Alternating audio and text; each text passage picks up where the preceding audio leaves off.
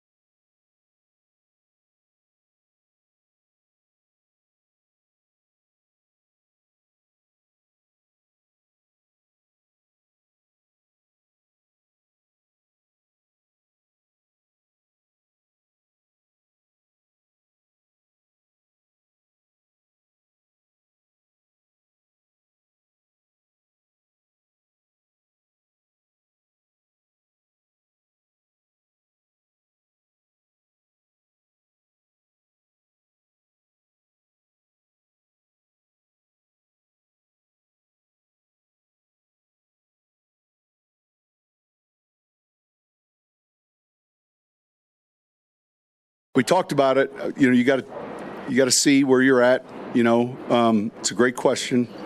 You got to just get a flavor for what's it sound like and how loud is loud, but that's a possibility.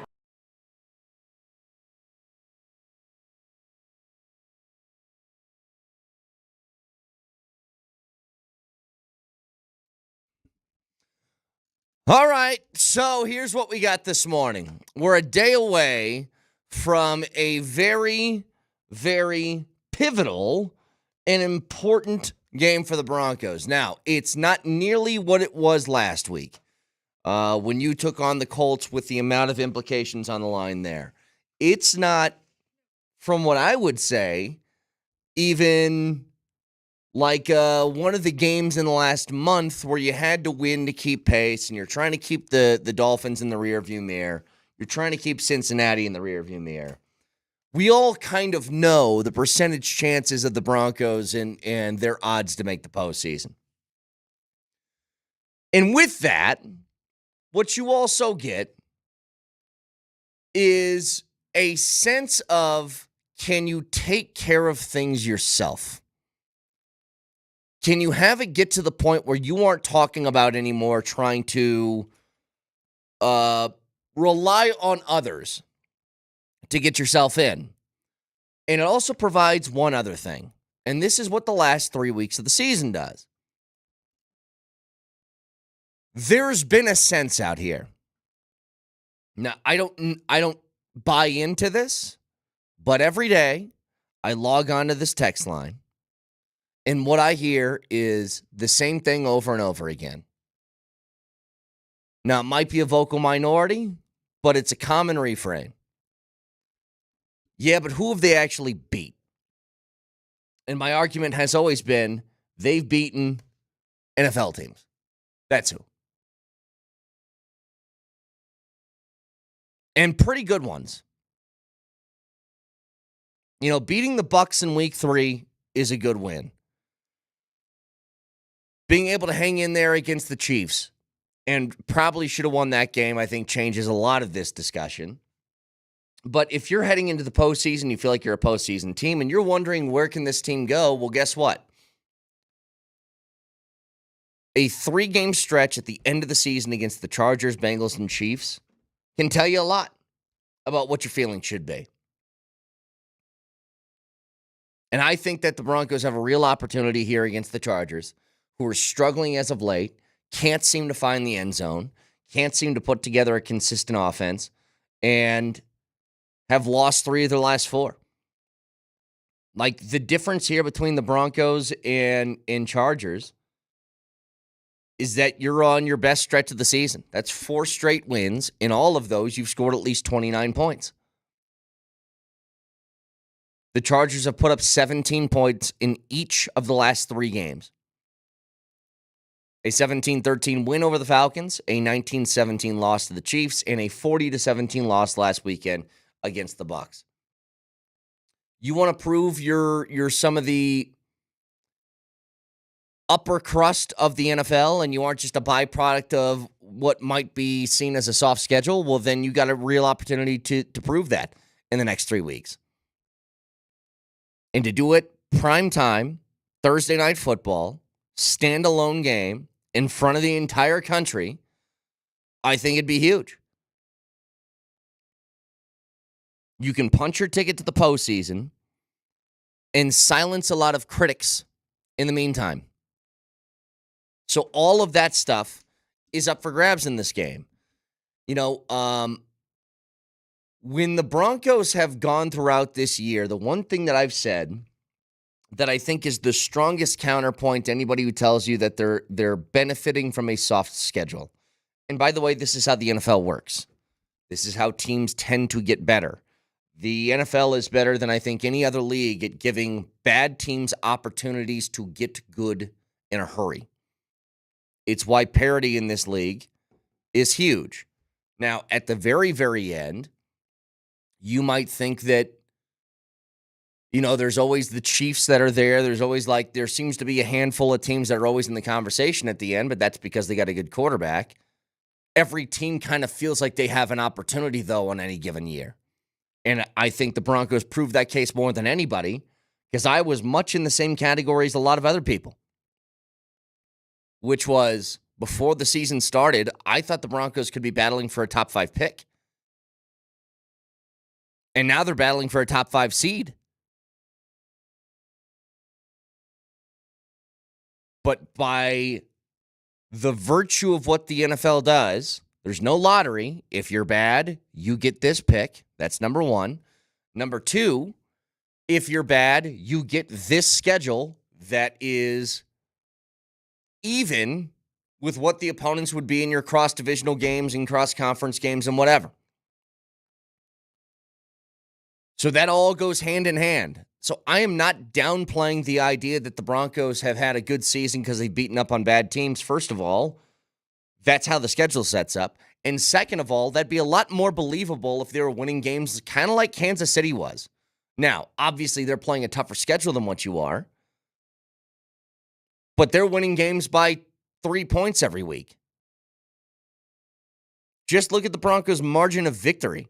There's very few teams in the NFL that have a better point differential than the Broncos do. The Broncos are sitting here with a plus 89 in point differential throughout the course of the season.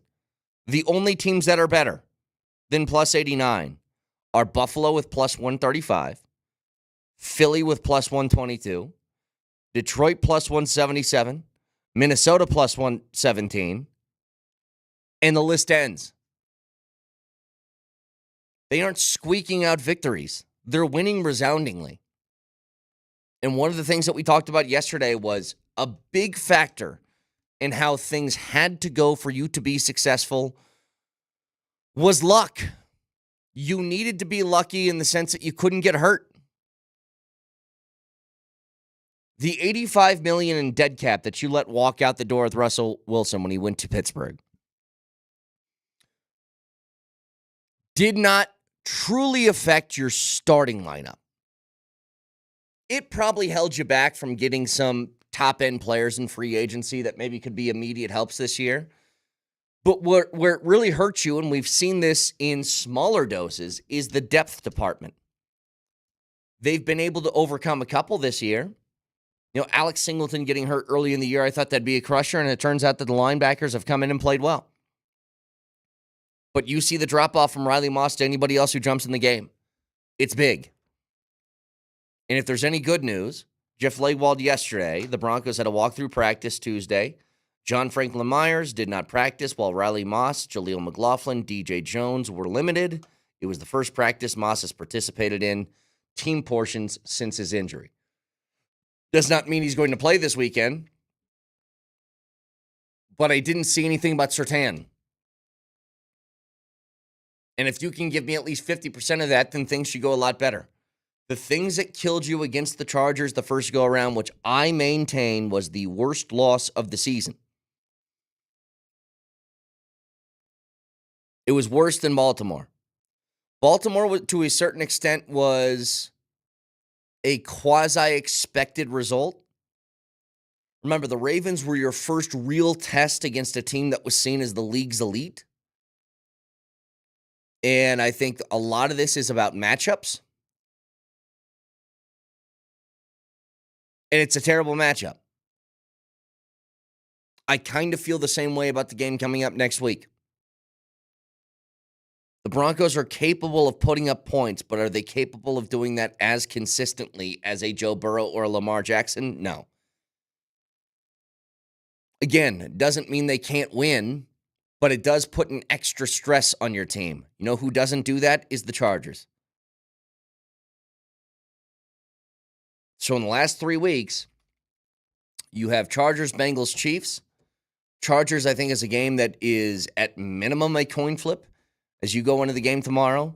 Cincinnati is a weird one to try and project. And then the Chiefs, as all comes down to, is Patrick Mahomes going to play or not, because he's at least out for a couple of weeks. But what killed you in that first matchup, that, again, I think was the worst loss of the year, is 23-0 heading into the fourth quarter, and then it turned into a 7-point game at the end, but it certainly didn't feel that way. It was two factors. One of them I don't think is fixable. One of them you're just going to have to eat throughout the course of this year. This is one that's just a byproduct of being a team that's building and is not quite built yet. And for a team that's building to get to 9-5 is pretty impressive. But they can't run the football. And the game against the Chargers early in this year, it was the 6th game of the season. Javonte Williams had 6 carries for 23 yards. Estime had 2 for 13. Jaleel had 3 for 8. Now, Bo Nix ran for 61, but it's hard for me to consider that part of your rushing attack. It's more of a gimmick. No team is game planning around the quarterback run unless you're like Anthony Richardson. That's the unfixable part. Here's what is fixable off that first game against the Chargers. LA, first of all, had a running back at that time that was a lot more feared than the one they have now. J.K. Dobbins was running at a pretty elite clip, getting almost 5 yards a carry. He's out. Gus Edwards is in. It's not nearly the same. You can do a much better job of stopping them on the ground than you did in the first matchup. Secondly, because there was an interesting wrinkle to that game in which Patrick Surtain did not play, a huge factor in that was that you couldn't get off the field on third down on defense. The Chargers were 11 of 18 on third down. And having at least Pat Surtain back on the field should help that immensely. That's basically the key to football. Can you move the chains on third down, and can you get off the field on defense? If you do those two things, you're probably winning the football game. And in the first matchup, Chargers were 11 of 18. You were 3 for 11. I think both of those numbers kind of get to more of an average. That if the Chargers have 18 third down attempts, I think that's more looking like 8 or 9 conversions. I think if the Broncos get 11 third down attempts, I think that looks a lot more like 5. So I think you go back into an area where the game's a lot more sustainable. When J.K. Dobbins was running the football in that game, that turns your third downs from 3rd and 7 to 3rd and 3.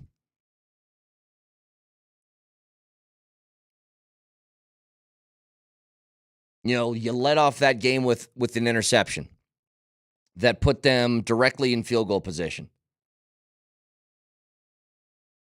But it was early in that game, every time the Chargers touched the football, they scored. And I don't think it's going to look like that again this weekend or tomorrow. But 303-504-0925, Champ Mazda text line. I just want the Broncos to punch their own ticket. I want them to be responsible for they walk off the field tomorrow and they get to go to the press conference and they get to look at everybody in the eye and say, we're 10-5. We've earned our way here. There's no backing in. Beat a good football team. Like, all that different stuff applies. And I think they got a real opportunity to do it. Because if you ask, like, who's the better team between the Chargers and the Broncos, I don't think that this is some sort of easy decision that it might have been a couple of years ago when you just say, well, they have Herbert and we don't. Herbert has actually had a little bit of a struggle this year. You compare his numbers to a lot of other guys in the league. You know, for a guy who's been healthy throughout the course of the year, Bo Nix has more passing yards than Justin Herbert does. He has more passing touchdowns than Justin Herbert does. The only thing that Herbert does a lot better than not just Bo Nix, but maybe better than anybody else in the league, he does not throw picks this year. And that's a byproduct of the Jim Harbaugh system, where it's a very methodical offense. But Joe Burrow, despite having just 16 touchdowns so far, only has 2 picks. And I think that's by far the best in the league for somebody who's played every single week. The only people that are hovering around that number, Lamar Jackson has 3. Josh Allen has 5. If you're capable of not turning the ball over, you don't give the opposing offense extra opportunities, and you don't put them in good field position. But this is not the explosive Chargers offense that we've come to know over the last few years and really since Justin Herbert got in the league. So a lot more to break down with that. 303-504-0925 back after this.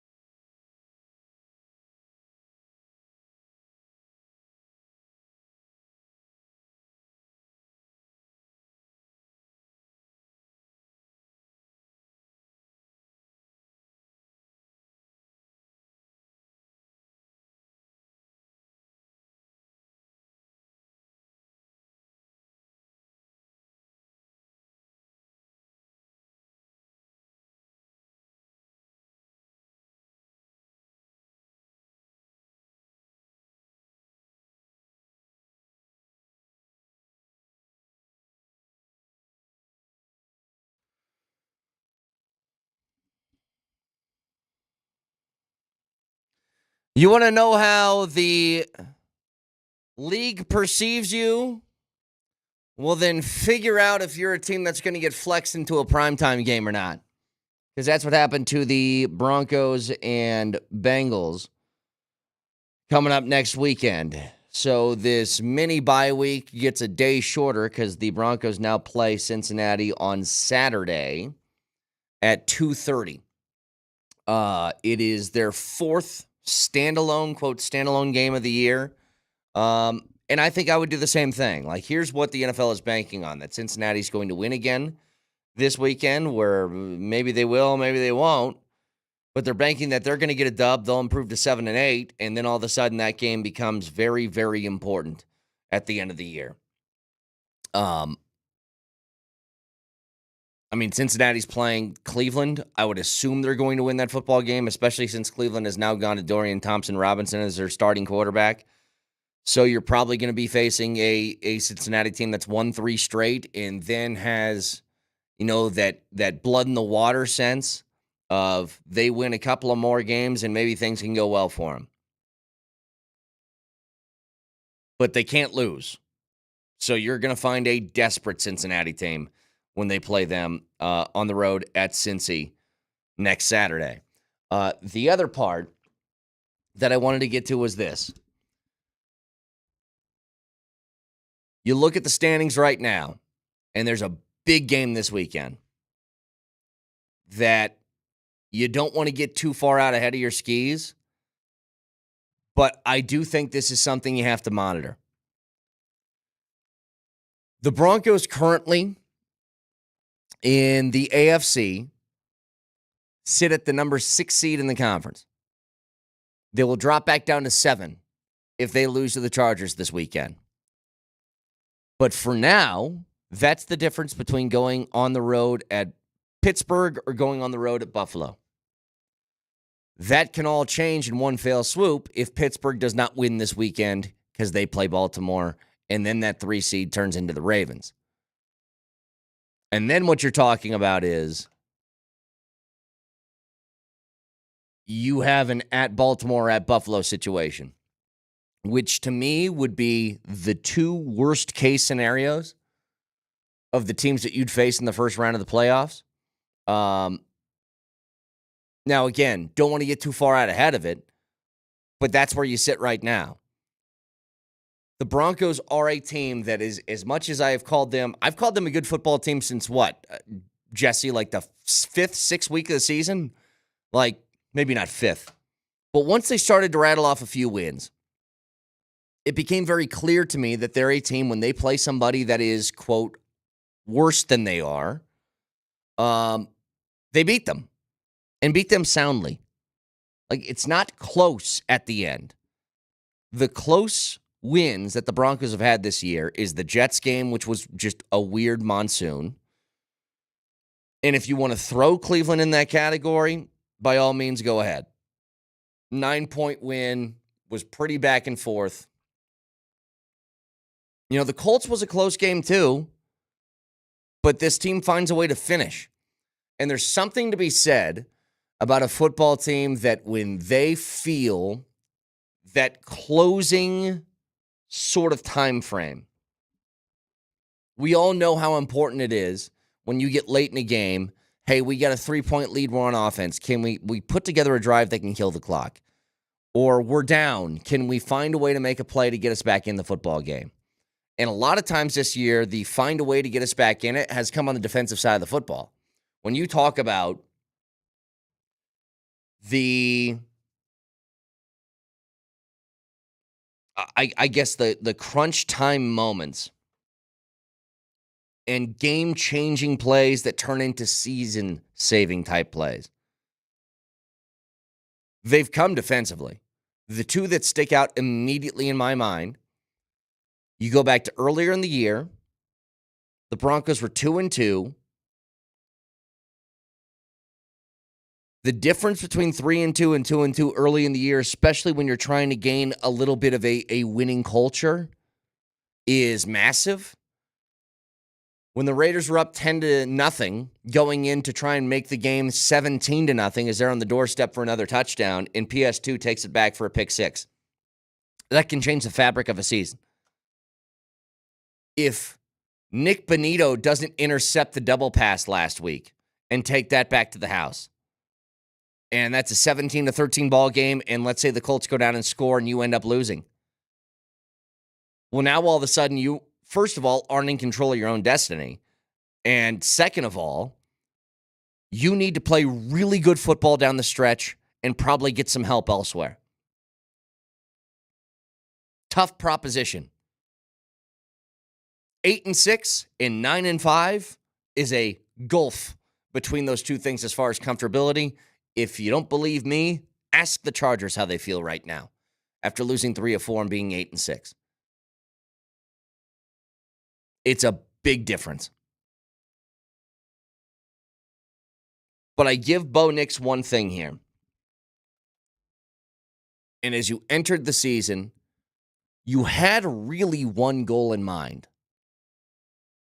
And that goal was, can you develop this quarterback that you've invested a 12th overall pick in to the point where you have belief that this guy's your long-term solution at that position? And that's not a discussion anymore. That's been established. But you've got the best of both worlds, because in doing that, you've also turned that into a season that we haven't seen for a long time in these parts, which is good, competent football that finishes with you on top of the opponent and puts you in a playoff conversation. And the fact that he's done that with virtually no running game to speak of. Broncos haven't had a 100-yard rusher in almost 2 years.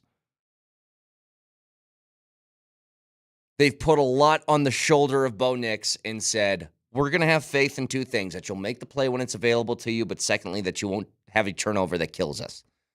And most of the time this year, he's come through in that department. But what I like even more is the times that he hasn't. You know, the past couple of weeks haven't been pretty. He's thrown 5 picks in the last 2 weeks. Not once have I seen that kid flinch. Not a single time. Nothing has snowballed. And that comes from your leaders. Broncos teams in the past, when something has gone wrong, that leads to another thing and another thing and another thing, and then you're waiting for the inevitable. And that inevitable always was, we're going to lose.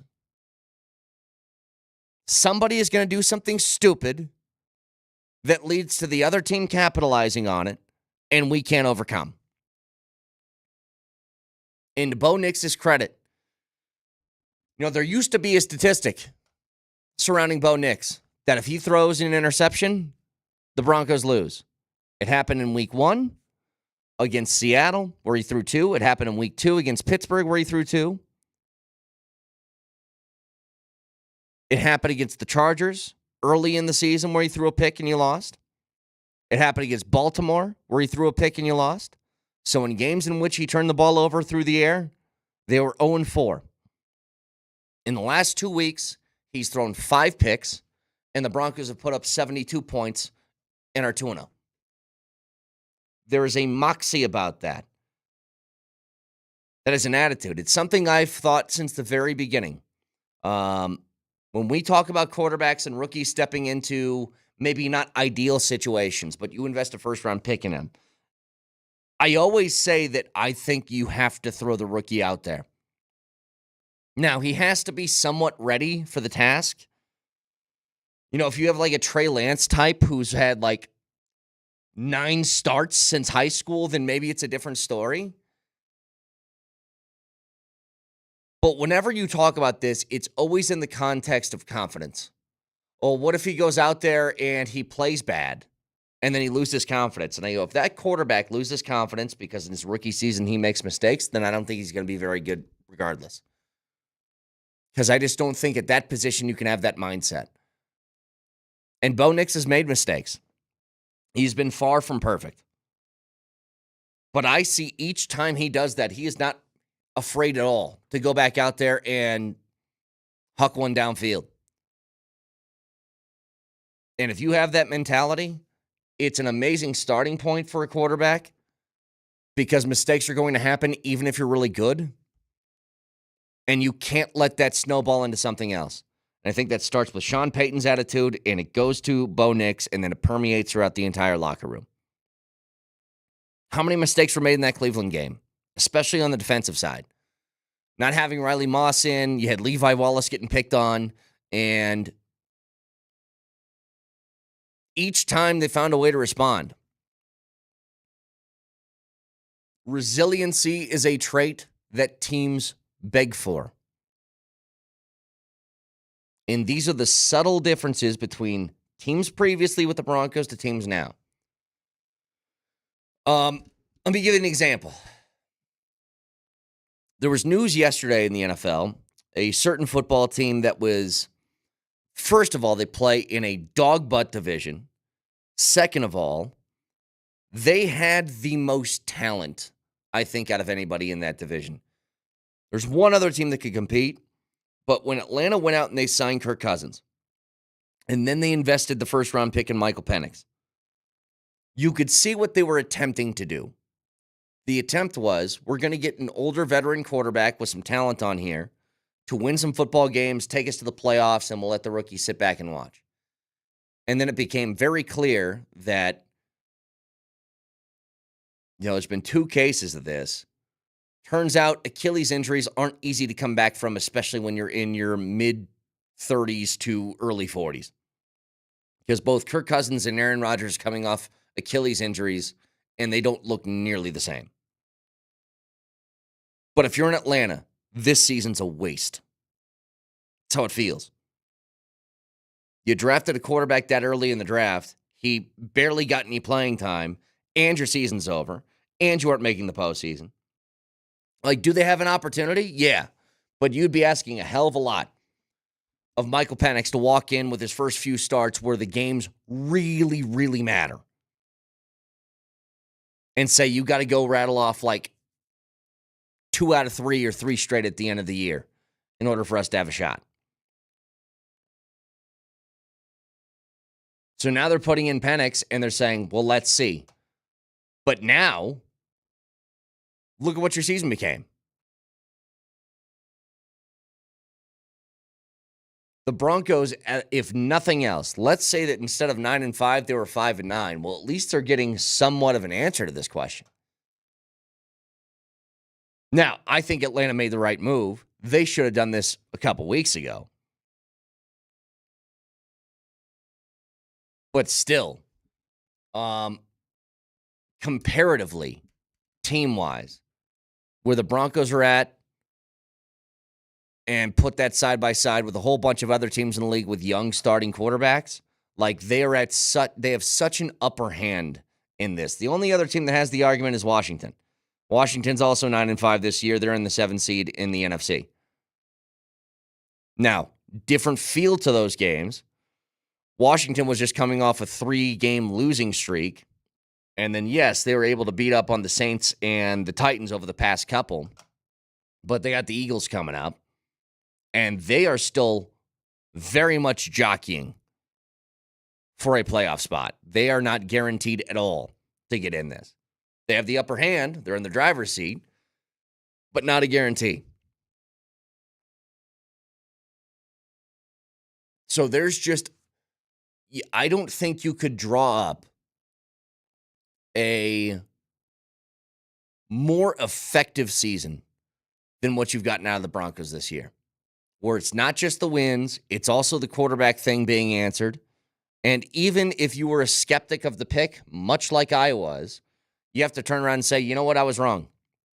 They identified somebody with a skill set and I think almost bigger than that, a personality that fit and meshed with Sean Payton. The ability is like half the battle. You need to be able to make a play. But I think we all kind of understand that when you're building a, quote, winning culture, there needs to be the right people at the positions that matter. And there has to be the right person that fits with your head coach who is a little bit of an egotist. And how do you mean that in a pejorative? It's just a rare version of what the NFL has where the coach is truly in charge. There's very few examples of that across the NFL because you'll have a quarterback that's more important than the coach in a lot of different cases. But in this sense, the Broncos have a head coach who is the guy in charge, no question about it. And you need to find a personality that meshes with that because you can't have arguments on the sideline like we saw last year with Russell Wilson. And Bo Nix, you saw it early this year when he was able to go to the sideline and get right back in the face of Sean Payton. I think it proved to you that first of all, I think that Payton wants that out of his quarterbacks. Maybe not one other position on the team. Like, I would love to see if he's barking at, a tight end, if Lucas Kroll gets back in his face, what happens to him? Because I don't think it's the kind of interaction that you get where it's after the game, it's laughy, Ferris Bueller, whatever the quote was that he had after the game with Bo Nix. I don't think it's that. But again, prime position to try and get some things done tomorrow where you can punch your ticket to the postseason and to a certain extent can kind of sit back and then evaluate. What more do we need to work on before the bullets really start to fly in the postseason? So broadcasting for the Backus and Schenker Studios, their passion is justice. We talked about a story yesterday that I think has a direct impact on what's happening here. Like, I read you the headline, and it's kind of like, who cares? But it matters because it proves you're doing something right. We'll get to it next.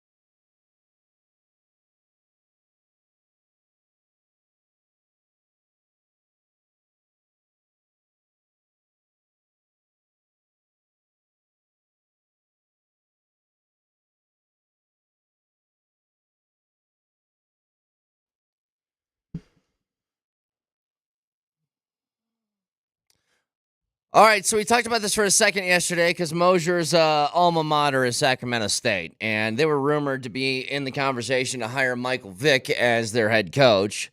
They did not, but Norfolk State did. Now, Michael Vick has, to my knowledge, no coaching experience. Maybe at the high school level, I'm not sure. Maybe he's done something like that, but he certainly doesn't have any at the collegiate level. So why hire him? Very rare cases, outside of some nepotism stuff, that you find somebody who has no experience getting the basically highest job within a company. You'll see it in politics. You'll see it at some hedge fund manager's office where his son is now the CFO. But even in those cases, it's like he's got a degree or something like that. So why hire Vic? And this is what I love. You know, change is difficult, and it's hard for me to get on board with sometimes just because we like what's comfortable, and what's comfortable is what we know. I'm open to learning. But there's some things that are really hard to make sense of. You know, I've said this since the basically inception of the Nikola Jokic MVP runs, that the detractors of Jokic don't understand what they're watching. That they are a whole bunch of people that can't get their heads wrapped around a guy who does not look like LeBron, does not look like Steph, does not look like KD, does not look like Harden, does not look like who, you name it. Some of the better players in the NBA over the last decade and a half. They can't compute how somebody who looks and plays the way that he does is as efficient as anybody who's played the sport. And so their first go-to is just don't accept it. It's not that I don't understand. It's that he's not as good as his numbers say. It's that advanced analytics are flawed. It's that he pads his stats, like whatever stupid excuse they come up with, because they can't admit that they don't understand the way he's playing basketball is as efficient as anybody's ever done it in the sport. When I see something like Michael Vick being hired, and I remember when this rumor was out there years ago for Deion at Florida State, and I go, this is the dumbest thing in the world. This is somebody who just thinks that a person with name value taking over as a head coach is just going to magically work. And I'll be the first to tell you that I didn't understand a lot of the reasons that were in the pros column. I couldn't see past the show of it all. I go, then why not just hire, David Hasselhoff to be your head coach? What's the difference? You just want a celebrity in there? That's it? And what I didn't get was when you have people with name value that people in the sport grew up idolizing. And Deion was a little bit older for, I think, an 18-year-old. I don't think they ever watched him really play. I barely remember Deion playing. I'm going to be 35 in 2 days. I barely remember it. But Deion is a celebrity. And make no mistake, Michael Vick is somebody that I'm sure a lot of kids, when they grew up, whether it was playing Madden or whatever, looked up Michael Vick YouTube highlights and said, aha. I would love to go play for a guy like that.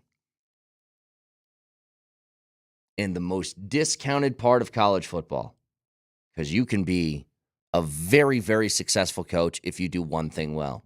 And it has nothing to really do with coaching. If you can recruit, you can win. Now, I think there's ceilings that you hit after that. The really good coaches are ones that can do both. What's that old meme or those chicks on TikTok? 6'5", finance. That sort of thing. Like if you have all of those, then yeah.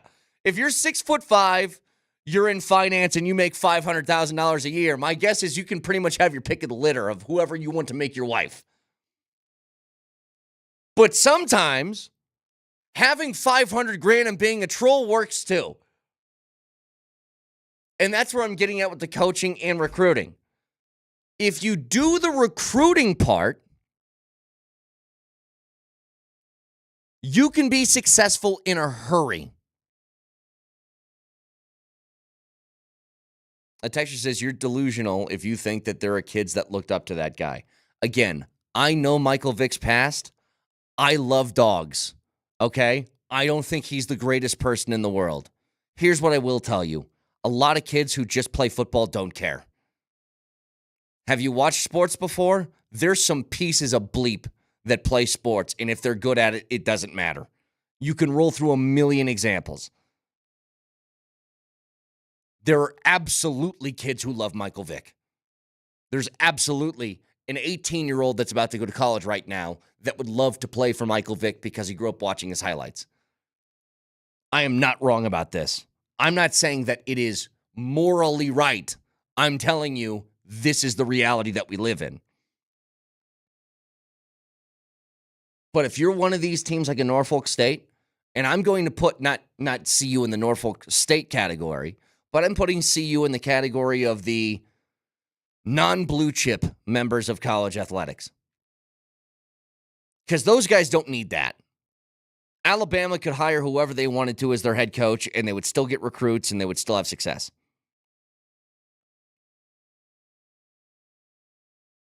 But if you're a team like CU, if you're a Norfolk State, it almost feels like your best shot is to get one of those guys in there and hope that some recruits will follow just because they're there. If I take the best coach in the country right now that is not like named Nick Saban, let's say the best coach in the country, just hypothetically, is he's this guy who's coaching at McNeese State. And he's gone unbeaten for 3 straight seasons for McNeese State, and he's got that program on fire. They've never reached the heights that they're at now. And he is hired by Northwestern. Power 5 conference, Big Ten team. How many years of success do you think it would take before they even sniff a 5-star recruit? The answer is forever. Deion did that overnight. Yes, it helped that he had a kid with him that played the most important position in the sport and was the arguably best position or best player at that position in the entire country. Yes, it also helps that he has another player who was a Shohei Ohtani two-way phenom that followed him here. But that didn't mean that he was getting, Jordan Seatons of the world and guys like that just because those guys were there. The majority of their careers will be played without those two on the field. They committed to Deion. And I give full credit to the brass at CU for being ahead of the curve.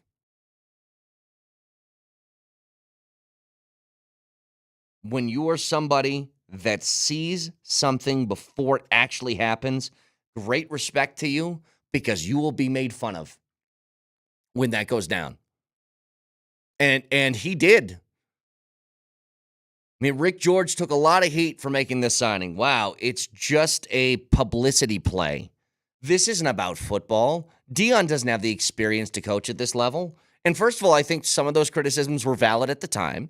Second of all, who gets the last laugh? It's him. Because this has been a resounding success. 303-504-0925. Shop Mazda text line.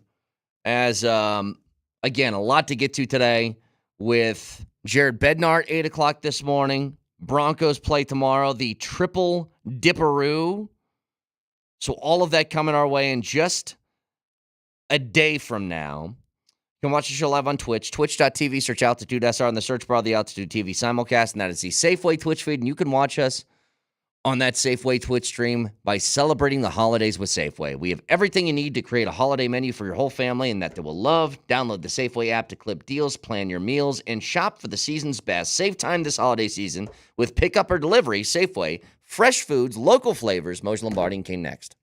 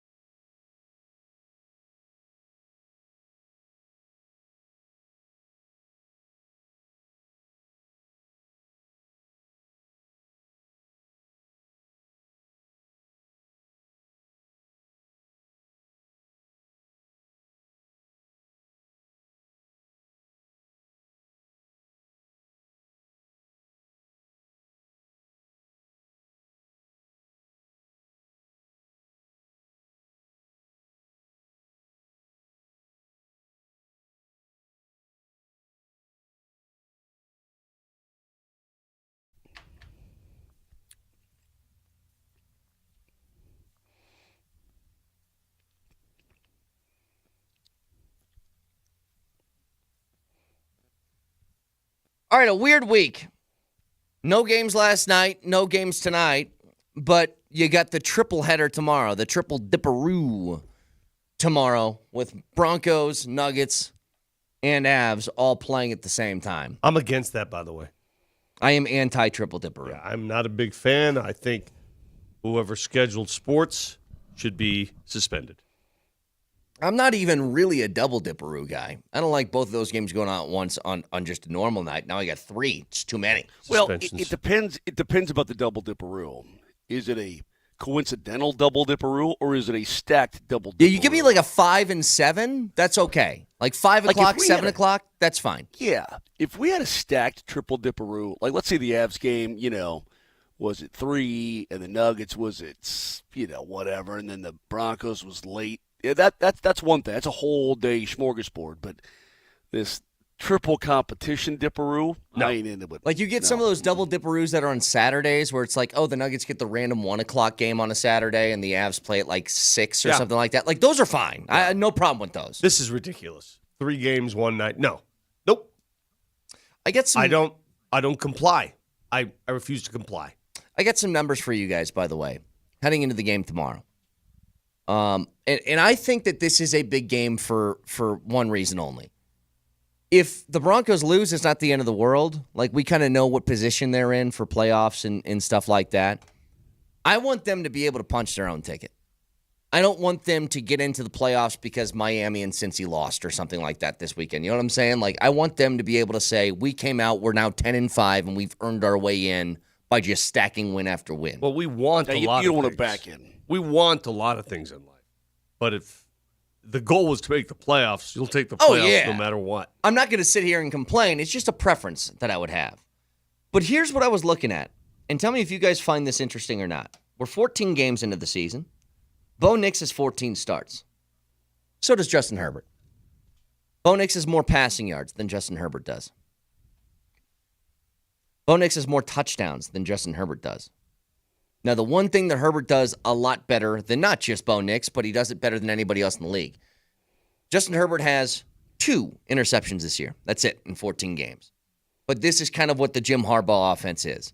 It is run the ball, convert on third down, don't take too many risks, find the big plays when they're there. Like, this is what made J.J. McCarthy a top 10 pick in the draft, was that sort of mentality.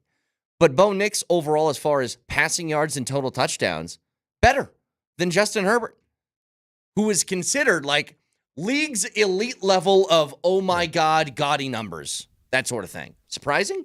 Yeah, of course it is, because Justin Herbert has been there and done that.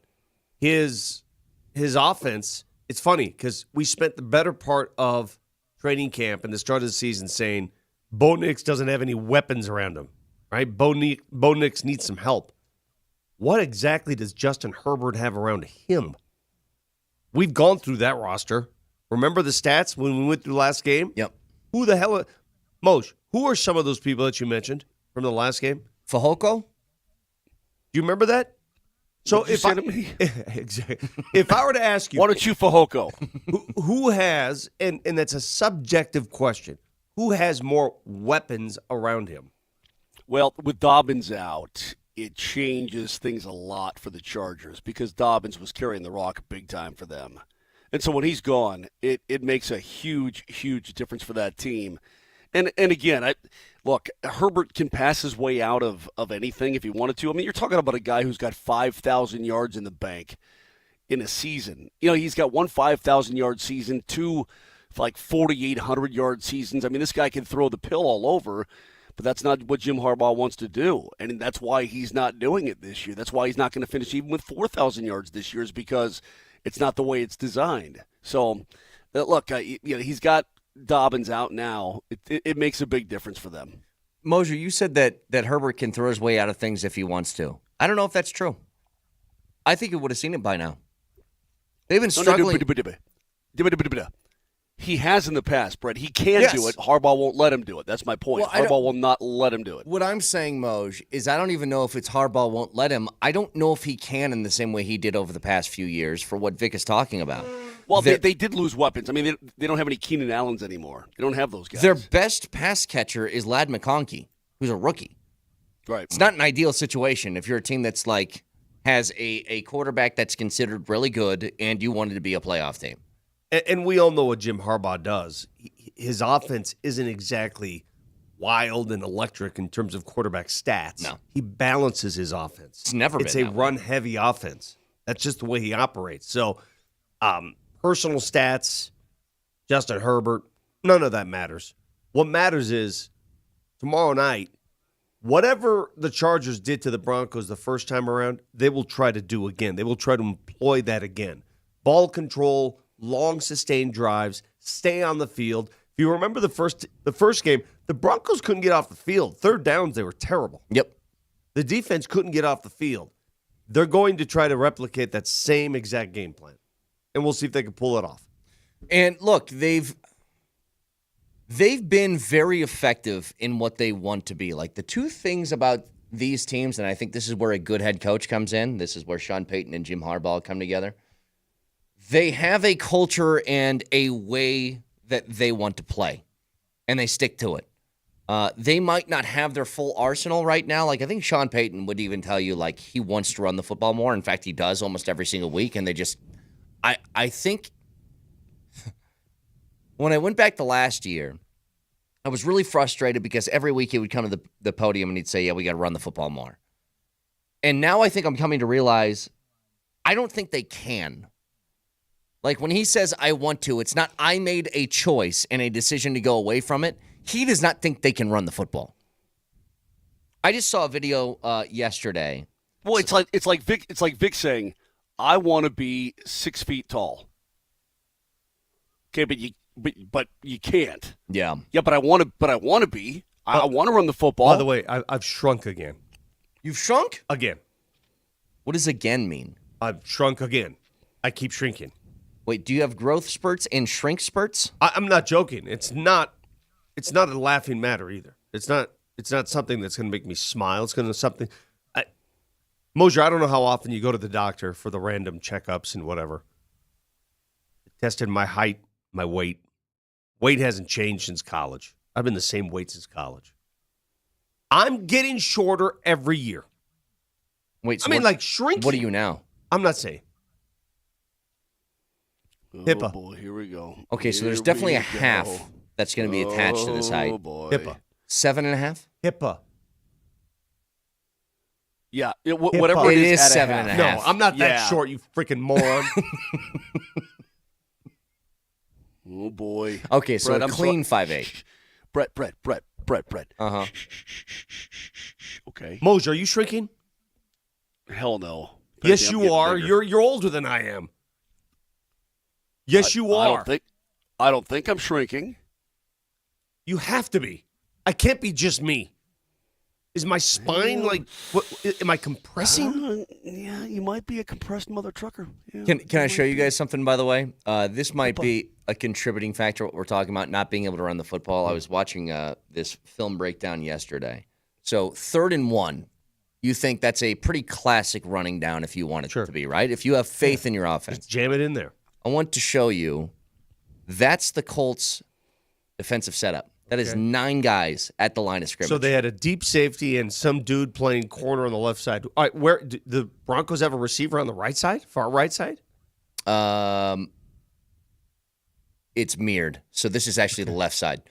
So there's 2 receivers on the right, and then nobody on the left. They just brought somebody in motion. though, I'm Okay, assuming so it's not what does Sean Payton do in that situation? I'll tell you exactly what he does. It's that quick pass to the receiver, that quick screen, right? him. Well, And it's like a run play. here's how the play ended up. Let's see what happens. Jeez, you're Sorry. making me dizzy. Oh yeah. Stretch the field. Ended up Picked in an off. interception, yeah. Yeah. Well, you know what? That's on Bo to see how the defense aligns in that situation and either change the play or change his target. Uh-huh. Because, so what did they do? I'm sorry, without putting it up on the screen again and hurting my eyes. Uh-huh. They had all those guys on the line of scrimmage. At the snap, did they just pull 2 or 3 dudes? Yep. Peel them back? They peeled them back. So they gave the blitz look, or they gave you a front-heavy look, and then they just dropped dudes. So they ended up dropping 6 into coverage despite having 9 at the line of Yeah, scrimmage. they're playing zone. Yep. They're playing zone. And look, this is the difficulty, though, when I think you don't have faith in your running game. I think you're going to see a lot of that stuff, which is we can't run the football effectively, number one. Number two, if we show that we're going to stack the box to try and stop the run on top of something you don't have confidence in, then you're going to check out, you're going to go into a pass play, and we can disguise coverages like that. Yeah. Like, that's the difficulty, though, with not having a rushing game that you believe in. But I'd say this, I think the Chargers are dealing with the same problem.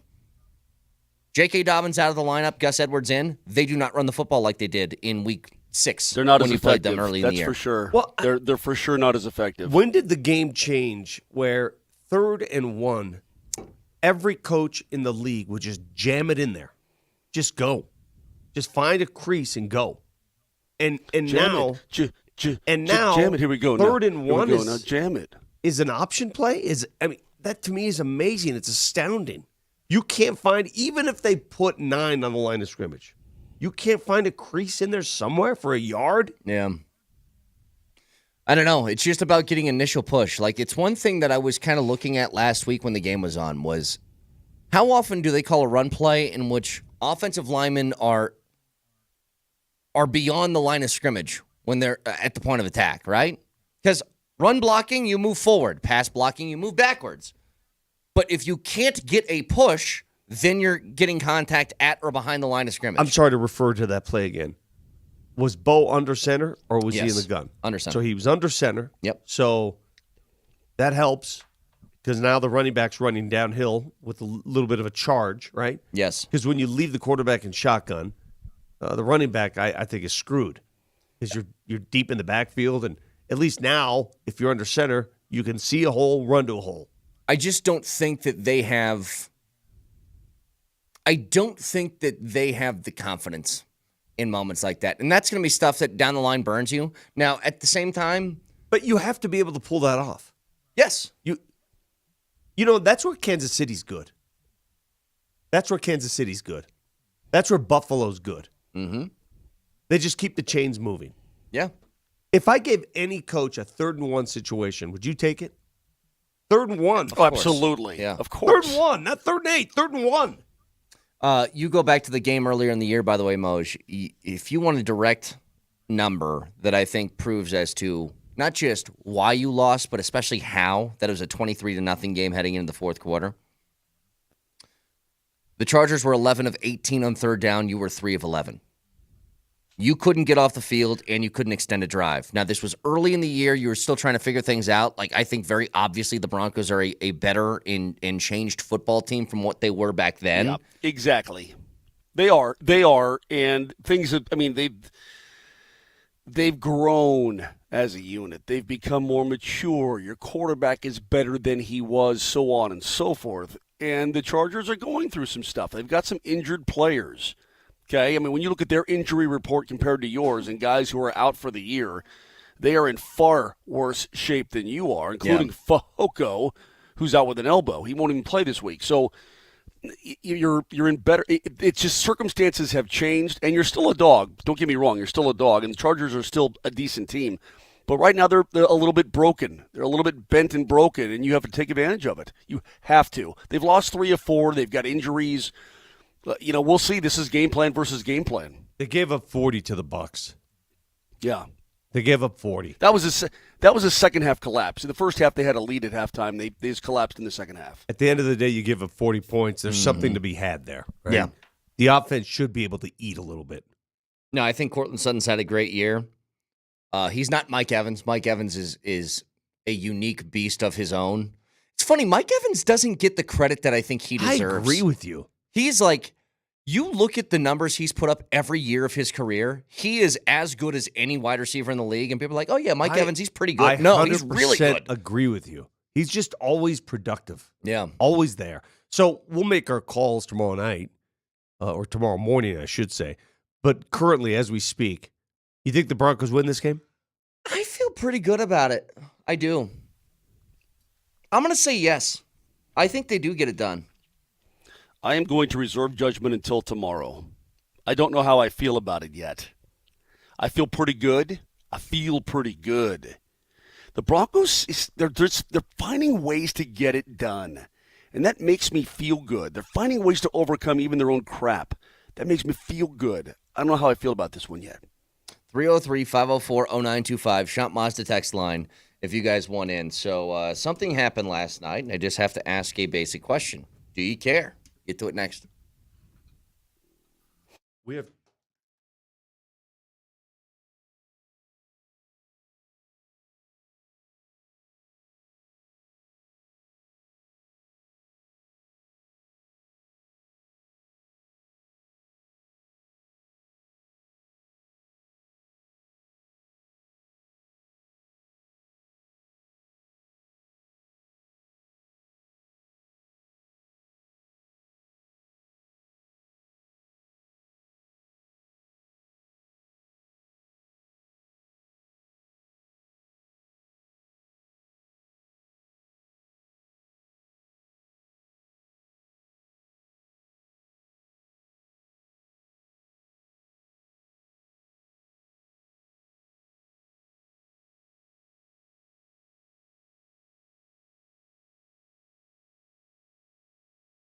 Hey guys, hustle bustle time of the year, right? It's the holidays. And if you aren't sleeping well, maybe your sex drive is MIA, you just don't feel like the guy you once were.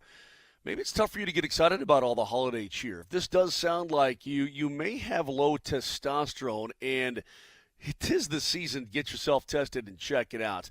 How do you know that you have low T? Well, early to mid-30s, guys start losing 2 to 3% of their testosterone production every single year. And before you know it, you're like, man, I just don't feel right. I don't feel the same. So do yourself a favor. Go to RockyMountainMen'sClinic.com. Take the low T quiz on the website. 10 simple questions with yes or no answers. Takes 2 minutes. Schedule a consult with the Rocky Mountain Men's Clinic. They're going to draw your blood. You're going to have your results within 30 minutes. And a Colorado licensed medical provider is going to review all of the results with you and make a diagnosis. You may not have it, but you may. It's only not, which includes the consult, the T, and the PSA test. And if you sign up for testosterone treatment that day of your appointment, your visit is absolutely free. You're going to feel better. Trust me, sleep better, higher energy levels, better gains in the gym is all going to come back to you. So go to RockyMountainMen'sClinic.com or give them a call at 720-440-7900. 5 locations in Colorado to serve you. 720-440-7900. It's Rocky Mountain Men's Clinic.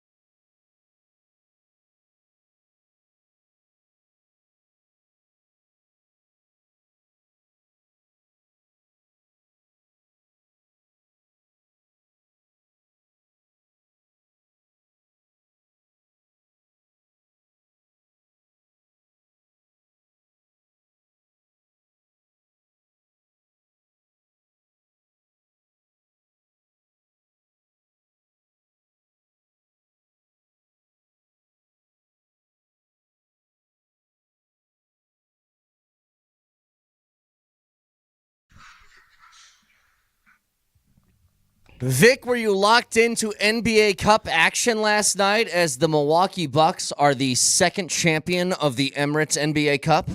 I watched the entire game and I thought it was boring. It was. I couldn't get any artificial excitement going, right? There's no artificial excitement over this game. It was boring. You can't fake it. Nah, it was boring. And the streamers coming down and all the partying afterwards. I'm like, come on. Would you honestly? Come on, I'd be embarrassed if the Nuggets were in that situation and I'm sitting there with my microphone and I'm watching all that. I'd be like, okay. You're champions. How does it feel? Come on. Moj, stay out on this one because I know what your answer is going to be. So just pause. Just hold. Do you find it? I'm going to be honest with you guys. Hold on, Brett, real quick, Brett. There's nothing but foul language built up in my head about this. So it is better that I just sit out and sit to the side. Okay, here I go. It's pretty ridiculous that they're having beer showers and stuff in the locker It's room. manufactured entertainment. It's the core of sports. The reason we watch sports, all right? First of all, we don't know who's going to win each time. We don't know. If you knew, you wouldn't watch. Mm-hmm. If you knew the outcome, you wouldn't watch, correct? It's reality television. You wouldn't watch if you knew who was going to win. Like, Mosier was so intent that the Colts were not going to win the other day, but why bother watching if you didn't know they had a chance? A chance. And for a while they did. So you put a game out there that doesn't mean anything, mind you. That game last night is erased from the history books. You know, it doesn't bear anything on this season. The stats don't mean anything. The result doesn't mean anything. Nothing means a damn thing. Wait, is that different this year than last year? No, it was the same thing. The 83rd game, the championship game of the NBA Cup, is an extra game for both gotcha. teams. Yeah. It bears no fruit. It bears nothing on the season. Zero. Whatever they scored last night, whatever SGA had, whatever Giannis had, means nothing. The only factor in that game was the fact that one team got paid a lot of money and the other team got paid for showing up. Yeah. And streamers came down. So the results don't matter really outside of those two teams. It doesn't matter for the rest of the league. What happened last night doesn't affect the standings. It doesn't affect anything. So what are we doing? I don't know, Vic. And with that question, I bring in our co-host, Mark Mosier. Mark? There's still a lot of foul words in my head about this manufactured, fake joke of a NBA Emirates Cup crap. Nobody cares, man. I'm watching Canadian television, sports television. They don't want you to care. They want you to watch. Well, it doesn't. Well, I'm only going to watch if I care. Isn't caring a byproduct of watching? Did you watch? No. At I all? didn't care. You didn't watch I didn't, sport? not a to use second. the- Not a second. What did you to watch? use the worst sports word. last night? Because there was It's nothing not on. compelling. Nobody cares. I took the night off of sports. You didn't watch I didn't sports do at all? sports last Wait, night. Wait. Excuse me? Look, I'm not one of these guys where I feel like I need to watch sports every single night. If I have a night off, every once in a while, it's like it's Netflix time or something like that. So you didn't watch the golf event that was going on No. on TNT? No. With our good friend Lauren Jabara handling a lot of the interviews? I did not watch that. You didn't watch any of that? No. And you didn't watch the NBA Cup? My, so you my did, beautiful baby girl is flying Your out beautiful today, baby- so I baby- spent baby time with girl. her last night. so you did what normal people do? Yeah, I had a Wow. normal person night last night. Moj, did you watch sports last night? No, I played sports last night a little bit. I played a little Golden Tee with Kyle Keefe. That's not That's playing not a sports. That's- okay. that's- If you said you that's- went to a yeah. simulator place, that's one You thing. didn't Golden play Tee is not a sports. sport. That's an not arcade sports. It's a game. video game. Earned. No, I Yeah, don't but get I me mean, wrong, I Moshe. did- I I love did- me. I did- I love some Golden Tee. I love me some Golden Tee, but that's not a sport. It's more sport than the NBA Cup. You know, I played sports last night. I jumped on Call of Duty for an hour. Sports. But yeah, is this like are you somebody you have to have some sort of sport on every single night? I need my breaks occasionally. I'm not going to go, Vic. I'm not going to go find something just to say I watched something. I don't give a crap. I don't listen. This NBA Cup thing, the Canadian television, their version of ESPN. Yeah. They're trying to spruce it up here. And I'm like, nobody cares, dude. Nobody cares about this manufactured junk. All right, well, to answer your question, Well, but didn't you feel embarrassed for the league? Didn't you feel embarrassed for the league last night? it feels fake. Yeah, it feels fake, Okay. and Well, there's then, no doubt about Vic, it. my question to you is, if you feel embarrassed for the league, Why doesn't the league feel embarrassed for itself? Because they make money. A lot of it. Because what's it sponsored by? Emirates. They pay him a lot of money to play that Yeah. game. That's why. They don't care. Do you think, Moj and Brett, do you do things that you perhaps do not like for money? Do you do things you may not like for money?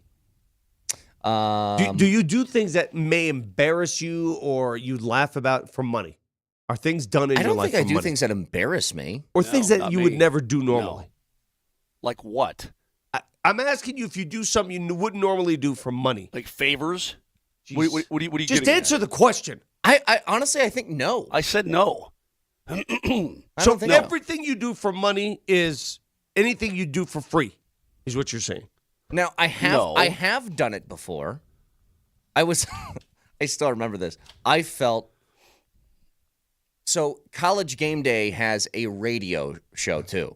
Okay, so ESPN's College Game Day, and they were in town for a Husker game years ago, and they said we need somebody on the stage to like talk to the crowd and give away prizes and make sure they're be a like mascot. cheering To be a mascot. cheering when we come back. You from were a break. mascot. Correct. So I was Josh Dover at Nuggets games. I was like, hey, let's play Fill the Cup of Foam. Like I had to do that and I felt terrible. I hated it. So yes, I've done it before, but now no. I try and have some standards. Why did the NBA send the Celtics and Nuggets to Abu Dhabi? Money. Why does the NBA Cup exist? Money. Why is the play-in part of the new format? Yeah, but here's my question, okay? Answer the question. Money. Well, yeah. It's all money.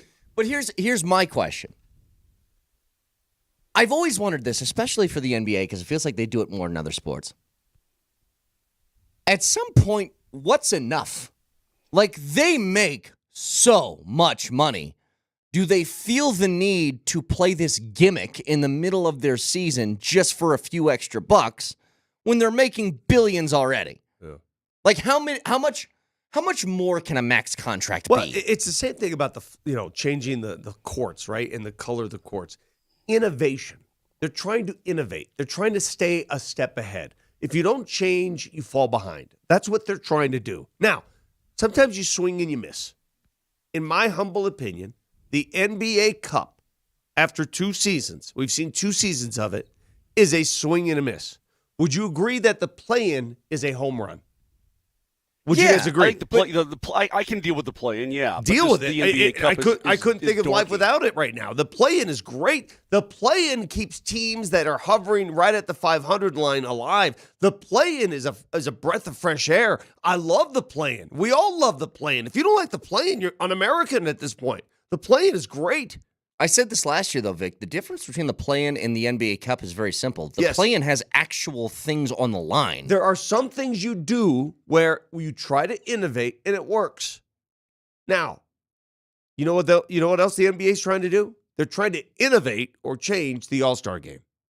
This year's format, in case you haven't heard, they're going to have 4 teams of basically pickup basketball, and you play a game, and the first to 40 wins. You win that game, you go to the next game, and the first to 40 wins, and you win the All-Star game. I think it is stupid. Kevin Durant was on the record yesterday saying it is stupid. They're trying to infuse competition to a place where competition should not exist. Yeah. Well, you look at the NHL All-Star And format, that is and it's stupid. changed. That it's is changed stupid. significantly over the years. They do the same but thing. What you're trying to do, Vic, is get the players to care, and I don't know that you're ever going to do that. You I don't will know that you're ever agree going with to me, get right? the players to. All right, here I just peed all over the NBA for the last 3 minutes. What the NHL does All-Star Weekend is the biggest waste of time known to man. It's not hockey. Yeah, if you're talking It's about stupid. it's not. Yeah, Every it's not All-Star hockey. weekend. It's stupid. It's absolutely stupid. With the exception of maybe the MLB. I do like some of the skills challenge things that the NHL does. Those are cool. I like seeing guys whip around the ice as fast as you they want to can. know why the skills challenge actually kind of works in all these different sports, whether it's home run derby or 3-point contest or whatever? Because the guys actually care. They're actually kind of competitive about winning that one. They don't care about the game. The game is, it's funny. They try to do all this. Let's improve the care factor. All right, let's improve. And the ball goes up in the air for an All-Star game, and they're like, nah, they're not playing defense. NHL All-Star game, the puck drops Nah, nobody gets hit. And I will No, make there's it. no Why checking. would they? No. Why would they? It's player looking at fellow player and saying, guys, we got an entire season to finish. Why would we do this to each other? I'll make you guys a promise, by the way. A texter says you would care about it if the Nuggets were in it. And I promise you, I would care that the Nuggets are playing a basketball game and I'd want them to win. I don't care if they win the cup. No, I can wouldn't promise you care about this. that either. If I made that trip to Vegas last night and I sat in that seat and I'd play, oh, this is pretty cool. At the end of the day, win or lose, it would not be as impactful as winning or losing a regular season game in Washington. Yeah. For example, would you rather have the Nuggets beat the Wizards on the road in Washington Yes. or win the NBA Cup? Yes, that. Why? Because it matters. Because it matters. The NBA Cup doesn't matter. That game, that championship game, again, the championship game of the NBA Cup is you strike it from the record book. It doesn't matter. The win or the loss. Speaking of mattering, does this matter to you? Look, I don't know how much stock you want to throw into these proposed trade idea things, but according to Tony Jones, who's been on this show, and Sam Amick of The Athletic, they have reported yesterday that Denver has discussed potential moves for Zach LaVine of the Bulls, Jordan Poole and Jonas Valanciunas of the Wizards, Jordan Clarkson of the Jazz, DeAndre Hunter of the Hawks, and Cam Johnson of the Nets. Now, LaVine's the big name in all of this. He's a quote star. And I love LaVine's game. But to do this, you would have to put Porter in a trade. That's the only way this would work. Is Porter would be out and somebody else would be in. And here's the headline, though, that I don't really get. The Denver Nuggets are reportedly eyeing some offensive help ahead of the February 6th trade deadline. I'm going to ask the same question I've asked all year. Whenever something like this gets brought up. Why are people so focused with the Nuggets offense as opposed to their defense? Why is that the thing that matters to them the most? The Nuggets offense is one of the highest scoring offenses in the league. What are we doing with that? Somebody make that make sense for me. Because I don't get it. When I saw this report and, the fact that the Nuggets are looking around should tell you that they're not content with the roster that's in place right now. By the way, the name I brought up in the middle of that. Valanciunas? Mm-hmm. Yeah, he's in there. So you have completely different players, prospects that are out there. The front line, the headliner of this is Zach LaVine, right? Yeah. And how weird would it be to have Zach LaVine and Aaron Gordon on the same team, Yeah. considering that dunk contest, the two straight dunk contests that emerged? What was that big dunking team in March Madness years ago? Dunk City was at Florida Gulf Coast, right? Just do another version of one of those. Just a whole bunch of guys flying to the God, rim. I hadn't thought about them in a while. Florida Gulf Coast. Holy crap. I don't like the prospect of trading MPJ for Zach LaVine. I don't think it fixes I don't like anything. I don't like it. I just don't think it's a big enough move. I don't think it's a big enough move. I think that, look how many points they average. Go ahead, pull it up. I know what it is. They're separated it's by not a problem. 2.5 points. That's not the problem. I know. What you want to be able to do is add. You want to be able to add, but you can't add without subtracting. You're getting the same level of offense, and you know what you're losing? You're losing size. Yep. You're losing a 6'10 guy who in the game against Sacramento the other night had 11 rebounds. 11. That's what I was going to say. People bring up his defense, and I think we all know the deficiencies he has. Now, I don't know if that's a body thing for him where his lateral movement isn't good because of his back, but he can get boards, which is a part of your defense. Listen, defensive rebounding is a big aspect. I am open to trading MPJ for the right person. I'm open to trading anybody but Joker for the right person. You know how much I love MPJ. Yes. I'm open for the right guy. Anybody but Joker is trade bait on this team. Although you cannot trade Jamal or Aaron Gordon this year. You can't do it because of their deals. But the bottom line is in this situation, what's the upshot here? You get a little more offense? What, a little bit? Not that much more. Maybe it's not like this guy explodes for 35 a game. Look, if I had to argue for it, I would say that the one thing LaVine can do that Porter can't is he can create his own shot. Yeah. Porter can't really do that. Yeah. But you lose size. Yep. You lose rebounding. So there's always a give and take. So where do you play him? Who plays the other guard? I mean, Zach LaVine's a smaller player. You mean like the 3? Yeah. Do you just move Christian Brown to the 3? That's tiny. And now you got a small lineup again. Yeah. You go from a big to a small lineup. I don't see that one. If it happens, they're seeing something I don't. Of all the deals, because it's not just Zach LaVine. You saw some of the other names. Cam Johnson, DeAndre Hunter from Atlanta. And I find it hard to believe that Atlanta would give him up. Yeah. Of all the names I saw on that list, Valanciunas, DeAndre Hunter, Zach LaVine, Brandon Ingram. No, thank you. DeAndre Hunter is my favorite name on that list. Yeah. He's a really good player. He's my favorite name on the list because he gives you a little bit of everything. Now, if you go get Jordan Clarkson, is also on that list, and you don't have to part with MPJ, I'd do that. Sure. If you find a creative way to go get Jordan Clarkson to up the ante on the bench, I'd do that. Sure. But I think, are we all in agreement? MPJ for Zach LaVine straight up, and not going to happen. MPJ makes less than Zach LaVine, so you'd have to throw in somebody else. Not going to happen. It's not going to happen. I don't see the value. I don't want it to happen. Yeah, I don't see the value. Agreed. I don't think so either. There is, with the Nuggets, I don't think the starting five's an issue. I don't think it is. And swapping out a piece is, I think, it's window dressing. I just think you make that kind of trade if you know it's going to put you on that, okay, we're, again, a contender sphere. Here we go. Here we come. Watch out. Like, when the Nuggets made the move for Aaron Gordon, you felt it. You saw it. Oh, my God. Yeah. This team's a contender now. Right? I just think you're experimenting now if you make that kind of deal. All it is an experiment, and it's not like, ooh, are we sure? Are you sure? How could you be so sure? So we'll get back into this a little bit later, but I agree with you. I think the LaVine stuff is feels like it doesn't fix what ails the team right now. So 303-504-0925, Shop Mazda text line. Speaking of changes, discussed something yesterday, and then we got tossed a curveball. Get to it next.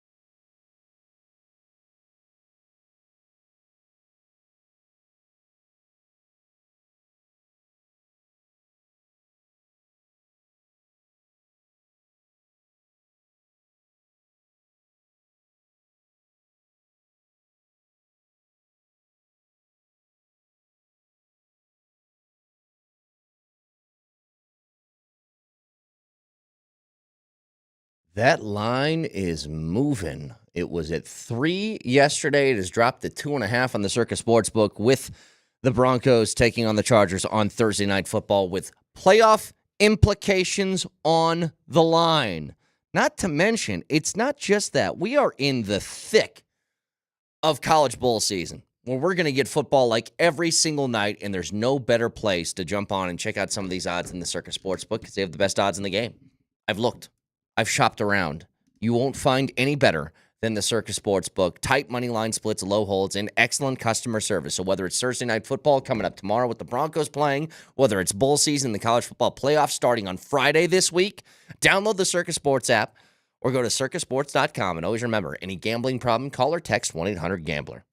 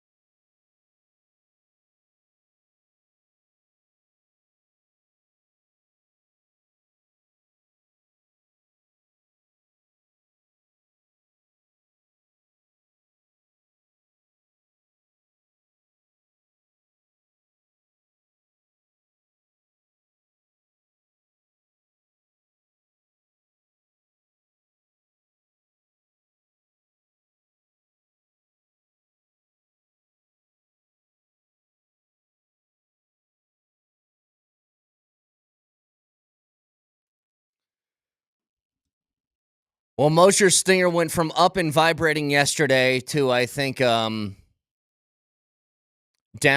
and still. Michael Vick took the job at Norfolk State. Yeah, deflated stinger. It's closer to home. He's from Newport News, for crying out loud. Norfolk is, right down the way, so it makes a lot of sense. And they were after his assets as well. They wanted him to be their coach, and so he chose there. It's okay, all good. Why would he go all the way across the country to coach Sacramento State? No offense to Sac State, my alma mater. Since when did everybody think that Michael Vick was going to come in here and rescue a program? What is going on? What? I'm hearing this. This is nonsense. Who cares who he is? Can he coach? Can he recruit? What has he ever proven? Has he ever coached? Okay. I mean, Deion Sanders is a different beast. He's coached before. He had a kid. He had Travis Hunter that came with him. What are we doing? Is that, I was wondering about that. Because when it comes to the Vic thing, people are making like direct correlations over to Deion. And you're saying it's not the same case. It's not even close. Okay. Just because a guy's got a name and played in the league doesn't make you Deion Sanders as a college. Deion Sanders has exactly something right. these other That is guys correct. don't. Let me tell you something he has that Michael Vick doesn't. Charisma.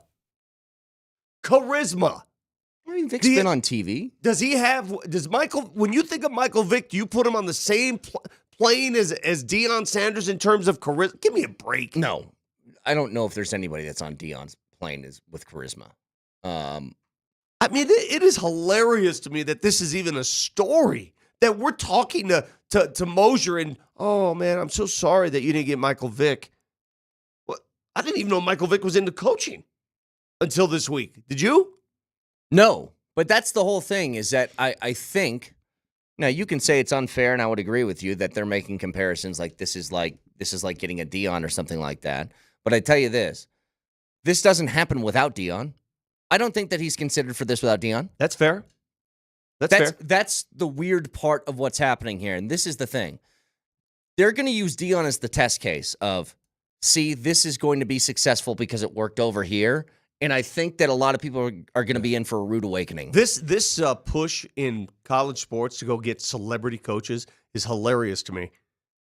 It's hilarious to me, man. It really is. And I hope listen, to each his own, but just because you have a name, just because you played the game at the NFL level or you played collegiately and people know who you are, that doesn't make you a great coach. That makes you recognizable. Does that only apply? And Moj, let me ask you too. I don't know if this is the case in hockey as nearly as much as basketball. Basketball does this all the time. Steve Nash, Jason Kidd, they get hired with no coaching experience. Doug Gottlieb just got a job with Wisconsin Green Bay, and he hosts a radio show. Mm-hmm. His team sucks. Yeah. That one's, well, I mean, look, dude, the Lakers just hired somebody with no coaching experience, right? Well, that happens all the time in the NBA. In the NBA, we've seen it more than any other league because in the NBA, you're surrounded by assistant coaches. It's a little more hands-on. It's a little different. Running a collegiate football program with no experience coaching at all, that's a completely different deal, dude. How often does that happen in the NHL, Moj? Somebody who's never coached before? Or very little experience or something like that? Well, I don't know. Not often at all, no. I mean, we've seen it. Actually, it's happened to the Avalanche. I mean, Tony Granato came in. He was an assistant coach with the Avs. And then when Bob Hartley got fired, then he took over as the head coach, and Pierre made him the head coach for some time. And then he became the assistant coach again when they got Quinn Billings. It's I don't know. It happens, but it's very rare. You know, Marty St. Louis took over he took over the Montreal Canadiens. He didn't coach before. They just threw him right in, and he's still the coach. So hang on. If you were running Norfolk State, Vic, and I said, Michael Vick said he'd take the job, would you say no? I got to see what kind of coach, what do you present? What do you bring to the table? What would you ask him? Are you just looking for a name? If this is just name recognition, is this what you're doing? Is it just name recognition? Because name recognition doesn't equate wins. My guess is this. They think that name recognition, not that it equates wins, and you don't know what kind of coach he is, but they think it'll directly affect recruiting. For how long? Don't know. So let's say it does affect recruiting. Can you get those same recruits without NIL? or just the name enough? Like, dude, it's Norfolk State. It's like they don't matter. It's just like Sacramento State. They don't matter. I guess so. Let's rewind. All this NIL stuff and all this, they don't matter, bro. Let's rewind to the beginning of this conversation.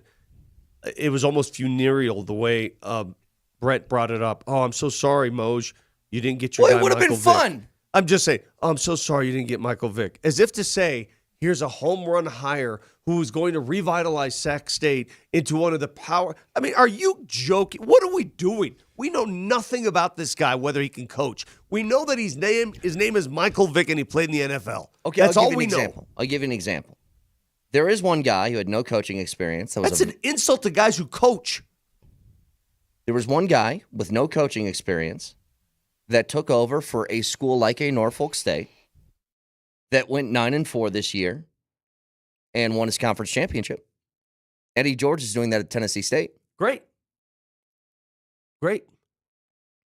Just throwing it out there. I mean, I look, Vic, Awesome. I'm kind of with you. Like I said, this was years ago when Deion was his name was thrown out there for the Florida State gig. This is before CU, before Jackson State. I said, why don't they just hire David Hasselhoff then if they're just looking for a name? Because it didn't make sense to me. Deion is special. Deion is different. Deion brings a charisma and a belief, and he brought a quarterback, he brought a safety, and he brought the Heisman Trophy winner. He brought a lot to the table, okay? Now, is Michael Vick doing that? Is Michael Vick bringing Here's the I thing. don't know. that Big I Vic, don't know. listen, you Maybe. bring in David Hasselhoff, you got my attention. If David Hasselhoff is coaching my program, you've got my attention. I like that. So this move that's being made. Listen, we were all wrong about Deion. Is it safe to say? At least the three of us on this show, we were wrong about Deion. Wrong in so many parts. Wrong. Here, I'll tell you everywhere I was wrong. I'll just give you my own personal account. I didn't like the way he came in and handled things off the bat, just throwing guys under the bus and completely redoing the roster. Turns out he was actually about a year or two ahead of the time, because every team does that now. Yeah. Every team. Hell, the transfer portal does it for you. Hit that portal. I didn't like it at the time, but he believed that this was the way to win. He was right. I didn't think that he'd stick around after his kids left. Looks like he's sticking around after his kids left. Yep. I didn't think that he'd be able to win more than 7 games this season. Oh, he did that, and then some. Proved us all wrong at every single turn, right? He doesn't do any of that without being a charismatic coach. The name Deion, just being the name Deion, most of these kids never even saw him play. Yeah. Never saw him play. Do you think they're signing with Colorado because, oh my God, Deion Sanders was a great football player? They talk to him. They listen to him. The parents listen to him. He talks the talk. That's what gets players, not the fact he played football. I wouldn't totally discount. Look, he doesn't have the charisma that Deion does. I'm just saying I wouldn't totally discount the way that probably an 18-year-old kid looks up to Mike Vick. What? Yeah. What do you mean what? Like, you don't again, Vic. I think you're really mistaken here. You think a kid's going to make a college choice because he watched Michael Vick play football? I think it would definitely be a factor. Definitely. I have no idea. Okay, but Vic, you can't dismiss the playing part of Deion's career. You can say charisma. Sure. There's very charismatic coaches that exist everywhere that don't get the recruits that Deion does. Did Juju Lewis just sign with the CU Buffs because Deion Sanders played football?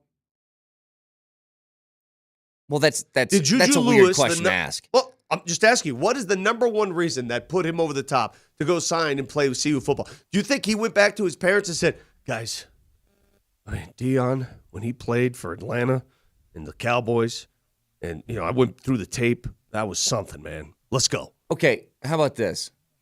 Do you think that Juju Lewis signs with CU if Deion is the same charismatic person without the football career? Of course they go hand in hand. But that's what I'm saying. Charisma is more important. If you're just a stool sitting there and you have a football background, what good does it do you? You tasted that in Nebraska with Scott Frost. Yeah. No, I get that part of it. I totally understand that. I just think, look, and Texas is pointing this out. I think this is a decent point, too. What makes Norfolk State any different than Jackson State? I think it's a good question. But the problem in doing the comparison stuff with Dion is Dion had something that these guys didn't have, which was a guaranteed 5-star recruit in Shedeur Sanders and Travis Hunter. He had those in his pocket. Yeah. Well, I guess he didn't have Travis initially when he got to Jackson State. He had to flip the commitment, but at least he had Shedeur. Someone says, why did Travis sign at Jackson State? Well, do you know the history there? Do you know the relationship between Travis and Shedeur? How they were texting back and forth? They talked about it all weekend. Again, there's a lot of things. There's a lot of reasons, right? You got a kid who's going to be a top 3 pick. You bring him with you. That's a big deal. Does Mike Vick have a top 3 pick in his baggage?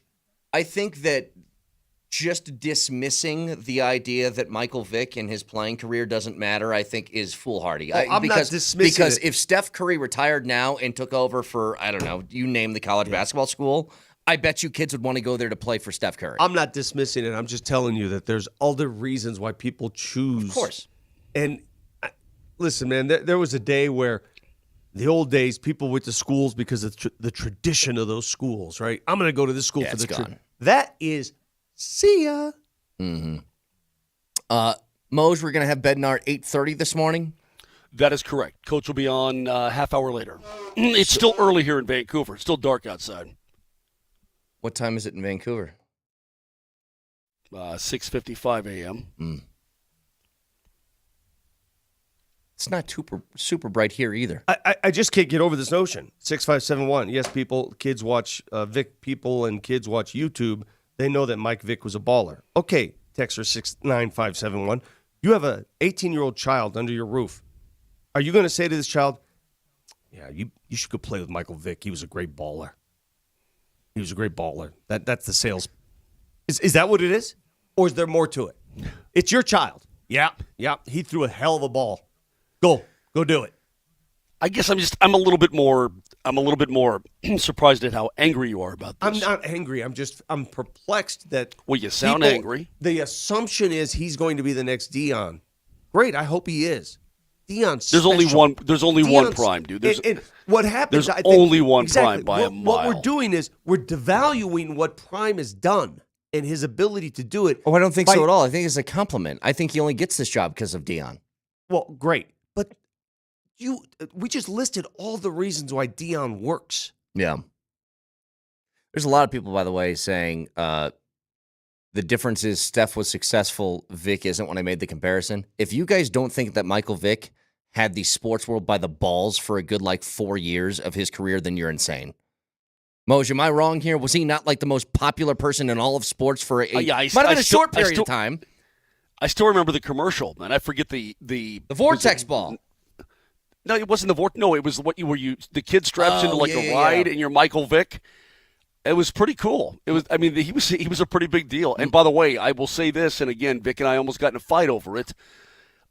He's one of the best pure passers of the football I've ever seen in my entire life. Michael Vick, before the dogfighting stuff, was arguably one of the most popular people in all of sports at that time. Arguably, when he was in Atlanta, before all that stuff came down. And look, dude, we all know he came into Mile High. Dude, he came into Mile High. Yeah. And put on one of the greatest performances I've ever seen in Mile High. No doubt about it. It was unbelievable. So, Matthew McConaughey becomes the next head coach at the University of Texas. I thought about it. I was going to ask a question, by the way. For all you people who say, "Oh yeah, name recognition matters." Okay, Matthew McConaughey becomes the next head coach. He played high school ball. Hang on, Vic. I read his book. If you think charisma's a big deal, Matthew McConaughey will charm the pants off a 5-star recruit. Great. Ralph Macchio's the new head coach at USC. Oh, come on. I mean, I saw the Karate Kid. I literally thought about maybe I should make this a poll question, Moj. If Norfolk State could have hired Taylor Swift, should they? People are amazing. Yeah, if anything, here's my point. Sac State, if you want to be on the map, hire Cardi B. Yeah. I mean, you know what I mean? Hire Cardi B and let her do whatever it is she does. Does it really matter? You're Sac State. Great point by a texter. McConaughey coached in We Are Marshall. He has experience. Yeah. Okay. Bednar at 8:30. Back after this.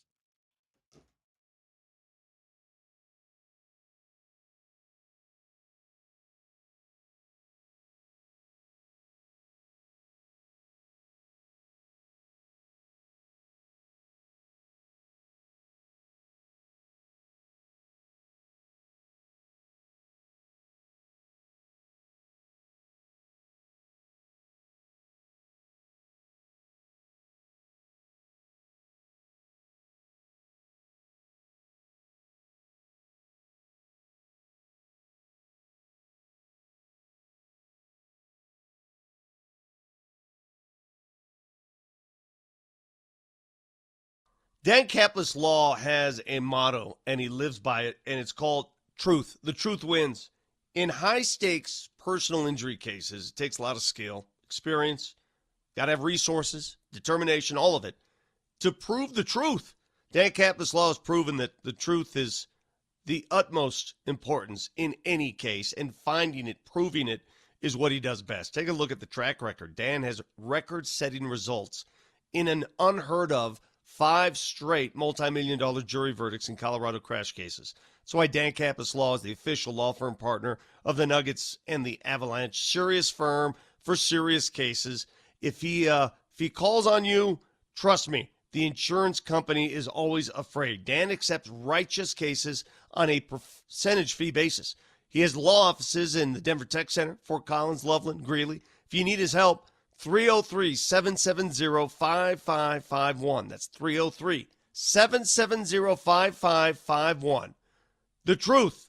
Go find it with Dan Kaplis Law.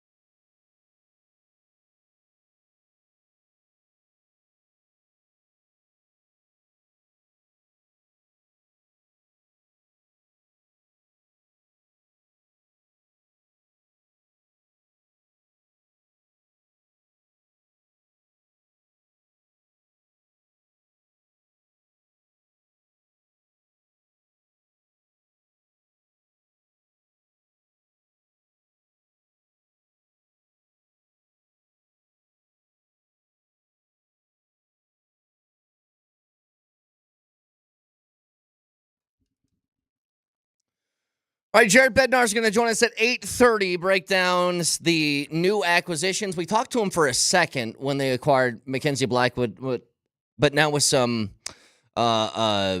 evidence under your belt, a couple of starts. Get his thoughts on that in about 30 minutes. In the meantime, something that I was talking about yesterday that I thought should have happened a couple of weeks ago finally did. The Falcons benched Kirk Cousins in favor of Michael Penix. And I just want to bring something up. For all these first-round pick rookie quarterbacks that are in the league right now, a lot of them now playing. One thing that I think we all agreed on from the very beginning, there was virtually no upside in starting anybody not named Bo Nix this year. And I get that there has to be a level of the guy is ready to play, but you have to allow them to make mistakes and work their way through it. And the Broncos got that out of the way in the first month of the season, and now look at them now. They're 9-5. The Falcons are a game back of their division, and they're saying, let's give a rookie a first start. Not out of injury necessity, nothing like that. Kirk Cousins isn't hurt. He's just playing bad. And I love the idea, Moj, that the Broncos, they've got two different things working for them right now. We all said before the season started, this is about getting your rookie quarterback in the lineup and making sure that he's a guy who can play. That's one. And then you got the bonus, which is your team's actually good. Right, you're actually winning football games. Yeah. Yeah, I mean, this is, as far as I'm concerned, it could not have gone any better with the way they've handled this situation. And again, we had to find out if the kid could play. Well, yeah. And if he's going to be your future, then he needs to play so that he grows as a player, he grows as a professional, and so on and so forth. And he's done all of that this year. The byproduct is, hey, man, you're winning football games and you're going to the postseason. Look, all you've got to do is take care of your business tomorrow night, and this season is everything from this point on is absolute gravy. Everything is icing on the cake from this point on. In the long-term future of the Denver Broncos, they've done it right. They're doing great. And look, the Falcons elected not to go that route. They didn't want to. And if they were going to draft Penix, they probably should have not signed Kirk Cousins. But did they know at the time, that this is the guy we want, or did they zero in on Penix after the Cousins deal? That's what it seems like. The Cousins deal was already done, then they zoomed in on him. So it's probably the way to go for the Falcons as well for the future.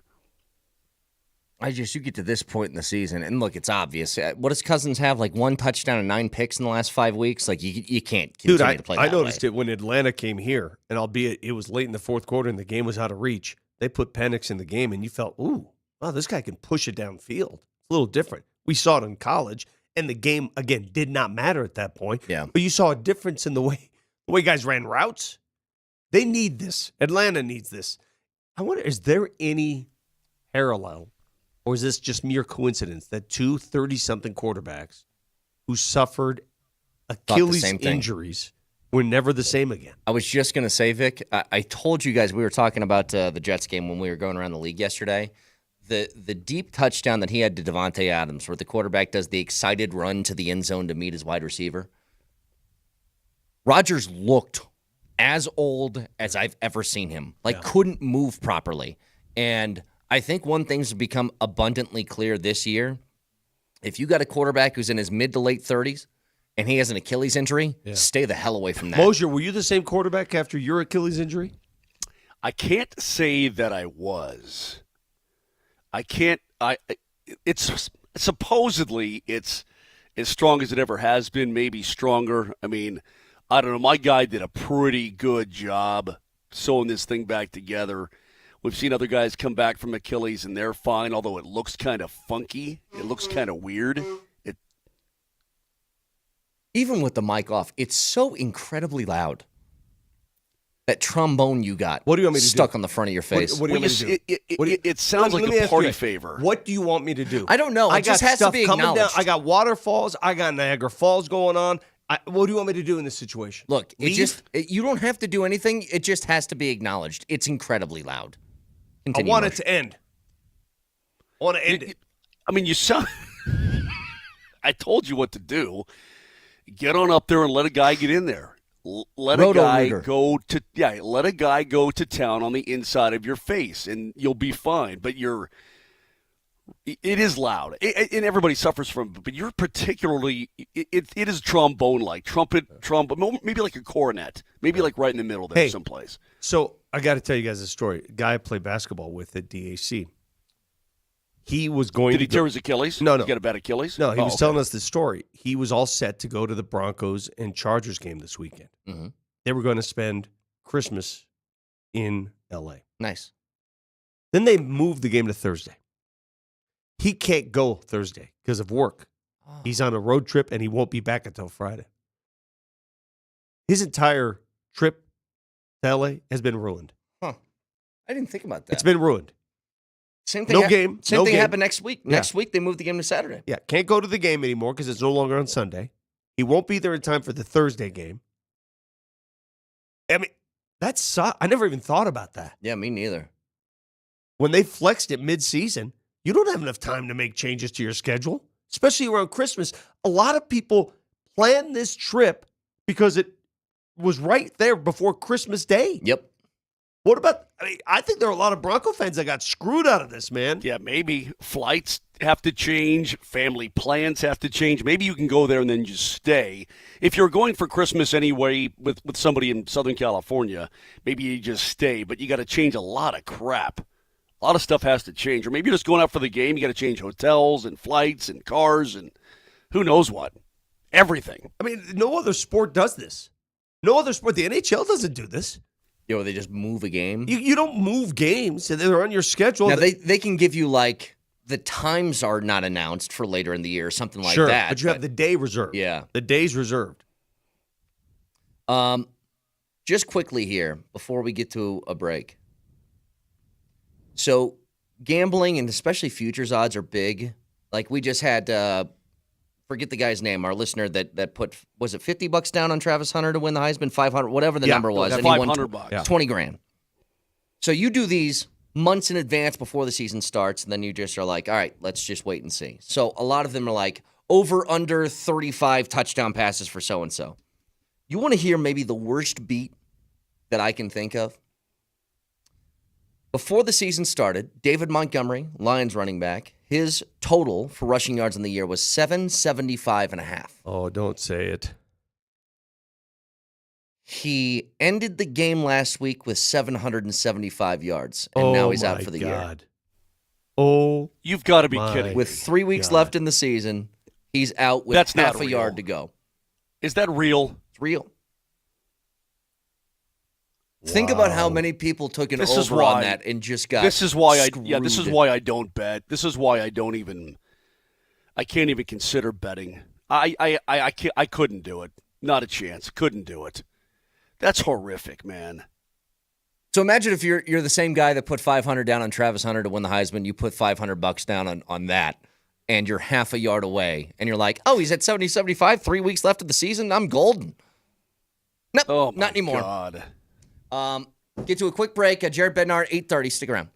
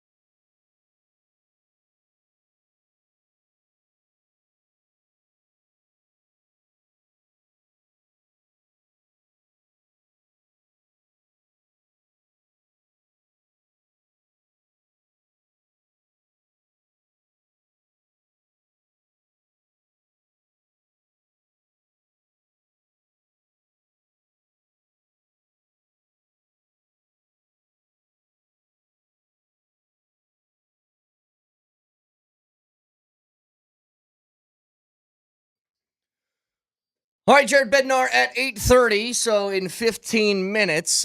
Just quickly here on the Nuggets. Talked about this earlier.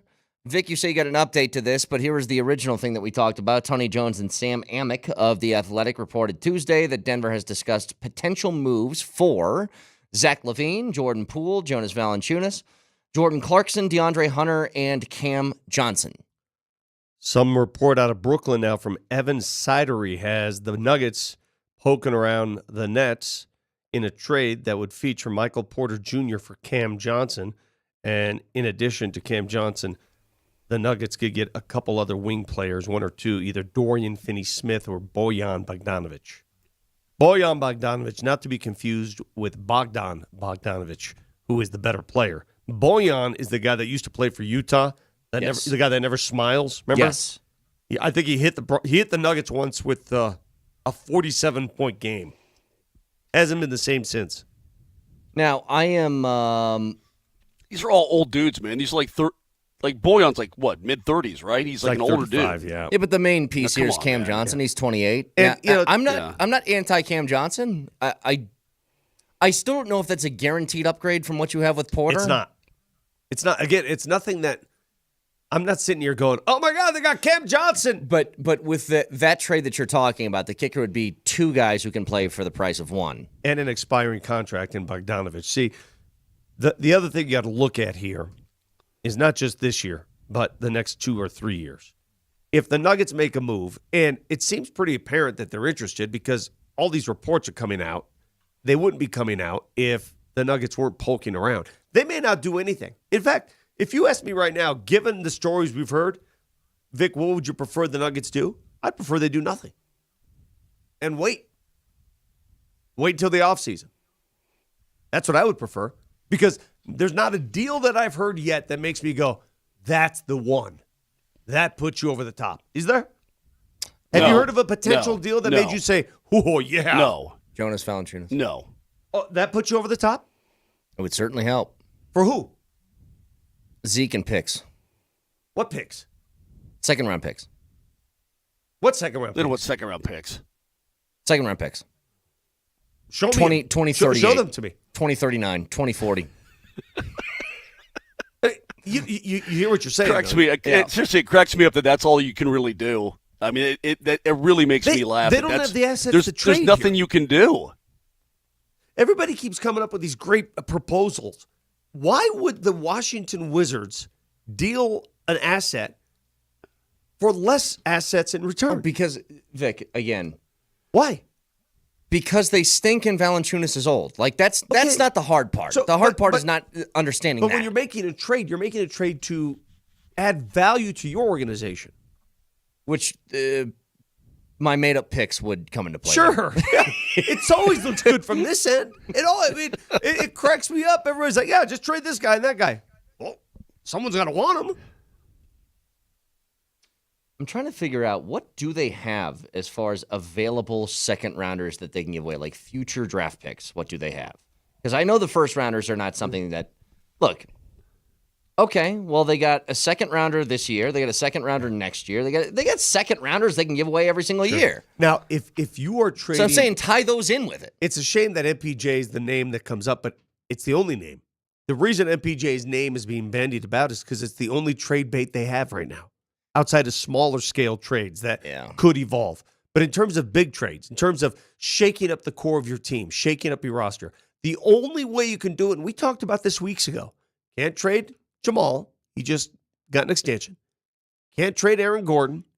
I'm not even going to mention Joker because just the mere thought of that, he should be struck down. Christian Brown is too good for the contract he's on. You aren't moving that. But that's a minor trade. That's a Yeah. minor trade. Those are like Christian Brown, Peyton Watson, Okay, but Julian Strother. Those guys can be traded. They can be, but that's not going to give you what you hope for. well, here's the thing. I disagree with you. I don't hope for a big trade like that. I don't think it's necessary. Which is why I don't think it's going to happen. Which is why But that's why I'm focused on the Valanciunas is because I think that can make an impact, and yes, Sure. it'll be a smaller scale, but I think it can help you. Yeah. Now you got to come up with something to go get them. Yeah.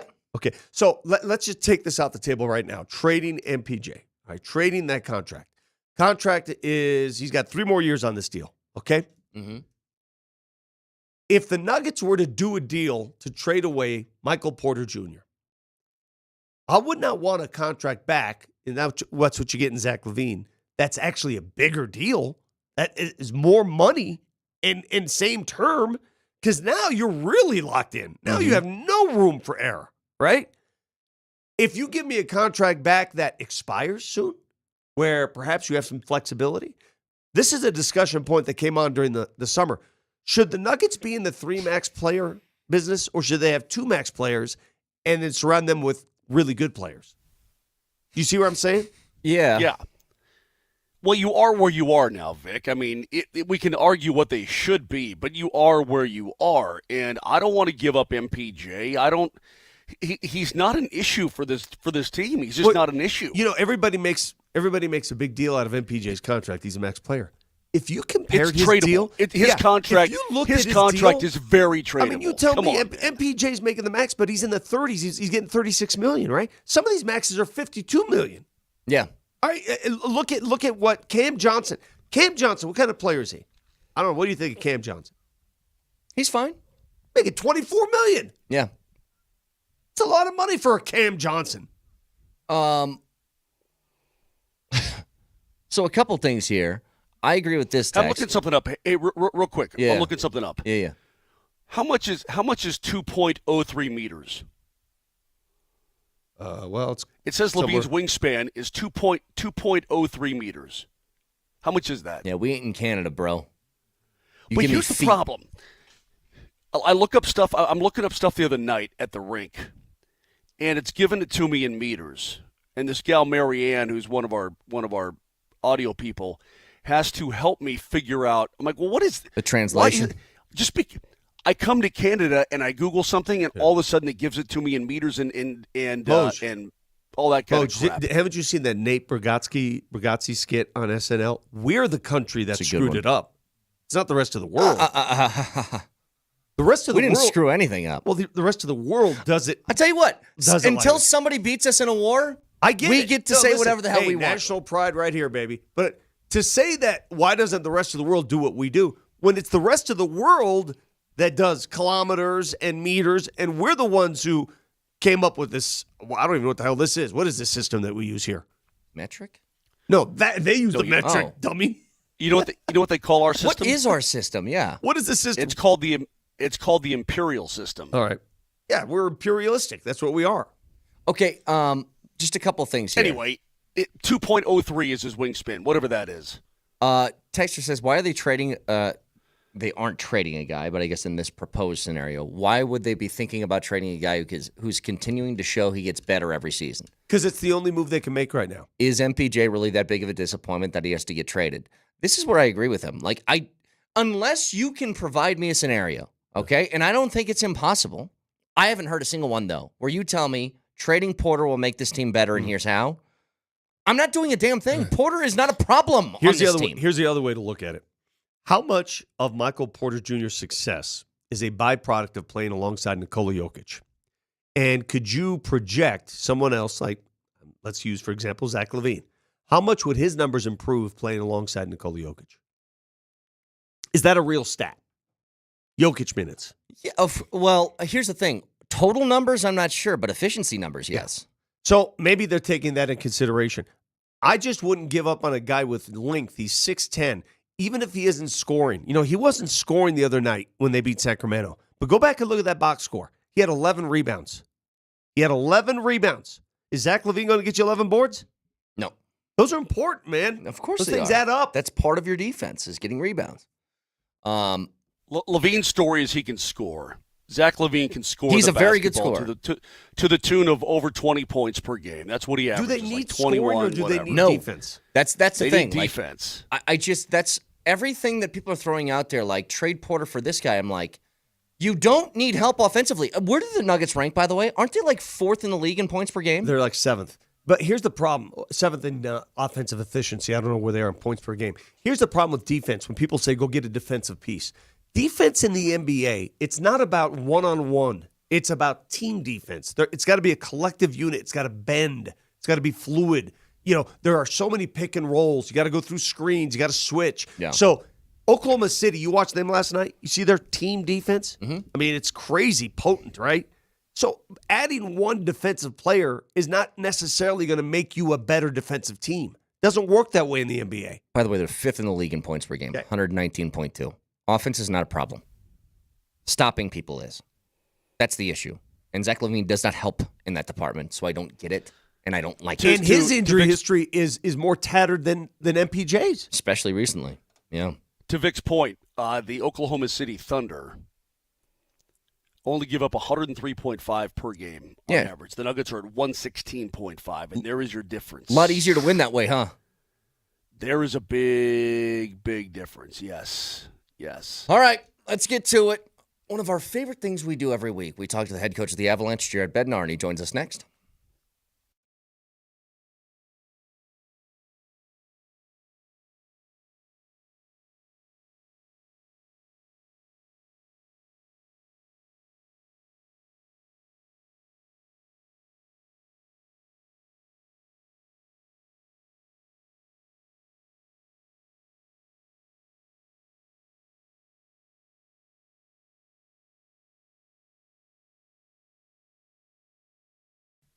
Hey, do you need a tax break? I mean, do you really? Did you know that the year-end tax breaks on electric vehicles are unbelievable? And right now at Silterhar Motors in Broomfield, they've got everything lined up ready to go for you in terms of EVs, including the awesome Mustang. But you got to take advantage of it right now. In terms of EVs and that tax break, it's the most wonderful time of the year. So if you're thinking about that, you're thinking about getting an electric vehicle for 2025, take advantage before the new year. Get the Highway 36 in Wadsworth and Broomfield, or you can just go online and shop at your leisure at sthmotors.com. That's sthmotors.com. This is a great, great dealership. Family-owned and operated. It means something to me. It should mean something to you. It means they do it right. It's Silterhar. Everything you want out of a dealership.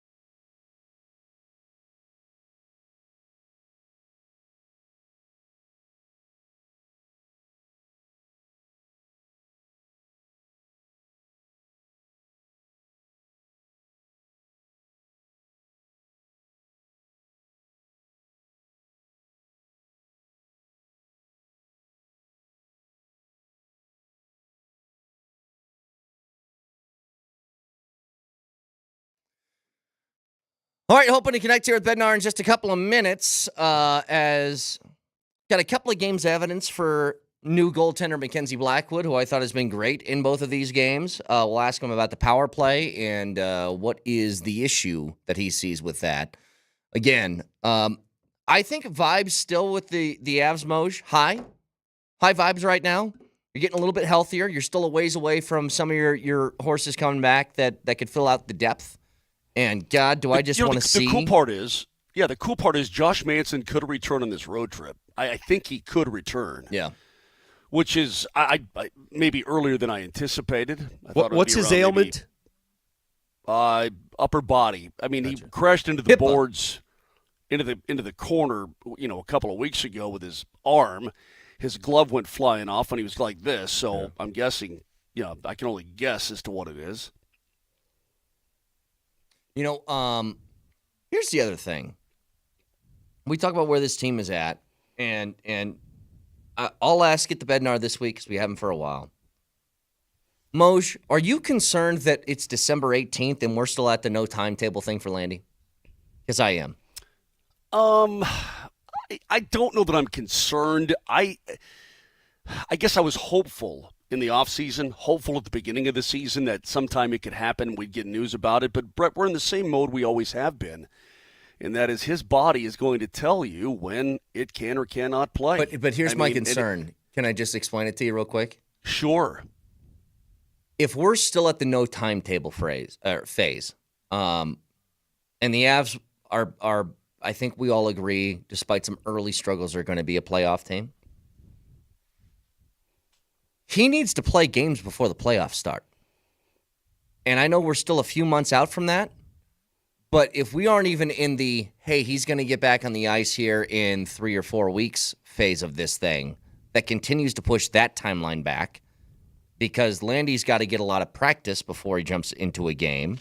And I wonder for somebody that you're putting a lot of stock in the fact that he's going to come back, not just play, but play to a standard that we're used to seeing from Gabe Landeskog. Maybe not the exact same, but something close to it. How much longer can you play that game before you start to hit that point of no return again, where it's like, okay, what's he going to come back for a couple of games in April and then the playoffs start and then he's just ready? I have a hard time seeing that. Yeah, I do too. I don't know, Brett. I think that here's my confidence point. He will do right by the team, and the team will do right by him. I mean, there's no issue in that. It's only a matter of when it happens. I mean, the ultimate goal is to have him back on the ice. You want the player. Mm-hmm. That's what you want. That's your number one thing. You want the player. So, if you can't get the player, then Gabe will do the right thing, and they'll be able to go in a different direction. But, I mean, it's been a long time, and if he can't play this year, that will have been 3 calendar years. If he doesn't play this year, then been it's off the not ice. working. Well, I would think that it's just not going to happen. That's correct. I would think that would be the logical next step, yes. Could his salary, is it sitting out there? Could that be what's stopping the Avs from re-signing and re-extending Mikko? I mean, that's earmarked for him. Yeah, but I think, yes, Vic, I think that's the answer. And going forward, will you have relief? Will you not? All this kind of thing. I'm confident everything will get done. The cap is going up. In fact, in a couple years from now, it could get to $100 million, which is crazy. I mean, if you're talking about the logical growth of where the salary cap is. So when you're projecting it out, if you're the Colorado Avalanche or any other team, I don't think it's going to be an issue to try to get that taken care of. But right, I think that things will come after the start of the new year, and once you certainly get back from the 4 nations, I think everything will come in a much better perspective, and it'll become a clearer picture as to what direction you can or cannot go in regards to Gabe Landeskog. When is the 4 nations? When does that break? It starts February 8th. Yeah. And it ends on the 20-somethings or other? So something 3 around weeks. There. Yeah, about that. They've had, by the way, as the Nuggets the Avs continuing to stay on the road here, and it feels like it's been that Moj. I haven't seen you in studio outside of a couple of days in like a month. I know. The good news is this little point in their schedule is at the very tail end of this super long road trip stuff, and they'll have a lot of home games getting stacked up here sometime soon. They have a 4-game homestand, followed by a 3-game roadie, another, 5-6 game homestand, something like that. Like, they're going to start to get a lot of games back at Ball Arena, which I think should help, if nothing else, just stop the wear and tear of just the travel stuff. By the way, where are you right now? I'm in Vancouver. Are you still in my there? hotel room. Yeah, we stayed over, as opposed to we're going to go to San Jose today. Got you. All right. So we're waiting on Jared Bednar, who will, he's coming right now. Yeah, I think he's calling in right now. So we'll get to Bednar in just a couple of minutes. But again, you look at the stretch that the Avs have been on. It's been a lot of games on the road.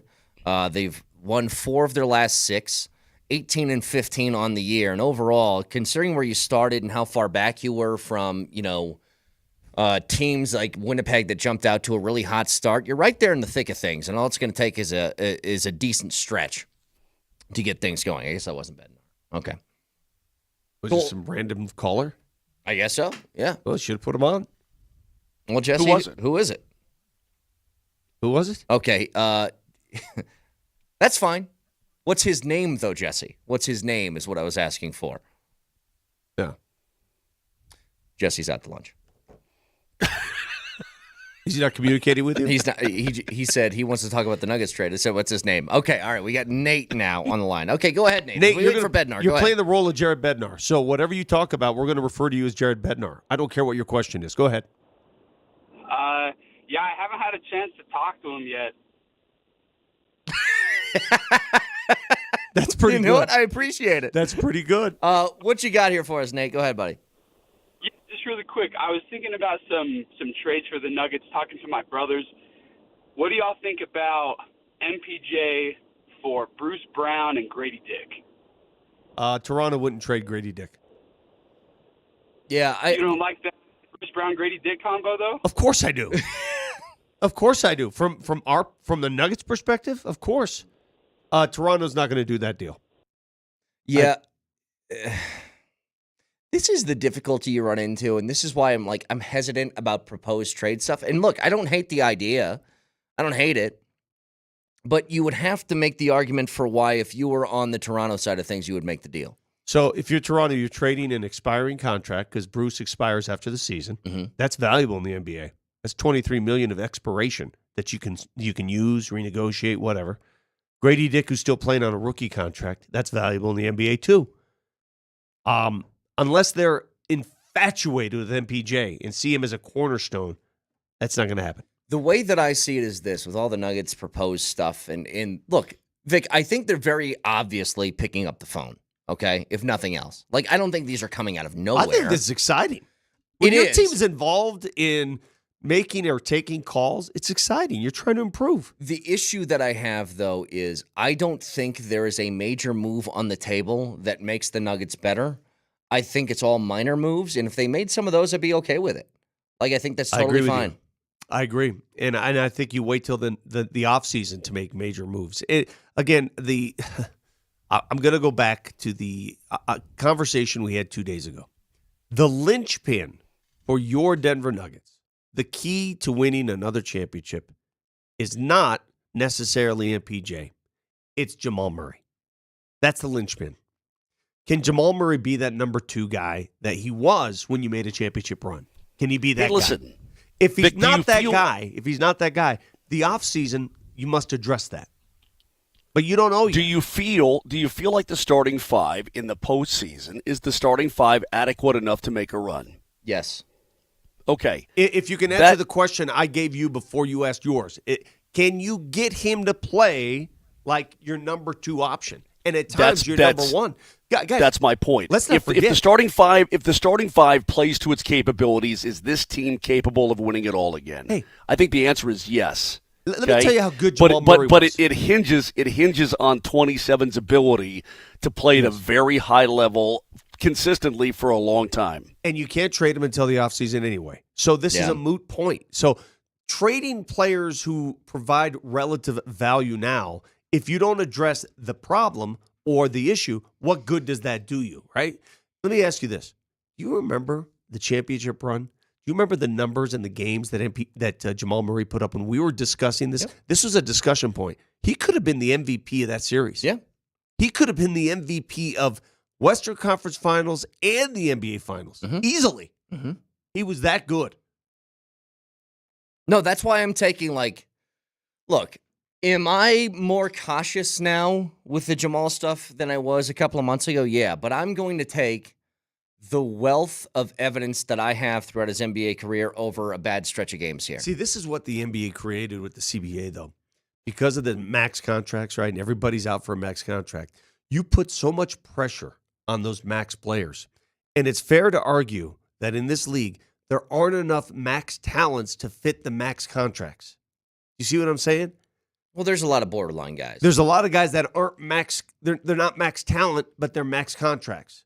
So there's a lot of undue pressure on those type of players as well. You're not playing to your contract. Okay, I'll give it to you. I've said this for a while when it comes to max contracts in the NBA. It very much feels to me a max NBA contract is like a quarterback contract in the NFL. Yeah. The good ones are going to get paid a lot of money and they deserve to be. But by nature of the position, there's going to be a whole bunch that make that kind of money that don't deserve that. Sure. But it's a byproduct of just being in that place. Like, there is no – everybody else in the NFL, Moj, it's like Pat Surtain's the highest paid corner in the league because he's the best. If you find the 8th best cornerback in the league, he doesn't make more money than Surtain does.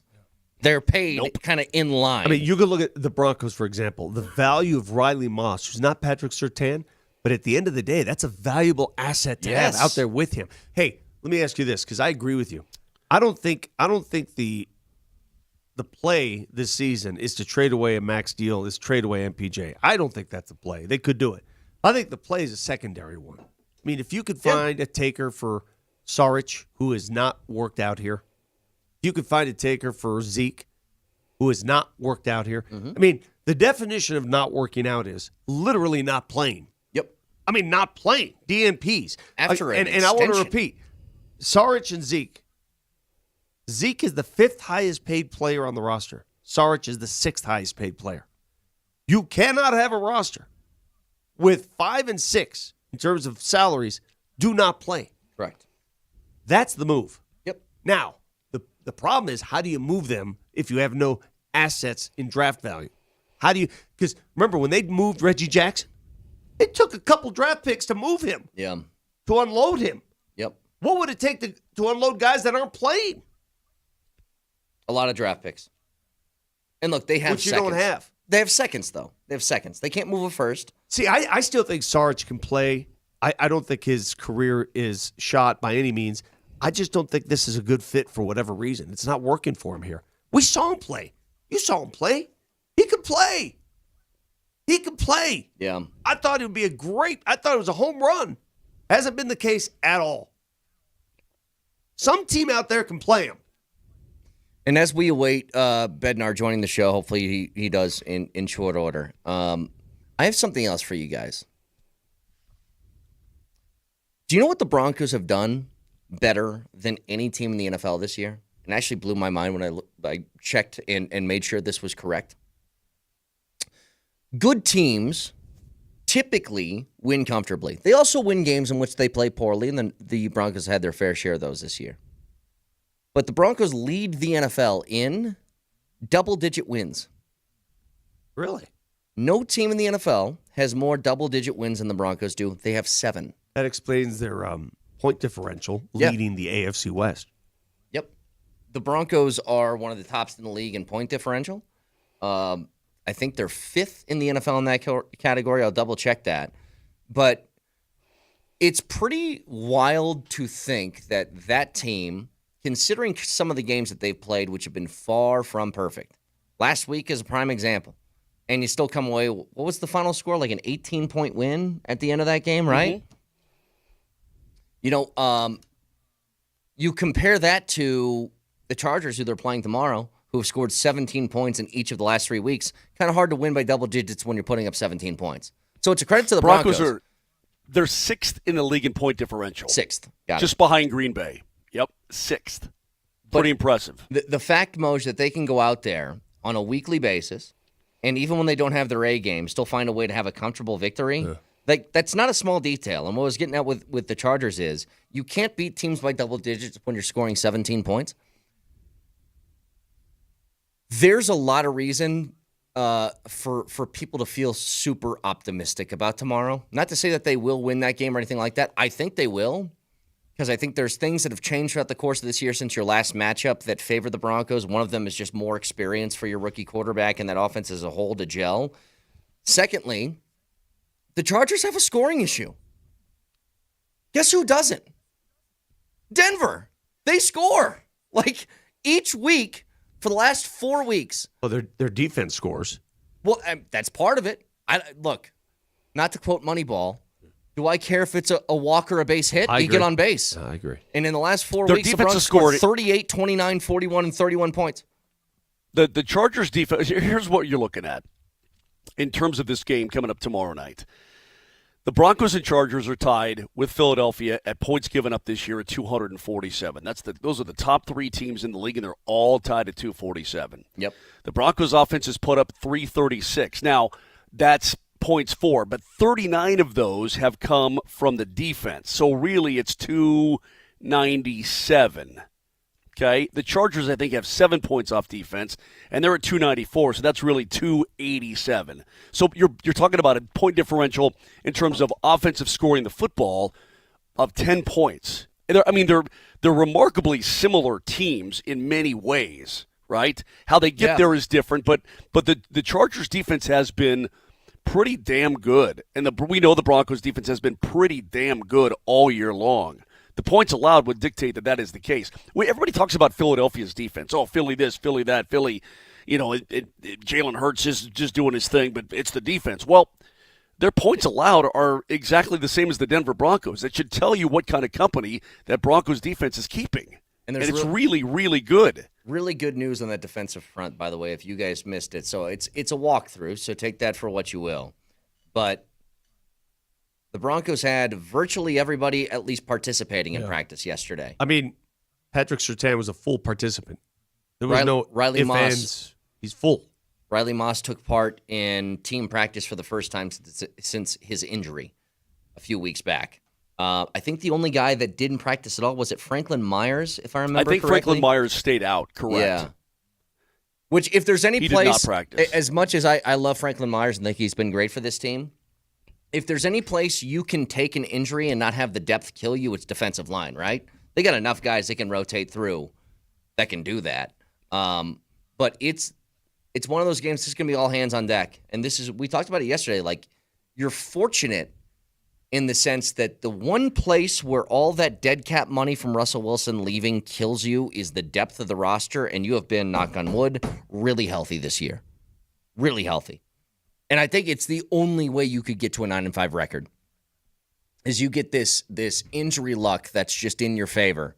We're 14 weeks into the season, and you're still sitting there with a pretty full roster. They've got to get off the field on third down. The one thing I fear about the Chargers, and listen, these aren't your father's Chargers. They're much different this year. They're much more conservative.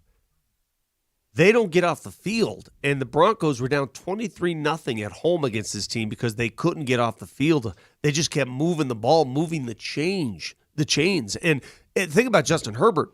He didn't light it up. He has 2 interceptions. That's it. He didn't turn it over. And the Broncos have feasted off turnovers. They have. This guy doesn't give the ball up.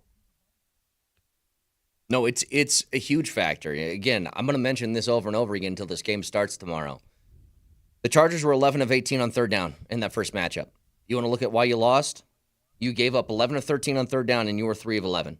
If you can't move the chains and they stay on the field, then good luck. And if there's any good news about that, the Chargers aren't the type of team that if they do that to you, they put up 40 points. But it's like a slow chokehold. It's just they got the grip, and they aren't letting go until the lights go out. The over-under on this game is 42.5. 42.5. Sounds about right. I don't know if they're going to. I don't even know if they're going to get there. Both these defenses are pretty good in terms of. They're really good in terms of keeping the opponents off the scoreboard. And I don't know. I suppose if you're going to slog it out and they don't have Dobbins, you're in pretty good shape. The Denver Broncos are in pretty. I'm not ready to make my prediction yet. That'll come tomorrow, but they're in pretty good shape coming into this game. They're positioned well to be able to knock off the Chargers and secure a playoff spot and be a 10-5 team, which is unbelievable. There's something that their last 3 games have in common, by the way. I think you're going to be facing teams that are absolutely desperate. The Chargers are desperate. They've lost 3 of their last 4. They are hanging on to a playoff spot by the skin of their teeth. Because if they continue to lose and they look behind them and they see Miami with another win or Cincinnati gets another win this week against Cleveland, like they're going to be feeling it, which leads into the game next Saturday against Cincinnati, which we thought was going to be like an extended mini bye week, and now you cut that down by a day. It's still a little bit of one. But you don't think that Cincinnati, if they win this week, they go to 7-8 with a win over Cleveland, is just going to be like throwing everything that they have at you? It's also why the Chargers are, you look at the Broncos and Chargers situation. Chargers got to win this game to avoid any of that business. Yeah, they're all of a sudden. I think the Bengals look at it and say, "Those Chargers are a lot more gettable than the Broncos are." You know what I mean?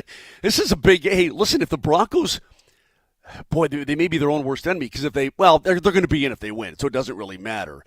But if the Bengals smell blood in terms of the LA Chargers, they're going to play their butts off next Saturday. I mean, they're trying to put it all together. Will going to play hard, and the Broncos will already be in. So maybe, bless you.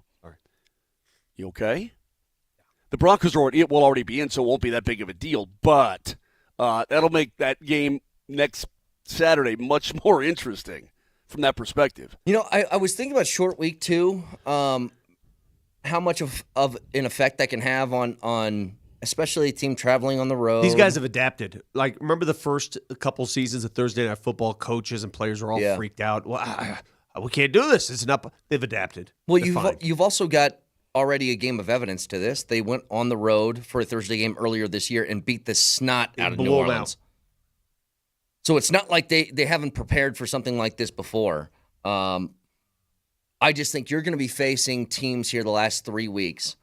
This week, it's a desperate team. Next week, it will be a desperate team. And then the final week, who knows, man? If Kansas City doesn't have Mahomes for a few weeks, and let's say the Carson Wentz comes in and can't keep up what they've been doing, and now all of a sudden that Kansas City game the last week of the year turns into Kansas City has to win for them to keep the 1 seed type of territory. Like, you could be facing 3 teams that are just like 100% balls to the wall effort that you got to be able to manage somehow. And the Broncos should, and I think with Sean Payton, I'm sure, is preaching something along the lines of this. You guys haven't made anything yet. Do you see that check mark next to your name for the postseason? I don't. Like, keep that in mind for these last 3 weeks. You got to get at least one. And why not get it the hell out of the way right now? Do it. Especially when you're talking about postseason matchups. When you're sitting there in the postseason and you're trying to figure out who am I going to go on the road against. Like, here's another thing, Moj, and I know this is like cart horse looking too far ahead, but I can't help myself. We've already discussed this is the difference between a 6 and 7 seed of going on the road at Buffalo as opposed to at Pittsburgh. Well, if Pittsburgh loses this weekend to Baltimore, you're going on the road at Buffalo or at Baltimore, and neither one of those sound great. So then you're like, well, God, can you jump up and get the 5 seed and then take on Houston? I mean, nothing is decided, obviously, but I've allowed myself to look ahead.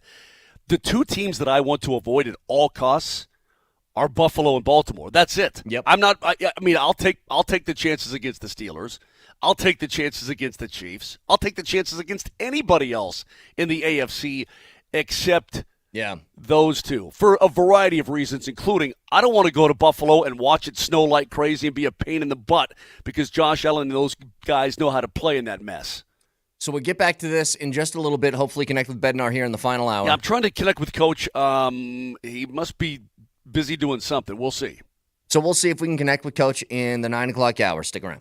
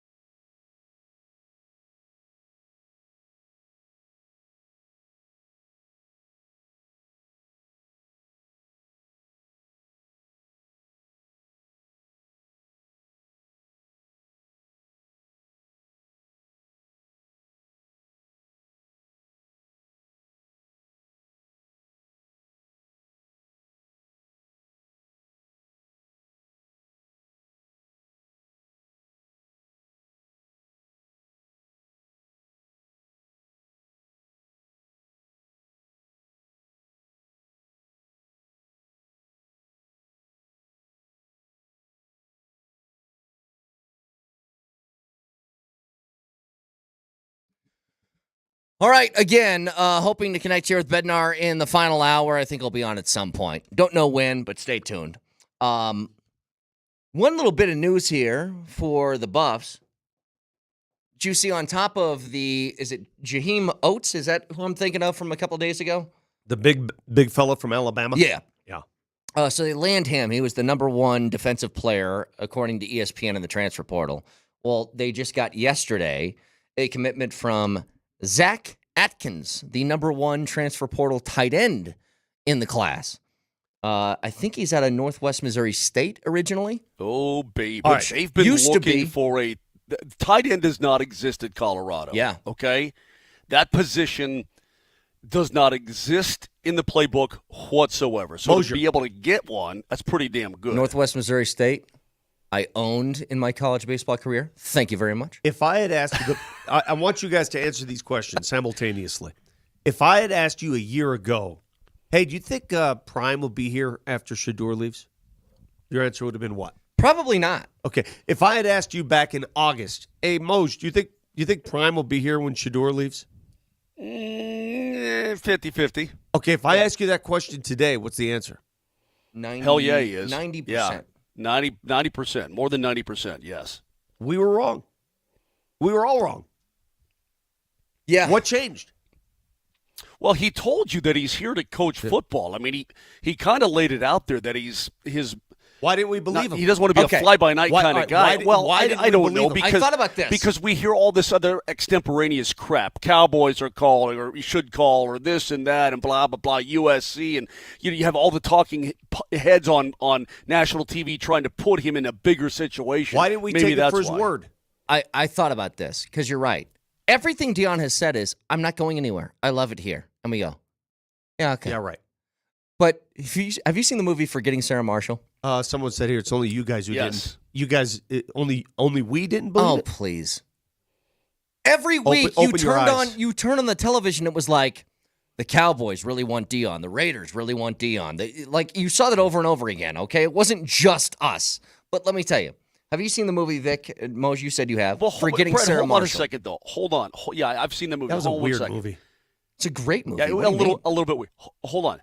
What if the Raiders get the overall number 1 pick, and they want to draft Shedeur, Nah. and Prime's they not an wanna hire NFL coach; he's a Brett? college coach. Okay, understood. Fully I'm just agree with saying, what scenario could draw him out of that? I don't know that there is one that could, but it's pretty. That would be the only situation now where I think, oh my God, better be on the lookout. Here's what I'm getting at with Forgetting Sarah Marshall. Is this the peeing on the jellyfish thing in that movie? No. Forgetting Sarah Marshall is with like Jason Segel and Russell Brand, and they're in Hawaii, and Oh, what's the one where it's okay? Ben Stiller, I'm thinking of the Heartbreak one, Kid. Yeah. What? Okay, my bad. so Jason Segel is a nerd, kind of, who is married to a super famous actress. And he is always concerned that she is going to leave him. Yeah, it doesn't Yeah, fit. He shouldn't be with that girl. She That's does why I dump don't him, like the right? movie. She does think, dump him. I think Buff's correct. I don't like that movie for that reason alone. I can't get over the fact this guy should not be with that woman, and it never hits. I think Buffs fans are Jason Segel and Like the rest of the country's looking at here and saying, "Wait a minute." and Dion's Kristen Bell. And they're like, no. She says she's not going to leave. But I can't get it out of my head that she might. Because something about this just doesn't feel right still. Like, Yeah, then he I'm hooks just, up with Mila Kunis. Is that correct? yes, I'm just allowed She's to a be, waitress or something there at the hotel. I'm just allowed to be happy and like basically hit the lottery, the jackpot, and there's no other thing that's going to happen. Really? Like, I think that's how it is. And I still kind of feel that way because Dion is a coveted asset, okay? He is. For this ability, by the way. I've had questions about the actual coaching acumen of Dion since he got here, and he's answered a lot of those. And I think he's done a really good job by surrounding himself with really smart people. Robert Livingston, the new DC, has turned that defense from like, what were they, 115th last year to the 38th best defense in the country?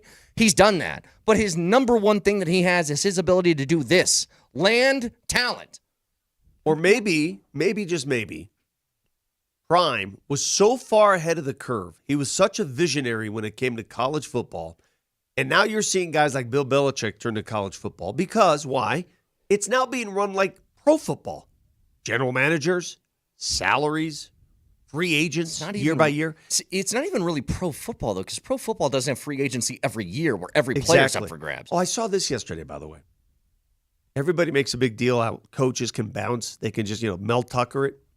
But they have to have buyouts, right? Yeah. A team can't steal your coach without a buyout. Should college football institute buyouts for transfers, for players?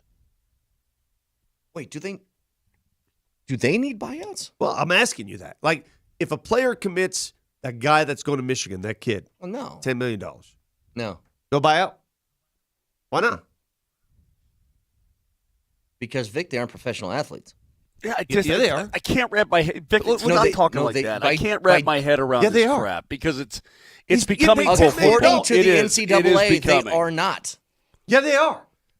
Vic, according to the NCAA, they are not. I'll ask our listeners, all of you listening worldwide and in Metro Denver. It doesn't matter Are your college opinion.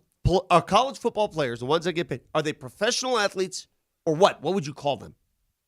Student athletes? What is your That's what the terminology? NCAA I don't know. would What, call I them. don't. care what I the don't know what to NCAA call get, them but anymore. that's the only rule I don't that know, I don't know matters. what to I call don't care them. what label the NCAA. Give me a break. Vic, you're asking why there's not a buyout, and I'm telling you, and you're just yelling at me. I'm telling you, I'm that's the trying, reason I'm sorry. why. I'm trying not to yell. I'm asking our listeners, are college football players today professional athletes? Yes or no? Most. Not everybody. Look, not everybody. The 80th guy on the roster is not making $200,000 in an NIL deal. The top end guys are. Hell, dude, I just saw a report. My wife brought this up. She loves the Huskers. Remember Dylan Raiola? Yeah. Fake Mahomes. So he had like a really good couple of weeks and then was terrible for the rest of the year. Yeah. Yep. It is reported that he could get up to $12.5 million a year from an SEC or Big Ten school if he were to transfer. Yeah. And that's money that I don't even know if Nebraska has. That's a professional athlete. Yeah. Somebody on the text line, two people said, no, they're student athletes. Josh wrote that in. If I ever hear you call a big-time college football player a student athlete, I will vomit in front of your feet. Now, do they go to class? Do some of them value the school? Do some of them value their academics? Of course they do. Everybody's different. Student athlete? That term, I shoot it into the sun. When ADs use that term, our student athletes, you mean the one making $10 million, threatening to leave and hit the portal? I agree with you. Look, I had a stern talking to from That's so weak. a college coach of mine who pitched in the majors for close to a decade. And I said once, well, he's not a professional player. He plays in the minors. And he got very upset. He goes, is he paid to play baseball? I said, yes. And he goes, so he's a professional player. I know by definition, you're paid to do something. You're a pro at whatever it is. The distinction here is the NCAA obviously doesn't want to let go of that because then they would cease to exist. So they have to do the student athlete thing to avoid stuff like buyouts for players. Again, there's always exceptions to the rule. Travis Hunter is a great student. He's academic All-American. But if you gave him a choice, said, all right, you're a student, you can't accept any money. You can't accept a cent, a red cent. That changes things, does it not? Yeah. It does. It does. I just don't know where we're going with all this, Vic. It's hard to wrap my head around it. And you're right. I mean, these guys wouldn't be like, would Bill Belichick be taking a job if he couldn't run it like a pro situation? I mean, he laid down the law as to what he needed, and that's why they've got $20 million in NIL coming up and all this. I don't know what the end game is here. I don't know. Are these professionals? It sure feels like they're professionals. The problem is, like you said, Brett, the third string tight end is not, quote, professional because he's probably getting nothing, to be honest with you. Right. And or maybe if he is, it's very little that's dispersed amongst the entire team. Yet they're on the same team and they're supposed to be treated the same. I don't know. I don't know how you I don't know how you do it. I don't know how you navigate right now because we're not to the end game yet. We're not to where it's going to be. It's going to end up someplace, and that's going to be that system. Right now, it's just wide open. Wide open. Well, the gulf is just too severe between the highly paid professionals and then the kids who just go to school and go to class and just enjoy playing sports. There's a gulf there, right? You see the gulf. Yeah. The thing is, those dudes that are paid, they're the reason that those other kids can play sports in college because they finance their colleges, essentially. You know what's their interesting, experience. though? CU doesn't get Dion without NIL. I don't think he comes here without it. I think part of the appeal is that you can build a program in a certain way. Because you couldn't market what he's doing. That's a good point. So he's such a brilliant marketer. He's so damn good at drumming up support. Yeah. Again, this goes back to his ability to connect with people, his ability to be that guy. And he's so much of what Michael Vick is not Deion Sanders in terms of that guy, the connection point. He's not that guy. So if you didn't have NIL, which is a legit way to raise money, what would he be doing? Because you can't raise it illegally. This is why when Belichick got hired at North Carolina and he's talking about, I'm going to turn this into a professional program, and when you leave here, you will be ready to go to the NFL. And people said, you know what? That's exactly what Deion's doing. I disagree. And I don't mean this as a pejorative for Deion. How many professional players are on this roster right now for CU? This year's draft? Total, I don't know. I spoke, right? Well, I spoke to a scout. I actually had this conversation with a scout. How many CU players will get drafted? He estimated for sure 4 on this roster and could be 7. Really? Yes. So Shedeur and Travis Hunter are the two obvious We'll see. ones. Yeah, too obvious. Well, shut up. What's going on? Bentley? Is Bentley draft eligible? The linebacker? Because he's good. That's the other thing. Who's eligible anymore? You lose track of who's eligible, right? Does it make you is it sort of gross? Because I was reading this yesterday. My school is making a run at this graduate transfer who's leaving Alabama. He's like the top-ranked defensive back. And now the pitches are out, the money's out, grad transfers. It's just so impossible because there's so many different markets on how to get players. There's, like recruiting day for high schools. What does that matter anymore? What does that matter? It's not certainly as big as it used to be. I know that. Who cares? You land a recruit, Moj, from high school. Who cares? What does that do for you? It's temporary. It's just you're offloading your kid on campus until there's enough money to be made in the portal to transfer.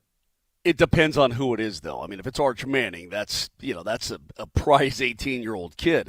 I look at kids nowadays, and this is the way I would sell it to some kids who I think can play eventually is, hey, man, if you play well enough and you grow, you're a late bloomer, you're going to get yours. Some of these kids will go in as an 18-year-old, and they'll grow with a program and then get more playing time and so on. Then they'll hit the portal and get $500,000. I mean, you have an opportunity to play your way into money that wasn't there before. I did not realize how whether it's much... at your own school or somebody else's school. I mean, you're going to be able to play your way into some bread. The thing is, we don't know. Like when we talk about NBA contracts, we're talking about Michael Porter Jr. and his cap hit. We know exactly how much he makes, how much he'll make in the next 2 years. We know the value. We know the value of the athlete. It's part of our everyday discussion. Yeah. The one thing about college sports, we really think we know the values, but we don't. NIL, have no idea. There's nobody has told us. Like, how much does let me ask you, how much did Shedeur Sanders make last year or this season? I don't know. No idea. How much did Travis Hunter make? I don't know. We can only estimate, right? The reports, I think Deion Jr. said that he doesn't have any NIL deals, and I don't know how that's even possible. Let's not be silly. Let's not be silly. Well, I know. I mean, I'm like, Travis Hunter just signed. Travis Hunter just signed with Adidas, did he not? Well, yeah, he's going pro now, but yeah, I mean, but he's not a pro yet, and they're going to. I mean, I'm sure there's a lot of upfront money that they already gave him. He's already probably gotten a big check ahead of time to sign with Adidas, signing bonus or whatever. I mean, it's but we don't know. We don't know the amount, and should we know the amount? And there it is. Yeah, well, therein lies the mystery of college football, because that these salaries are shrouded in mystery. We really don't know what the value is of each. We know the big players, the top-notch players. yeah. I mean, hell, Michigan is screaming it from the mountaintop that they spent $10 million on a rookie, on a freshman. But what's the starting tackle making? What's the linebacker making? Yeah, I don't know. There's no salaries applied. There's no number applied. I have no idea. Oh, that's what it was. Okay, before Deion Jr. yells at me on Twitter, let me correct something. He said he didn't take money from the NIL collective. Yeah. He has endorsement money. Sure. And is endorsement money different than collective money? Collective money. That I don't see. There's another stumbling block because this goes back to Jeremy Bloom's claim years ago when he sued the NCAA. Why shouldn't he be allowed to take endorsement money, which is totally fair? Why not? He should be allowed to get endorsement money from whomever he pleases. That's far different than saying every booster throw in some money and let's give it to the athletes. 303-504-0925. Let's take a break again. Hoping to connect with Jared Bednar before the end of the show. Stick around.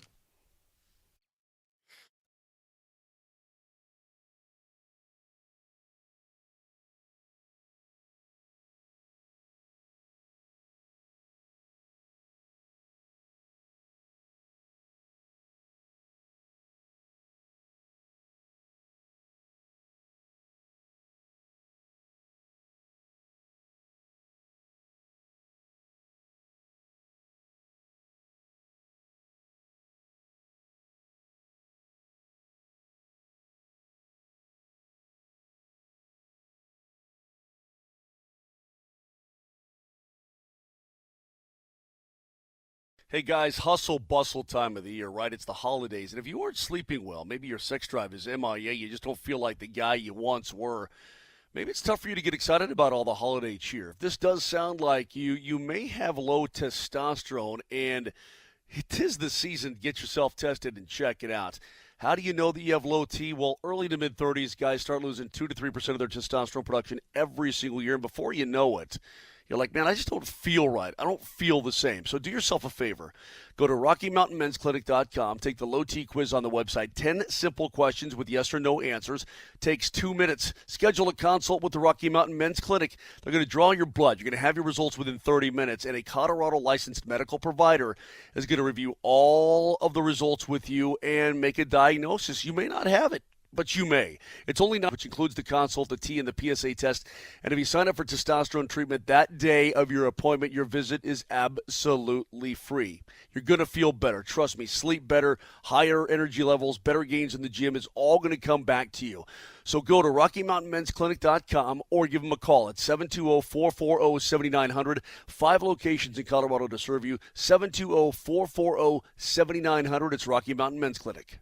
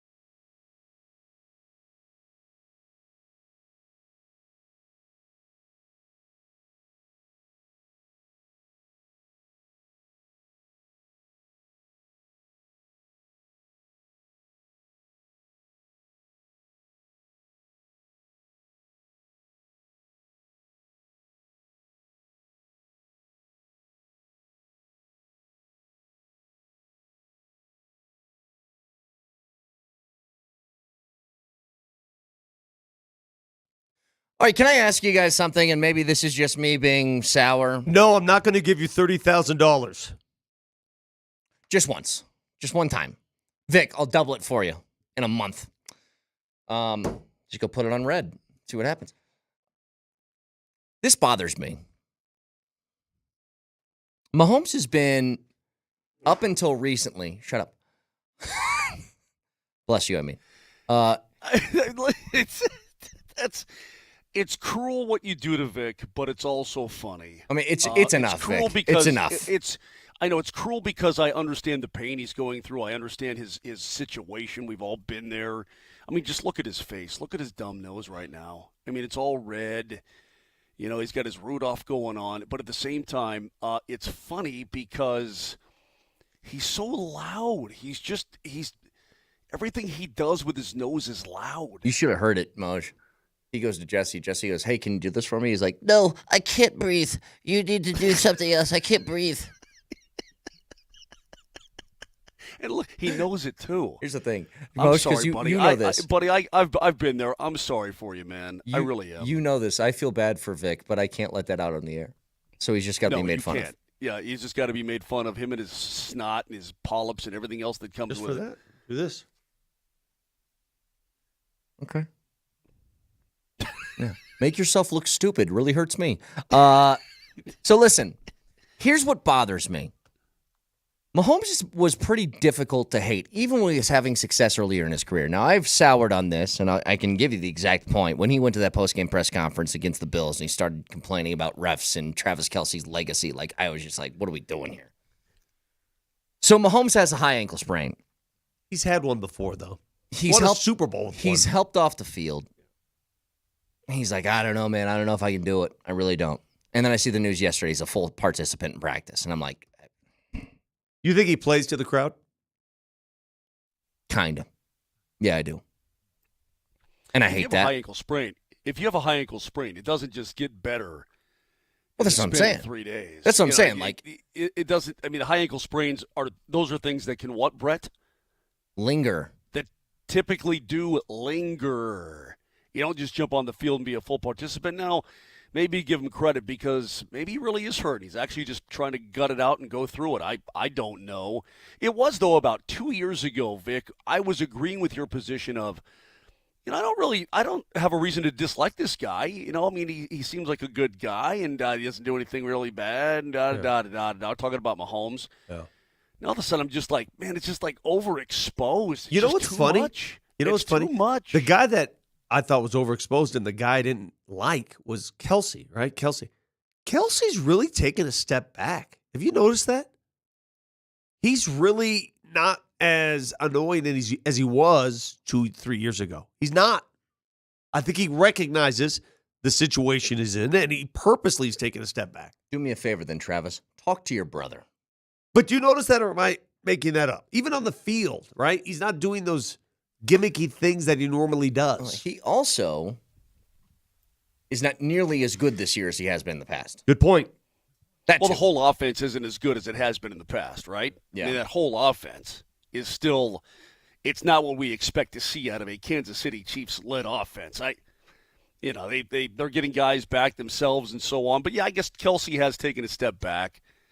I mean, with this whole Taylor Swift thing, it was probably too much for him to even handle, or, for them all to handle, probably. Just got crazy. But All right, so then who cares, man? Who is the most annoying guy in the NFL today? If it's not Travis Kelce to you anymore, as a Bronco fan, right? Who would it be? Oh, it's a Most great annoying question. for the NFL. Who's that guy that, all right, here we go again. Okay. All right, take it easy. Aaron Rodgers, that's an easy target. Yeah, but He's about to call it. I don't would be know. Mahomes. I think it's Mahomes. It would be Mahomes. Yeah, I think it is. Success, I mean, it's the maybe- Chiefs as a whole. Maybe but, they're right. Maybe they're right all along. We build them up, then we want to tear them down. Texter says, Brett, you sound like a jealous clown. They were up 2 touchdowns, so the backup came in. You guys hate him because he's the best player in the league and plays for a division rival, period. Yeah. Yeah, Yep, you're right. Yep, true on all You accounts. are right. You're listening to a Denver radio show. Did you expect me to argue that? Yeah, good job. A giant part of my hate-filled heart for Patrick Mahomes has to do with he's the quarterback of the Chiefs. You're right about that. You mean we're being biased? Oh, wow. Wow. Hey, send that to the news. Whoa. Did you think you got me on a gotcha there? I'll be the first to admit it. I hate a whole bunch of people that are rivals of the teams that I like. Yeah, that's the way it works. I think that's the way it's supposed to work. What do you think about Kevin Durant? You know what? Not a big fan. Not a big fan, Vic. Not a big fan. What'd you think about Russell Westbrook before he joined the Nuggets? I always loved Russell. That was different. Oh, come on. I was always a Russell Westbrook truther, a defendant. I think the problem was Vic. What a It wasn't concept. This guy necessarily plays Russ. for your team and you change allegiances. Wow. It's But never it wasn't happened before. necessarily Russ. It was the way he was treated by Nuggets fans that annoyed me. It was the standing ovation crap that annoyed me, cheering for another guy. That's what got. So he was the unfortunate recipient of my angst and anger of the Nuggets fans at that one particular game. That's what it was for me. Hey, Kevin Durant drives me crazy. If you told me that tomorrow Kevin Durant is joining the Denver Nuggets, I'd be the happiest man on earth. Hey, I hated Aaron Rodgers. Who had Aaron Rodgers watch every day for like 4 months? Exactly. Me. Okay? I'm not above putting my bias or letting my biases live in hate, okay? See, here's another one. A lot of people are saying it's Max Crosby. I like Max Crosby. So do I. Now, So do I. if the Raiders were a 13-4 football team, then yeah, I probably hate Max Crosby a little bit more. This guy says, I canceled my State Farm insurance because of too many Mahomes ads. I wonder if that's worked the opposite way before for these guys that get like celebrity endorsers. If they're like, yeah, I had your place, and then I saw you had Mahomes. I'm out. Done. Listen, if we're talking about volume of ads, nobody has had more volume than Peyton Manning. Let's be honest. Now, a lot of his came continues. post-career. I think that is different. Post-career advertisements hit a lot different than guy currently playing stuff. The king of look, Shaq's all over the TV too. Who has the most ads probably for a current player? Mahomes. You think, is it Mahomes? Yeah. He's everywhere. It probably is. LeBron? I think Mahomes has more. I guess LeBron's just more out there. He's got his own TV show and stuff You know like what's that. weird about that? You know who you don't see on a national level with ads? Baseball players. Hey, I'm Aaron Judge and I endorse this product. Cool. Isn't that crazy? Who's Aaron Judge? That's like half the people in the Isn't world. that crazy, though? You don't see that. It's not crazy. Baseball's a I'm terribly... sure Shohei does back in Japan. Shohei we does just have don't that know ad. about it. He has that New Balance ad, or is it Adidas? The one that he does is New Balance. The one I he think does with Jamal's Jamal in it. Murray. Yeah. Yeah. You're surprised that baseball players don't have ads? They aren't recognizable. Look, unless you're Jeter, who in the league, like the face of baseball is probably Shohei. Outside of that, who would you say what do they call it? Is it a Q score? Is that the instant recognizable thing? Is that what they call that? You guys know what I'm talking about? Talking to myself? All right, great. I think it's called the Q score, which is people recognize this person by their face. They recognize, like Mike Trout has a really low Q score, even though he's been a great player Correct. forever. Like all the NHL players are kind of the same way. Nathan McKinnon's the best player in the world. You put him on a commercial outside of Denver, I don't know how many people could recognize Nathan McKinnon. Well, I mean, in Canada, he's pretty well known. wait, He and Crosby wait. do commercials. They do Tim Horton stuff here. Somebody just mentioned this on the text line, and you're so right. The person who leads the world in ads is Deion Sanders. Not a player, but a coach. But he's in everything. He's another big differentiation when people said, "Oh, Michael Vick's going to be the next Deion." Really? You see Michael Vick in ad space everywhere like Deion has been for years? No. One other thing here, real quick. Talking about the Broncos, maybe a bigger picture discussion. One thing that, you're right about things, you're wrong about things, that I am happy that I held on to my stock and I didn't let this one go. I never really criticized George Paton for much. The mistakes that they pointed out with George Paton, I've said are mistakes that I would have made. I would have done the Russell trade. I would have given him the contract 100%. extension. I would have done all the same things he did. We signed off on everything he did. The worst thing that he did that I think is criticizable is the Hackett hire. That's the worst. Yes. But how do we know there wasn't something that was supposed to go with Right. the Hackett hire that fell We don't through? know. Don't have know no what's going idea. behind it. Whatever. We don't know. George Payton is excellent at his job. He is so good. From free agency pickups to draft picks with limited draft capital. Think about what he's turned those picks into. Nick Bonito was the last pick of the second round and their first pick of the draft. Yeah. And he's turned him into like a $30 million player. Marvin Mims has been a find. Marvin Mims finally Took a little while, but finally it's has become a find. Riley Moss has become an essential piece to your Now defense. look at this year's draft. This year's draft, you got a whole bunch of guys. Quinn Miners, who was, what is he, third, fourth round pick, turned into an all-pro level guard. The free agency pickups he's made, the trade that he made in the draft for Franklin Myers, like everything this guy has done has pretty much worked. And there were conversations that his time here was done, right? Yeah. He was being criticized for things that I think was largely outside of his control other than the coaching hire. It goes back to when the franchise was in utter disarray because of the questions of ownership. That's a big deal. That's a top-down deal. It affects everybody. GM, coach, everybody. And I think he got caught in that fray. Now that there's security at the top, there's a I mean, look how well-rooted the Broncos are now with this ownership group. See how things are falling into place? See how much easier it is to operate? Texture says Randy Gregory has entered the chat, admittedly. That was a bad signing. But you know what? Find me a GM with a 100% hit rate. Go ahead. And I'll give you something else. If you know it's a bad signing, wash your hands. Yeah. Wash your hands. I think part of the talent level of a good GM is knowing when you made a bad pick and don't hold on to it. Get out. Get out. Just curious. I mean, the Avs did that last year with Ryan Johansson, did they Yeah, not? you're right. Yep. They're like, hey, Get this out. is not going to work anymore. Let's be done with it. Where They is he flipped now? their goalie room before Christmas. They recognize a problem, and they at least are attempting to fix it. Yep. By the way, here's this year's draft class, and I know it's just initial impressions, 14 games in. You guys tell me good or bad. Bo Nix, Yes. Good. you didn't have a second-round pick, so you go to the third round. Jonah Ellis, True. Good. Fine. Troy Franklin was your fourth-round pick. Maybe that one still remains to be seen. Has some promise. It's up in the air. Fifth-rounder is Abrams Drain. True. Good. Played true or false, right? Another fifth-rounder is Estime. Maybe another wait and see. Seventh-round pick is Devon Vele. True. True. Pretty damn good resume, right? True. Marvin Mims was your second-round pick the year before. Took Seems a while, to be but working. he is flourishing now. Riley Moss was your third-round pick. Yes, sir. Seems to be working. The other picks were Drew Sanders, which is an incomplete because he's been hurt. Yep. JL Skinner, depth piece at safety, Depth. okay. And then seventh-rounder was Alex Forsythe, who's a backup offensive lineman. These guys have all, but they've all played in the league. I mean, they've all played. And not just, I mean, these guys aren't junk. They're all at least getting some playing time at some point. The more I think about it, the worst pick that he's made over 4 drafts is probably Dulcich in the third round. It's probably the worst. That's the only one that And didn't that's- work at all. As far and as premium picks.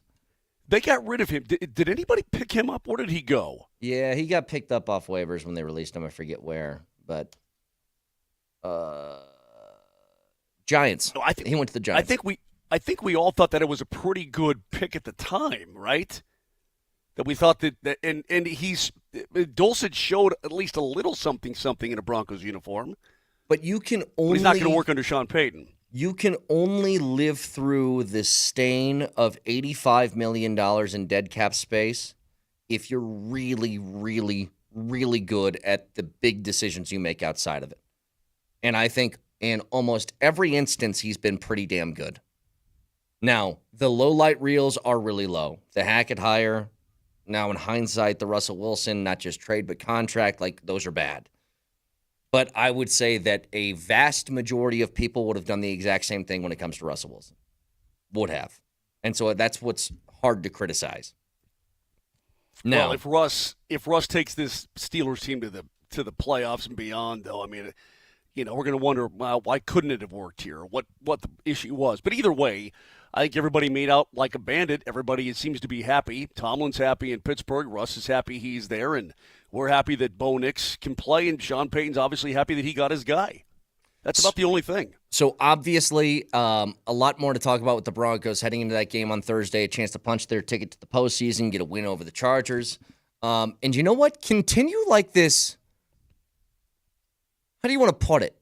There's a feeling around the Broncos that when they were on the schedule, especially for teams in the AFC West, they felt like they were getting wins. I mean, the winning streaks that the Chiefs had, the Raiders owned for a long time, like all of that, seems to be coming to an end. And now you're a team that, you don't want to face the Broncos. They're tough. They're a difficult team to deal with. And if you can do that against a Chargers team on the road tomorrow, which would lead you to your first playoff berth in, 9 years? 8 years or 9 years? One of the two. 9 years, I think. 2016 Super Bowl championship was the 2015 season. Yes, so 9 technically years. be a 9-year wait. 9-year wait to get back in there. Hey, Brad, technically it'd be a 9-year wait because I'm talking like this. I mean, that is crazy.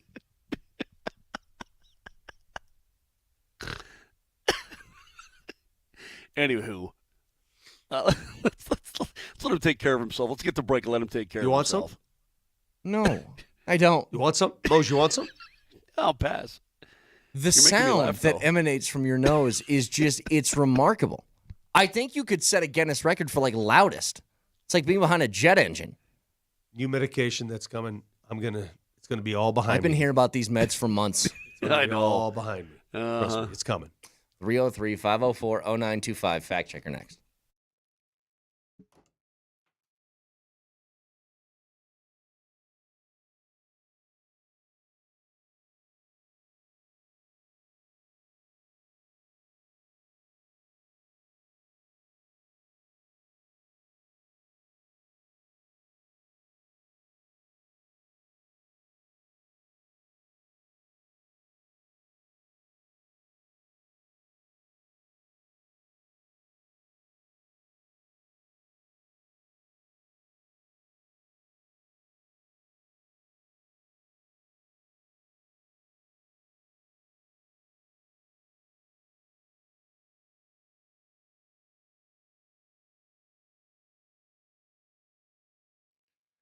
Circus Sports has all the odds you want in the best form. The best odds you will find on any sports book resides on the Circus Sportsbook. Talked a little bit about earlier the odds in the Broncos game as that number continues to dip. It started at 3 points, it dipped down to 2.5. If you want the best chance to get the best number, I would jump on that right now with the Circus Sportsbook. But also remember, we're in the thick of bowl season.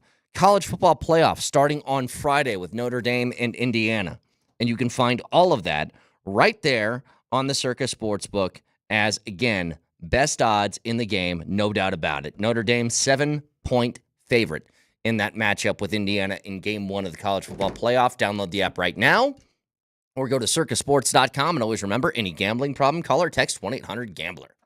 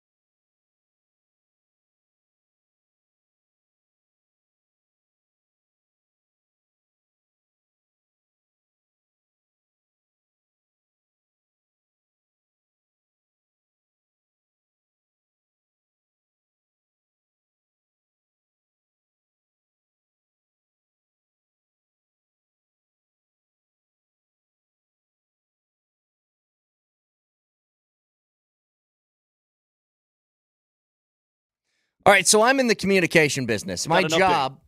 Sorry, Moj, go I ahead. got an update. Coach was at the rink early this morning. Time got away from him. He says he's very sorry. He will join us tomorrow for sure, but he's right back to work. So he's been busting his hump since early this morning. Okay, deal. Busting it out. Oh, it's going to cost. Okay, so Coach will be on with us tomorrow morning live from San Jose, California. I wear medium. Sometimes a large. You tell him that. Yeah. Just send him that message. He'll know what it means. And I don't think he's going to know what tell that him means. I'm an XL. Okay, so you want him to deliver you some goods. And I like some cab. goodness. Cab or Pinot Noir. And tell him, like, at least a $50 bottle of bourbon. Actually, he is the. You know what's him. funny He about that? probably would do What's it. funny about He that? probably This would. man, for Yeah. those that don't know, I mean, just on a personal level, is the most generous. Yes, I he think is. the most generous coach I've ever seen. I've ever known. He's And that's- like that. I'm telling you guys right now, if say what you want, I'm nothing but honest, and that's going to lead into something else. I have a bias towards Jared Bednar. 100%, I me like the too. guy. So, Okay, when so I am biased in And this. I'm going to say this as long as we're talking about it. Usually, I would never be public about it, but I'm going to embarrass him a little bit. So when I won that award thing, that Emmy thing, it wasn't like big deal. I mean, my mom didn't even congratulate me. Yeah, she did. She was nice. She was happy for you. I was there. Bambi gave me a hug, said she loves me. Jared gave me a bottle of whiskey that I think cost $500. Yeah, he's a good guy. By the way, Like, the fact that he I won't showed even up at drink that, that he just showed up, forget a gift, like, that who he just does that? showed up. He showed up with a bunch of like. Why would you do that? I was embarrassed for myself. So yes, I am very biased towards Jared Bednar. Here's the What's other it thing. called? The silver what? Silver lining award. There's always a silver lining. Okay, there's a silver lining. So the funny part is, though, you should have been embarrassed by what you wore to this thing, not knowing right. if you had a choice. You didn't know what was going down, and you looked ridiculous. Here's the thing, though, because I saw this text. And again, you guys answer the question for me, okay? I don't say things on the air I don't believe in, and I don't guard the things that I say. I got into this because I want to say what I think, and whether you think I'm right or not is beyond the point. You can think I'm stupid, that's fine. But when a texter says Kane is embarrassingly misinformed about Prime, he runs with every clickbait rumor about the Buffs, he would be the first one to enjoy his downfall too, and it goes on from there. This is where my job is to communicate, and I feel like I do a decent job at least telling you what I think. I don't know how you arrive at that conclusion. When we were just talking about Prime, and I know this is the whole Prime thing that's been going on for a couple of years now, I said Prime's the best thing that ever happened to CU. Ever. I wasn't here in the 90s when they were winning national championships, so I can't speak to that. Since I've been here, I couldn't imagine a better thing happening to that university than Deion Sanders showing up. He's Not a visionary. single thing. He's a visionary, and we were wrong on a lot of accounts. Now, it doesn't mean that you can't be critical of certain things that he does or says. It's okay. It's all right. You can like somebody and not like the way they act or talk. I mean, there are things he's done that I'm like, come on, really? But in the grand scheme of things, the guy's brilliant. I don't think I've had brilliant. an ounce of criticism for Deion since like week 2 when they played Nebraska. Exactly. I was a little critical after the Kansas game because you got run on for like 5,000 yards, and I said, why don't you stack the box a little bit more? He's also, as you could tell, he's changed his demeanor as well. Totally. Like his method of how he operated, and Moj, tell me if I'm wrong here. The way that Deion has carried his persona since, I would say, well, really the beginning of the season, has been completely different from year one. Where I said, Absolutely. like after a month, I go, you know what's really different about CU? They're letting the football talk as opposed to opening their mouths a little bit more. I think I part of me thinks too that when you come over into Colorado and you take over a 1-11 program, you do need to be a little bit blustery because you're building, you're trying to get hype. That's what your initial goal is, right? Is to sort of prop up your program that way because you can't do it with your football right away. Yeah. I mean, you could try your hardest, but you can't do it right away. But now the football is talking because they are better, and he has done it the right way. And I think this is probably what you'll see going forward from Coach Prime. Brett, one thing about what you just said about what the texter said, you've been in this business long enough to never underestimate somebody's inability to understand what you're talking about. Mm-hmm. And sometimes it's poor communication. Through their own bias, though. There's nothing I've ever heard out of your mouth on this program that would tell me that that's the way you feel, that the way this person interpreted it about Coach Prime or anything else. It's just that people hear what they want to hear, and they make conclusions that they want to come to, regardless of what you say or I say or Vic says. We were dead wrong about what his intent was with his time at CU. Yeah.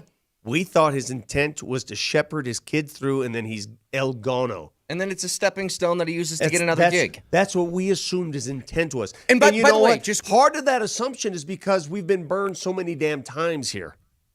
Yes. Like, the other thing I was going to say was, if that was his intention and he followed through on it, which we were wrong about, but let's say that, Shedeur, Travis Hunter, Shiloh, they're all gone now. And Deion said, you know where I'm going? Florida State. They need a savior. I can understand it from his perspective. You know what I would say? Good luck. Thanks. Like, I wouldn't be critical at all. But the method to his madness has been brilliant because he's been, again, a visionary. He's been a step ahead with the portal, with NIL, with high school recruiting.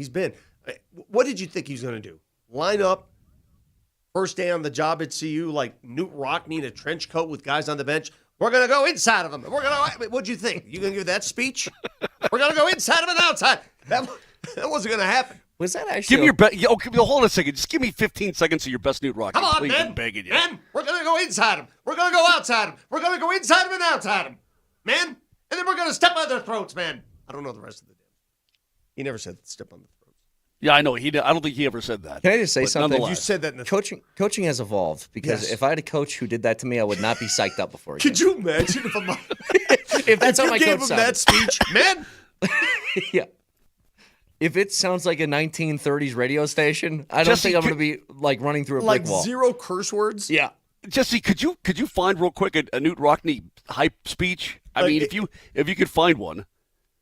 If just before we're out of here, I've heard that'd be Marcus awesome. Freeman. I was privileged enough to be in the room when they played SC, and let me tell you something. He's a great speaker. Mm-hmm. But if Marcus Freeman before the game Friday night walked in and pulled that speech, his players would be like, "What's going on?" I don't even know if it's the content of the speech or just the sound. Here, let me give you an example. Okay. When you punch us in the face, we're going to get up and we're going to take off your kneecap, and then after that. You punch us down, we're going to take your other kneecap off. And then we're going to take another hunk out of you. And before long, like the Dan Campbell thing can't work with a voice like that. It's like you're doing 30s radio. Exactly. That wouldn't fly today. It's that scene in Remember the Titans. Do you remember when, like, finally, who's the actor that's the assistant coach to Denzel in that movie? You remember? Oh, yeah, he's a good actor. He is a good actor. Oh, yeah, he was in, he's been in Remember the Titans? Yeah.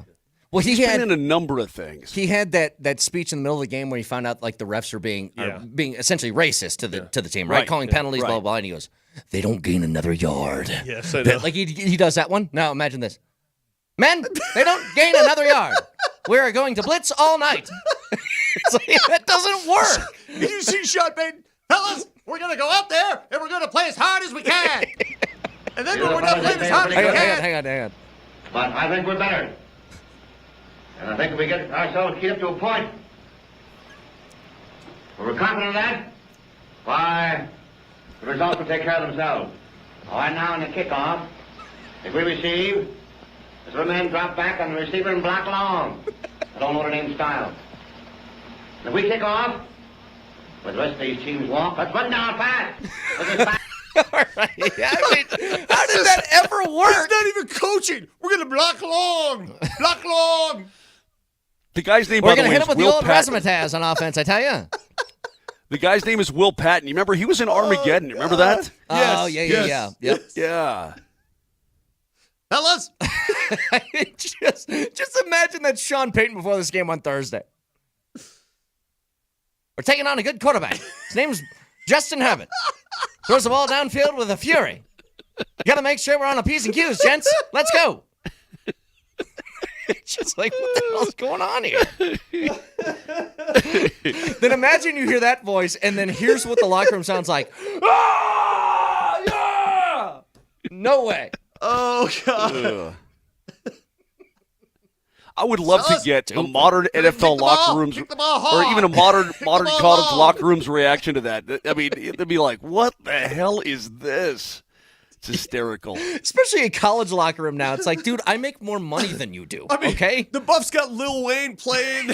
They got, give me my theme song. And then all that stops. It goes, all that stops. And Prime goes, man, we're going to kick him in the butt, man. Hysterical. Absolutely hysterical. Somebody's got to make that movie. Somebody make the movie of coach who time travels from 1920 to try and coach a current day NFL team or college football Could team. you imagine if that same speech, I don't know what year that was, to the Notre Dame football team, if Prime showed up and goes, man, All right, boys, let's hit the field. but first, Make sure your pads are on tight because But we're going to first- hit them really hard today. my theme song. We're going to go out, we're going to crip walk our way to the 50-yard line and make sure we get our stretches in. Nothing more important than a warmed-up hamstring. And I brought some entertainment value, too, when you walk out onto the field. You, son, get over here. It sounds like you got a personal foul. How dare you do that to your teammates? I mean, ridiculous. Hysterical. I mean, It's Texas are hysterical. right. I didn't recognize it now. You sound like the Canadians in South Park. That is exactly what that sounds like, actually. I mean, exactly. Anyway, 303-504-0925. So, if you guys missed it today, we will talk to Jared Bednar tomorrow. I'm assuming 8 o'clock, Moj, around then? 8 o'clock tomorrow? Yeah, probably 8:30, right around there. Again, it's 7 o'clock in the morning. I mean, but he's up. He was already at the rink. I mean, he's just busting his hump. So we'll talk to him tomorrow. We'll break down the Broncos game. And Texas says, men, we're going to hit him in the little dinghy as hard as we can. Make sure you get a good shot in. Fellas, get a good wash in before the game. What, he's the Syracuse coach now. You better win, because showers are for winners. Personal hygiene only works if you win the football game. All right. Oh, it's hysterical. iTunes, Spotify, Spreaker, Moj Lombardi, and Kane got another gameless night before our triple dipperoo tomorrow. My eyes are watering. That was so damn funny.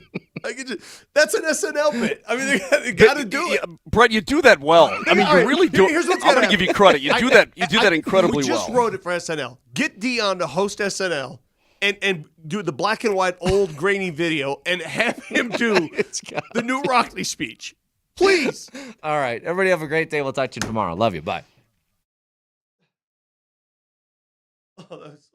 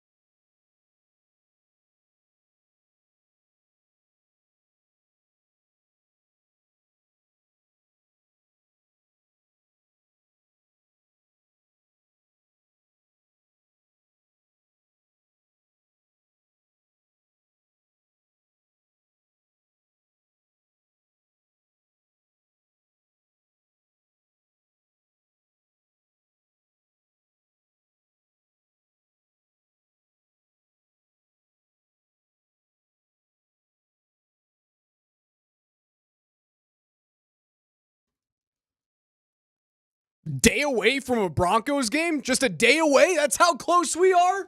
I didn't have to wait all week? This is great. Well, thank God, because last night, I didn't even know that the NBA Emirates Cup was finishing up last night. Didn't know that was a thing. Well, that makes two of us. Until I opened up Twitter. It either makes the Morning Sprint the worst informed sports talk radio show in the world, or maybe the in-season tournament Emirates Cup doesn't make any impact on the sports world whatsoever. And I'm going to go with the latter. I was trying to figure out what I was going to do last night. One of my buddies was texting, hey, you guys want to log on and get some kills, play some Call of Duty? And one of the guys in the group chat goes, having a beer and watching The Match. And I went, what is The Match? And apparently there was a golf match between Brooks Koepka, Bryson DeChambeau, Rory McIlroy, and Scottie Scheffler last night. That was a thing that happened at the same time of that. The NBA, I know, I had no clue. It crippled me. I went like, what is going on right now? And then I scrolled on Twitter, and apparently, congratulations to the Bucks and your blowout victory. You get to hang a banner now, and you get to pop some champagne. Darvin Ham, now undefeated in the NBA Emirates Cup in back-to-back years, the champ for the Los Angeles Lakers. Nuts, man. And now the Milwaukee Bucks. What an in-season tournament legend Darvin Ham is turning out to be. Do I not care about it because the Nuggets weren't in it? Or would I also not care about it had Denver been playing last night? I would have cared about it. I don't know. I would have gotten into it. I don't know why. I'm such a hometown team Glazer. Just like, oh man, this is a big deal. This is huge. Like I got that way a little bit about all the various MLS. You're that way about like the BYU Buffs game right now. And I look at that and I go, what are we doing here? You know what? It's just because I love sporting events that I have any form of interest in. Like I'll take anyone and run with it. I've also learned, and why I didn't know about the Emirates Cup being played last night, is in this new world that I find myself in. You are in. So it's very, very new. It's very different from most people that at 42, old guy, you're now getting into you're finally getting into like a rhythm. Tailgate mode, watch sports and enjoy them mode. And also it's my job mode. It's very different from what most people have done, right? Like all the rest of us have grown up watching sports from a fan consumption point of view, and you're now starting it at 42. So everything is Christmas morning to you. Meanwhile, I'm, the kid who's walking into 5th grade and being like, I now know the secret of Christmas and it's ruined. For me, I'm learning now that I watch so many more sporting events than I used to because I take the job seriously, just like you do, just like KJ does. And when the Nuggets and Avs are playing and or there's a college football game, like I love some action, even though we don't have any right now. But with knowing that there's a Broncos game Thursday, there is all the college football that you could even dream of from Friday until Saturday night, and then another great slate of NFL football on Sunday and Monday. You got to find your spots to get back in good with the lady friend, with the wifey. I did that last night. Yeah, last night's a perfect night. I caught up on 2 episodes of MTV's The Challenge, the greatest reality TV show of all time. I watched a Hallmark Christmas movie with my wife to get back into good graces. I watched Klaus on Netflix. You ever watch Klaus? No, but I'm always down for some more shows, man. But the problem is I don't have the bandwidth. You big holiday movie guy? I am. My wife accused me like 3 days ago, you're just not in the Christmas spirit. You don't even watch holiday movies this year. I'm like, how dare you? I go, Anne-Marie, I have to watch sports. Like, otherwise I'm going to get on the airwaves and just throw out a bunch of randomness and just do the old lazy sports talk radio Talk about host. How Anna Kendrick was smoking hot in that Hallmark film you watched. Yeah, and I'm not going to do Moj. that. Moj is an Anna Kendrick fan. Yeah, he's kind of crazy. That'd make 2. What? Go ahead, KJ. Come on in. I got sports. I'm sorry. You go with your Anna Kendrick. Oh, you were going to go sports? Yeah. Give me sports, man. All right, let's go sports. Are the Broncos affecting our holiday season? Because for the longest time, we haven't really had to care about the Broncos. Are they affecting how we care about the holidays? In the best way. In the best way, KJ. The fact that you are essentially in the playoffs right now, and the playoff scenarios go this way in the NFL this week. Here are your clinching scenarios. The Broncos clinch the playoffs with a win. They're essentially in right now. or they can do so with this combination: a Dolphins loss, a Bengals loss, a Colts loss. The Chiefs can clinch the 1 seed with a win and a Bills loss. The Steelers can clinch the AFC North with a win. The Ravens can clinch the playoffs with a win or a Dolphins loss paired with a Colts loss. Following me so far? That's the AFC as it stands right now. So we are in the mode where, like, not only are you looking at playoffs, you're looking at, like, can you climb up the seeding? Can you find a way that you can avoid Kansas City at all costs until an AFC title game? I think we're having the wrong discussion right now, Raj. Why? You wanted me to go toxic, like a next level toxic optimism? Why aren't we talking about the Broncos winning the AFC West? You can't. Yeah. You just the Chiefs have already clinched the They've AFC already won West. AFC West. That's why we're not talking about it. It makes total sense. Yeah. I thought you just said that the Chiefs They the can clinch the 1 seed. Oh, brother. See, man, I take one day off. One night off. One and day you off are from just sports. gone. And I'm like, I am the dumbest This guy. sports take guy on planet Earth. This guy. Get your damn act together. Can we tie though? No. What's their record? The AFC West No, has no, been no, won. no. Just listen. The AFC West Hear is me done. out. Hear me it out. was done last Just- week, hey, Coach. just let me indulge me for a second. Chiefs are 12-2, right? No, they're 13-1. Never mind.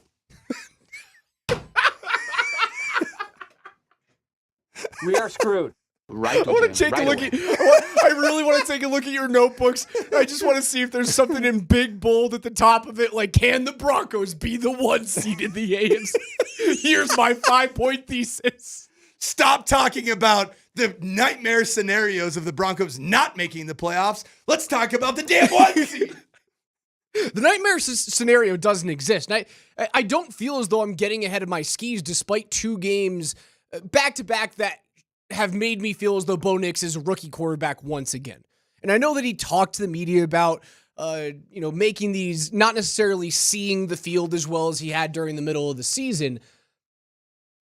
I don't feel as though that they're regressing. I think it was 2 games in which he didn't have it. And I'm excited for them to go after a team in LA that's ripe for the picking. Like, this isn't the same LA team that got up 20 points on you in one half all the way back in the middle of October. It's not the same team. They don't have J.K. Dobbins, who slashed through you in that second half. I know that most of the points for the Broncos were garbage time points against L.A., but I don't feel as though that we're going back to him throwing back-to-back balls into triple coverage. Like the Marvin Mims interception, if you go back to week 6, right? Waits, throws the ball high and behind Mims into what's certainly double coverage, if not triple coverage, if you look at the safety who gets up off of that tip pick in week 6. I'm not nervous about him doing that in back-to-back-to-back weeks. I expect a bounce-back week for him.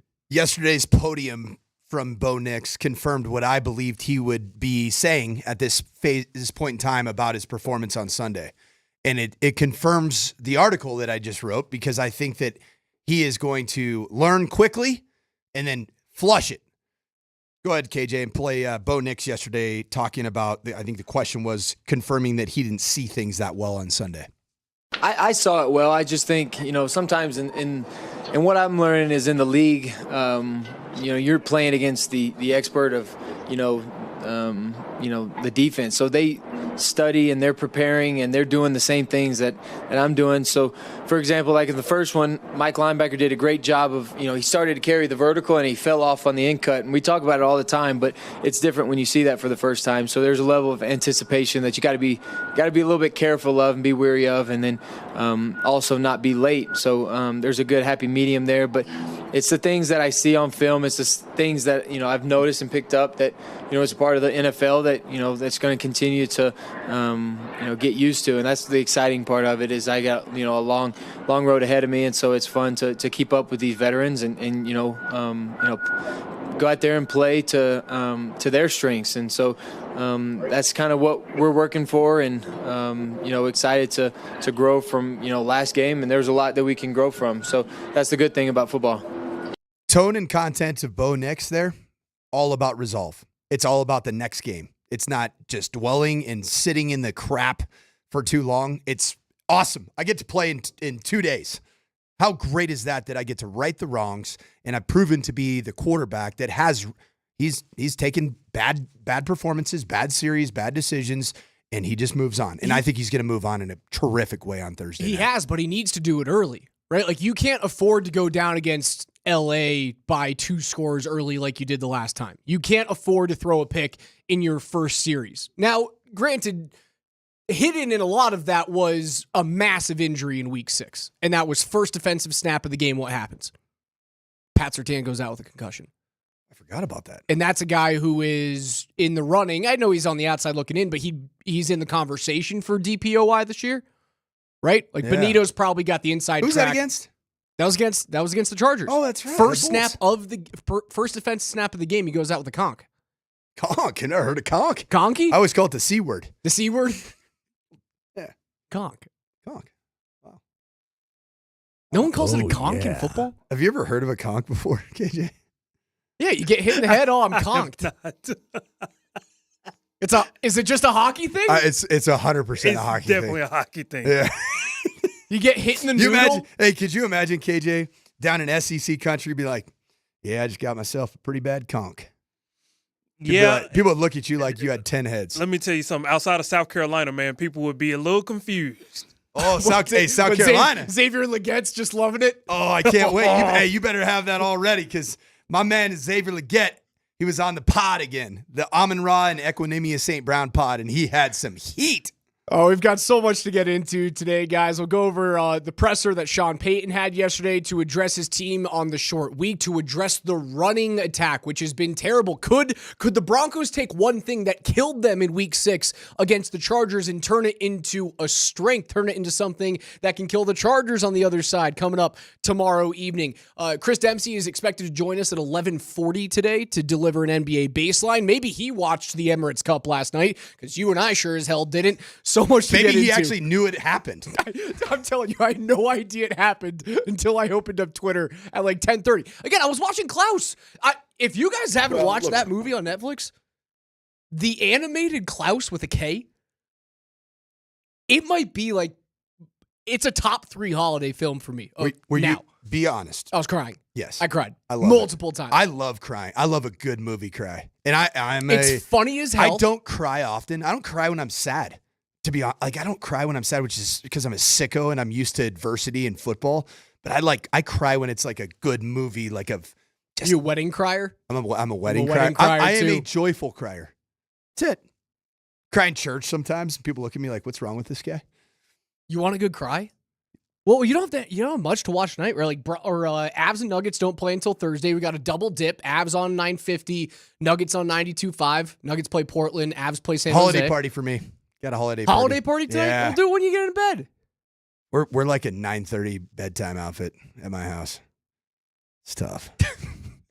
Well, never mind. I'm trying to give you holiday movie recommendations. I'm just getting shot down left, right, and center. Once Thursday hits, sorry, babe, I'm not watching any Christmas flicks because I got Broncos, then the battle for the Hoosier State, then all the college football playoffs on Saturday, and then a full slate of Sunday football, then Monday night, and I got Avs and Nuggets mixed in starting Thursday night. Text us today, 303-504-0925 on the Shop Monster text line. One price, one person, and 1 hour. It's the Morning Sprint.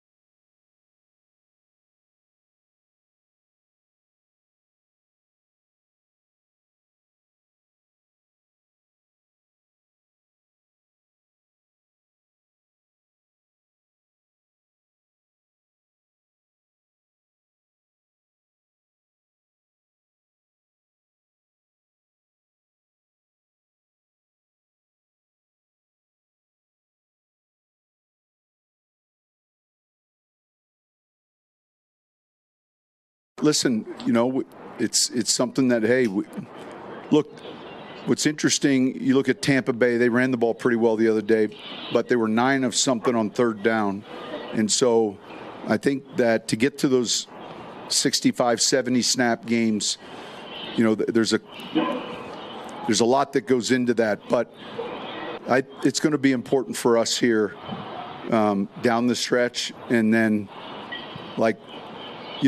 we're never satisfied, but we've got to be more efficient and look for, this is a good team here, plays the run well. These guys are first in the NFL in points allowed, I think 17.5.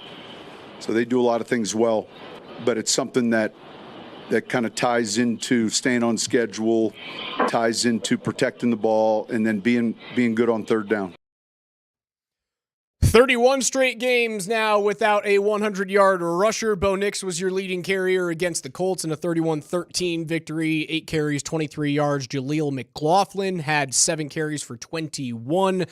Coach Sanford, my question to you, is this the week where you see the Broncos finally breaking that century mark? Because it's something that when LA got out to that lead, J.K. Dobbins was the guy that made the big difference in that one, right? He was the one that just kind of started to melt that clock away. You ended up running out of time, right? You made this thing a one-score game at the end. You failed to get the onside kick. The score is closer than what the game was the first time that these two teams met.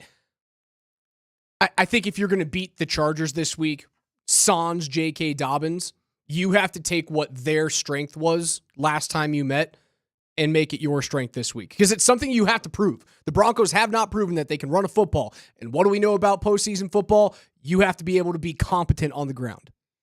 Well, it's not the greatest defense schematically and or just in terms of the numbers. If you look at the tail of the tape for this matchup between the Broncos and the Chargers defense, it's not the greatest one to say, yeah, we're just going to have a 100-yard rusher. I do think it's a game where why not lean into Audric Estime? I still think it. Jaleel McLaughlin at the very least is slightly injured. I didn't see the injury report yesterday. I think listed him as limited. And it also, which was great news, listed Riley Moss as limited, practicing for the first time. And then also PS2 is full, which is good. But as it goes to the running game, man, I just have this deep belief, having coached for so long, that you can't just flip the switch and say, guess what? We're a physical team today. Watch this, guys. Physicality is a choice, Raj. Physicality is a 365-day-a-year program identity. And you can't do it in week 14, 15. And so I do think that you might call more runs. But in terms of the identity of your football team, I would be shocked if you do have a 100-yard rusher in this game. Shocked. The most successful teams against the Chargers this year on the ground have been, and these are 3 wins for LA's opponent. Can you tag it with like the date or at least the time of the year? Week 15, Tampa Bay. Yep. Well, how many yards total? 223 yards total. They had 117 yards on the ground from Bucky Irving. Oh, my old pal. 64 yards on the ground from Rachaad White. All right, so 223, if I'm correct, combined with Tampa Bay. In a Week 12 loss to the Baltimore Ravens, 212 yards total on the ground. Derrick Henry ripped off 140 of those. Justice Hill had 4 carries, 55 yards, and a touchdown in that game. In a Week 7 loss at the Arizona Cardinals, 181 yards on the ground for Arizona in that game. Your leading rusher for Arizona was James Conner, 19 touches, 104 yards. Kyler Murray also added 64 yards on 6 tucks and a touchdown. Yeah, so you're looking at, I think, 3 teams that have forced their almost like square peg round hole to be physical identity teams. In 5 of the 6 losses that LA has had this year, their opponent has rushed for north of 100 yards. All right, if the Broncos do have a 100-yard rusher, who would it be? That's my question. Who would it be in this game, Thursday night? I feel like you have to lean on the veteran. So Javonte Williams. I feel like you have to, because no one stepped up at this point. Like the most consistent rusher that you've had on this team has been your quarterback. And it's not like you're gonna run Bo 12 to 15 times this game. You know, that's a great way to get him hurt before the playoffs and the season's over. 3 or 4 games this season where Bo Nix was the leading rusher. You were without a win in that game, in that statistical anomaly until this game against the Colts. And I mean, he tucked and ran against the Colts a lot, but he looked uncomfortable. Unless it's completely by design, I think that is a losing game plan for the Broncos.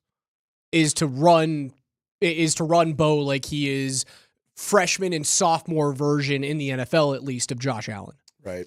Or Bo Nix at Auburn, where he ran the rock a ton.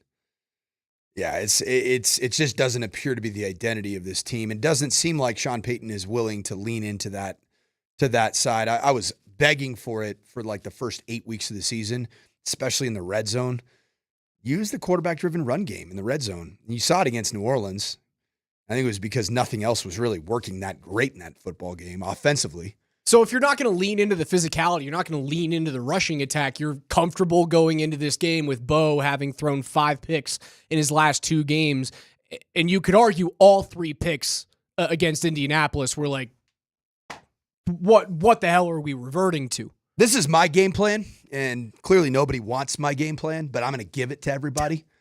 I'm going straight thunder and lightning, and it's with Audric Estime is your bell cow, big physical runner. See what you have. Because you've given Javonte Williams all the opportunities throughout the course of the year to show what he has, and he's shown you. Your film is your resume. That's what it is. And right now, his resume is that he has not broken tackles consistently. He has not pushed piles consistently. He hasn't, frankly, made very many people miss unless there's a ton of open space. And your lightning is Marvin Mims Jr. because he won you a damn game by winning the field position battle against the Colts. 97 yards. It's damn near 10 first downs by way of the punt return game. Ball into his hands. Use some 2-back sets. Motion Marvin Mims into the backfield. Use the eye distraction of Marvin Mims. Hand it to him 3 to 5 times. And then let's see if Audric Estime get 15 carries and be the thunder, the boom that this team has been lacking sorely. See if you can turn Mims into your version of Deebo Samuel, even though he's not as dynamic. And that was started with the Chiefs game, right? And then continued with, I believe it was the next home game against the Raiders, I believe, when you used him as you got him open on the wheel route. It wasn't the Raiders. It was a bad team. Raiders are a bad team. Panthers? I couldn't tell you. Panthers were after the Chiefs, right? After the Chiefs game? Game logs for the Broncos. After the Chiefs game, win against the Colts. No, sorry. I'm like, that. Sorry. It was, I've got my schedule all mixed up right now. Atlanta. Win against Atlanta was after the, it was the Atlanta week game. After the week 10 loss against Kansas City. Remember Marvin Mims all of a sudden's running wheel routes from the backfield? He's lined up at running back, and then they use the window dressing of Marvin Mims motioning into the backfield as the illusion of him being the primary objective as the ball carrier, and then they sneak out my guy Nate Atkins on that little play action that was wide open. Let's get back into that and use Audric Estime. He is the one of the 3 backs that I don't believe has had the opportunity to really know what you have. Well, they gave him the opportunity early on, right? Like weeks 1 and weeks 2. Yeah, they he put the B on the G. He did it multiple times. Yeah, he put the ball on the ground. And that's the easiest way to put yourself into coach purgatory is to be careless with the football when the entire identity of this offense, certainly at the beginning of the year, was don't turn the damn football over. And you turn the football over with picks and with fumbles in weeks 1 and week 2. You lose those games, then you start to become incredibly responsible with that football. You rattle off a bunch of wins to the point where you're essentially in the playoffs right now. He fell out of favor very early. And I don't know if Sean There was Payton, like a mini renaissance, don't you think? There was like it was like week 8, 9, 10 right in there. The only guy who feels like he's Chiefs game. The only guy who feels like he's been given a long enough runway on the rushing game has been Jaleel McLaughlin. And unfortunately, because he's not 100%, he's likely not the guy that you're going to lean on tomorrow on a short week. In any other given week, I would say if Jaleel McLaughlin's fully healthy, why not try to give him 15 carries? And that really hasn't happened either, right? Like it's been more that 12. The closest game to it was the game against the Browns where he was knocking on the door of a 100-yard rushing performance. But then, of course, Sean Payton wanted Bo Nix to throw a touchdown to get those numbers back up there. And you didn't get to see him get to 100 yards. I thought he was well on his way in that particular contest. But he's a little banged up, whether it's serious or not. He was called off the field because of a groin or quad, some type of injury. And he's on a short week. Those guys just rarely look great. And so I don't think it'll be him. So why not see Audric Estime toted 15 times? Let's see what we got. You have to figure out what's going on, because if you don't figure that out, something has to be done during the draft or during free agency next season to get a true running attack for Bo Nix next year. Because eventually you're going to get Bo's head taken off of his block or taken off of his shoulders, because the defense just doesn't have to worry about stacking the box. Don't put a conk into the universe. A conk. Hey, you got a conk? Conked. It's very it's a very careful word there. You have to enunciate the N. Conk. Oh, okay. Yeah, you can't.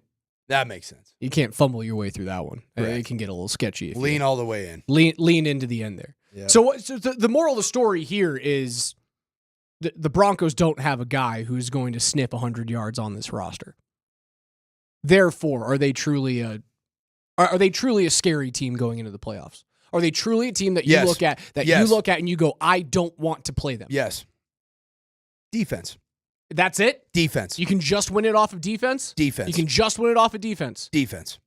At least the 2015 team had C.J. Anderson back there. The 2015 team didn't have an athlete at the quarterback position that can extend plays and get you 3 to 5 first downs a game with their legs.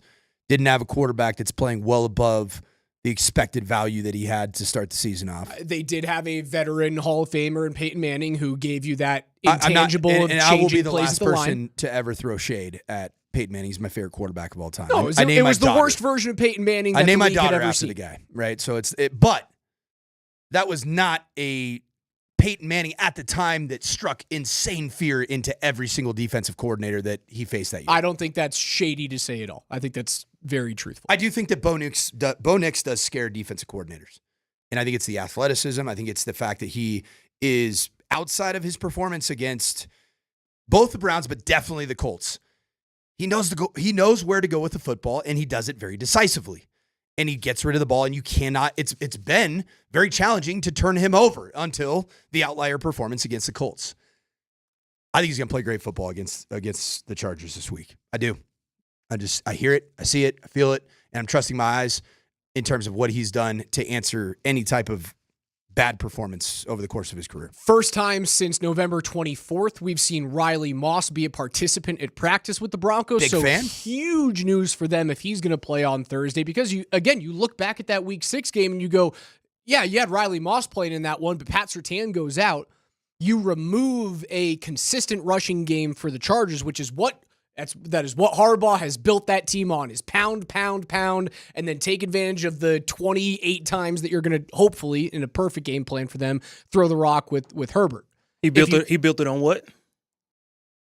What did he build it on? On running?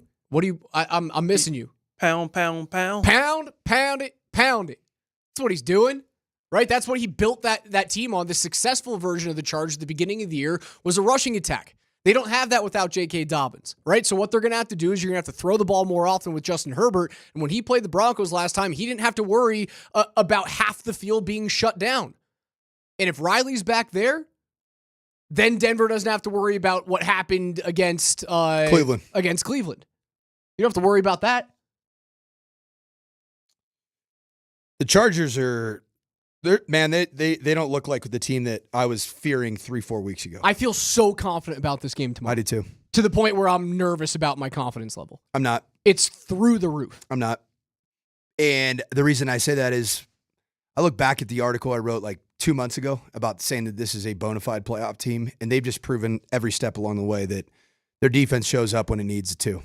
The offense has been playing timely football. It's a great complementary football team. There's a reason it's in every top 10 of power rankings across the landscape. And right now, Chargers are slipping out of that top 10 fast in all power rankings. And there's a reason for it. This is a good complementary team. And now you add the element of the special teams changing field position. Marvin Mims, the leading punt returner in pro football. You have Will Lutz, who I don't think we're talking about enough. It's like the most consistent, just known commodity. You just roll Will Lutz out there. Yep, it's good. In a year where field Kickers are struggling. Field goal kickers are struggling, man. They're struggling big time. Tuck. Jake Moody hasn't been the same guy this year. Butker's been injured and also hasn't kicked well when he's been healthy. I see the text coming in here. Riley Dixon's just Dixon darts everywhere. Beautiful punts. Syracuse. Mitchell Fraboni. Syracuse.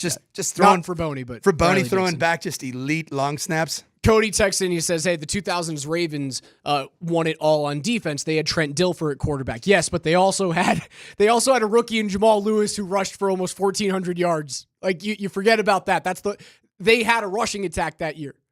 They had Trent Dilfer, and they had arguably the greatest defense of all time. And the Broncos had a defense that is talked in the same circles as that 2000s Ravens team that they beat the Giants that year, if I'm correct, right? Kerry Collins.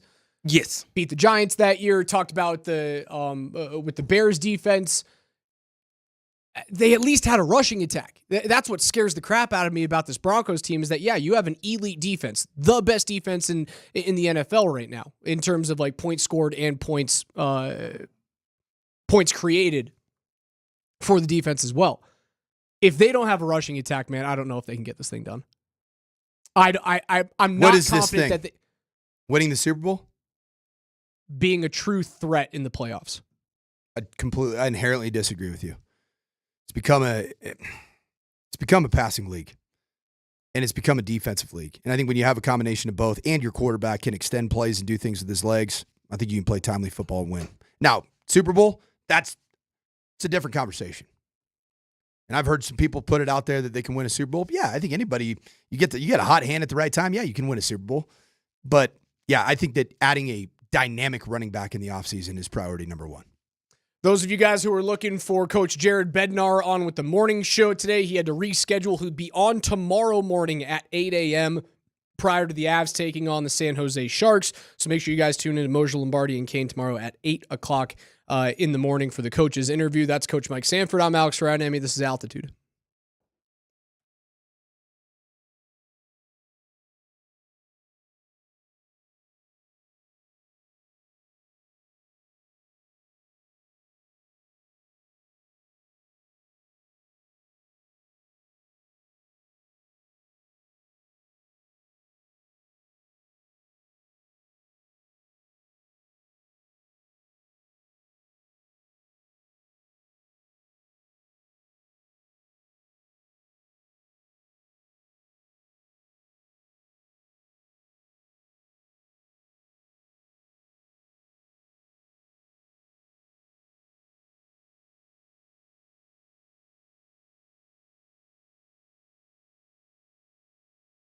Hey, Colorado, it's Coach Mike Sanford. It is that time of the year, and it's time to get up to the mountains. I have the perfect place for you, and that is Loveland Ski Area.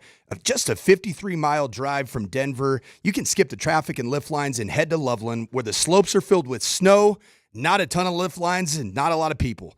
Loveland is a great place for families, offering a designated beginner area at Loveland Valley.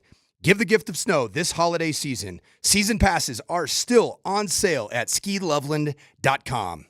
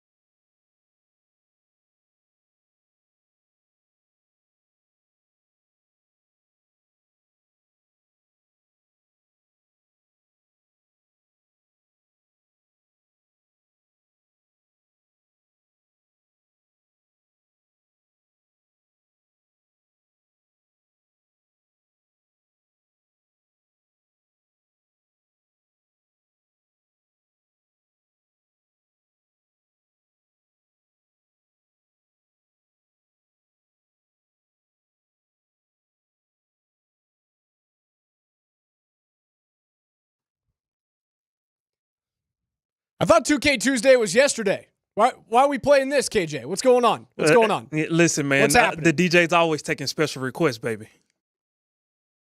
What? Coach, are you hot? Are you hot? You stripping right? Oh, my goodness. Oh, man.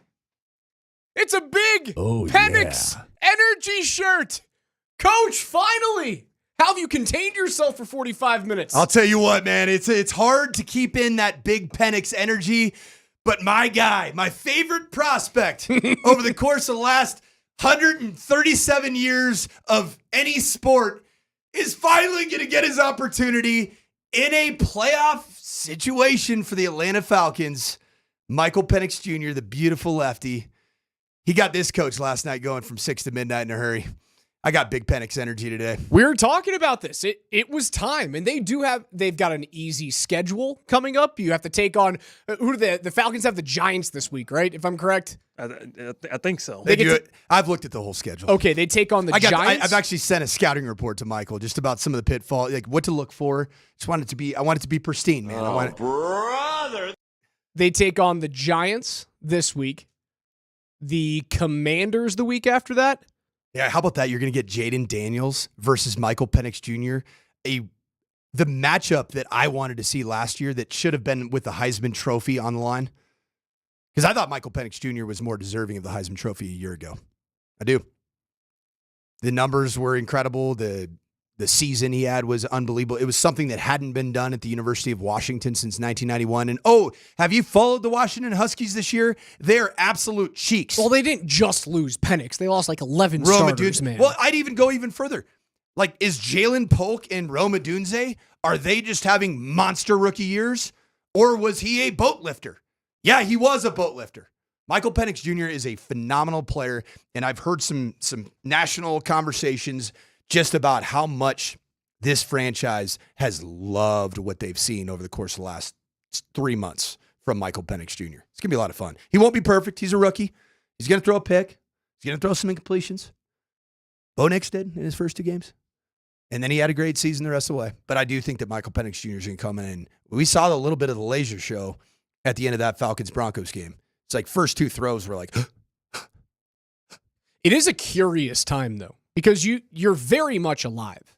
And I think if I were a Falcons fan, I would like this because you're alive, but on the outside looking in, because there's so many good teams in the NFC right now that you're essentially just trying... The Falcons are just trying to hope to catch Tampa Bay in their division, right? You're a game behind now. Tampa Bay's at 8-6. They're starting to play better. Baker Mayfield looks like he's got that chip on the shoulder swag that makes him, if he's close to superhuman, he has to have that kind of like pissed off mentality. That's the only way that you're getting in if you're Atlanta, is if you're winning the NFC South. So you're on the outside looking in at like a 35 to 40% chance of making the playoffs. You're going to beat the wheels off of New York. The Giants suck, and they're actively trying to lose games. Because you want, Cam Ward next year? I think the Giants and the Raiders are doing the best job of tanking. Could we be seeing the Falcons playing against a team that they might want to dump Kirk Cousins to next year?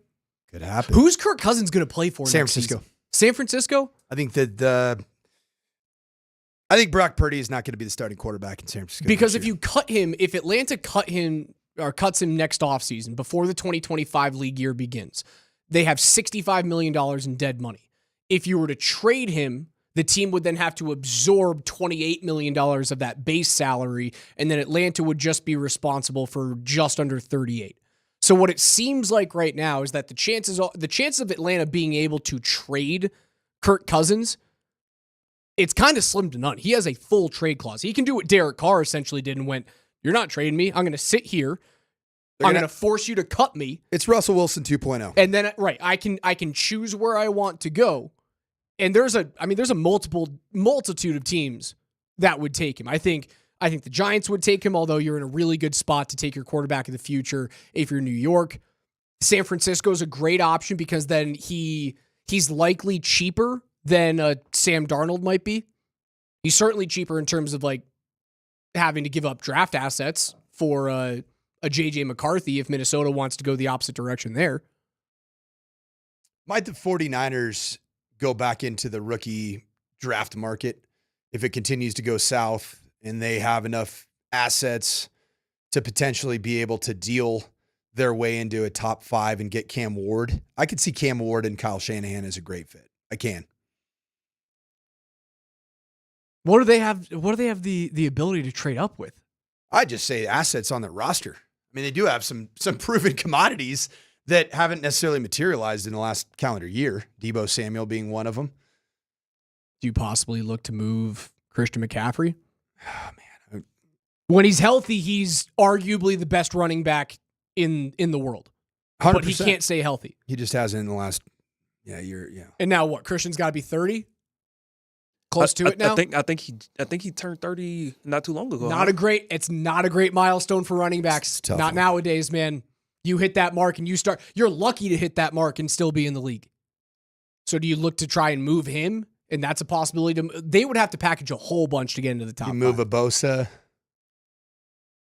But then, like, what are the Do you Niners? move one of those? Then that ownership group and John Lynch are saying, I believe in Kyle Shanahan to do something with nothing, right? Because what's the Well, it wouldn't be nothing. You'd just be You're moving on from Christian McCaffrey and Joey Bosa? I didn't Or say Nick that. Bosa? I said it, like, I'm talking about possibilities of who you could, like a really good trade piece that you could move up 5 spots in the draft. That's what I'm talking about. As of right now, the 49ers would be selecting at number 15. And they have who remaining on their schedule? The Niners currently have, and the Niners are still alive. Still technically alive. Still alive, just very badly burned. At Miami. Home against Detroit. Woof. At Arizona. Not an easy go. The loss against LA was everything on Thursday. So let's go ahead and just throw 3 in their direction. 3 fat L's. Where they you drafted. You believe in, hold on, you believe in my, did you see what Tyreek tweeted out earlier today? Give it to me. Tyreek Hill just tweeted out, it's time for me to go, coach. At 8:50 this morning. It's time for me to go, coach. Did Tyreek Hill just request a trade? Obviously, you can't trade him right now. Now, did he say, this is one of those where syntax becomes really important. Did he say, it's time for me to go coach? It's time for me to go, coach. No punctuation. So, see what he's going to be coaching ball. He's going to be the head coach of, I don't know. He's going to go join Mike Vick at Norfolk State. Yeah. No, he's going to, let's throw him somewhere unique. Yeah, Matt Rule, you're out. Pound sand. You've sucked. Yeah, we're gonna take Tyreek as our head ball coach. He followed that up shortly after with, "I might get my first gray hair this year." Does he want to leave? Does he want out of Miami? Does he want to coach, or is it just bad grammar, bad syntax? That's the problem with Twitter. Because I read it. I would literal trade for him right now. I mean, you all tell me in the media we're supposed to take coaches and players' words for what they are. Well, I'm taking it for what it is. He's gonna be coaching ball. It may have been a reaction to Mike Vick and him getting all that money. Because what did Michael Vick just get from Norfolk State? Oh, no, I mean, it can't be much. Give it to me. I don't know what he's making. I mean, it's Norfolk State. There ain't a lot of bread running around that program. How many of these guys are just going to... How long does this fad continue? Because it worked with CU and it worked with Deion. This fad of Deion and CU, great player and big-ish personality automatically gets not working at Alabama Birmingham, which is a proud program. It's a good program. UAB is a much bigger college football job than Norfolk State. Not even close. You like how I say Norfolk? That's how they say it in the Tidewater. Norfolk.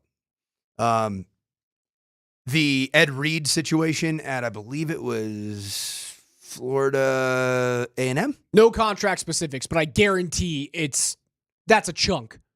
He had a TV job. He worked well as an analyst. You think he was hurting for money? To take a job like that dude, those guys are in a different stratosphere as other. The money's got to come from somewhere, though. I mean, is it coming from just one donor? Because Norfolk State is a very, very low-level FCS job. It is on the same playing field from a financial and resource perspective as the University of Northern Colorado. You want to know what the University of Northern Colorado pays their head coach? Unfortunately, I kind of know a little bit too much about that, and it ain't much. Ain't much.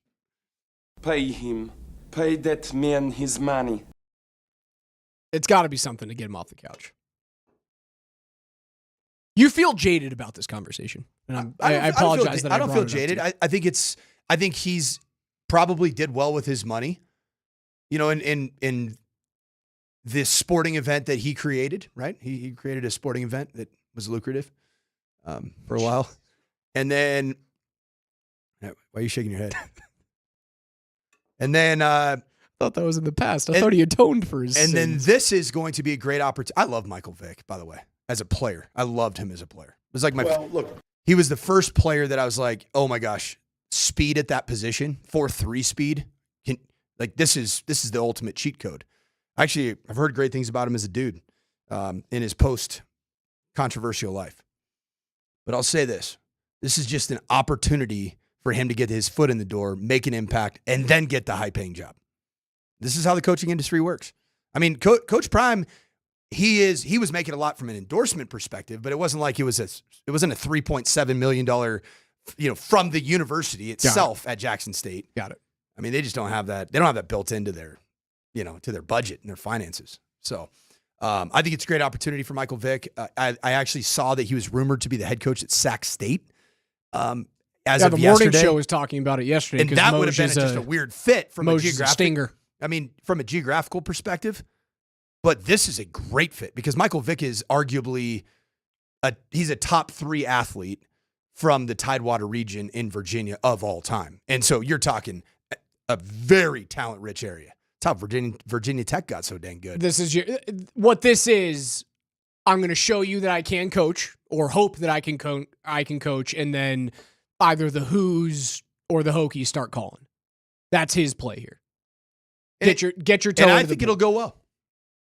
I do. I think it'll go well for him. So much more to get into today. We'll have NFL notes coming up at 11:15. Chris Dempsey will join us at 11:40 for an NBA baseline. Talk about the Emirates Cup that happened last night, as well as the Nuggets' big comeback against the Kings. Get you prepped for the Trailblazers game, and talk about all of the rumors that are swirling around the Nuggets and trades. Could they actually do something? Does Demps think they need to do something? That's coming up in hour 2.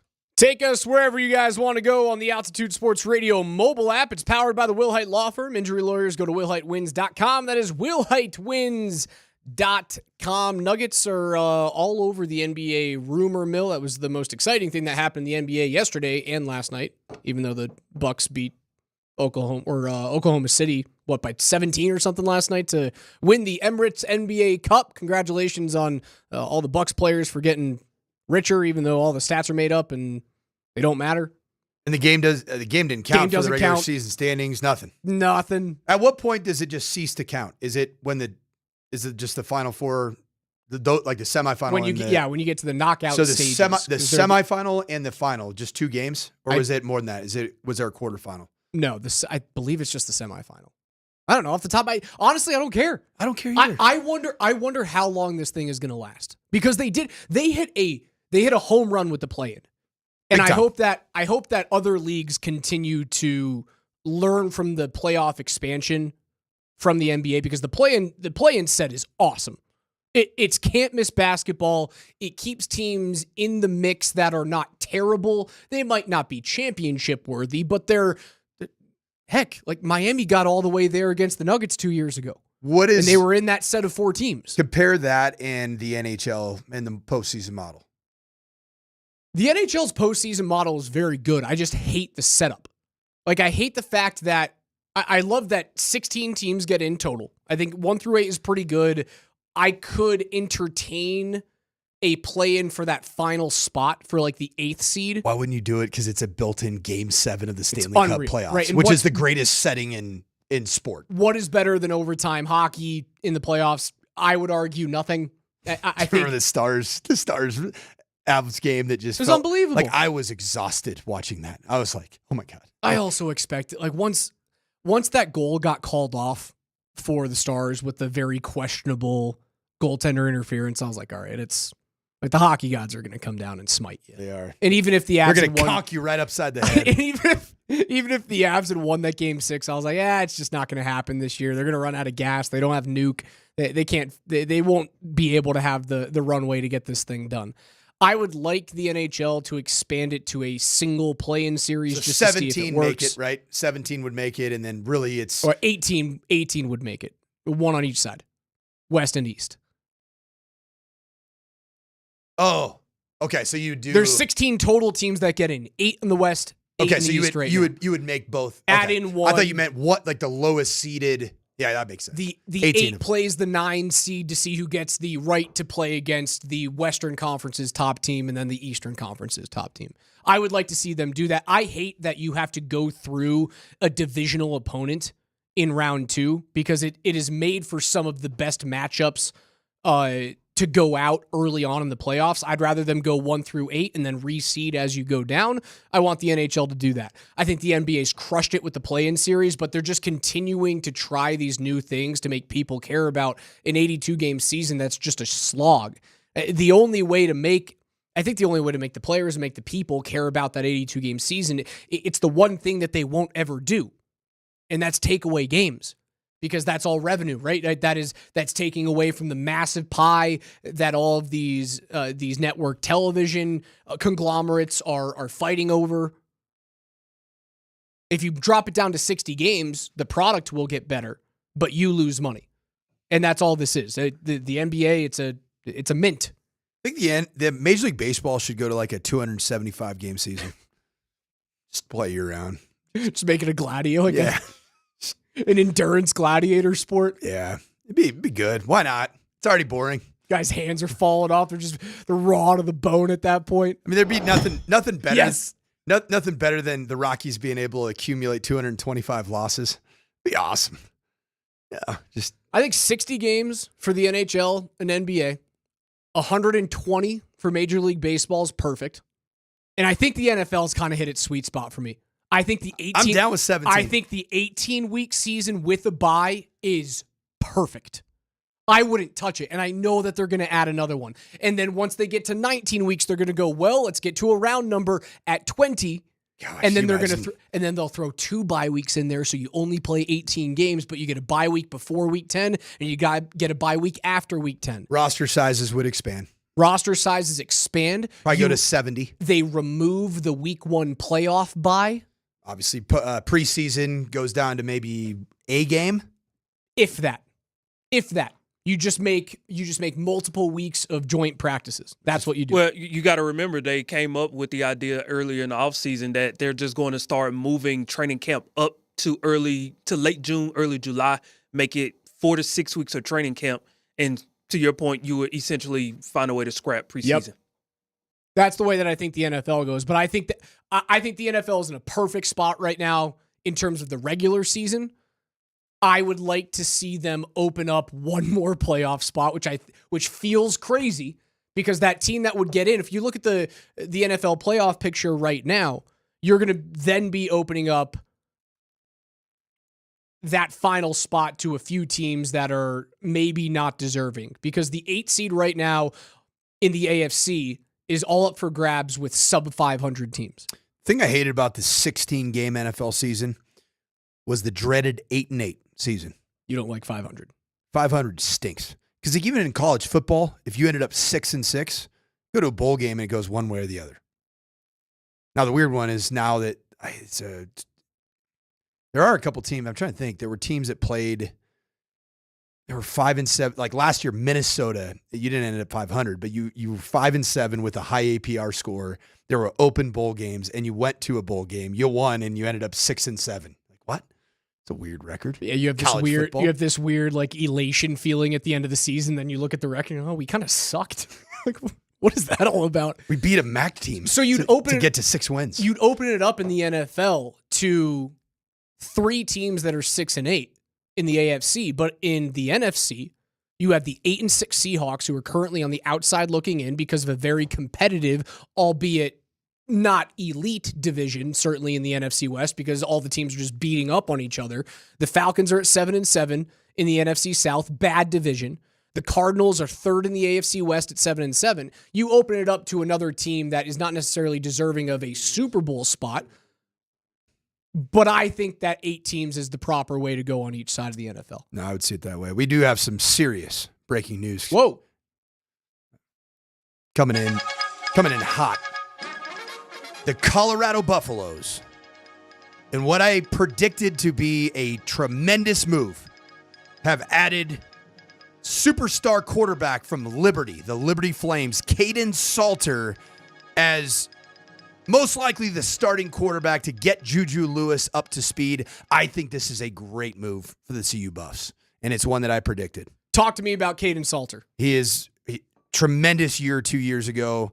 It culminated in a tough game against the Oregon Ducks, and I believe it was a Fiesta Bowl, but a dominant year from Caden Salter, tremendous athlete, has the ability to extend plays, did not have as good of a year this past year, which probably dropped his quote-unquote value in the market, but I think he's a good play style follow-up to Shedeur Sanders because of his ability to be a pass-first quarterback, but has the athleticism to extend plays and create explosive plays by way of the second play. 4 years at Liberty, his junior season, as you mentioned there, 2,800 yards passing, nearly 2,900 yards, 32 touchdowns to just 6 interceptions. Sorry, that was his sophomore year. Last season, or this past season rather, 1,800 yards passing, 15 touchdowns, and 6 picks. Yeah, a little bit of a dip in performance. I think he was battling some injuries. I think there might have been some internal Liberty issues. A lot of his success came with... He rushed for 1,000 yards last year? Yeah, it means that there must have been some a change in ideology in philosophy of how to create run game. Because the year before, if I'm not mistaken, in 2023, he only had... So his big year rushing the football was 2023. It was last year. Yeah, it was 1,089. He had a monster year in 23. So he had a 4,000-yard season last year. He was phenomenal. This year, he rushed for 587 and threw for, what did you say the number was? 1,086? 1,886 1,886. And was 56.3% completion, down from his 61 the year before. Compare and contrast him with Shedeur. Nowhere on the same planet. Nowhere. Shedeur Sanders is going to be the first pick in the draft. If Caden Salter is a fifth-year player, was going to be the first player in the draft, guess where he'd be? He'd be in the draft. But this is a proven commodity, and this is what everybody needs and wants in college football now. In the transfer market, you don't want to take the unknown college quarterback, be it the 5-star young quarterback that, is he ready? Is he actually good? Was he high school good? That was my thing last year, or not last year, but yesterday. Good? I went, hey, they have no one else to really play. They're going to play the young kid. And I thought it was a good thing for CU to play the young recruit. The way that I would put something together, if you're replacing somebody that's irreplaceable, and that's Shedeur Sanders. He is irreplaceable. Get that through your thick skulls. But I would go with a known commodity that has age and experience and has been through the ups and downs, just like a Bo Nix did for Oregon. And then I would get a phenom young player. My preference would be I would want to sign via the portal a freshman that started like Danny O'Neal started for San Diego State, the former CU commit, and then now he's signing with Wisconsin. So Wisconsin, they're a great example. This is a very similar situation. Wisconsin signs Maryland's star quarterback, Billy Edwards, who's going to be a senior. Known commodity, started multiple seasons, but then they also sign a freshman who is a known commodity, but has a high ceiling. That's exactly what CU's doing. And they have a known commodity that does have a similar play style to Shedeur. Is he Shedeur Sanders? No. Could Juju be Shedeur Sanders in a year or 2 or 3? Maybe. I don't know. Maybe. But I think this is a really smart move by the CU Buffs. This is what Prime had to say about the quarterback situation yesterday. But that kid right there, man, he's everything that we desire in a quarterback. He's smart. He could make every throw. He has a pocket awareness, pocket presence. He is a darn leader. But most of all, he's a winner. People forget that category when you're looking at quarterbacks. Are they winners? We have one right now, and we got one coming in. And we got one on campus right now as well. They're winners. That's the intangible that you want. You don't want to get a guy that's got his butt kicked his whole life. What is that going to do? What is he going to say on a TV timeout to his team when he gets to a pivotal point in the game and he's always lost? I don't want that. Not at all. Not leading our team. I think it's a great decision, another great decision from Deion Sanders, and it does solidify the position that it will not be inherently deficient going into the 25 campaign. And this is a quarterback that you bring in from Liberty in his last 2 years is 21-4. I know it's Conference USA, but he wants winners. That kid's won. And he's done it both through the air and on the ground. So big news there. Again, Caden Salter from Liberty, the newest transfer to Prime in the CU Buffs as they bolster the quarterback room. We'll get into NFL notes on the other side.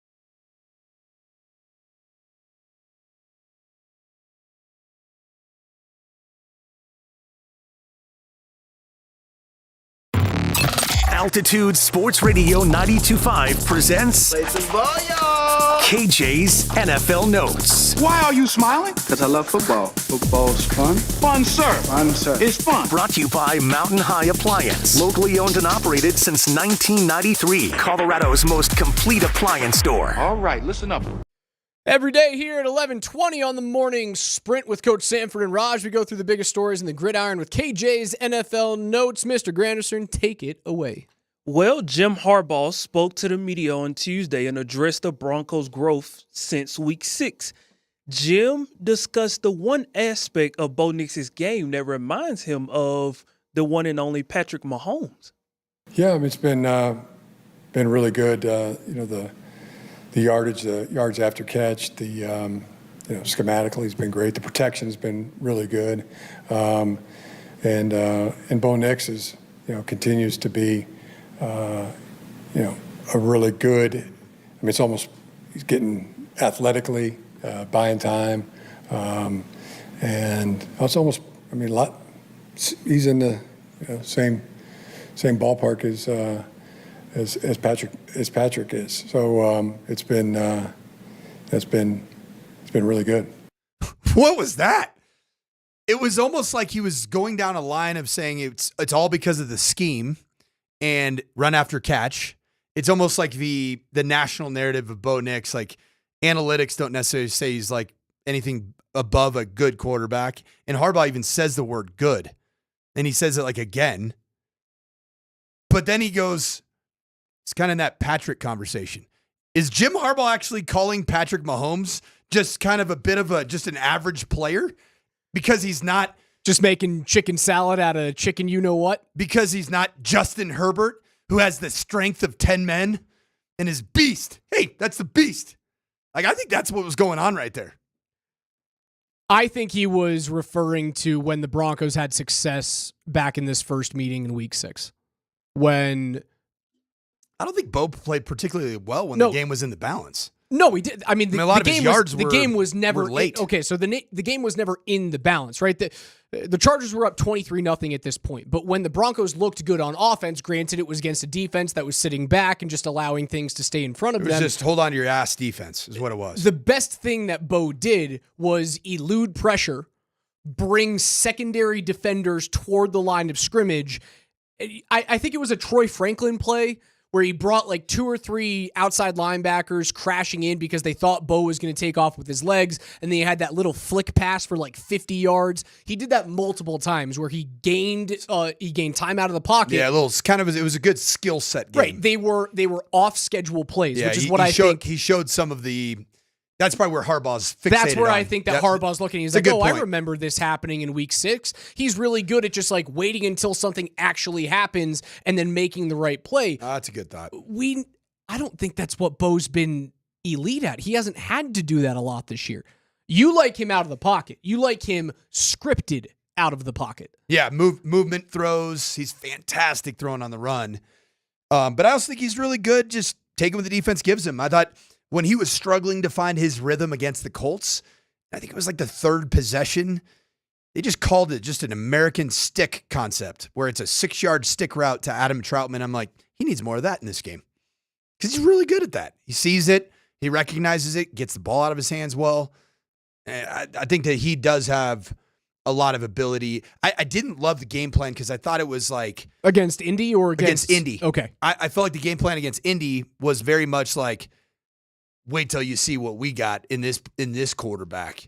And I think it exposed him to some issues early on in that game. Do you get nervous about tomorrow night's game because LA likely will not be pounding the rock this time with all the injuries that they have in the backfield? Do you get nervous that Sean looks across the field, looks at Harbaugh, probably throwing the ball 40-something times this game against Denver?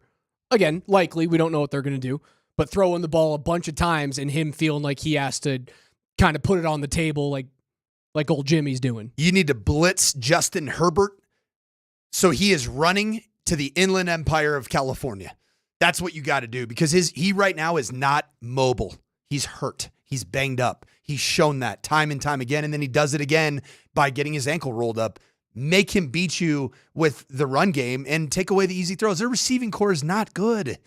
Ladd McConkey's a nice player. He's a crafty zone, searches zone, runs cool little option routes. He's not going to beat you deep consistently. Quentin Johnston will drop the football or he's not even available to play. So I don't think he's worried about it. I think that this is going to be a Sean Payton game, and why my confidence level is so high is that I think it acquits itself well because of Herbert not having the mobility for the Broncos defensively to do what they do, and that's play man coverage and pressure. And then on the other side of the ball, I think Sean Payton just wants to beat Jim Harbaugh, period. It's not like hey, Bo Nix has to throw for 3 bills, and I need to, it is I need to beat Jim Harbaugh, and I think he will. Last game, they played 9 separate receiving targets for Justin Herbert. 7 of those had multiple receptions. Only 44 yards was the high total, and Ladd McConkey had that in the last game against the Broncos. What's next? Are you raccoon? Well, speaking of Xavier Legette, he obviously was recently on the St. Brown podcast, and he went viral for this little clip. Well, y'all probably seen that video when I tell them folks I eat coon. Are you raccoon? You what? So that clip he went viral for. And yesterday, Jerry Jones was on his radio show on 105.3 The Fan in Dallas. And Jerry Jones was asked about eating raccoon as a fellow Southerner. And it went a little something like this. All right, Jerry, last one. I want to finish up with a final taste of that Carolina victory. Xavier Legette, their receiver, says that he eats raccoon. And that set the food world ablaze. We talk about hunting and game with you. Have you ever had raccoon or anything similar, which would shock a lot of other non-hunters or game eaters? I've eaten a lot of raccoon. Yes. The answer is yes. And I've eaten it hunting.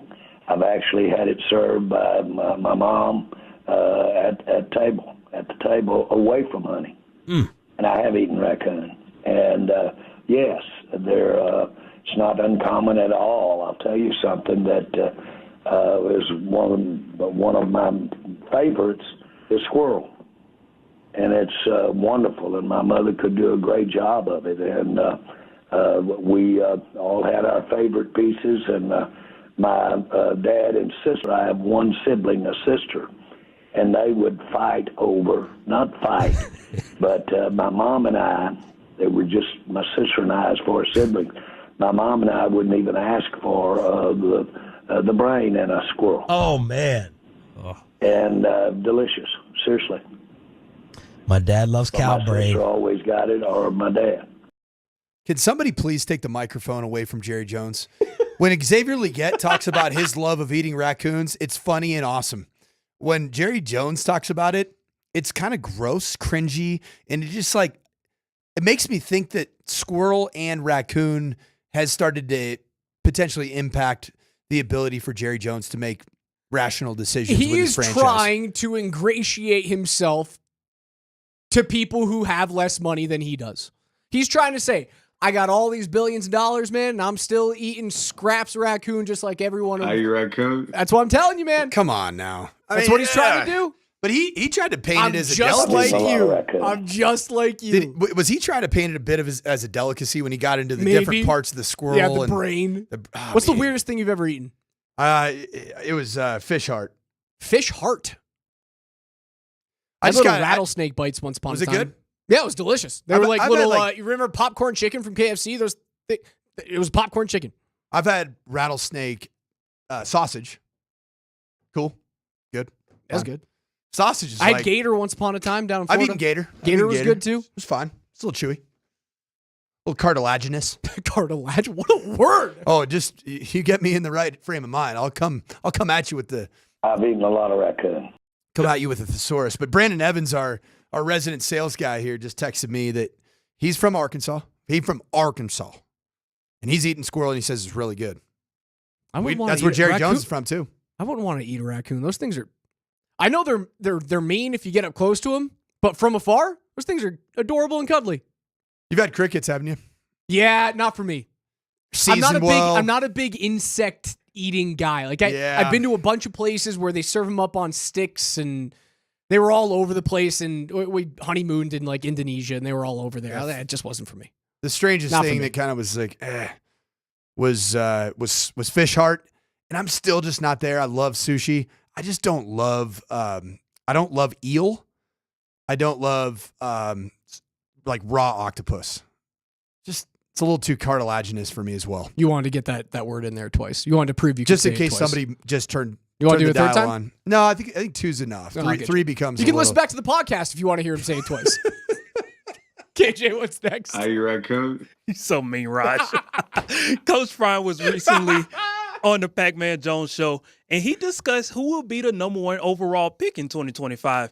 He believes that the Giants not only will keep the number 1 overall pick, but it appears he wouldn't be mad if Shedeur went there. Raiders slide up to get the number 1 pick. Do they have to slide? Well, they're number 2 right now. Okay, who's one slide right up. now? I think Who's Giants one? are number 1. Giants, right? Giants are not going to give up that pick. They're not going to give up that pick. The Giants are not giving up that pick. Giants pick number 1. I know that. Number 1 pick. Shedeur is going to be the number 1 pick. If the Giants are the number 1 pick, who's the number 1 pick, Pop? Shedeur is going to be the number 1 pick. He's going to be the number 1 pick. I don't think he's going to go to the Giants. I think if the Giants have that number 1, I think they would trade down with Vegas. Vegas would give up a future first and more to secure their quarterback of the future. The Giants move down. They get, assumedly, Cam Ward there if they want him, or they could possibly utilize this new market for maybe either J.J. McCarthy or Kirk Cousins in the offseason. You could try and find your quarterback that way and then take that presumed number 1 overall pick and just get a bevy of selections and rebuild your team that way. That's probably the smart way to do it. Especially because all the reports last year were that New York was in on JJ, and now you can get him at a severe discount if Minnesota wants to keep Sam Darnold. That's my hot take prediction is that the Giants somehow, some way end up with J.J. McCarthy. It's a big brain move. And I believe that Shedeur Sanders' best fit to be the most authentic version of himself as a player and with his play style is going to be the Raiders franchise. I think that, I don't know, maybe I'm overselling Brian Daboll still being in Is it really in his New York? fault? Maybe I'm overselling the Mara family being very old school NFL owners and looking at their one incredible run of success being with Eli Manning in terms of playing really on schedule football. That's what I'm talking about. The very on schedule football versus the like explosive plays by way of the second play. And I think the Raiders are down for all of that. And I think the Raiders franchise, since Al Davis was there, were down for that style of play. Throw the ball down the field. Throw it over the wall. It's a great Shedeur and the Raiders franchise to me is a great fit. I just see it. It didn't seem like Dion was against Shedeur possibly going to New York, though. He didn't voice his concerns there, and that to me says he'd be fine if he went number 1 to the Giants. I think if Carolina was in that situation, that he'd be a little bit upset about it. I don't know if he would love for him to go to New England, although New England seems like they have their quarterback of the future in Drake May, and they're probably looking to take a tackle in that situation at number 3. I just don't see the Mara family taking that player. I really don't. Raiders are going to move up. Giants move down. I think a perfect fit for them is JJ.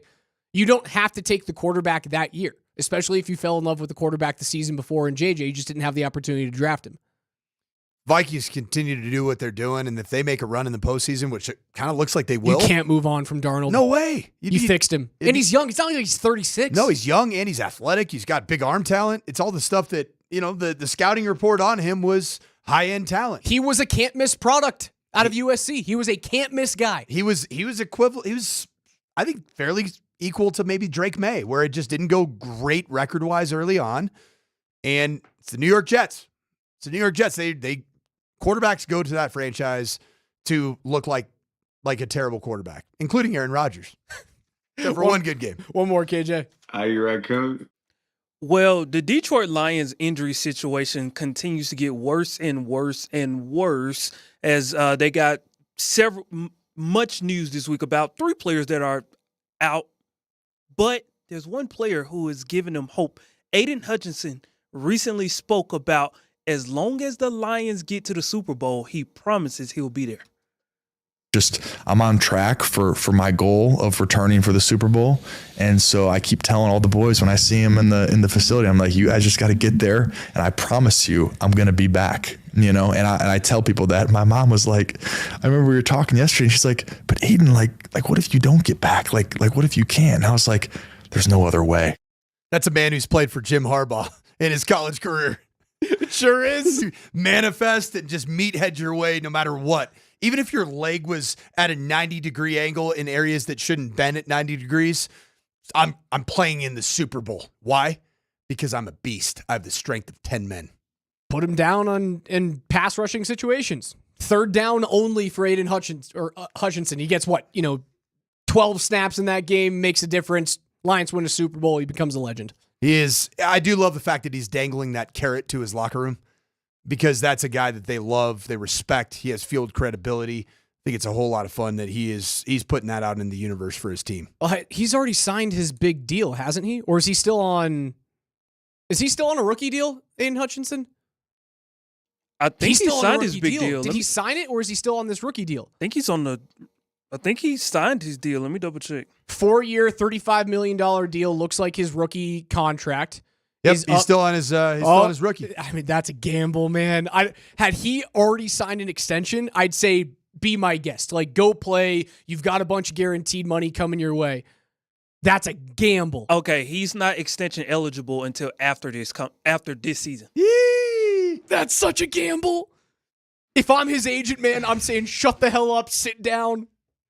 You'll get back eventually, we hope. He does have the out that the doctors just flat out won't clear him. And you could tell the doctors don't clear me. If I'm his agent, man, I am so puckered right now if I'm his agent. No chance. All right, we're going to try and hook up with Chris Dempsey of Altitude TV on the other side. Hand things off to PhD. They're going to go through the game plan for the Broncos against the Chargers coming up tomorrow night. Don't miss any of that from noon to 3 today.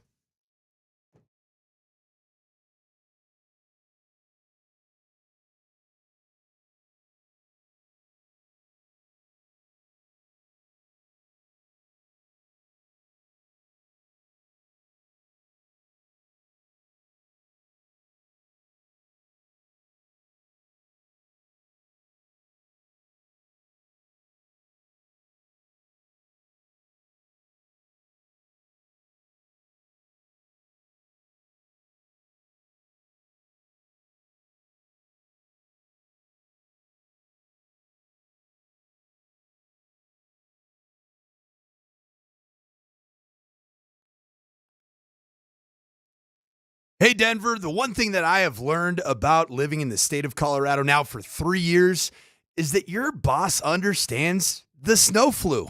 So if you're feeling those symptoms, get up to Loveland Ski Area. And if you're like me, you're looking to shred some serious powder, Loveland Ski Area averages more snow on average than any other Front Range or Summit County resort. You can find free snowcat skiing where you get along the Continental Divide. You're going to want to get up to Loveland Ski Area. So give the gift of snow this holiday season. Season pass is still available on sale now at skiloveland.com.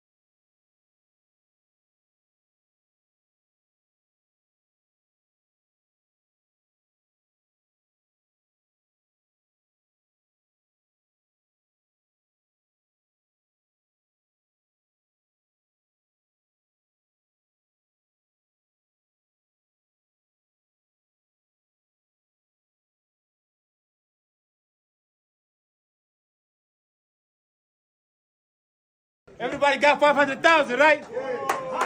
Let me hold some. That happened last night as we welcome into the program, like we do on every Wednesday for his NBA Baseline Report, our friend from Altitude TV, Christopher A. Dempsey. Chris, did you know that there was a championship game last night in the NBA? Because I didn't. I did. I watched that championship No, game. you didn't. Shut up. No, you did not. Of course That I is did. that is the sicko that I can relate to and remember all too well and know and love, Chris Dempsey. NBA sicko. What is up, guys? Yeah, I did watch it. That game was kind of boring, though, if I'm just being honest. But yeah, I mean, if it's basketball, I'm probably watching it. I watch a bunch of college basketball too. So, it's interesting because, the reaction to, how they, especially, with the award stand and the streamers and everything coming down, it does feel like a bit much, even for a guy like me. You guys know, I really do like the concept of what they're trying to do there. At what point do you cross over into too cheesy, especially when it's just an in-season tournament? But look, if the NBA, I think that there should be some tweaking with regard to. I think the celebration can be a little more muted. You can't celebrate as if you won the NBA title when it's an in-season title. But I think that, I still think it's a worthwhile thing for them to continue to explore, maybe for another season or two. Demps, when you're starting to talk about championships, and there was a coronation moment last night, you start talking about legacy. We're talking about the legacy of Darvin Ham.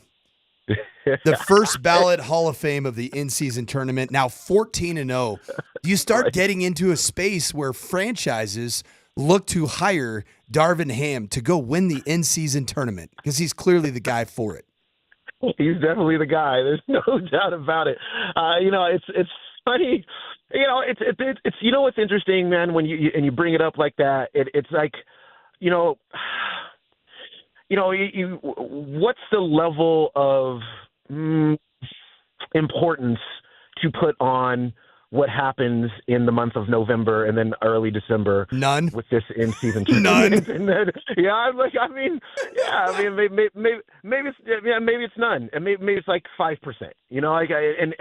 I think that look, there were some teams. Here's why I think it's worthwhile. I think for the teams that are trying to create some sort of a winning culture, they view this a lot differently than, say, Michael Malone does. Michael Malone could just do away with this tomorrow.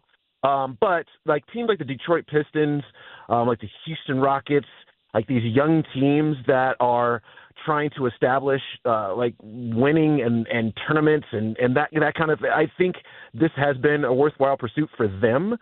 But for, look, the NBA, we came into this segment with the $500,000 that you win if you win this tournament. So the NBA has signed that monetary award because they want everybody to care about it. And you heard Peyton Watson, even when the Nuggets lost one of the in-season cup games here in Denver, said, well, that was a $500,000 loss, and it was. So I don't know, man. I enjoy it. I don't attach – I think part of it is the reason why is I don't really attach almost any importance to it. I just think it's a fun thing in the middle of the season. And then like 2 months from now, we will forget that there were even any colored courts, 2 months earlier. 2 months from now, Demps, will we still be talking about Nuggets trade rumors? What's going on with that? Is this thing with Michael Porter Jr. possibly being shopped around? Is that real? And in your opinion, should it be real? Well, I don't think it. I don't think what the Nuggets have is a talent issue. Maybe if you're going to attack the bench, all right, and say that could they still try to find somebody who's an automatic scorer off the bench? You could make that case. I think the ills that kind of plagued the Nuggets early on has just been their approach. Like how serious are you about winning these basketball games, and how serious are you about adhering to the details that help you win basketball games? Like when I watch the Boston Celtics play games, it is as if they have not won an NBA title at all. I mean, they play hard, they play with detail, they play with a chip on their shoulders, and those are the things that the Nuggets have just not played with the majority of this regular season so far. And when they have, they've looked exactly just fine. And, you know, the biggest question for me is what they're doing off the bench and how much they're leaning into a Julian Strawther, who to me looks like the guy who should be your leading scorer off the bench, Peyton Watson, who has now had a couple of games in a row good off the bench, and obviously Russell Westbrook is the energy that just kind of lights everybody on fire. But how are you continuing to develop that element? Because that element is going to lift you from one level to the next. Now, you know, if you're talking about moving Michael Porter Jr. for who? Zach LaVine? Okay. I mean, you know, Nuggets offensively are one of the best offensive teams in the NBA. I mean, it's just as plain and simple as that. When you start looking at the stats, they're in the top 5 in points scored. They're in the top 5 in field goal percentage. They're in top 5 in three-point percentage. They're number 1 usually, or number 2 in assists. And so where are we improving in that area? And so that's what is puzzling to me. Zach LaVine would allow you a player that can take somebody off the dribble a little bit more than what they have present on their roster right now. But that's about it in terms of the contrast as far as I can see it. Demps, I heard you talking about the bench and production off the bench and potentially improving the bench. We had the conversation yesterday, Raj and I, just talking about Russell Westbrook by default of Christian Brown's back injury in the starting 5 and how it did open up some better looks for an MPJ, an AG, certainly Jamal Murray. And it seemed like it even addressed the slow start issue that's been plaguing the Nuggets. I look at that as a conversation about, does Christian Brown coming off the bench as somebody with some court credibility also help the bench unit? What do you make of a possibility of seeing a run with a healthy Christian Brown? Is there a world that exists that we might see Russell Westbrook moved into the starting 5? Right now, I wouldn't put a huge percentage on that happening. I think the beauty of having Russell Westbrook is that he just fits in so many different areas, right? So if Jamal goes down, you just make him the point guard. If Christian goes down, you can make him the 2 guard, and actually you can make him the point guard and slide Jamal over to the 2 guard. Or if everybody's healthy, now he's leading your bench unit, and he's been kind of a jack of all trades in that respect. And so I just think for the Nuggets, it's just kind of like, all right, well, where do we need Russell tonight? And Russ looks around and says, well, if you need me right here, I'll be fine. I think that the Nuggets really would. I think they're going to just stick with their starting 5. It's proven to be a really good starting 5 when it has played together. I mean, they've missed a lot of games, and so they don't have a lot of minutes together just quite yet. But when they've had those minutes together, they've been very, very productive. And I think they just want to lead into that. And quite honestly, I think that they really want Russell to be the steady influence off the bench. Can he help steady that bench unit? And, can his gravity open up shots for Peyton Watson or for Julian Strawther? Because those are guys who really do need things opened up for them to be able to be at their best right now. And I think Russell Westbrook, to me, he's best used in that aspect over anything else right now. Chris Dempsey of Altitude Television, his weekly NBA Baseline Report. Brother, appreciate you. Can't wait to watch you guys on TV tomorrow night as the Nuggets take on the Portland Trailblazers with a 7:30 p.m. pregame show. Absolutely. Well, we'll be watching the Broncos too, and then there'll be a basketball game later on in the night. But we'll be on for after all the Broncos are over. We'll still be there. Check us out. You were so right about Bo Nix, and I was wrong, Demps. You were right. So a visit to the studio is in all of our futures if he hits the benchmarks that I think he should. Demps, we'll see you next week, brother. We appreciate you, man. For Chris Dempsey, for Coach Mike Sanford, KJ Behind the Glass, I'm Alex Ryan. Don't go anywhere. PhD is coming up next. Yes, I think they will talk about the Big Penix Energy, Coach. You get that stuff out of here, but they will go through the game plan for tomorrow night's massive game against the LA Chargers. Scotty, Tyler, D-Mac, they're coming up next. Don't go anywhere.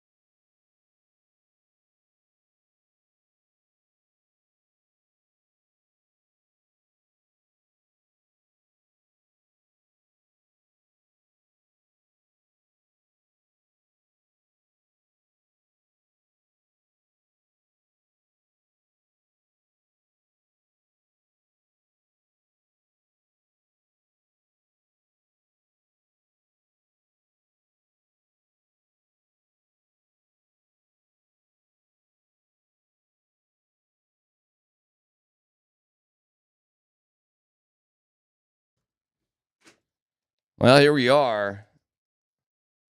All right, let me ask you a question right off the bat. All sorts of stuff going on here. Wait for Scott to get hooked up there for a second. Would you trade Michael Porter Jr. for Zach LaVine? Would you trade Michael Porter Jr. for Zach LaVine? Well, obviously, Scotty's the guy we want to hear from on this, but I don't.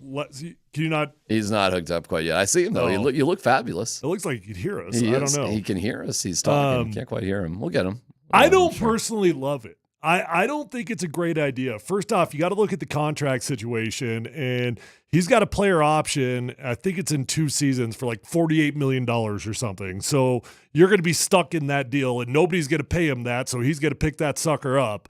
And that will be your squad for the next 3 years. If you make that deal, this is the squad. There's no room for adjustment. He is shooting a career high in 3-point percentage right now, which is good, but that's certainly not what he's known for. And it feels to me like you'd be giving up the only shooter we got on the team for a guy that is mostly known for being a dunk artist and in the paint guy. It's the only option they have, aside from little stuff. Aside from, Zeke Naji, DeAndre Jordan. Christian Brown would actually be a one that they could use, but I don't think that's what it'd be. I think it's, this is the deal. If they want to do something, it's Michael Porter Jr. for somebody. Yeah. There you go. It's as simple as that. And we'll get Scott going here in just a second. He is set up. You do look great, Scott. I'm telling you. You got the red hat. You got the gray sweatshirt. Looks like a palace that you're staying at. My God, look at that place there. I don't think you can hear us. Yeah, I don't know. I'm not sure. Maybe you can't hear us. Yeah. Hey, there he is. There you go. There you go. It's good to see you there, pal. You know when you've done everything right and it all works, and then it's a screw up on the other end, but the other end doesn't want to admit it. It's a screw up on that end. We're pointing fingers out the gates. Here we go. Dan. Yeah. Somebody's got to be blamed. I get it. So what do you say, Scott? Zach LaVine, Michael Porter Jr. How about that, huh? Personally, no. Personally, no. Okay. All right. And first, I wouldn't even get into the salaries and the matching and everything else. Yeah. Their salaries don't match up, and you've got to be within a percentage of the matching up of the salaries.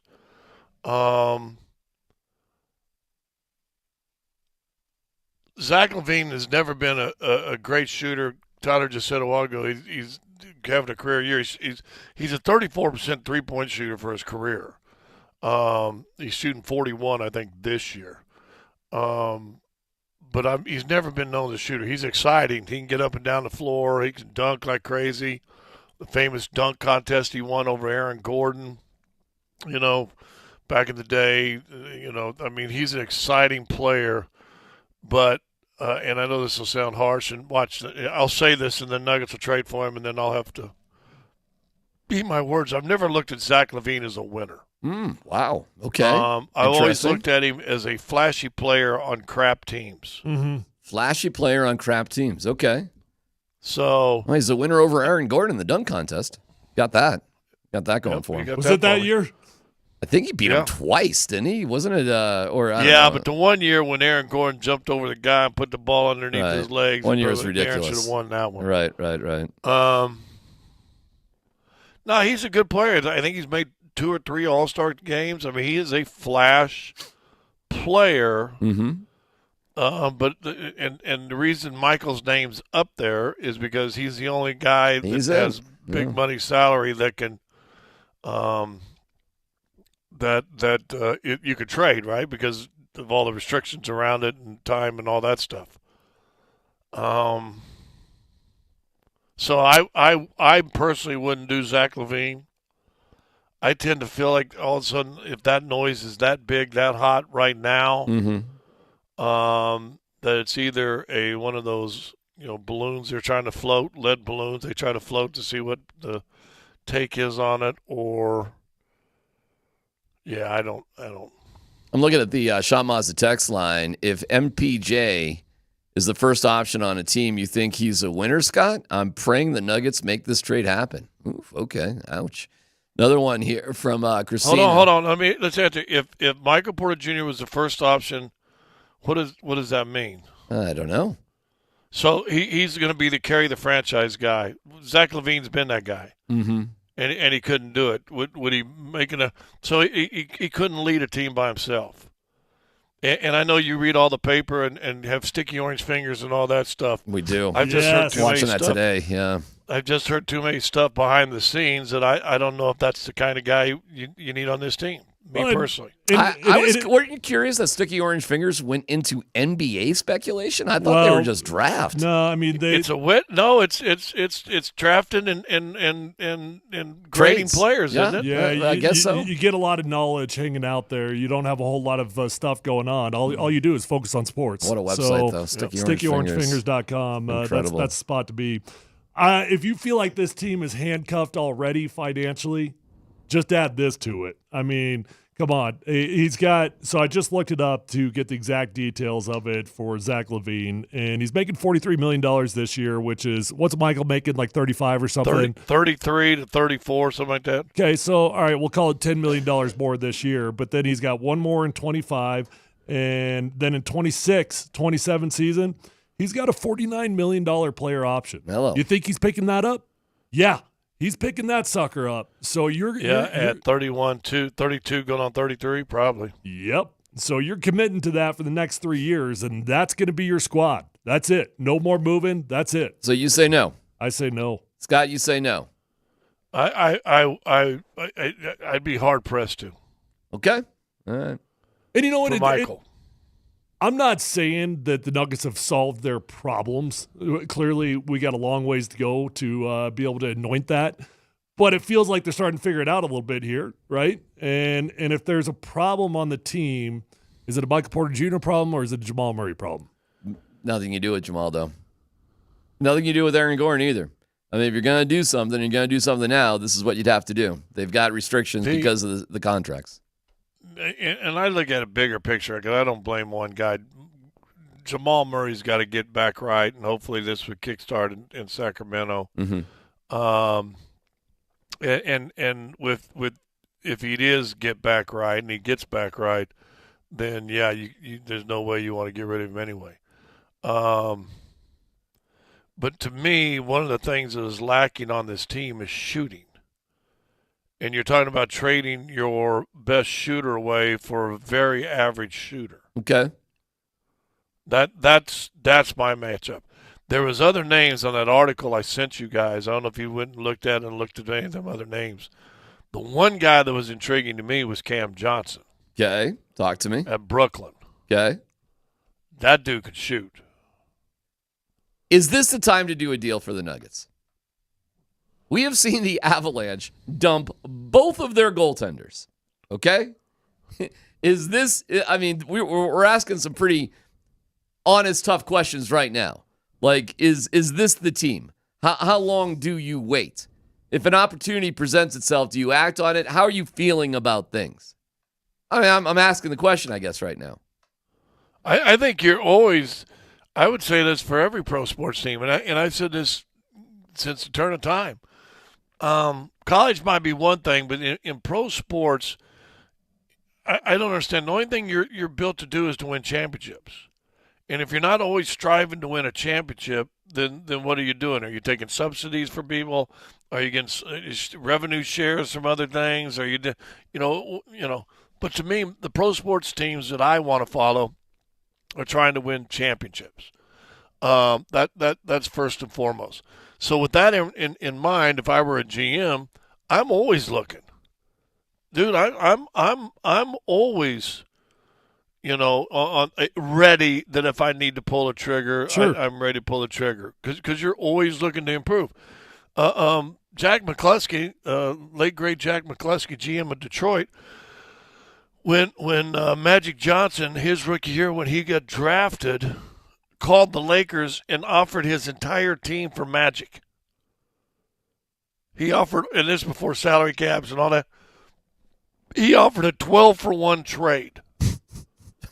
Okay. Which at the time everybody goes, "Oh, you're stupid." I mean, honestly, people were like, "Are you crazy? That's stupid. That's dumb." You know, what are you doing? And it was 2 years before they got Magic or Isaiah. 2 years later, but when you look back in the history and look at the guys that was on that team, you're like, dude, that actually would have been a pretty good trade for Detroit. You know, Jack McCluskey was trying to win a championship and knew he could do there and get there if he had Magic Johnson. I'm looking at Christina on the text line. Stop suggesting they trade MPJ. We need him on this team. Yada, yada, yada. Christina, I'm not suggesting it. I'm just telling you what's going on out there. That's all. Yeah. I mean, that's check ESPN.com. Check Bleacher Report. Check The Athletic. I think Sam Amick for The Athletic and Tony Jones, our guy, right, were the two guys that broke the story. Yep. This isn't just us sitting here. This ain't Muggle talk. This is, well, it's high level Muggle talk. Yeah. But a lot of times when next level, it's next level Muggle. It is next level Muggle. By the way, those Muggles, they don't talk to dirt Muggles. They're no, they think they're better. I will. They are for the most part. I'll say this, although I don't love this specific deal, I am encouraged that Calvin Booth is shopping, right? Because I think we would all agree this doesn't feel right. What we got right now does not feel like this is capable of winning another championship. Yeah, that's the big question. And so you got to do something. When the Avs didn't feel like it was right, what'd they do? By the way, tonight, or tomorrow night rather, you realize that could be Blackwood against Georgiev in San Jose. There you go. Little revenge match up there in the Bay Area if all things kind of mesh up there. Yeah, I don't know, man. It's out there. It's out there in more than one place. It's worth talking about and seeing what everybody feels about it. And trades like this are sticky, man. They feel sticky and icky. Like StickyOrangeFingers.com, the most reliable website from somebody's mom's basement about, crap like this. The worst thing you could do, I would assume, as a GM, is you get too close, or owners, right? Is that you get too close to the players. Yeah. Well, that's like that scene in Moneyball with Billy Beane, like why he doesn't travel with the team. You don't want to have these personal investments because when you have to make a move, you gotta feel you don't have a choice as a coach. Coaches, if you're not tight with your players, what are you doing? Especially a basketball team. There's hardly anybody there relatively. Mm-hmm. So tough one, man. Tough one. I like MPJ. I like MPJ a lot. I wouldn't want to see him go. But is this the team? Do you got the team? Is this it as it's constituted? And if it's not, doesn't feel like it, does it? If it's not, then who are your movable parts? It's not Jokic. It's not Murray. It's not Gordon. Is it really Christian Brown? I don't know. I don't think so. And you know what? In all honesty, I think they were trucking down the trade Michael Porter Jr. tracks at some point. I didn't think it would be right now. And maybe it's not right now. But I think it will come at some point. Also, don't, just to calm nerves, not that it's right, but Tyler would probably agree with this statement too. Front offices play games. One, not only are you telling the world, I guess you're open for business, but sometimes you're floating stuff out there. Because, listen, these Sam Amics and all these, guys that break stories left and right, they're getting them straight from front offices or head coaches or something like that, right? Mm-hmm. So I haven't put it past front offices. They want to light a fire under a team, start throwing around trading names and stuff out there, and let's see if all of a sudden it sparks something. Well, let's dig into, how that translates. You guys have been part of it several times, like what happens in the locker room, what happens on the floor or on the field. We'll dig into that. Also, ESPN has a schedule simulator. So we now know how the Broncos are going to do and how they're going to face and what they're going to finish at. Hell yeah. We now know it, thank God. And we'll give you those results. You can see Scott looking like a beautiful person in Portland on the Safeway Twitch stream, as well as your pals Tyler and D-Mac here. Celebrate the holidays with Safeway. Got everything you need to create a holiday menu for your whole family you'll love. Download the Safeway app to clip deals. Plan your meals and shop for the season's best. Save time this holiday season with pickup or delivery. Safeway, fresh foods, local flavors. It's PhD on 92.5.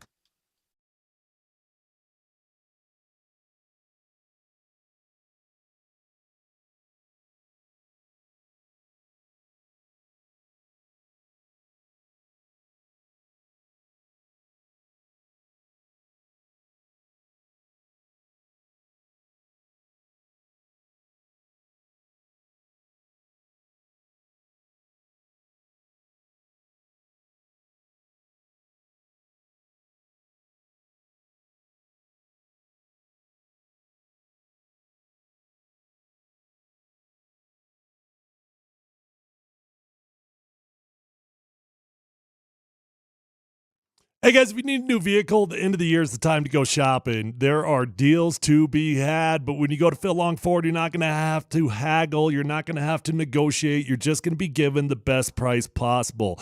Matter of fact, Phil Long Ford guarantees they'll beat any car dealership by $500. So why would you go anywhere else? Look, the only car dealership that I bought a car from since my rookie year is Phil Long Ford. I keep going back. I built a long-term relationship because I know him, I love him, I trust him, and you're going to become a customer for life once you buy your first vehicle from Phil Long Ford. Guys, the inventory is incredible. We are talking about one-stop shopping. You don't have to drive all over Colorado. Go to one car dealership, and you're going to find the vehicle of your dreams, whether you're looking for new or pre-owned. They've got over 1,000 cars, trucks, and vans on their lot. SUVs, electric vehicles, even commercial fleet vehicles. You'll find everything at Phil Long Ford. So don't waste your time. Go get the best price. Get the vehicle of your dreams at Phil Long. Guys, they've got an award-winning service department. So once you buy that new vehicle, keep it serviced with my friends over at Phil Long Ford. You're going to have a beautiful ride for a long, long time. Let them know that Tyler Columbus sent you on over, and feel free to shop from the comfort of your own home at phillongdenver.com.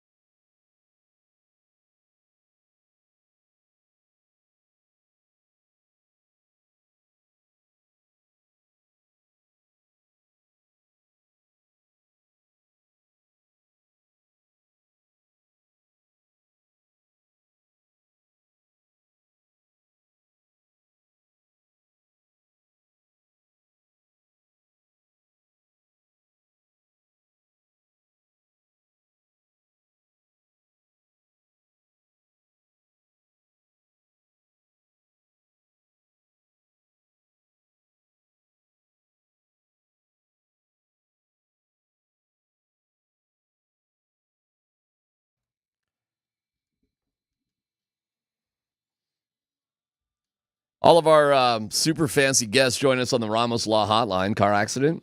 You need Ramos Law. Medical doctor and attorney, ramoslaw.com. We'll get to the ESPN simulator for the Broncos just so you can know exactly what's going to happen. And there's no reason to even watch anything anymore. But Scripted. Yep. Well, here's the script. We've got the final 3-week script. When there are trade rumors, going to you guys' experience as pros, trade rumors in the locker room, how does it impact things? What's the vibe inside the locker room? I got to imagine it's different in basketball and football because it's so much more intimate. It's just like it's on a hand, right? Like you can feel everything right here. In football, I got to tell you, man, it's just kind of business as usual. You got so many guys. Are you aware of it in football? Only if it's like a really big name. Like last year was Jerry. And generally speaking, only when it's with a malcontent. Well, like last year with Jerry Jeudy. That would be a good example. The whole locker room would have known. Yeah, that would be a good example. And I'll tell you this. Most times, like I just said, when it's with the malcontent, you're kind of like, get him out of here anyways. So I don't think I could relate to it. It feels like in basketball, it would be a huge deal. Scott, what's it like? Well, I got traded twice, and it was a shock on both of them. During the season. One was right during the All-Star break. In Okay. fact, my dad comes running to a college party. I went back to Arkansas and was on my buddy's back deck swinging a bottle of Jack Daniels. That's fun. And my dad writes out, "You just been traded. You got to call." And this, before you had cell phones and stuff. Mm-hmm. So that was a shock. Were there rumors about you being traded? No, I never heard any rumors. Didn't have any idea. So no scuttlebutt. whatsoever. Just bam, Yeah, no the hammer. scuttlebutt. Okay. No, but they did need a point guard, a truer point guard, and they ended up trading me to Atlanta for Roy Sparrow. And you went from, was that guard. Detroit to Atlanta? No, that was from New York to Atlanta. New York to Atlanta. Sorry, forgot about New York. Sorry. And then I was in the summertime and got a call from Jack McCluskey, who I mentioned earlier. So, hey, you probably heard the rumors. I go, no, man. I was in summertime. I was in summertime, golf and family beers, type time. Mm-hmm. And he said, we just traded you to Detroit. And then he was really good. I mean, he was really good. Like, I don't even remember talking. In fact, I never talked to anybody from New York when they traded me. My agent, I talked to him. But Jack called me personally and was absolutely awesome, and came to Denver and blah blah blah. Rest history. But well, what about players that it screws with players' heads in the NBA. Okay, so what is it going to be like for the Nuggets over the next 24 hours? Because these rumors are, is everybody going to see these rumors inside of the Nuggets? Yes. Yeah. Oh yeah. Oh yeah. Oh, yeah. Okay. Oh yeah. So walk me through it, man. Well, it seems to me that Michael's name came up 3 or 4 years ago, right for All-Star break. I saw it happen, I think, with Camby back in the day. And other than Melo, the only guy that I've seen that was mentioned heavily in trade rumors who balled out was Melo. To his credit, he did. That dude kept playing. To go back in time a little bit, that time period was wild because it was so open. I mean, there's reporters asking Melo questions about it over and over right in front of his other teammates. I mean, it's happening day after day after day. And that entire time, Melo played great ball. The entire time. Yep.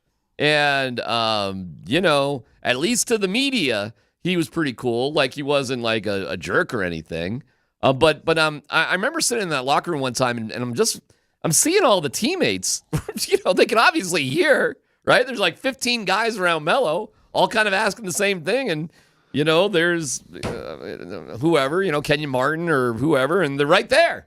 And it's weird, Scott. Well, I really wonder during that time, and maybe someday we'll get Melo, if he ever talked to his teammates, because it wasn't the Bronco or the Nuggets were unhappy with Melo. Melo wanted out of Denver. Correct. Yeah. Correct. And so I wonder if there was ever a conversation with his teammates, say, fellas, I'm sorry, blah, blah, blah, ding, or no, whatever.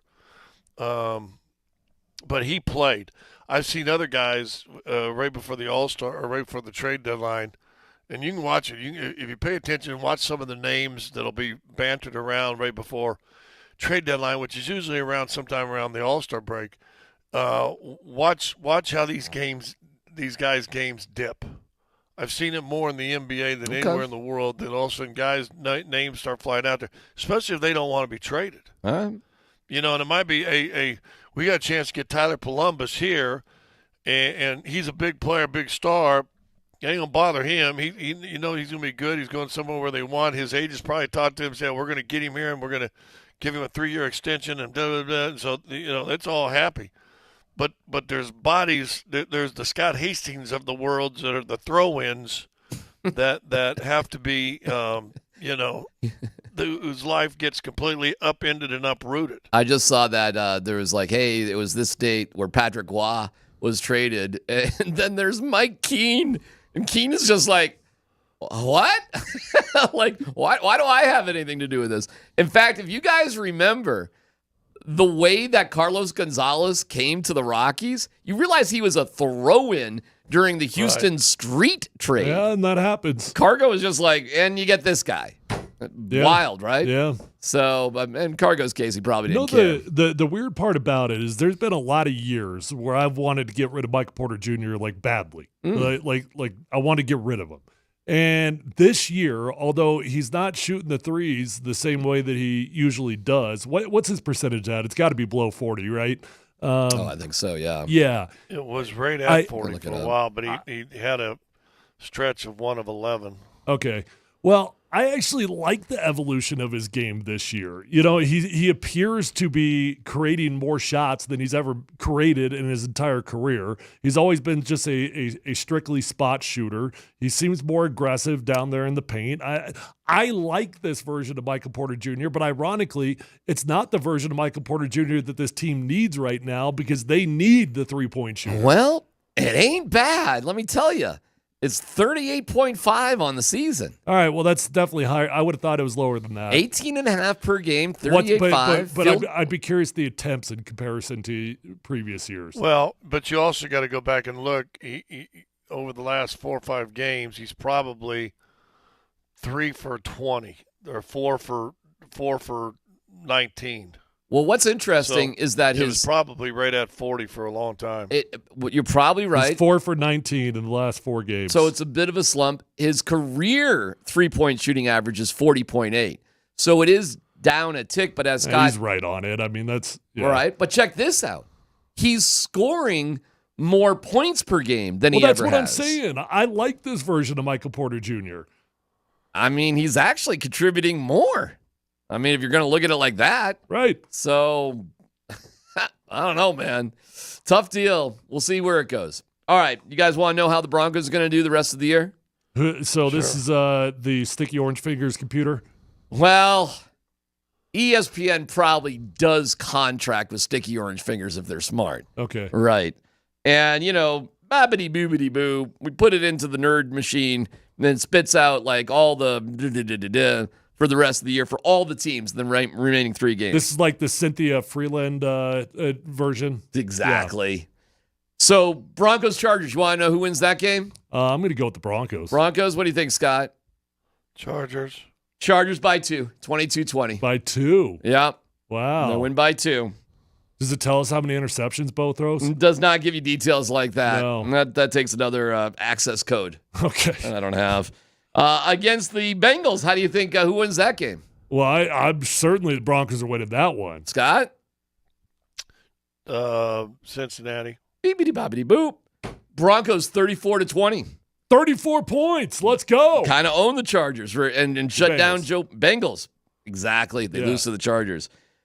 How are they going to do against the Ravens? They got the Chiefs. The Chiefs. Well, if they played the Ravens, it wouldn't go great. The Chiefs. They're also going to lose the game against the Chiefs. Scott? Win. Beepity boopity boop. They lose to the Chiefs 33-27. Okay. So they finished the season. So we get it done. The exact thing that we needed to get done. Yes. We won a game. Yes. We won a game Yes. and we got into the playoffs. Yes. Bo Nix Bo Nix had a very rah-rah moment, Dan, if we can get that ready, about this whole scenario. We'll get to that in a Bo's second. in Super Bowl mode. Did you guys hear him yesterday? We'll get to that in a second. So that's got the Broncos finishing at 10-7. They have the Texans at 10-7, the Ravens at 10-7, the Chargers at 10-7. They got the Chiefs at 15-2, Bills at 14-3, Steelers at 12-5. What a year for Russ. So that has the Denver Broncos. Who do they got the Chiefs losing to again? Do you know? I have to go into the bibbity bobbity boop if you really want to know.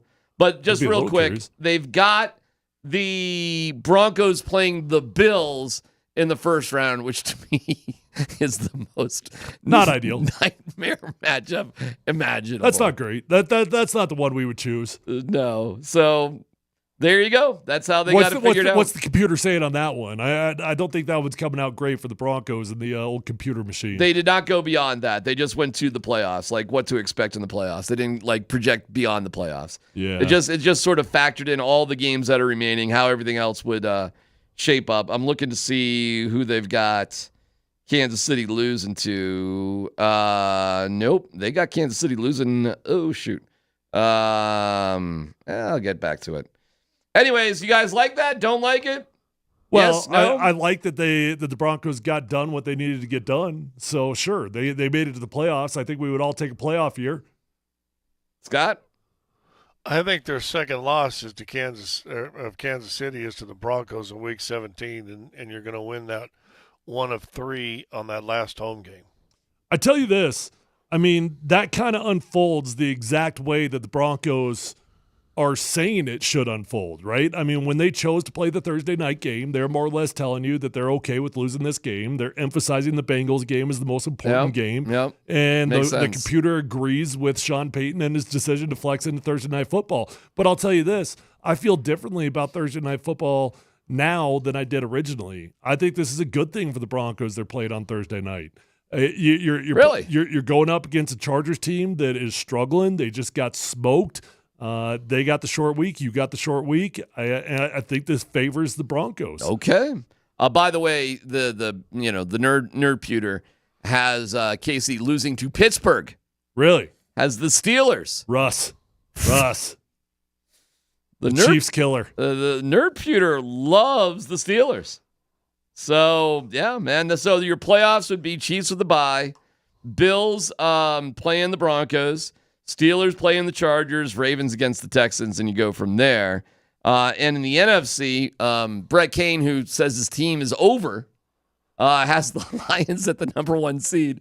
Imagine having your team as the number 1 seed, and being like, that's just superstition. No, that's all that is. That's just feeling like, as a fan, if I think this is my year, it's not going to work out, so I got to act like it's not going to work. So it's got the Eagles 2, Tampa 3, Rams 4, Vikings 5, Green Bay 6, and Commanders 7. It has the Falcons on the outside looking in. And one of the most remarkable news stories is the benching now of Kirk Cousins. Big Penix time, baby. Hey, you know what? Amazing. This is a bold move by the Atlanta Falcons, a team that is in the midst of a playoff race. I'm surprised they did it. I understand why they did it, though. I mean, if you watch Kirk, and everybody knows I'm like the biggest Kirk fan on planet Earth, it's over, man. And Father Time gets all of us. So I get why they made the move. It was heard out of Falcons headquarters. Someone's running down the hall. Get Cutler ready. Get Cutler ready. He's ready to start now. They're only a game out of first place in their division. They're 1 game out of first place. Did you watch any of the Raiders game out of curiosity? I watched some of it, so I needed toothpicks to keep my eyes open because it was so boring. I punished myself, and I watched the whole thing, like start to finish. It was so ugly. Good Lord, man. Okay, well, here we are, man. Here we are. Hey, the Falcons are basically saying the season's over. You know what we get in 2 weeks? We get a Jaden Daniels versus Michael Penix matchup. That'll be fun. That's kind of exciting. Well, that's cool. But there you go. Question is, can a guy win Rookie of the Year in 3 games? Well, we got our boy Mike Sanford. He's wearing his Big Penix Energy T-shirt here today. He's all fired up. I don't know, man. That would be a hell of a story if they could somehow win their last 3 games and get over on the Bucs, because they're not going to get in with the, I don't know, man, 10-7. I don't know, maybe. Maybe if you get 10 wins, you never know, I suppose. I guess this is the time of year where it's kind of the never know situation.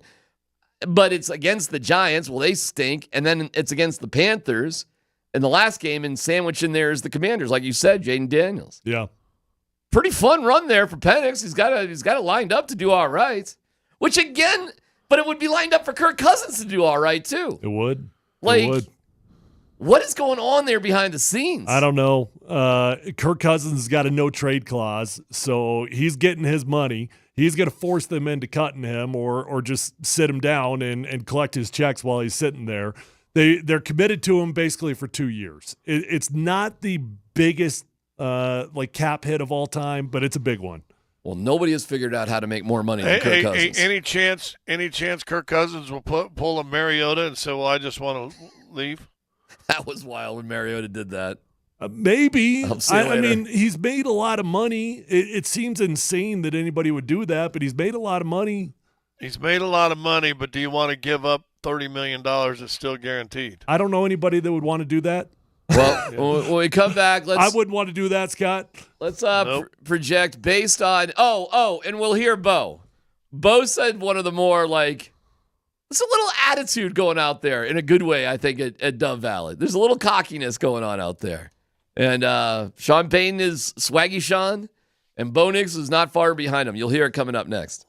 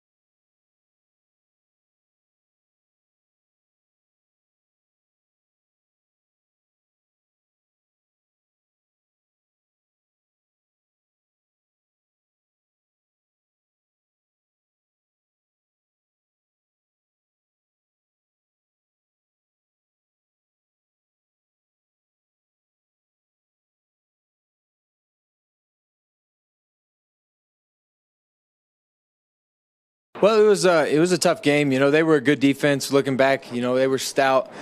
We had a hard time running the ball. You know, they did a good job in coverage. We turned the ball over a few times early, and that kind of got us out of rhythm, especially with that one on the first drive after we crossed the 50. But, you know, you got to give them credit. They were a good team. We made a few mistakes, and, you know, that can't happen in a game like that. But it is good to see, you know, us bounce back and, you know, defense kept us in the game, and then we put, you know, some touchdowns together at the end. So that's good to see.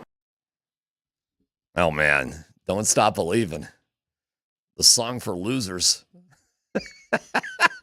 You got it all wrong. You got it all wrong with this song, man. This gives everybody hope. Losers. So what if we're down by 5 goals in hockey with 30 seconds left? Right. Don't stop believing. Right. You know your team has lost the game when the arena starts rocking Don't Stop Believing. You know it's over. I'll never forget being in Tampa at Game 6 with about 5 minutes to go, and the Avs were up by 1, and all of a sudden, I hear this coming out of the PA in Tampa. And I turned around to my pal Jesse, and I go, oh my God, the Avs just won the Stanley Cup with 5 minutes to go. Thank God they don't play this song at Ball Arena. I've never heard this song, and I'm not saying it's never been played. I guarantee you it's been played. I'm sure it has, but I don't recall hearing it. Thank God. But we can rock out. I mean, it's a great song. Fantastic song. But they got the 6-year-old that looks like he's 25.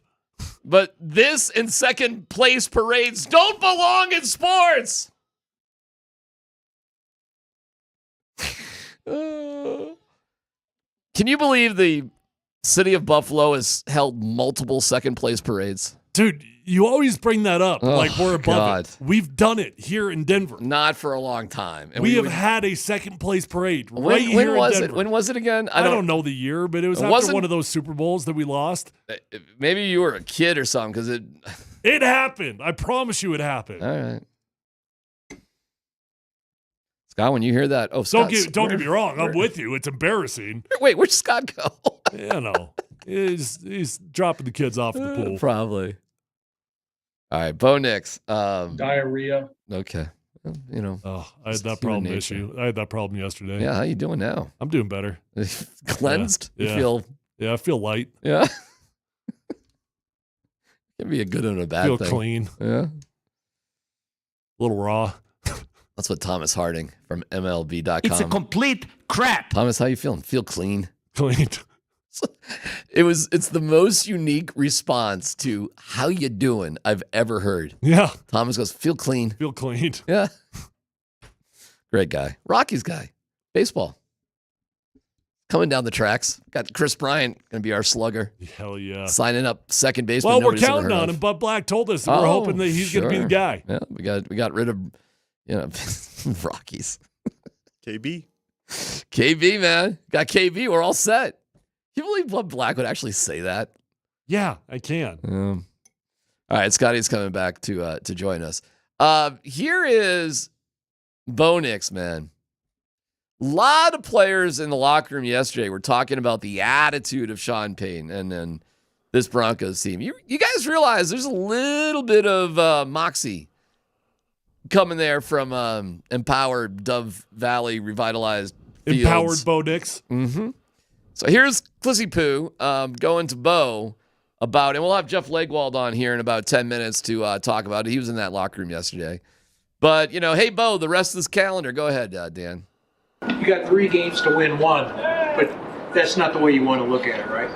Yeah, we got 3 games to win 3 and go into the playoffs and win a Super Bowl. Boom! Woo! We go to the Super Bowl, baby. Yeah, that was a mic drop, right? That was like we walked off after it.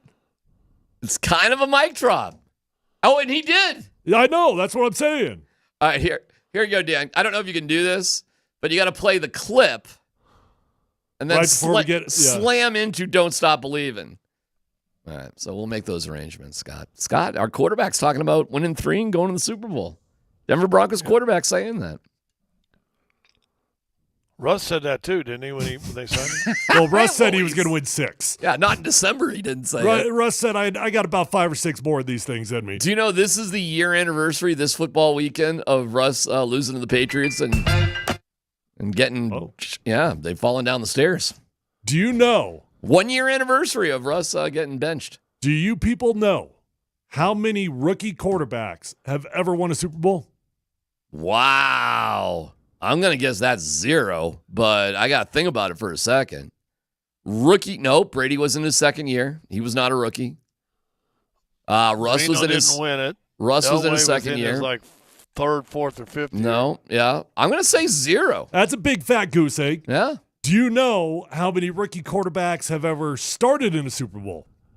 I'm going to say 0 on that one, too. That's a big fat goose egg. Do you know how many rookie quarterbacks have ever started in a championship game? Boy, you're just getting us down the 0-0-0 path. So nope, this one's not a 0. Oh, okay. Hold on. Rookie quarterbacks in a championship game. Yep. Fun little trivia with Tyler. Tyler trivia right now. Yeah. In a championship game, rookie quarterbacks. Damn, that's a good question, bro. I can't think of any. The But last one was in 2023. oh, wow. I should be able to get that then, huh? Yep. Last year? Yep. Come on, you got this one. Brock Purdy? There you go. He was a rookie? Okay. Why do I think he was like his second year last year? He was a rookie. Hasn't San Francisco been in the I feel like you're right. last 2? Yeah, I don't think I feel like you're right. This list claims Brock Purdy's one of them in 2023. Oh, maybe that was 2022 season? That makes a lot more sense. Yeah. That makes a lot more sense. Yeah. Yeah, So they it was went they went to a Super Bowl his rookie year, I thought. That's didn't right. they? But no rookie quarterback no. started in the Super Bowl, you said. I don't know if they went to the Super Bowl. Clearly they didn't. All right, Tyler, your trivia is kind of falling apart. No, right I there. got it right here. It says the 5 quarterbacks that have ever started in a championship game as a rookie: Sean King in 2000, Ben Roethlisberger in 2005, Joe Flacco 2009, Sanchez in 2010. Oh, wow. And Brock Purdy in 2023 and 2022 season. 2022 season. Okay. All right. Yeah. What's your point? What's your point? When I heard our guy anoint the Super Bowl thing, I just thought I'd Google that. I was curious. I was curious how many rookies have ever won a Super Bowl, and it was what we all thought it would be. It's a big fat 0, but that's actually surprising to me a little bit. I mean, you're telling me no rookies ever started in a Super Bowl? That's crazy. Tom Green is checking in with me right now. Okay. The beautiful Tom Green, Scott. Seriously, is there a man more handsome than Tom Green? Really? Seriously, at this point? Well, his great uncle on his mother's side, Ed Green, at one time. Different branch off the tree. Yeah. Didn't Dan Marino play in the Super Bowl in his rookie season? I know they lost the Niners, but you might want to check Tyler on this one. Hey, well, don't check Tyler. Check Kevin Skiver. check Kevin Skiver of CBS. That's who you want to check. Marino went into his second year. He went. That's kind of I a thought it famous was thing. the second year he started the Thank Super Bowl. you. Yeah, that's kind of the whole Marino thing. You guys trying to poke holes in me? Poke holes in Kevin Skiver. Hey, listen, tell let's Kim be Christensen honest. to Hey, whack D-Mac, Tom. Yeah. Why would you want to try to poke holes in the Swiss cheese? That was a Gudo one. All right. You calling me Swiss cheese? You're doubting Bo, but you know what, Bo's not doubting himself, Tyler. He doubted himself last week. Tell you that much. No, he was seeing ghosts last week. Went back and watched that all 22 last night. That was a rough one, buddy. He was having some. I'll give him credit, Elmer though. Fudd never doubted he was going to catch the Wascally Wabbit either. He had that shotgun loaded. Boy, was he a bad shot. Holy cow. yeah, I mean, he couldn't hit anything. Couldn't hit the side of a barn, Elmer Fudd. It was a rough one, man. It wasn't just the 3 interceptions. It was what he turned down after the first interception. He had some great opportunities for some big games. He was in his head, wasn't he? He got rattled big time. But you know what? He admitted it after the game. He did. And He did. and it happens to every single young player. It certainly happened to me. Yeah. It happens to every young player. And I'll give him credit. By the time the game ended, he made a few nice throws at the end that he gets to walk away feeling a little bit positive about. But Dan, at the end, he was like, hey, Mike Kliss, 1, 2, 3, Super Bowl. Here we go. You got 3 games to win 1, but that's not the way you want to look at it, right? Yeah, we got 3 games to win 3 and go into the playoffs and win a Super Bowl. Woo! Super Bowl Bo! Jeff Legwall keeping dreams true. Jeff comes up next on PhD.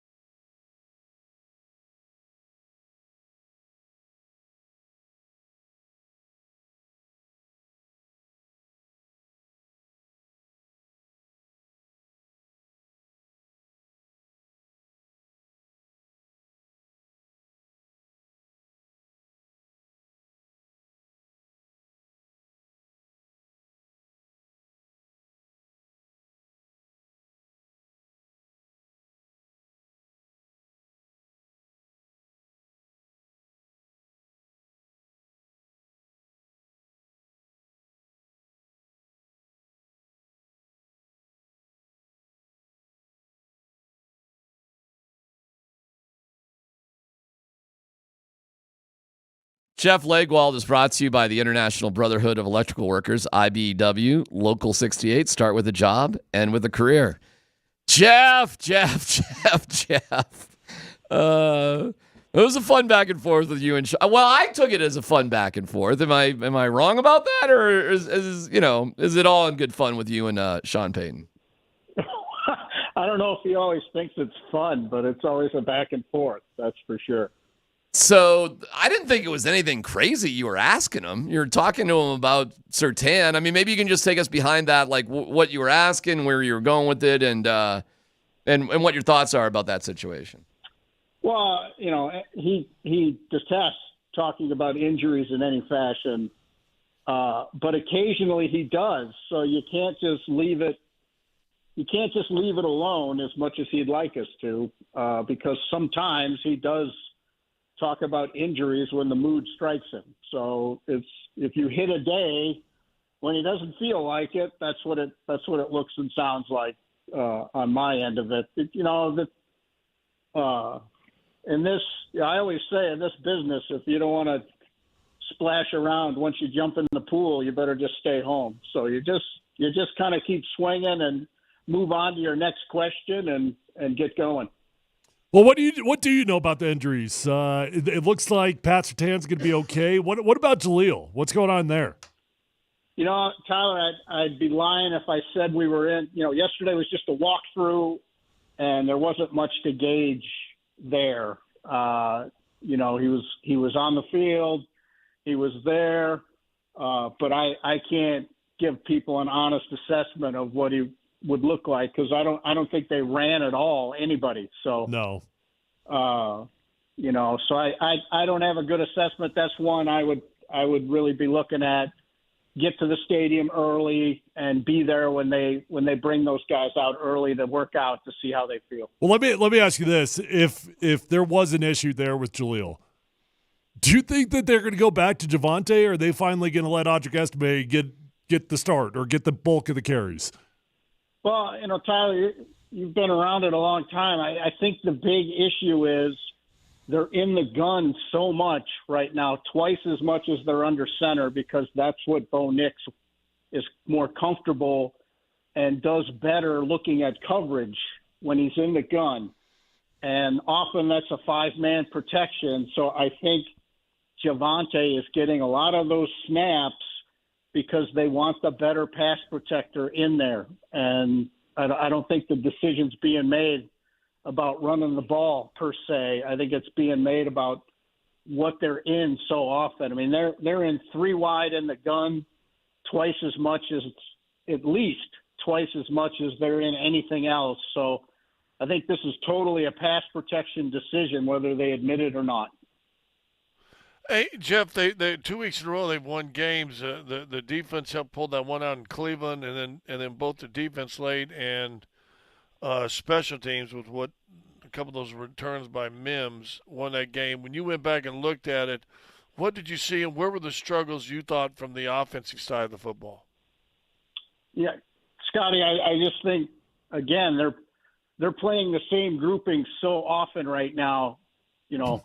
They want to give Bo Nix a clean look at the coverage. They want him to have that space to work in. So they're in the gun, they're in three wide, and I think the other guys know it, as it were, and they're doing what NFL defenses do. They've seen what Bo likes as a rookie, and they're steadily whittling away at taking away some of those things. And I think the Colts took a different tack. The Raiders and the Browns were very aggressive rushing Bo Nix. The Colts chose to rush 4 most of the game and drop 7 and take that tact with them. And I think both ways had some success, especially if they can just rush the passer and not worry about anybody running the ball or play action or anything. When the Broncos had it going a little bit, they were adding play action and pre-snap motion into the mix more and more. And the last 3 games, I don't think any of those defenses have been worried about the Broncos running the ball at all. They're going after the rookie quarterback and trying to make his life difficult. And I think they've had some success doing it. Jeff, what do you make about this Chargers team? Just got spanked this weekend by Tampa Bay. Statistically, it doesn't look like Justin Herbert's having a fantastic year, but we all know he's a dangerous QB. What are your thoughts on this team? Tyler, I just think, I just charted their last game a couple times and went back through it, and he had one of those games where the protection wasn't very good and his mechanics just went south. I mean, he's throwing off his back foot. He's throwing across his body on the run, and he just was not accurate in that game because he was under duress, and they didn't really seem to have an answer for it. They've sort of lived on the fast start, and then the defense is good enough to hang on, to make those early points hold up the rest of the way. And the games where they've struggled, they've not been able to do those things. But I've noticed when this year, I don't think he's, my gut is he's got some kind of health issue or he doesn't feel 100% because his movement looks a little off to me. Now, that's anecdotal and maybe I'm just wrong, but I've spent an awful lot of time looking at his game film before the draft and since he's been in the league, and he just looks a little off to me, especially in the footwork department. And we've seen it with Bo Nix as well. When the accuracy goes, you can just look at the feet and see why. Next 3 games, Herbert, Burrows, and Mahomes, if everything plays out the way they could or should. That being said, the defenses look pretty good. How do you see them going against 3 of the better quarterbacks in the league? Scotty, it's always going to be, what are they going to do with Surtain against those guys, especially the Bengals? The Bengals sort of have more high-end weapons, at receiver. So divvying up Surtain's body of work is a little more difficult. With the Chiefs, they put him on Hopkins a lot. And with the Chargers, they just sort of spot matched him up when they felt like it. I think the Bengals game is really the tough one because they've been so aggressive rushing the passer, and teams blitzing Burrow this year have put some hits on him. He's taken punishment, but he has made them pay, dearly. So I think in terms of coverages, I think the Bengals game is the toughest riddle. And this, tomorrow's game, I think that they've got to be as physical as they've been all season, and they can't, they especially early, they've responded twice in the second half of games, but they can't have those early run fit problems, they've had. And if you do that against the Chargers, you're sort of playing into their hands. You give them that early lead, and then they can make it hold up. But the Chargers haven't been very dynamic this year, Jeff, for some reason. They've got talent, but they haven't been able to put it all together. Why not? Offensively. I think they really hoped Johnson would be the big-time down-the-field receiver, consistent, take the lid off kind of a player, and he hasn't always been that. Mm-hmm. He hasn't been consistent catching the ball, and he doesn't really get a ton of separation for the guy with, that kind of speed and athleticism. So it's hard to figure, but I think teams have sort of, been able to squeeze the line of scrimmage on them, and that makes it hard to have those dynamic plays.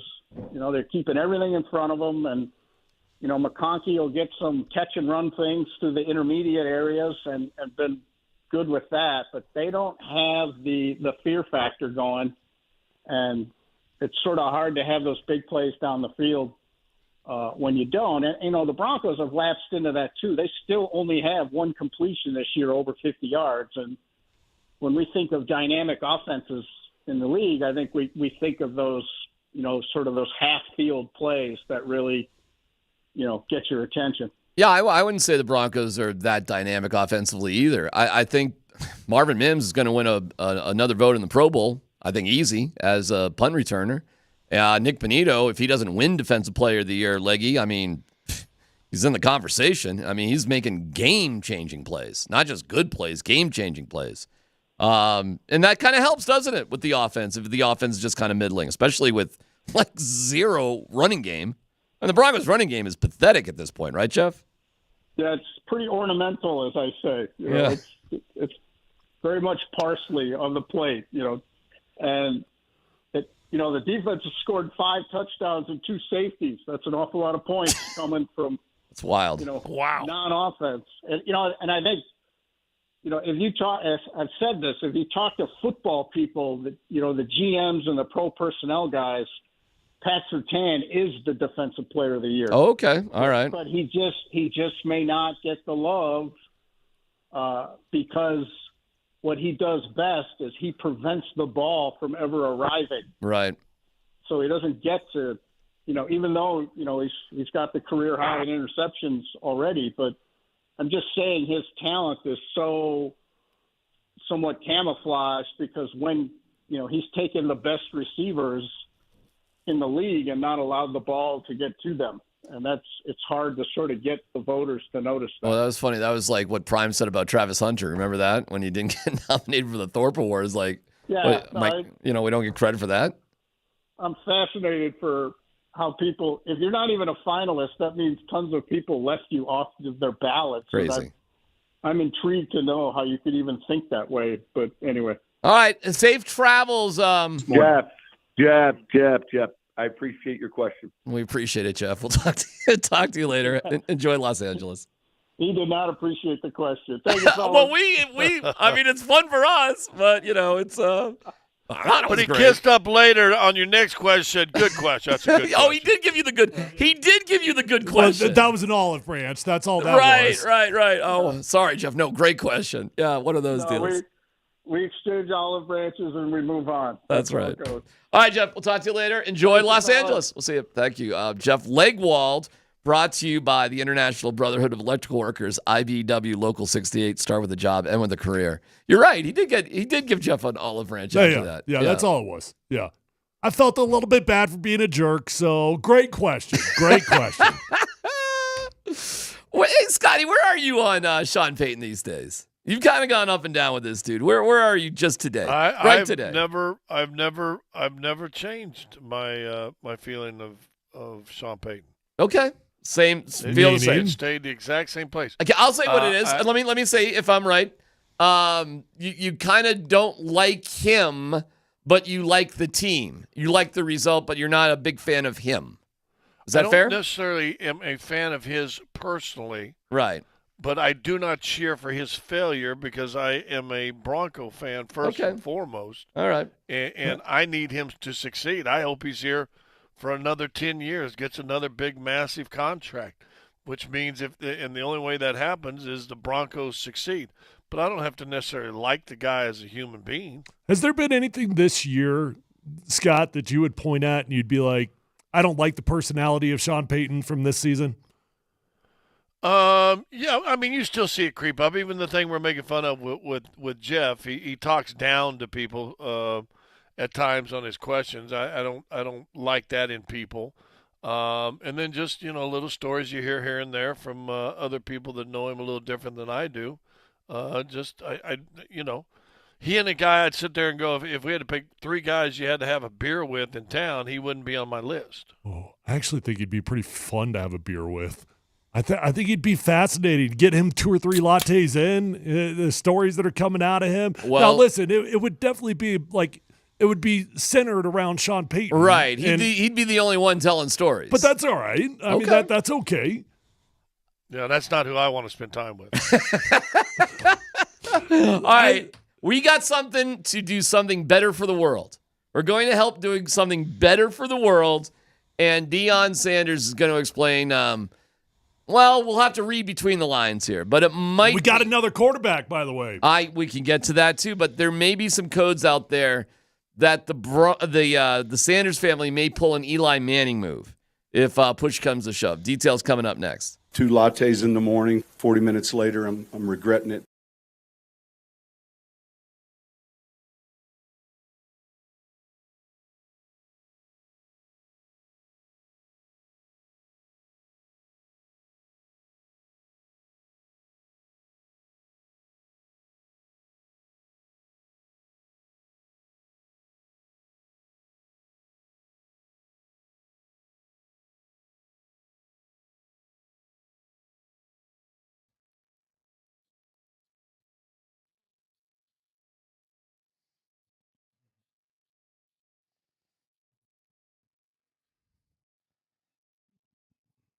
Man, love that. Thank you, Coach. That gets you excited. And if maybe excitement isn't coming into your love life because of erectile dysfunction, well, we've got an answer for you. And that's the Rocky Mountain Men's Clinic. Saw my guy Colt out at an Avs game, and he was giving me some stories about how things are going. And things are, listen, they've developed a business and a way of doing things that puts love back into your relationship. It gets you back in the game. It's amazing. So when the pills or herbals fail, there's the Rocky Mountain Men's Clinic. Okay, here we go. Helping out tens of thousands of men here in the Front Range and can help you out as well. The initial visit's only $99. It includes a medical consult, TNPSA test. If advised, a test dose. If that doesn't work in the office, your visit is free. It's the Rocky Mountain Men's Clinic. You could be having sex the day after your appointment. 5 locations: Fort Collins, North Denver, Central Denver, Castle Rock, and Colorado Springs. 720-440-7900. RockyMountainMen'sClinic.com.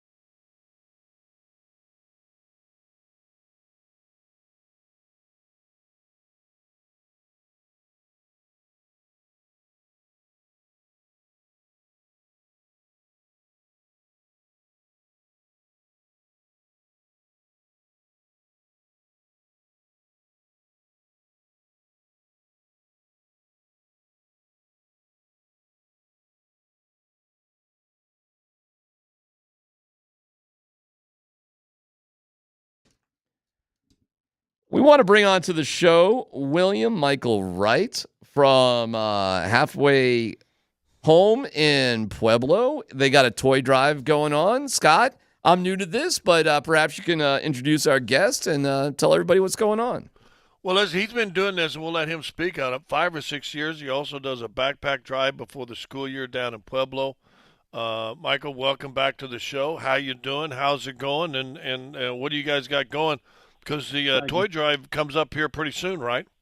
Thank you, Scott. Yes, it does. The toy drive is Friday, and like you said, we do a backpack giveaway as well. But right now, I'm glad that you got me on again because this year our toy drive ain't going too good because 2 of our biggest donors, besides you guys, couldn't provide us with no toys or donations this year. So you guys always seem to come through for us, and the people who listen always get behind us and send us donations to make the Christmas good for these kids. Last year, we was able to give away 578 toys.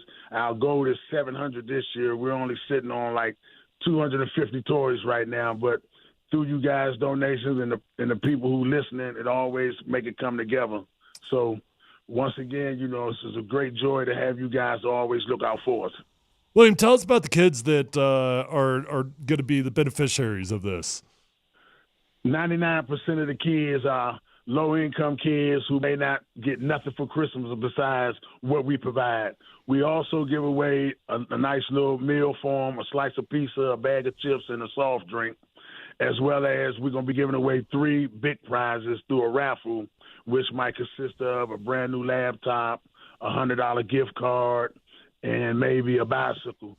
So, it's just special when a mother come in here and say, Mr. Wright, we don't know what we would have did without your help and support. And like you said, we've been doing it for 6 years now, and you guys have been with us the whole way.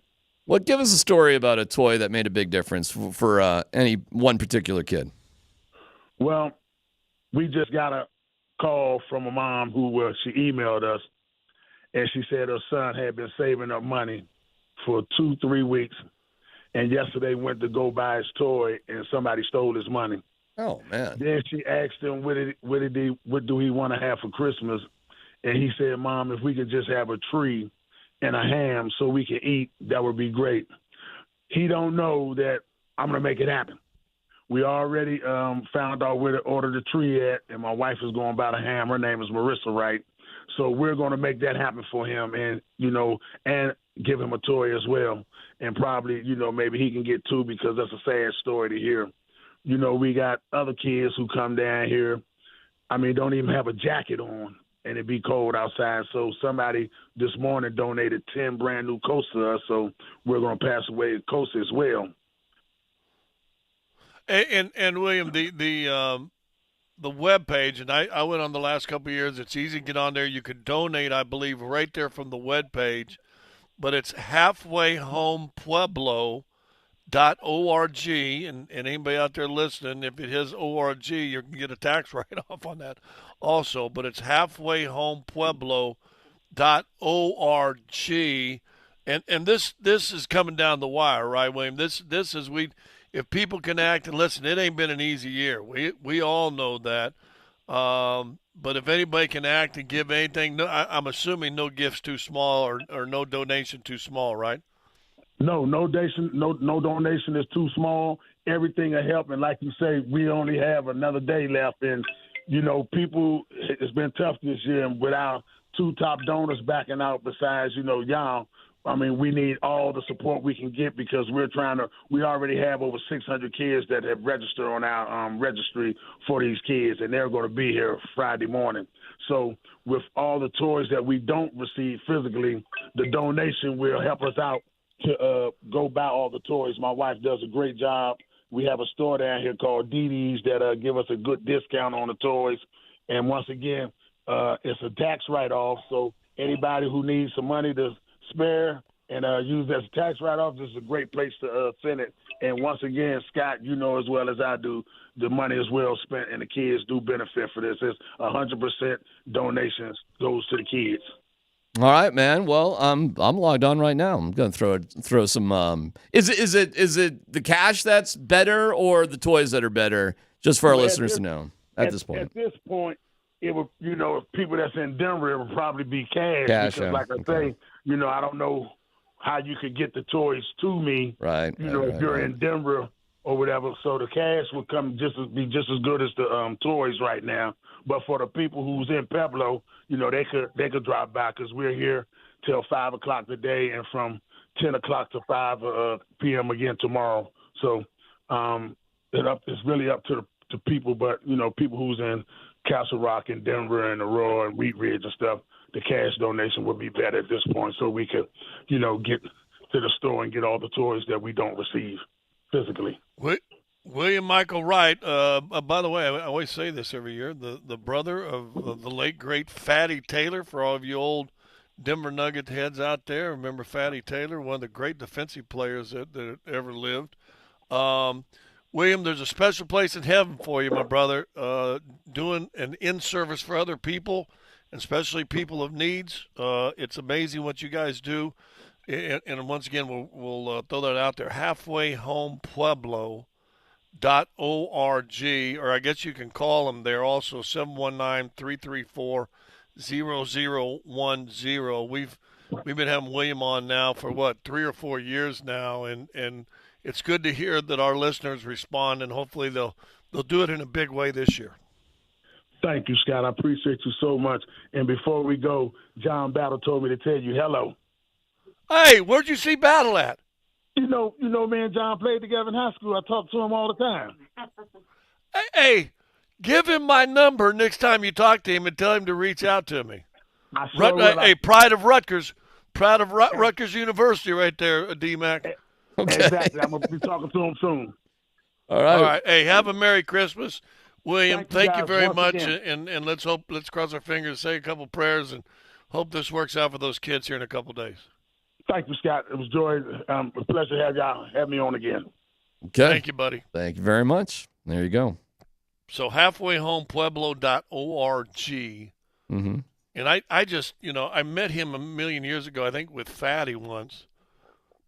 And then somehow I got a hold of him and said, hey, give us a call, we'll put you on. And the first year we did, it was for backpacks. He does it for school season to make sure kids have supplies for school. And he's really grown this thing. Like, what did he say? He's already got 600 kids registered. I remember when they started this thing, it was like 25 or 40 kids. So they're really blowing up. But it also kind of shows you the need that's still going on if we're not paying attention, right? No doubt about Absolutely. it. Very cool. All right, time for No Dumb Questions. Columbus, Hastings, and DMAC present Dum Dum Dum Dum Dum. No Dumb Questions. This is your safe space. Safe place. I'm leaning into the segment. You're a smart guy. Send us your not dumb question now. Tweet it, text it, or Twitch it. It's No Dumb Questions. With thanks to Old Chicago Pizza and Tap Room. Visit oldchicago.com for a location near you. All right, No Dumb Questions brought to you by Old Chicago, oldchicago.com. Order online. Find a location, maybe a little Old Chicago for dinner tonight. Scotty, what do you got today? Is there anything worse of an illness? Well, and listen, and I'm saying that, and I understand people say, well, yeah, I got cancer, and, my liver's going, I get you. But as far as walking around, you're going to be okay kind of illness, is there anything worse than diarrhea? You got a story to share? We heard you might have a story to share there, Scott. Diarrhea. Yeah. No, I've for the record, I underwear in the sink right now, washed out and clean. It's right a number now. 2. Wow. Underwear's in the sink. Underwear's in the sink. My. Scott, for the record, I got very clean yesterday. I had an opportunity to get clean yesterday. Really? Yeah. It was something you ate, or just, or did you go get you one on purpose? Well, I ate a laxative. So you were backed up. I was backed up. So listen, you're trying to get things going. I was trying to get things going, and it got going. It got going. Okay. Yeah. Dude, I got a CVS across the street, and I'm thinking, can I make it down there within a break to go grab some Imodium? Make it stop. Oh, make boy. it stop. Okay, Yeah, we're on the other ends of the spectrum right now. I'm thinking, hey, just sit here. Don't mind, walling around in my own toot. And then all of a sudden, whoa, okay, Nelly. What a smooth deuce right there. My dad said his best advice ever, besides keep an extra set of keys in your wallet. Don't trust a fart. Don't trust a fart. Yep. Yeah. Don't trust a fart. Well, you know what? I won't the rest of this trip. I'm sorry, man. Boy, I mean, But is there anything worse though when your well, stomach hurts like that? you're bringing up the fun game. Have you ever? Which is always a fun game to play. So, have you ever been broadcasting and you thought it was a fart? I mean, broadcasting, there's no escape. Well, I don't know if you noticed about 30 minutes ago, I sat here and I didn't move because I'm trying. I'm doing the what was the thigh master? I'm doing the thigh master squeeze. Yeah. I'm like, stay right there. If I don't move in fact, I took one of my shoes off, so I was like this. Seriously, I was doing thigh master exercises about 3-4 segments ago. Hey, somebody on the text line does bring up a good point here. Scott, the sink? The hell's wrong with you? Use the bathtub. That's a pretty fair point. I mean, why is a fair point. Why did you choose the sink instead of the bathtub? Yeah, that is a good point. A, there's no bathtub. You know, the shower. Well, shower, yeah. And B, because I had to come back and be on the show with you Nuggetheads, and B, the sink is stainless steel. Yeah, No, fair point. No, it's not. Yeah, I mean, Keyword just stainless. throw it in the shower, turn the water on, go do the show, come back and get some clean underwear. It's a fair point. That's the only. I put the hot and cold water on, got to borrow. So, and you know what? I sit there and I felt like those dudes used to sit by the big rock on the riverbank, and you're sitting there and I'm pounding on the. I went old school machine washing. Scott's machine washing on that sucker. Scott's like a scene from Slumdog Millionaire or something. He's just there. Exactly. What happened out the to river. get you like this? I never saw that. You never saw Slumdog Millionaire? No, I never did. Ooh, there's a scene in a porta potty, not a porta potty. I don't know. Bollywood still a deal? Woo, that's a scene. There are certain scenes in movies that you just are like, oh, you really just can't watch. They got one of them bad boys in Slumdog Millionaire. It's a good movie. I want to talk about the Yellowstone ending, but I can't do that. Fine by me. I can't do that. Yellowstone. People are going to get mad at me, right? I wasn't in Yellowstone. I got into Yellowstone, and then it lost me. It lost me with the bank blowing up and Beth smoking a cigarette outside the street. And then I told you it lost me when the old guy just died on a tree and everybody just went on with the chuck wagon stuff. And, it was like, well, he's dead now. It was I'll say this. This has nothing to do with so you could say it. I don't care. Doesn't bother me. This actually has nothing to do with any of the show. But when it's all said and done, I'm thinking about it like all the best characters of the show, And when you think of like the best character of the show, who do you think of? To me, the best on Yellowstone. Well, you're not answering quick enough. I guess Beth is the best character on the show. I feel like most people would say Rip. I feel like Rip is like he's the guy. I always felt like Rip was a bit of a wimp. To Beth? Yeah. Well, he loves her. Yeah, It's called love, D-Mac. Love. Yeah, but isn't he kind of wimpy? I mean, I get it. He takes people to the train station, no, but that doesn't take care of her. That one episode where he beat the hell out of that motorcycle gang didn't seem very wimpy to me. Does he take care of her in the final episode? Yeah, I'll but tell you that much. His love for her makes no logical sense. Well, I looked it up, and I'm like, to me, Rip is like the favorite character of the show to most people. So I looked it up, and I'm like, how many people has Rip killed? Okay. He's killed 8 human beings. Yeah. I'm like, the favorite character is just a serial killer. He's just a flat-out murderer. Yeah, well, I mean, have you ever seen... And yet he's the most beloved character. Have you ever seen the TV show Dexter? He killed like 100 people. Well, he had a code. Sometimes. he had a disease. Yeah. He's a psychopath. Well, he had a code. I mean, he killed the bad dude. That's coming back, right? It already original sin. I'm already watching. It's like a prequel, though. It's already a couple episodes in. Is the original Dexter still voicing the narration? Yes, Michael C. Hall. Yep. But he's not in the show. Correct. He just does the narration. Correct. Okay. Correct. Christian Slater is Harry Morgan. They got the young man they have playing him in his 20s. Looks like him. Oh my God! And he's got the same mannerisms. He looks just like him. The sister Deb does not look like the original Deb at all. But, I'm a sucker for Dexter. I love that show. So I'm watching it and the whole thing. Yeah, I mean, so I guess my no dumb question without talking about it, because I wasn't thrilled with the ending.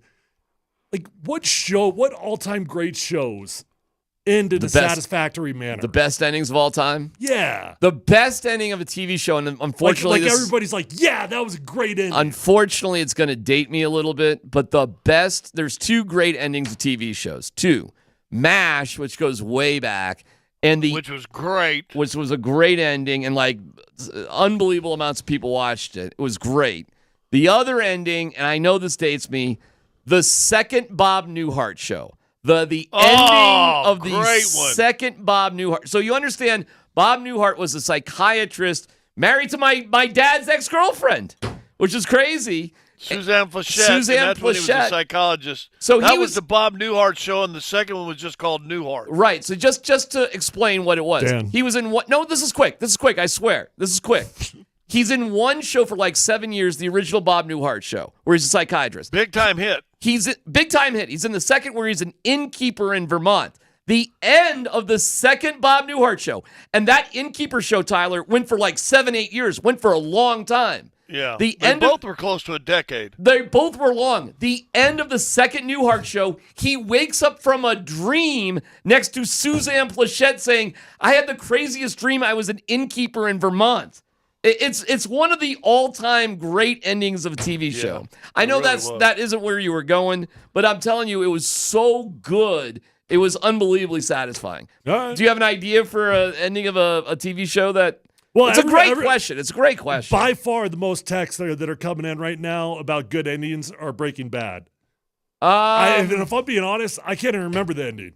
Well, that's complicated because they did a movie after they did Breaking Bad. Oh, yeah, El Camino. They did El Camino, and also they did Better Call Saul, which also goes from the end of Breaking Bad. It takes the story further. So if they're talking about the original, you're overcomplicating it. Okay, they're just talking about Breaking Bad. All right, but what they're talking about is Walter White using the gun and shooting up the entire, Nazi clan and saving Jesse. I remember now. And then Walt dies. Yeah. But that wasn't really the end of. All right, I don't want to get in the weeds on it. I know what they're talking about. Lovable bad dude. Hey, and by the way, the wife, just let him sell the meth. Just let him do it. That show lost me. That show lost me early too. It did. Where did it lose you? That was pretty good, man. It lost you.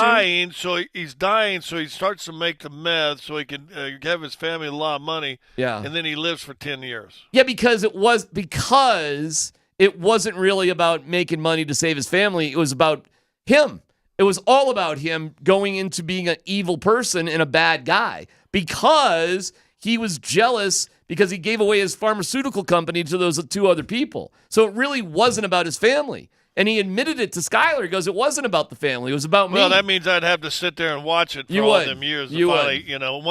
Once they change the premise, which I'm thinking, this show I get, because if someone told me you got 3 years to live and my family needed money, what a great idea. Make meth. But exactly. But Vince Gilligan, boy, you're really touching on one of my favorite shows. Vince Gilligan, the showrunner for it, says it was taking Mr. Pibbs, a school teacher, an innocent guy, and turning him into Scarface over a period of years. So that's what that show was really about. How do you take somebody very innocent and make him Scarface? That's what the show was. So you're saying evil corrupts.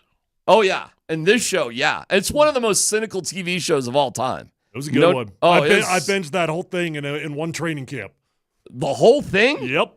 Like eight seasons? Yep. One training camp. That's right. You must have been sleeping out for there practice. in Washington. Dude, Breaking Bad's a pretty killer show, Scott. It's pretty good. And then Better Call Saul was, I thought, unbelievable. Better Call Saul had a great ending, too. I watched all of Better Call Saul. I never got into it the same way I did in Breaking Bad, though. It was pretty, at the end of the day, Better Call Saul had a heart. You'd like that, Scott. And somebody, is kind of like the Grinch. And ultimately, he sacrificed himself to be a hero in prison for the betterment of the love of his life, Kim Wexler. The greatest show writer currently, Taylor Sheridan. He's who wrote Yellowstone. All the good shows right now. This dude is writing. So he's doing Landman, which I don't know if you guys started watching that. That's another really good show. He did Lioness, which is a fantastic show. Why does Kevin Costner hate him?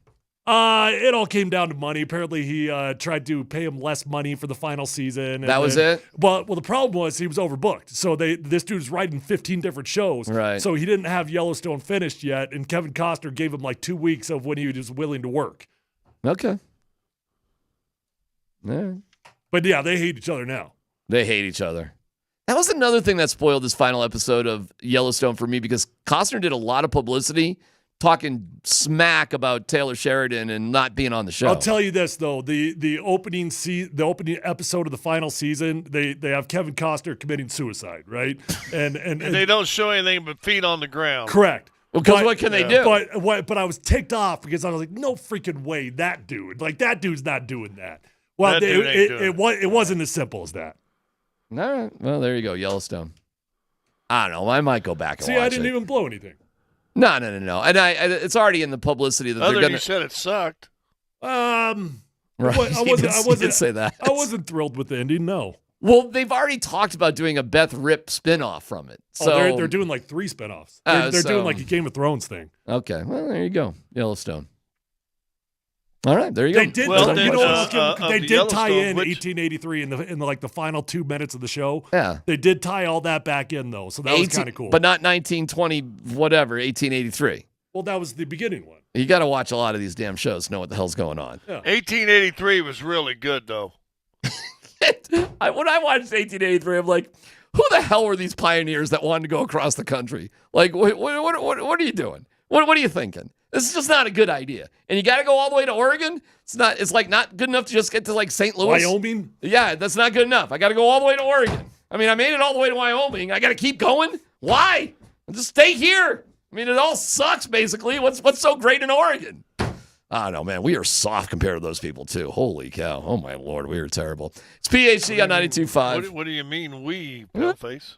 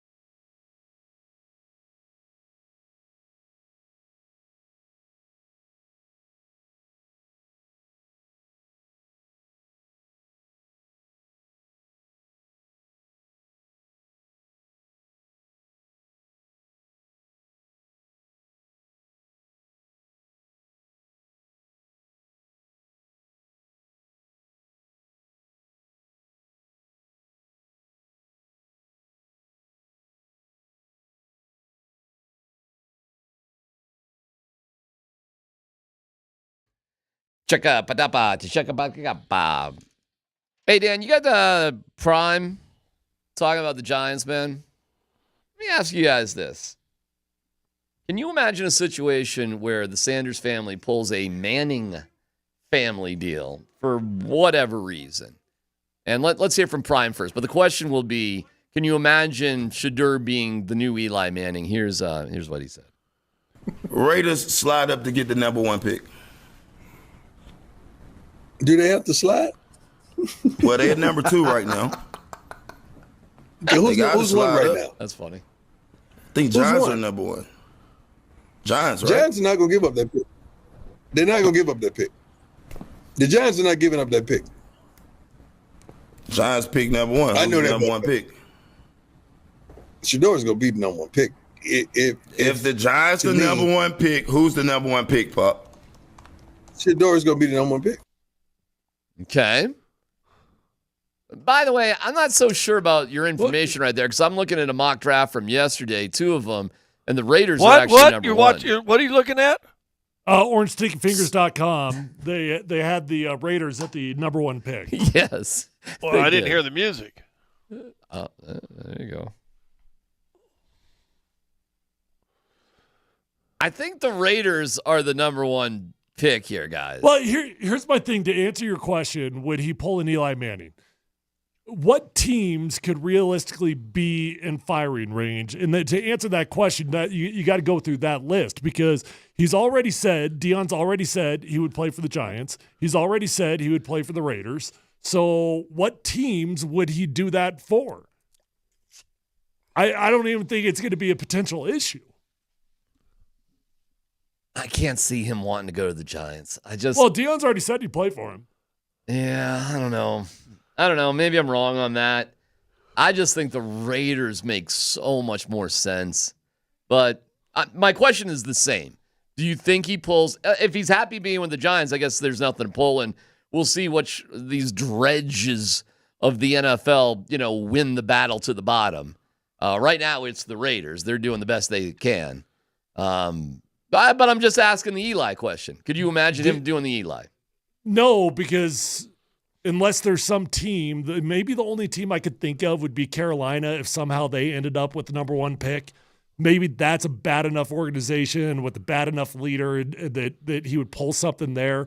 But we know he would play for the Raiders. We know he would play for the Giants. Do we know when did he say he would play for the Giants? When did he? I'll try to find it here, but I don't remember that. I'll find it. I've definitely seen it. Okay. He said on a podcast he wasn't going to pull any of that.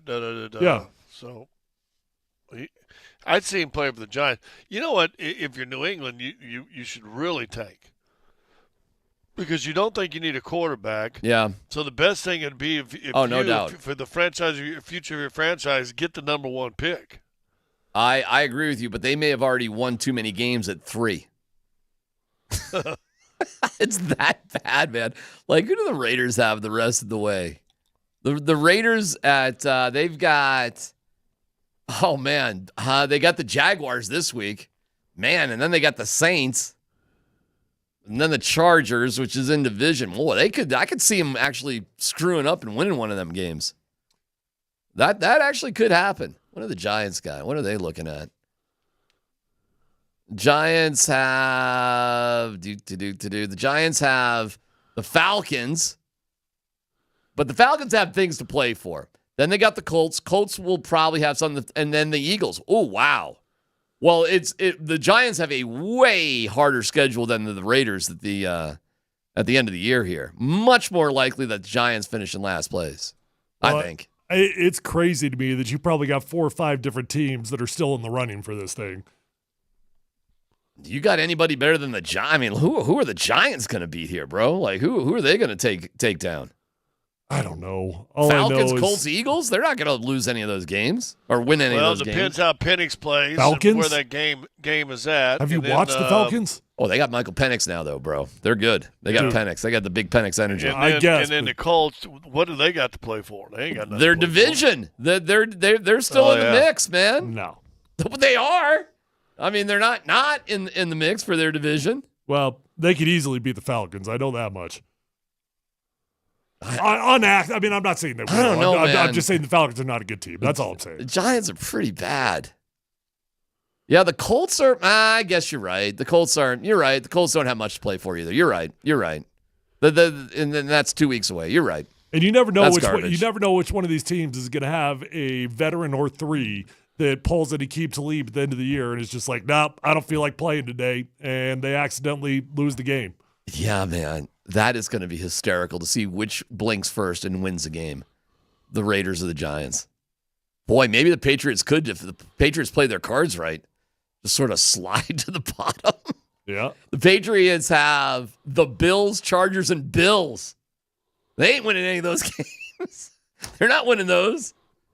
So you got 3 wins for the Patriots, 2 wins for the Giants and the Raiders. Boy, what a battle that's going to be. Talk about a tankathon. Was Deion, let's play that audio again, was Deion being very intentionally careful with his words in that clip where he said the Giants are going to have the number 1 pick, but Shedeur is going to be picked number 1? Or is that him saying, yes, I'm okay with them playing for the Giants? All right, play it again, Dan. Raiders slide up to get the number 1 pick. Do they have to slide? Well, they're at number 2 right now. Okay, who's one right now? I think Giants are number 1. Giants, right? Giants are not going to give up that pick. They're not going to give up that pick. The Giants are not giving up that pick. Giants pick number 1. I know that number 1 pick. Shedeur is going to be the number 1 pick. If the Giants are the number 1 pick, who's the number 1 pick, Pop? Shedeur is going to be the number 1 pick. That to me sounds like he's saying he's good with them playing for the Giants. I agree, actually. Yeah, I agree. Yeah, it does. Oh, we'll see. All right, real quick, and we can answer it on the other side.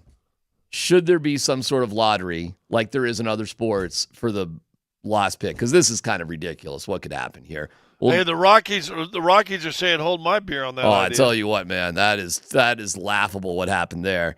Plus, what did they get? Like the 4th? They got the 4th. So let's get into that coming up. Plus, rumors about Michael Porter Jr. and Zach LaVine. Let's football go. All coming up here on PhD on 92.5.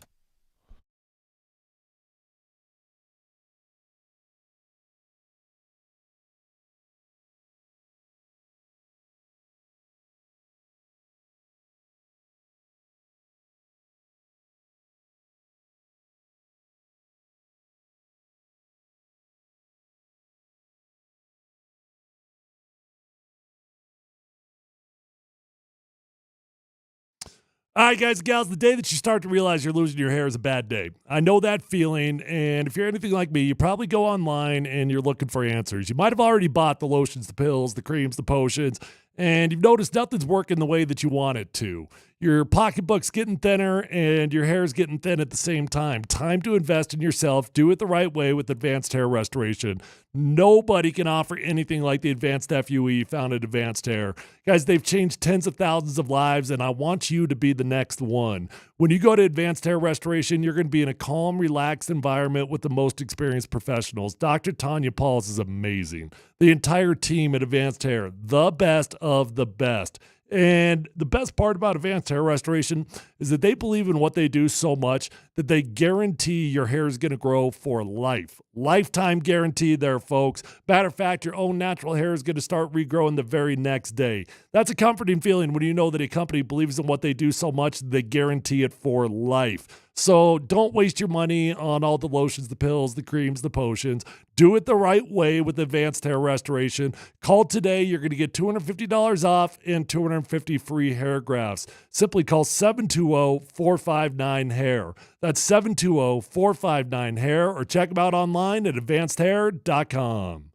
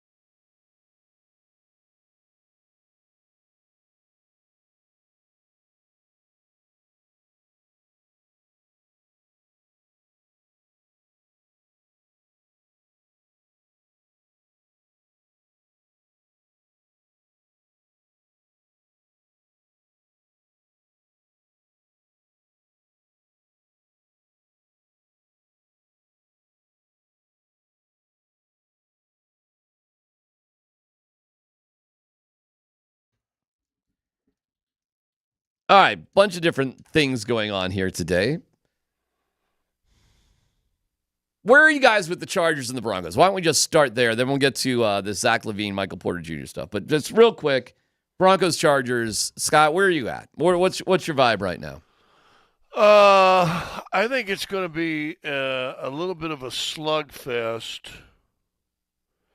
And let's see if I've said all along I thought Denver could go in and beat the Chargers. I don't think they're as good as they were when we saw them the first time, and I didn't think they were that good, but I think Denver's gotten better. I wouldn't say, I don't know about you, Tyler, I wouldn't say that I've seen a lot of improvement as the season has gone on from the Chargers like I have with the Broncos. Yeah, I thought that the first 4 weeks of the season, you were like, whoa, watch out for the Chargers, because it wasn't necessarily what Justin Herbert was doing. Matter of fact, if you remember going into the Broncos' first game against the Chargers, Herbert had yet to throw for 200 yards. But they had a hell of a commitment to the running game. Mm-hmm. They had a hell of a defense. They're doing their deal. But I agree, you've not seen the progression over the second half of the season that you thought you would. And I don't love the Thursday night road game. That's one of the hardest things you can do in football. But both teams are coming off bad games. It just so happens to be that the Broncos won their bad game. And matter of fact, it looks like the Broncos dominated the Colts on the scoreboard if you're just going to look at the scoreboard. The Chargers are reeling right now. So I feel more optimistic today than I did a week ago about the game. Yeah, I'm having a hard time getting over the fact the Chargers gave up 27 points in the second half to the Bucs. Like, how did they? And I went back and watched the game, and as good as Herbert is, there's just not a lot of dynamic playmakers out there. It's kind of a boring football team. And I'll tell you who's not boring real quick. Is they gave him no weapons and that their offensive line was iffy. Okay. I'll tell you who made an impact in that game, guys. Baker Mayfield, like on his own, like just running around being a crazy man. Mm-hmm. And Bo Nix can do that too.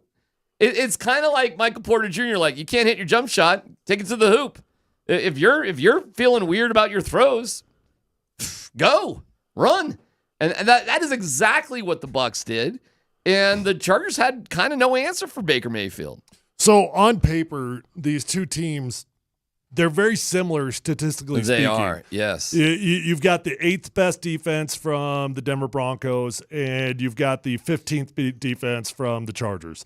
Pretty similar. I think we would all agree that this Broncos defense feels like they're better than the 8th. There's been a couple statistical anomaly games that have brought them down a little bit. But the Chargers are just kind of middle of the road in everything defensively. They're 19th in rush defense. They're pretty good against the pass. Offensively, the Broncos have got the 22nd offense, and the Chargers have got the 26th. So they look pretty damn similar on paper. Here's the difference, though. Here's a big difference. And you know what? Sorry, real quick. The Chargers rushing attack that we were all so impressed with at the beginning of the year, it's not that great. Nothing. It's nothing special at all. 22nd in the NFL. I think Nick. Yeah, they couldn't rush football at all last week against Tampa. Yeah. What did they do? 11 carries for 32 yards. Wow. They didn't even try.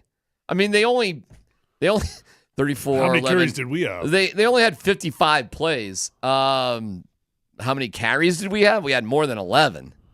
It didn't feel like we had a lot. I don't know. I mean, it is not a dynamic offense. You know what? I think the Broncos probably would. And here's why. I was leaning towards the Chargers all this week, but that is something else. When you allow a team to put 27 on you at home in the second half, dude, man, you are not good. You got some problems right now. And maybe you were better, but it's not about what you were, it's what you are. And right now you're bad. So right now you're bad. If you could choose, not knowing the names, and I know you guys already know who's who in this situation, but just in theory, if you could choose a quarterback that with 3 games to go in the season has thrown 16 touchdowns and 2 interceptions. Yeah, I know. Or a quarterback that's thrown 20 touchdowns and 11 interceptions, which would you take? Well, I'd take 16 and 2, but it's funny because you got to look at the context of the interceptions. Where are the interceptions coming from? Every interception has its own unique story. And the truth of the matter is, most of the interceptions Bo Nix has thrown, while they suck throwing interceptions, they haven't been pick sixes or given a team automatic points. He's thrown the vast majority of interceptions in non-dangerous sort of situations. And his interceptions aren't coming in the opponent's end zone. Like, he's not throwing interceptions in the red zone either. He's throwing them in kind of that, 40 to 25 yard range. Like they're kind of punts. But it has been 5 in the last 2 games. It has, but again, the context does matter. Are those interceptions resulting in automatic points? Not necessarily. You can drive after that. I hear what you're saying, but I don't know that the context matters that much, man. I mean, interception's an interception. It's not a pick six, and that's where the Broncos have benefited. The Broncos have, the Nick Bonito thing. Can we just call it a pick six? Yes. Are we all right just calling that a pick six? Technically a fumble, but... Right, but he's got 2 of those. So let's just call it a pick six for the sake of argument. 2 pick sixes? Surtain's got a pick six? I mean, when the Broncos get a turnover, the result is Jaquan McMillan has a pick six? I mean, that is impactful, man. Scotty, you were throwing out some numbers, or we heard from Jeff Legwold, rather, about how dynamic the defense has been, right? Yeah, they've been good. I was looking for some tap dancing music, but I figure on that little diatribe you went on interceptions. All right, I'm sorry. Yeah, I think you're reaching on that, man. I knew Dan would play a little T for 2 tap dancing song, but okay, all right. Yeah, I mean, that was some good tap dancing. If I'm wrong, just tell me why. Well, picks are picks, and their opportunities they're squandered. It's like turnovers. Not all turnovers are bad, except it squanders in basketball, it squanders an opportunity to go down and score. So what interceptions do or fumbles do, you've just limited a scoring opportunity, whether you would have or not. You still squander that opportunity. Yes. And whether they take advantage or not, you are giving an extra opportunity to the opponent team. That's why they're bad. But I'm with you. I remember sitting down with Elway, and Elway said, "Hell, if he was third and long at the 40, he was throwing it to the 5 or 10 yard line, try to hit a magic, either get a penalty, and if it got picked off, he said we couldn't punt it that well." Right. True. It's right. Listen, the Broncos give away an interception. Okay. And then what? 1-2 plays later, they recover a fumble? And it's like, all right, well, that's a little story there. It's not great. But I wouldn't write that as a credit to Bo Nix simply because our defense did something amazing. I understand, but I want to put in perspective because you were comparing numbers, 16-2 to 20-11. And I'm just saying some of those 11 are just, not that bad. It's not as bad as it kind of sounds because it doesn't sound good. So all eight of Russell's interceptions last year just bad? Yeah, you know what? That's a great question. You'd have to go back and look at it. That's a really, really good question. I'll give you this, Scott. I'll give you this. Russell Wilson was not nearly as bad as Sean Payton wanted him to be. How about that? That's a concession to you. And anybody who likes Russell Wilson. Sean Payton, to a certain degree, wanted Russell Wilson to fail because it wasn't his guy, and we clearly know that now. Yeah. And that just wasn't the case. And Russ was on a better trajectory, and he certainly has proven it this year with the Steelers that this dude can still play in the NFL. Ain't no doubt about it. No doubt about it. But, boy, it was oil and water with him and Sean Payton for whatever reason. Yeah, yeah. And it's too bad because it kind of was working and it could have worked. Well, what's But you wouldn't have your future guy. You would not have your future guy, and what's crazy is despite the huge cap hit and all that stuff that the Broncos have to suffer through this year, they're a playoff team. Mm-hmm. It's nuts. It's crazy.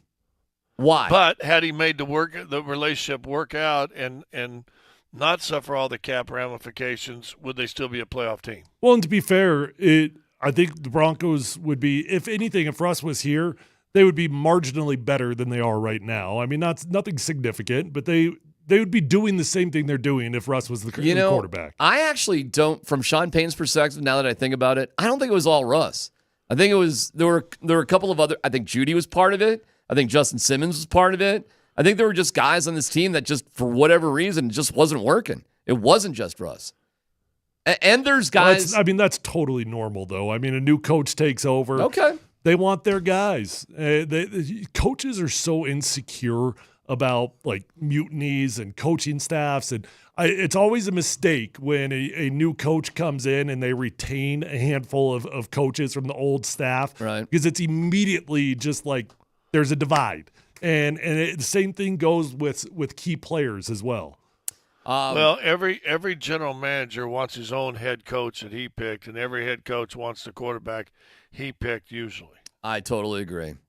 And Sean Payton did not have that. And Sean Payton was scrambling for that job too.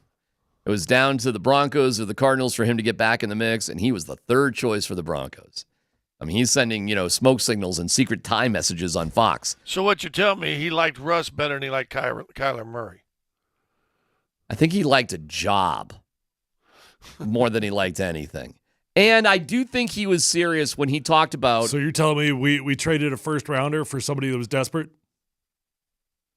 I don't know if he was desperate. Yeah, I don't think he was as desperate as you're painting it. I think he would have got offered a job by Arizona. He would have made it work somewhere else. However, when he said after the game Sunday, if you're in the entertainment business, you don't go to Rhode Island. If you want to be with a serious football organization, the Broncos are one of them. I think that does make sense. I think the Denver Broncos, thank God for Greg Penner and ownership to turn this thing around. Because I do think the Broncos are a Tiffany organization when it comes to football heritage. I do. I think the fan base, I think the facilities, I think the commitment to football in the Rocky Mountain region is just better than a lot of places in the NFL. Yeah, I would agree with that. And it's just been in this crazy slump. Well, and a fan base, let's be honest. Look at the fan base. Fan base also. Yeah, what do you think that game on Thursday is going to be all about in the stands? What do you think that's going to be? Sea of Orange. Right? That ain't going to be a road game. Nope. Weather's going to be great. Turf is going to be great. Nick Bonito's get-off speed. Dude, when you got good get-off speed. What's the average time?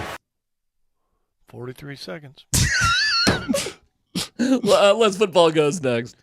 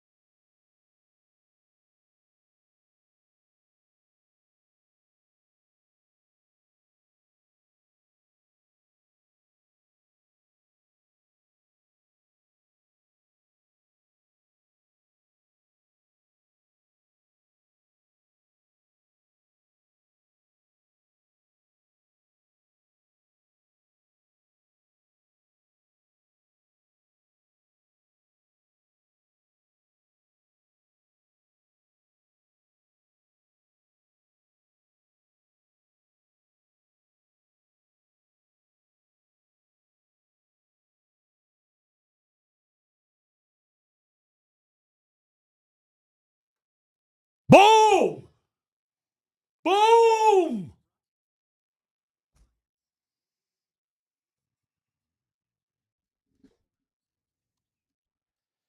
We got 3 games to win 3 and then go win a Super Bowl. See, and then he did walk off too. It was a walk-off moment. Yep. Hey, Dan, here's what we got to do. I'm sorry to make you do something because it sounds so good. You got to throw in the Anthony Davis, Jamal Murray made a shot mic drop after Bo says that. Because that was a real mic drop. That was the Anthony Davis. It had everything. It had like the sound and the echo and the slight feedback. Like it was the best mic drop of all time. And it was awesome because it's just Jamal Murray made a shot. Jamal made a shot. The whole thing. All right, thank you to Mountain High Appliance. A shot at 5280. MountainHighAppliance.com. I've got the T-shirt to commemorate it. I've got that. You know what? I never got that shirt. Oh. That shirt got passed out around here, and I saw a bunch of people wearing it, and I was like, where's my shirt? How's your ring, by the way? Fine. Okay. D-Mac's still bitter. Yeah, I don't have one of those. So, I didn't get the Scott-sized one. I know that. Oh, do you think Scott was over giving a ring? You know, like it was too much? What did Scott do to earn that? Yeah, what did Scott do? All right, let's go.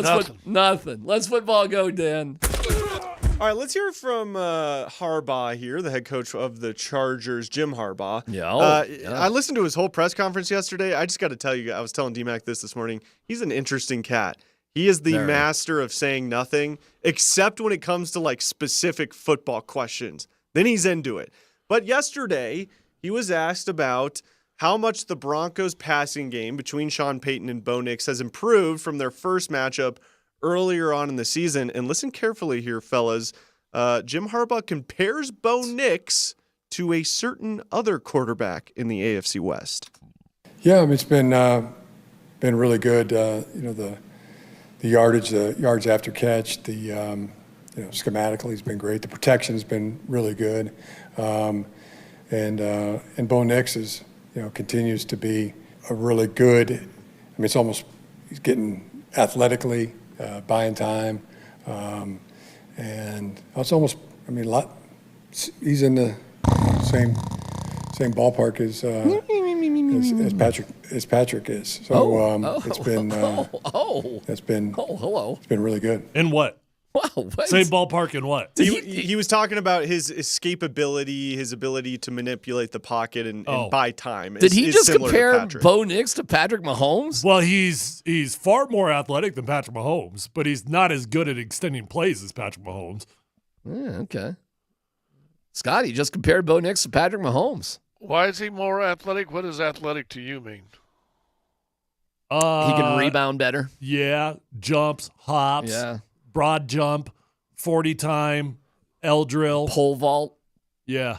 The basics of athleticism. Right. 50-pound curls, not even 40-pound curls, 50-pound curls. Standing broad jump is really important.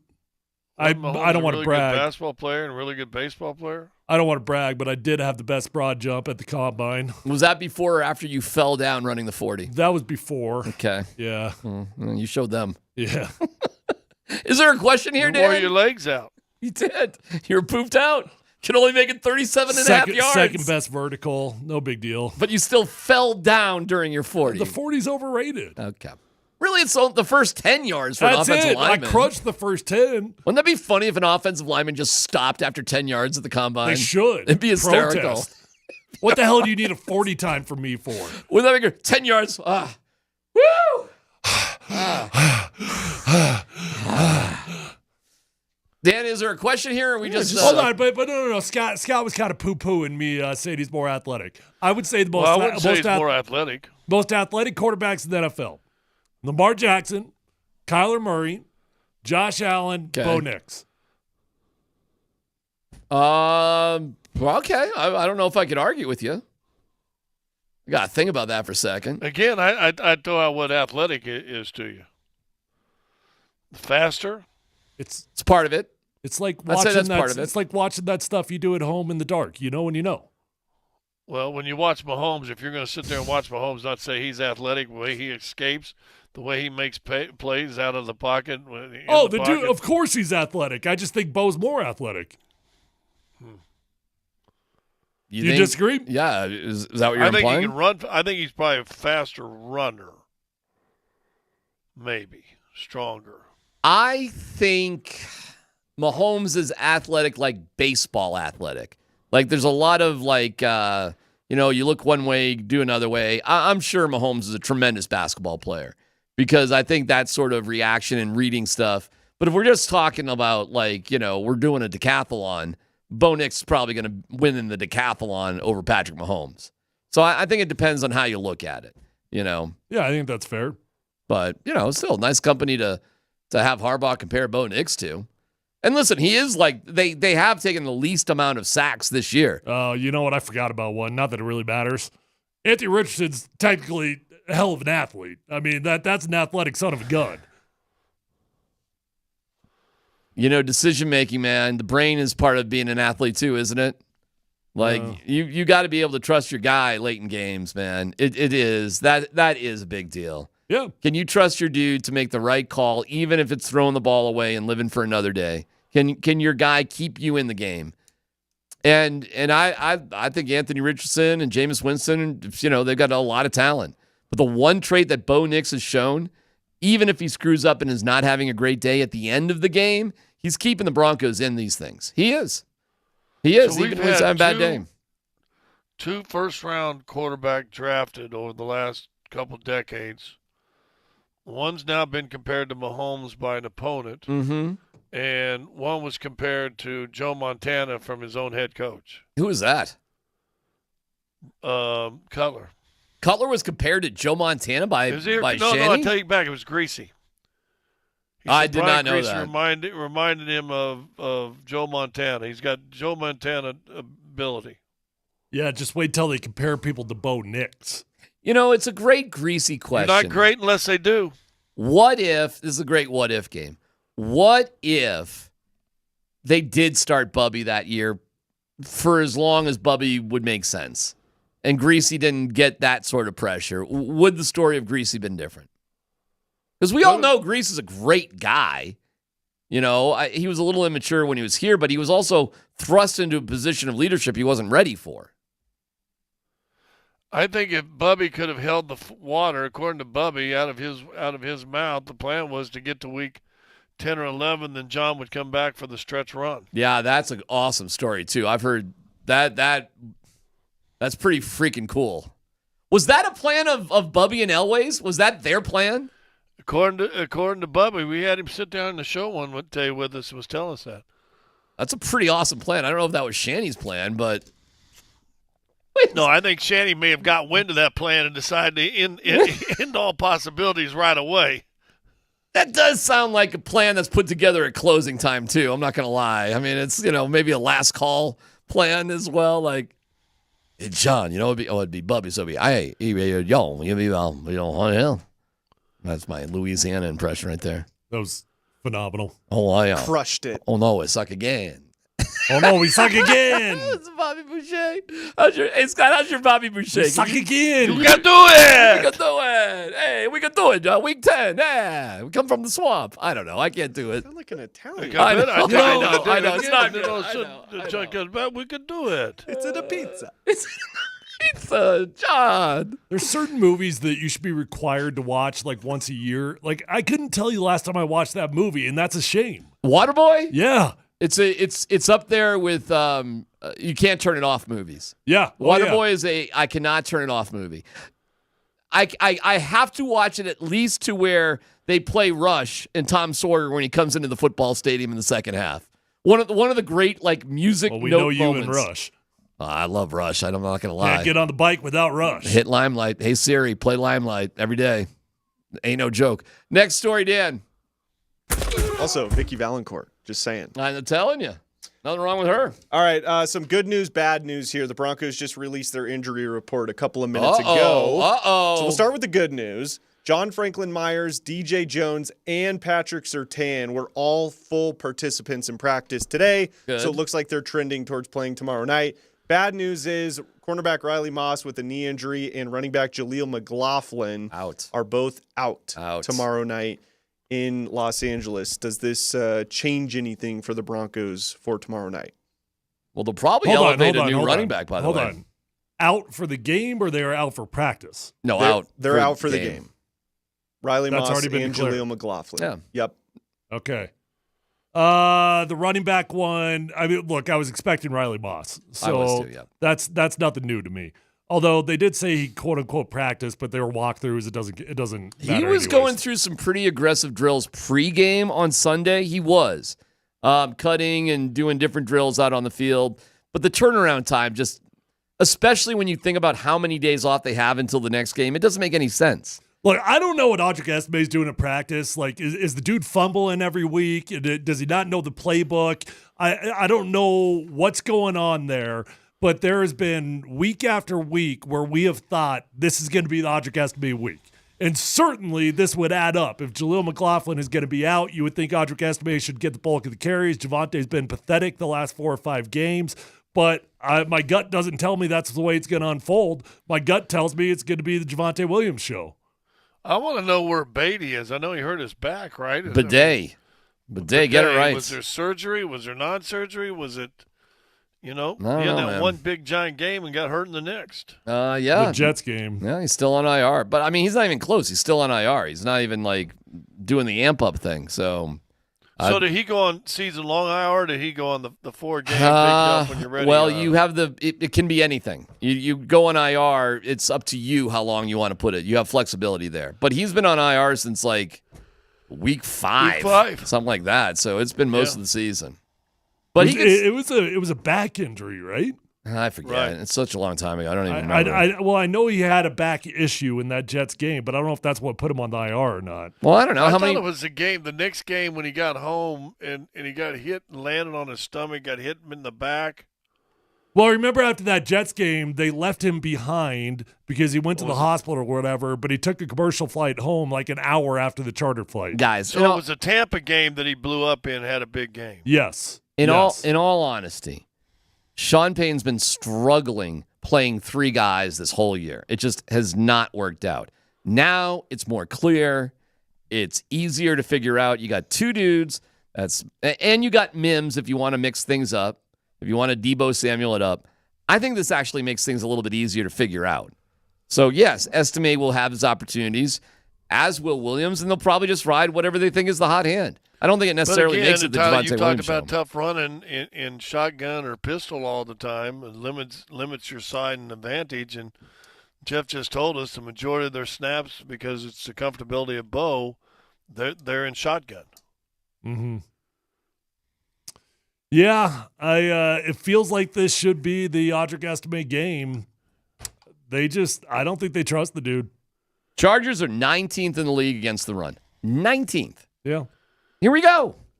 What was? Hold on. Do you know what the Indianapolis Colts were? What were the Colts before last game? I know exactly what they were. Take a guess. 28. 21 or 23, wasn't it? No, it was even worse. 31st. Yeah. It was bad. Oh, there you go. Second worst in the league. I got you. Well, they had, by the way, they had 19 rushes non-quarterback. Okay. I don't even care if you can run the ball or not. Who gives a crap? Just score some points. Move the ball. However you got to do it. It's the Chargers, guys. It's the Chargers. The Chargers will figure a way to. Okay. I was feeling good, but every time you start saying stuff like that, it's the Chargers, guys. It's the Chargers. They're going to do that. Immediately, I think you're blowing it. Immediately, I think it's all over. I think the Broncos are going to win this one 27-10. It's just going to pile the points up. It's going to be a shootout, 12-9. It does feel like a low-scoring game, doesn't it? I think you might have another game where our guy Benito might have 3 sacks in this game. Hey, what's wrong with kickers this year?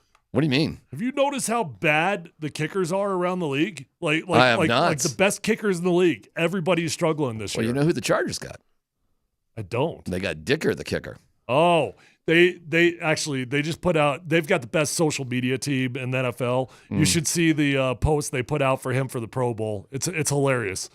For Dicker, the kicker? Yep. You want to give us some insight into that, or take us into play it. To the theme? We can play it.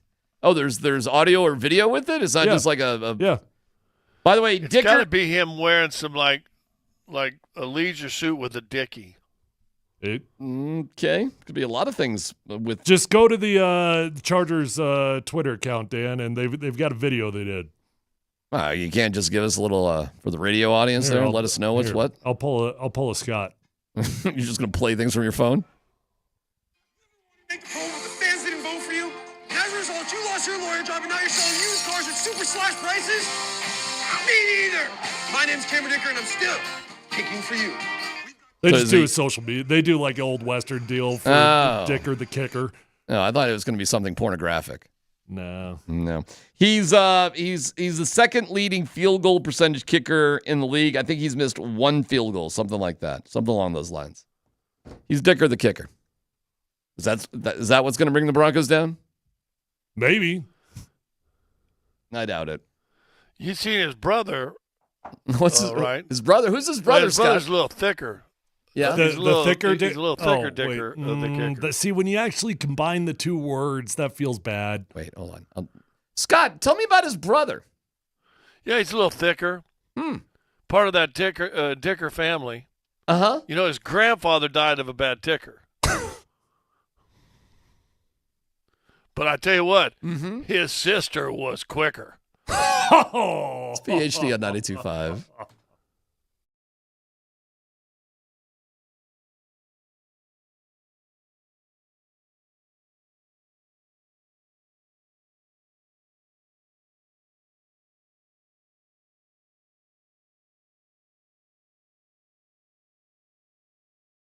What's going on? It's C-Mac from my great friends at Premier Heating and Air. I'm so happy to announce this news from Premier. They're giving back to a needy family. So if you or a needy family you know needs a new furnace, please go to premieraircolorado.com and submit to win a free furnace and installation. We're going to choose and notify a family January 2nd. Premier Heating and Air is committed to helping uplift our community and helping you with your heating and air needs. To inquire about a free furnace for a needy family, or if you need some help with your heating system, it's 720-547-8009. Put this number in your phone, 720-547-8009, premieraircolorado.com. Of course, I'm hosting the Premier Heating and Air Show, 7:30 on Saturday mornings here on Altitude. And if you're in need of heating and air experts, we have all sorts of great advice, things for you to know, and great deals like a $49 furnace tune-up, $1,000 trade-in credit, and more, and you give back to the community. So pretty good. 720-547-8009, premieraircolorado.com. Premier Heating and Air is an independent American Standard heating and air conditioning dealer.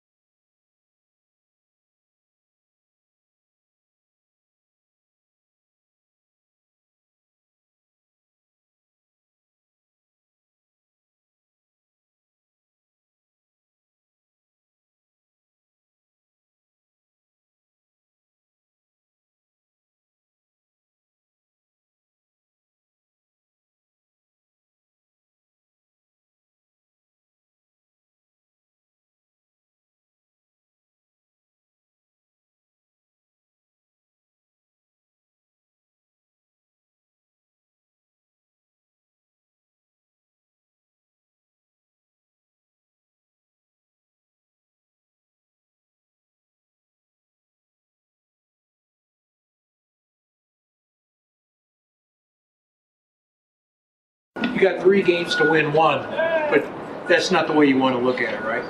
Yeah, we got 3 games to win 3 and go into the playoffs and win a Super Bowl. Thank you. Woo! All right. That's our guy, Bo. That is our guy, Bo Nix, Scotty. That's how it goes. What you got going on today, buddy? You guys are in Portland? Yeah, I was gonna go hop on a train with Scott Bay and ride up to the Nike store, but I am fighting a stomach, and so I think I'm gonna curl up in my bed in a fetal position. Okay, all right. Oh, man, I wish I could tuck you in. Give you a little blanket, a little pillow, just a little on the. It's only a 2-hour flight.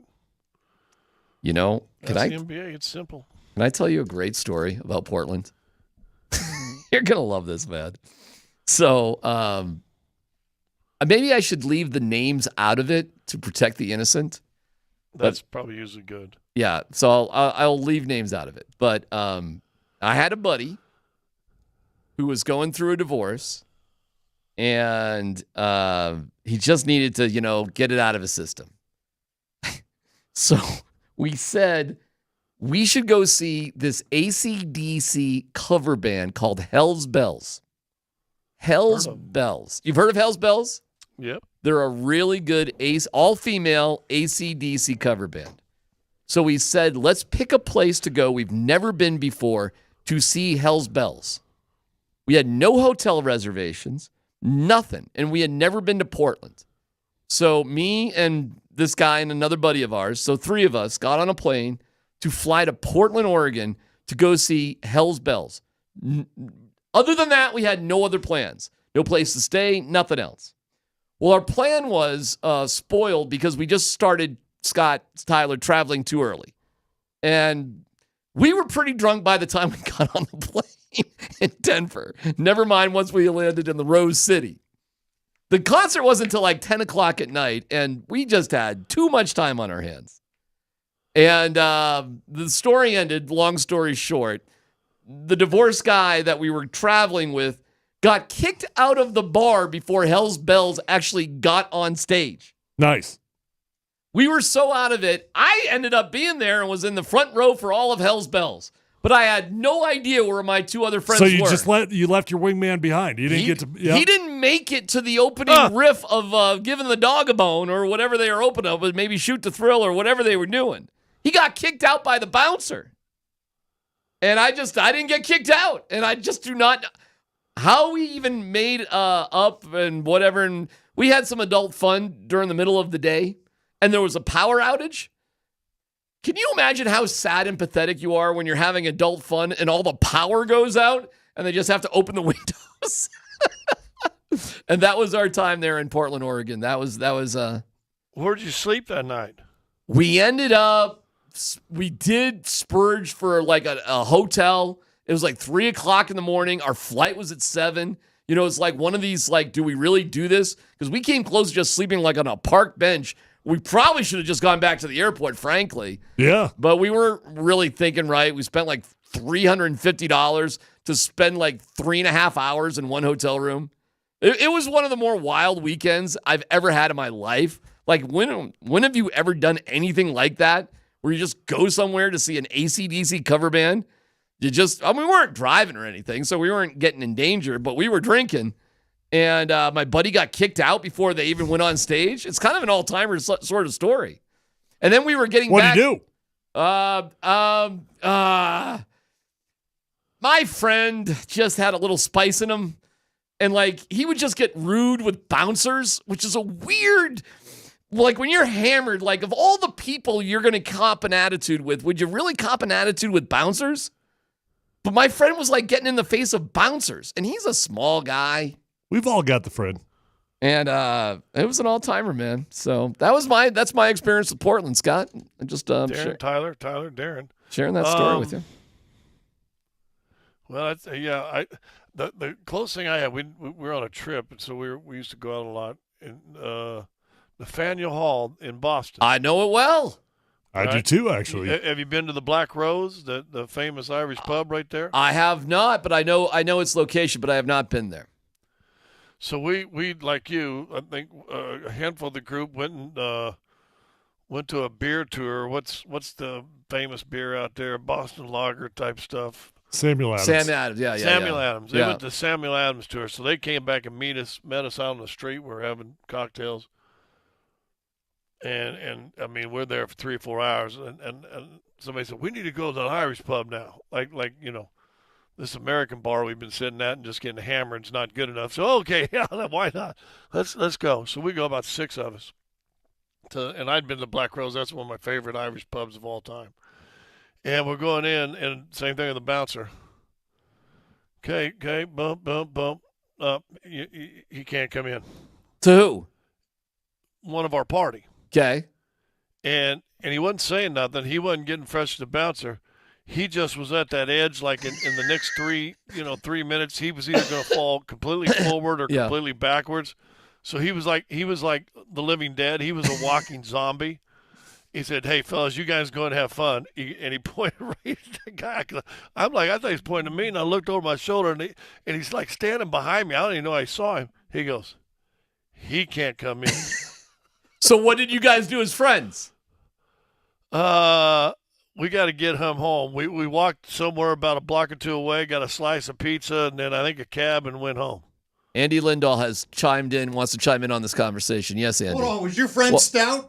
Oh, what are you doing? Because I know Stout. What are you doing? Hey, then blame it on Andy. I don't care. Stout nearly got us killed in Chicago as we were trying to leave a Crush game. He wouldn't quit running his mouth at all the fans. Everybody keeps telling me all these crazy stories about Stout, and I'm like, this guy's like, he's a Brother, dweeb. one of our friends that was like the fullback linebacker had to come up and make sure we got out of the damn arena because he wouldn't shut up. Like, he kept running his mouth so loud in the hallway, the vomit, whatever the concourse is. I'm gonna tell you. Every time I turned around, I'm like, dude, we got like the Frankenstein riot going on behind us here. I was like, bro, shut up. Turn off your jersey. Stout's probably not the dude that should be messing with That's bouncers what I either. was saying. I'm just gonna throw it out there. That's not a good You life said decision. small. I know what you're talking about. Tyler, you're hey, missing don't the get whole red. point. You can blame me.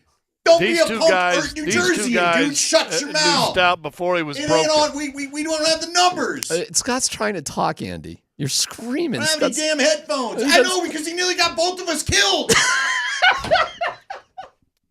Well, there you go. Thank you, Andy. Yeah. Thank you, Andy. And what I was saying was you and Andy and me, I guess, we knew Stout before he was broken. Oh. He's a broken man now. Oh, that's like the PT. He's calm. The pre-Tyler? He's that wild stallion that now has his own paddock down in the barn. You realize Andy and I are literally telling stories that are more than 20 years old. I mean, this goes back a long way. In fact, it's so old. When we got back from How old is it? We got back from that Portland trip. We were at Rob Trujillo's high school graduation party at Red Rocks. Jeez. Yeah, think about that for a second. At Red Rock? Hold on. Yep. Yeah, you had a graduation party at Red Rocks? You can get the restaurant, the restaurant upstairs. He wasn't on stage at Red Rocks. There's a restaurant in that tourist area upstairs. You just rent out the restaurant. Although that does sound, yeah. It's a hell of a party. Big party if you rent out Red Rocks, for a graduation Yeah, but if Stout was there back in those days, he got up on stage that night, didn't he? I love our guy. Our guy. Yeah, it's a different person. Yeah. He's the best though. He got is broke. the best. Hey, I'm gonna Yeah, cut. He I'm gonna wasn't cut. saddle broke. He wasn't saddle broke back in them days. He's saddle broke now. He's the best. I'm I gonna love send him. Mark a text here pretty soon when I cut in a mullet just for him. He was rocking it. He's got some all-time stories too. He ran around. He was running around with Jim Kelly, Jim's brother Dan, which was Entourage. They had a real-life turtle. This guy's name was Tommy Good. They had a real-life turtle, and they all lived together. And it was bachelors and Super Bowls and parties. And Stout was right there with them. He was running with all those guys back in the day. Good for him. He's got some incredible stories. It's an all-timer, our boy Stout. All right, I didn't see that going in that direction. Now he but lives in the suburbs. It's a nice little house in, Longmont or something. I don't know. It's up north. He's the Brighton. best, though. It's somewhere like that. It's somewhere up there. All right, Scotty, enjoy the rest of your curled up in the fetal position day. Sorry about that. my man. Yeah, I may make a trip to CVS and get some Pepto-Bismol. Well, you can't top that story. It's Andy and Nate. They're coming up next on Altitude Sports Radio 92.5. Yeah, we got 3 games to win 3 and go into the playoffs and win a Super Bowl.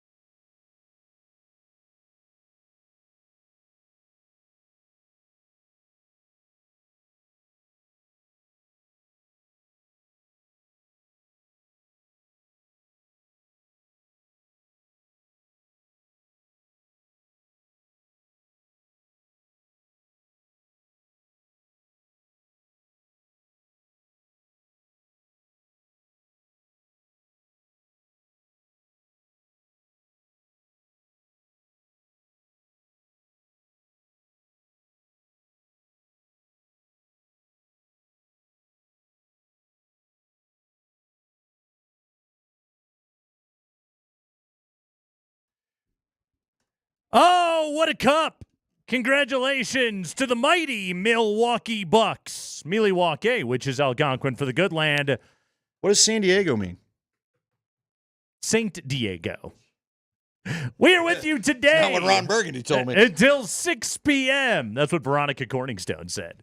We are with you today, and we have a lot to do today on this show. First off, we think Jay Norvell at 340. We think.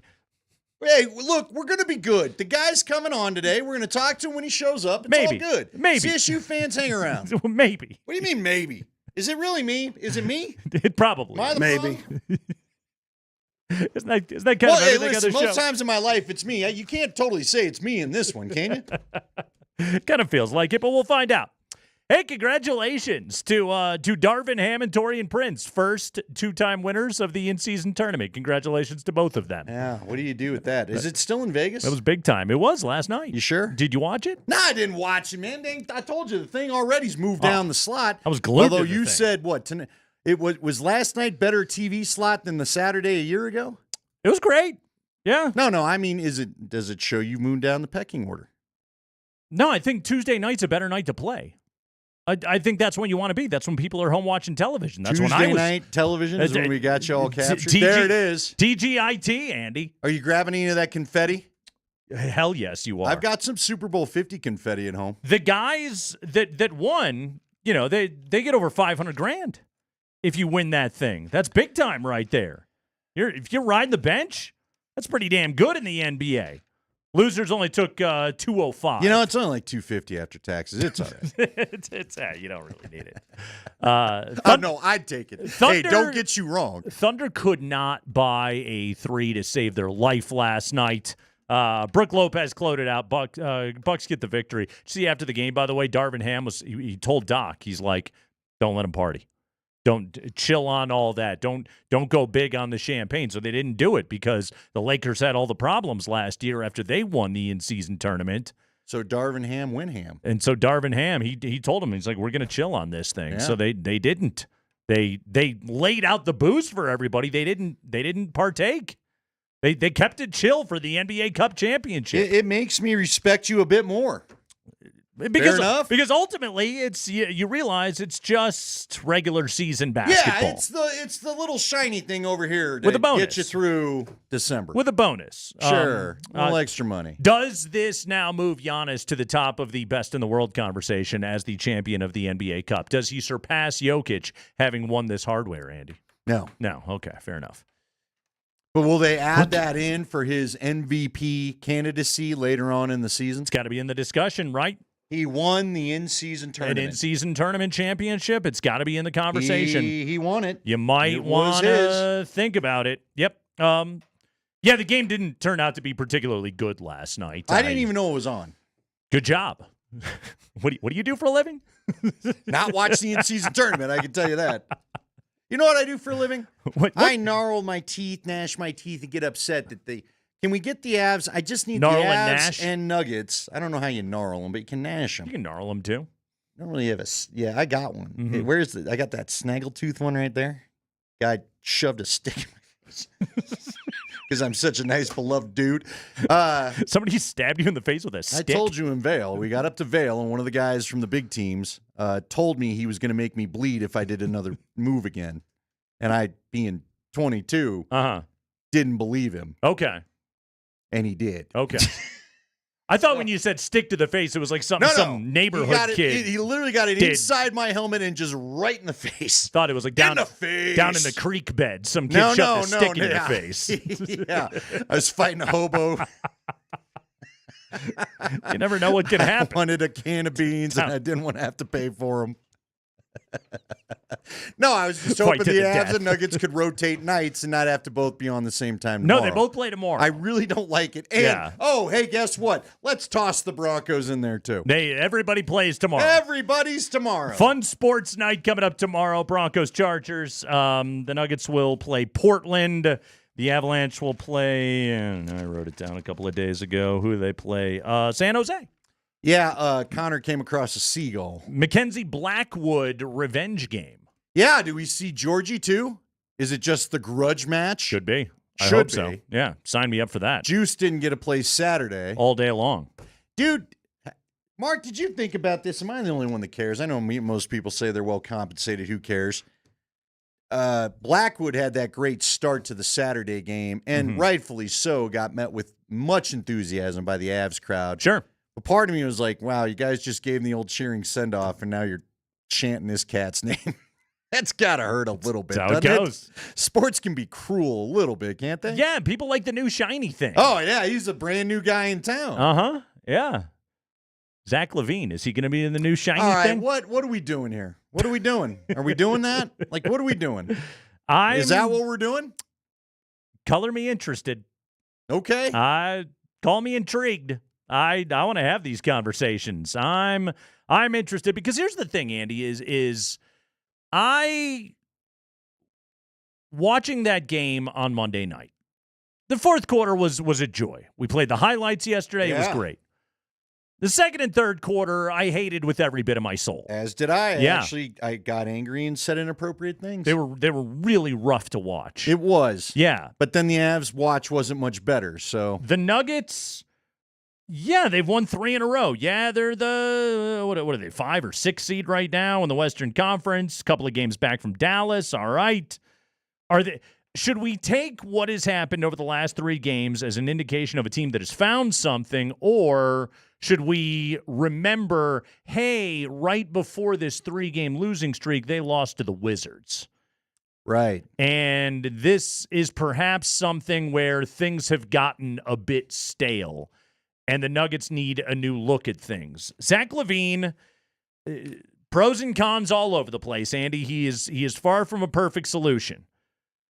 Pros, he can score with or without Jokic. Okay. Because that's what he's been his entire NBA career, and he's a 23-point-a-game guy. Okay.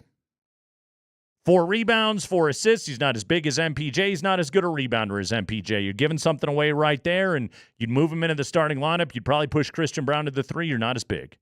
All right? So it's not perfect. Can shoot 43% from 3. It's a 50, 40, 80 guy.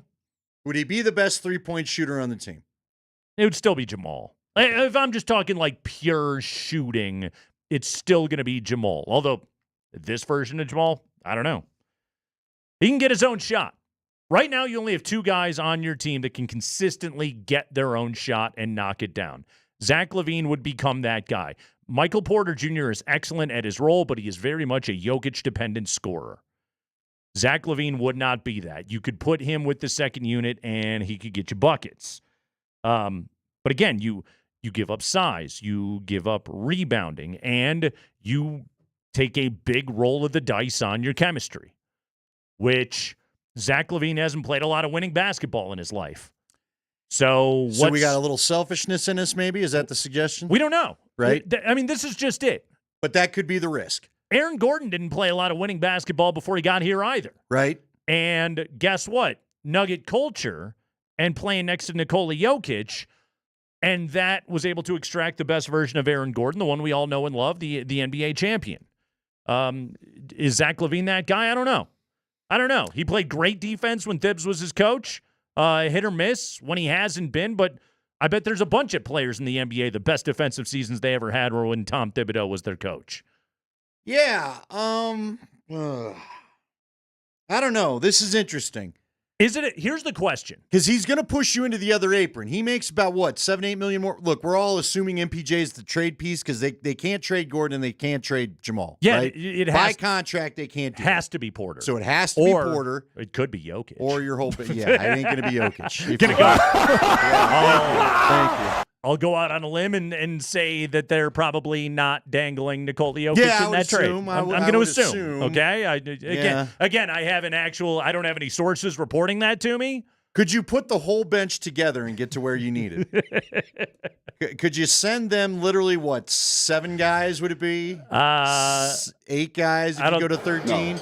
No, I don't think so. Yeah. Chicago can only have so many guys on the Right. roster. They have rules when it comes to all of that. No, Michael Porter's having a very good season. And if Michael Porter took another 5-6 shots a night, he'd probably be a 24, 25-point-a-game guy. We'd be talking about him as an all-star.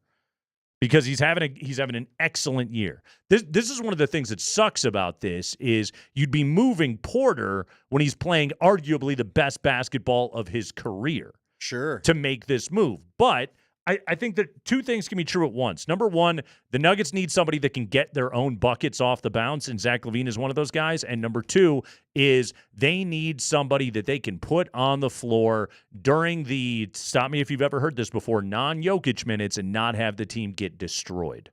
All right? So color me intrigued when it comes to all of that and what he could possibly bring. There's also the matter of that team was outscored. Let me make sure I have the number correct. 82-55 in the second and third quarter the other night. Andy, this team is up and down. They're up and down on the season. They're up and down night to night. They're up and down quarter to quarter. Well, and Nate, they have stretches where my God, it's so hard to watch them play offense. Right. You know, balls just bouncing all over the court, going every which direction, shots that are barely hitting the backboard. How many times, look, we love a lot of what Russ has brought, but how many three-pointers did he take that were just no hopers? Blank. It's like, come on, man. It's hard to watch sometimes. The other thing I think you said is interesting, and maybe we need to wait and have a longer discussion about it, but it is the chemistry. Yep. I don't know. You brought up a point, though. Has the chemistry equation changed after Game 7, Game 6 of last year? Can the Nuggets chemistry be freshened up like a delicious stewed raccoon? We'll talk about that coming up here in just a moment. Jay Norvell's supposed to be this hour. Nick Kosmider coming up at 4 o'clock. Lot to do today. Kreckman and Lindahl. I've eaten a lot of raccoon.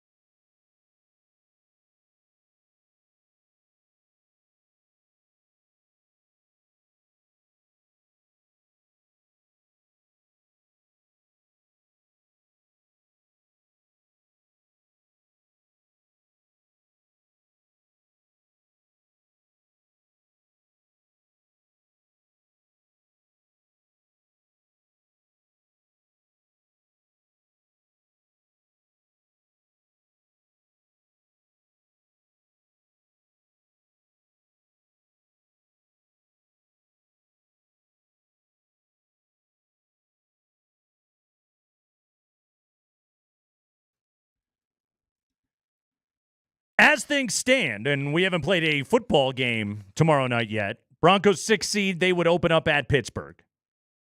In the wild card round, Chargers would be at Buffalo, Baltimore at Houston, with the Chiefs getting the bye. That's where things stand as we sit here right now. Obviously, tomorrow night, large game.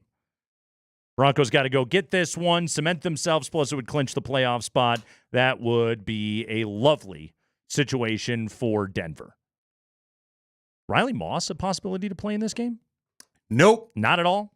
Don't believe so. Not even a little bit? Pretty sure on the injury report today, I got to go back and double check it. I'm pretty sure. Still a non-participant? Yeah, look, for me, for my money, you can't risk him not being ready for Cincinnati. Because I do think with his, now the Chargers are pretty beat up. You're getting them on a short week, but the Cincinnati defense is puke, and we know it. You might be in a shootout though that game. Okay, Joe Burrow's been playing amazing. Yep. T. Higgins is a dude, and Jamar Chase is the best receiver in the NFL. With all due respect to everybody else, the guy's amazing. Yep, amazing. You need both your corners available for Higgins and Chase. Period. Did you watch Hard Knocks last night? I didn't, but I've got them recorded. Is it good? I want to get into it, but I'm not sure I'm gonna. I hated last night. Okay, why? Well, because they followed the Steelers. Exactly. And you got an extra dose of Russ in the speeches. This is what I took out of watching that episode last night, which was a heavy Steelers episode. Was it that because it was Steelers and what? Who did they? There was a divisional game, right? It was when they played Philly. Oh, you're right. Yeah. My admiration, enjoyment of Mike Tomlin was reaffirmed. Like Mike Tomlin a lot. There's a very funny moment where Tomlin is talking to Russ right before the start of that game last week, and Tomlin said, "I love this so much I would do it for free," and then added, "Don't tell them that though," which I thought was a great line out of Mike Tomlin. He's everything that you think he is. You see it right on display. There's no wonder all of his players love him so much. It completely makes sense how good of a coach he is. Also, Russ hasn't changed. It's too much Russ. It was too much Russ. It was corny. It was syrupy. It was everything that you think you know about Russell Wilson. It was right there. The one thing that impressed me with Russ was when they had the fight on the sideline. He was pulling his old lineman out of there and telling them, "Hey, be smart. We need you. Be smart. We need you." Okay, good leadership right there out of Russell Wilson. But my God, it is cornball city out of that guy. I don't know how his teammates take him seriously. When did the camera crew show up? He is just himself this back half of the season through and through. They're following him week to week right now. I bring it up because I wonder myself. He already sounds like he knows it sounds like he's doing rehearsed lines, though. I know he's not. That's just what Russell Wilson always sounds like, but that's what you get out of it. Yeah. I think Bo Nix's fiery, intense authenticity is a breath of fresh air inside that building. Agree. I would agree with you wholeheartedly. Yeah. I don't think Bo's trying to be anything other than what he is. And I don't think he's trying to force everybody to follow along with him. Yeah. Fiery. Now, I think he's got that in him if you want, but I don't think he's shown up and been like, "All right, I'm the quarterback. Hand me the mantle." No. I think he's a fiery dude. I think he's hey, I'll earn it. To earn you to get your respect, and I think that's how it's worked all season long. I think he walked into a room with a couple of veteran guys in Stiddy and Zach. I think that he acquiesced to them and allowed them the leadership inside the room while he was clearly the anointed one, and then just sort of slow played his role. I don't think he forced himself into anything, and it's a part of why his teammates like him so much right now. I also have been told, and I believe it from the people around him that tell me, he even knows, like, even when we're celebrating stuff, he knows what needs to be worked on. Yeah. And I think the veterans appreciate that. Right. It doesn't sound like any of the outside ballyhoo that he's received from the national media in the last month has gotten to his head. Going back to Russ, do you think Russ was less Russ until the camera crew showed up? No. I think that's just who he is. Because again, in any single exposure you've ever had to the guy, he's always exactly the same way, which I guess give him credit. I think there's an authenticity to the dweebiness of Russell Wilson. I think that's just kind of who he is, and that's okay. I think he's a competitive guy, a fiery guy. He's had an excellent NFL career. Good for him. But I think that actually is who he is. He is stage managed. He's intentional, and it is very clear, okay, this is the image that I want to project at all given times. Which, again, that's fine. If that's who you actually are, that's fine. Be that dude. No, you're right. But again, look, he lives an odd life, right? He's a star quarterback himself, which brings its own amount of pressures and probably some of its own amount of solitude. Yeah.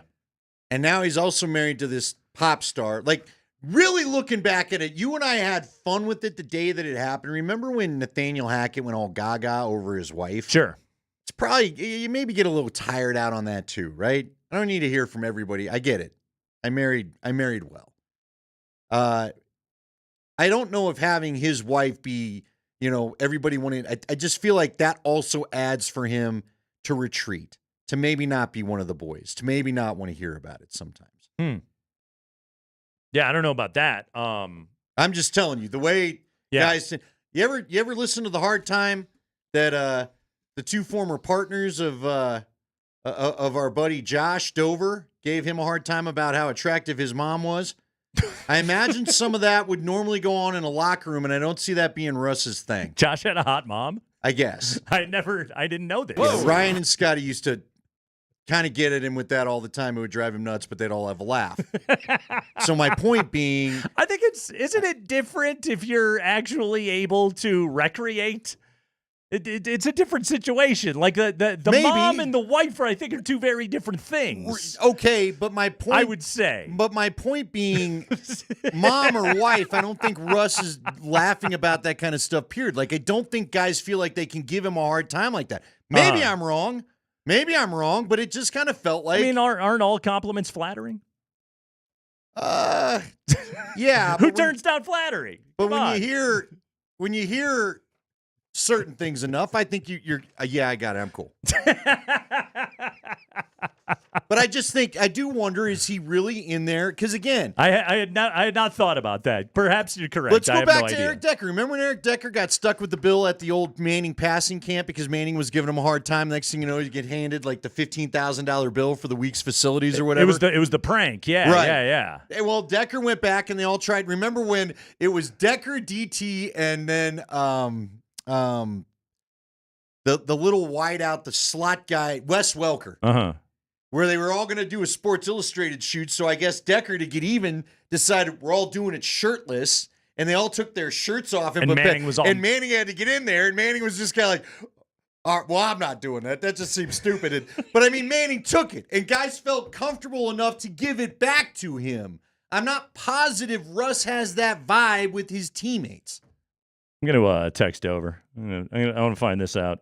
All right. Nice. Dude, it was like a running bit. Yeah, I didn't listen to that They show. would play the music. God, frankly, one time I was like, all right, even I'm uncomfortable for Josh. Let's knock this off.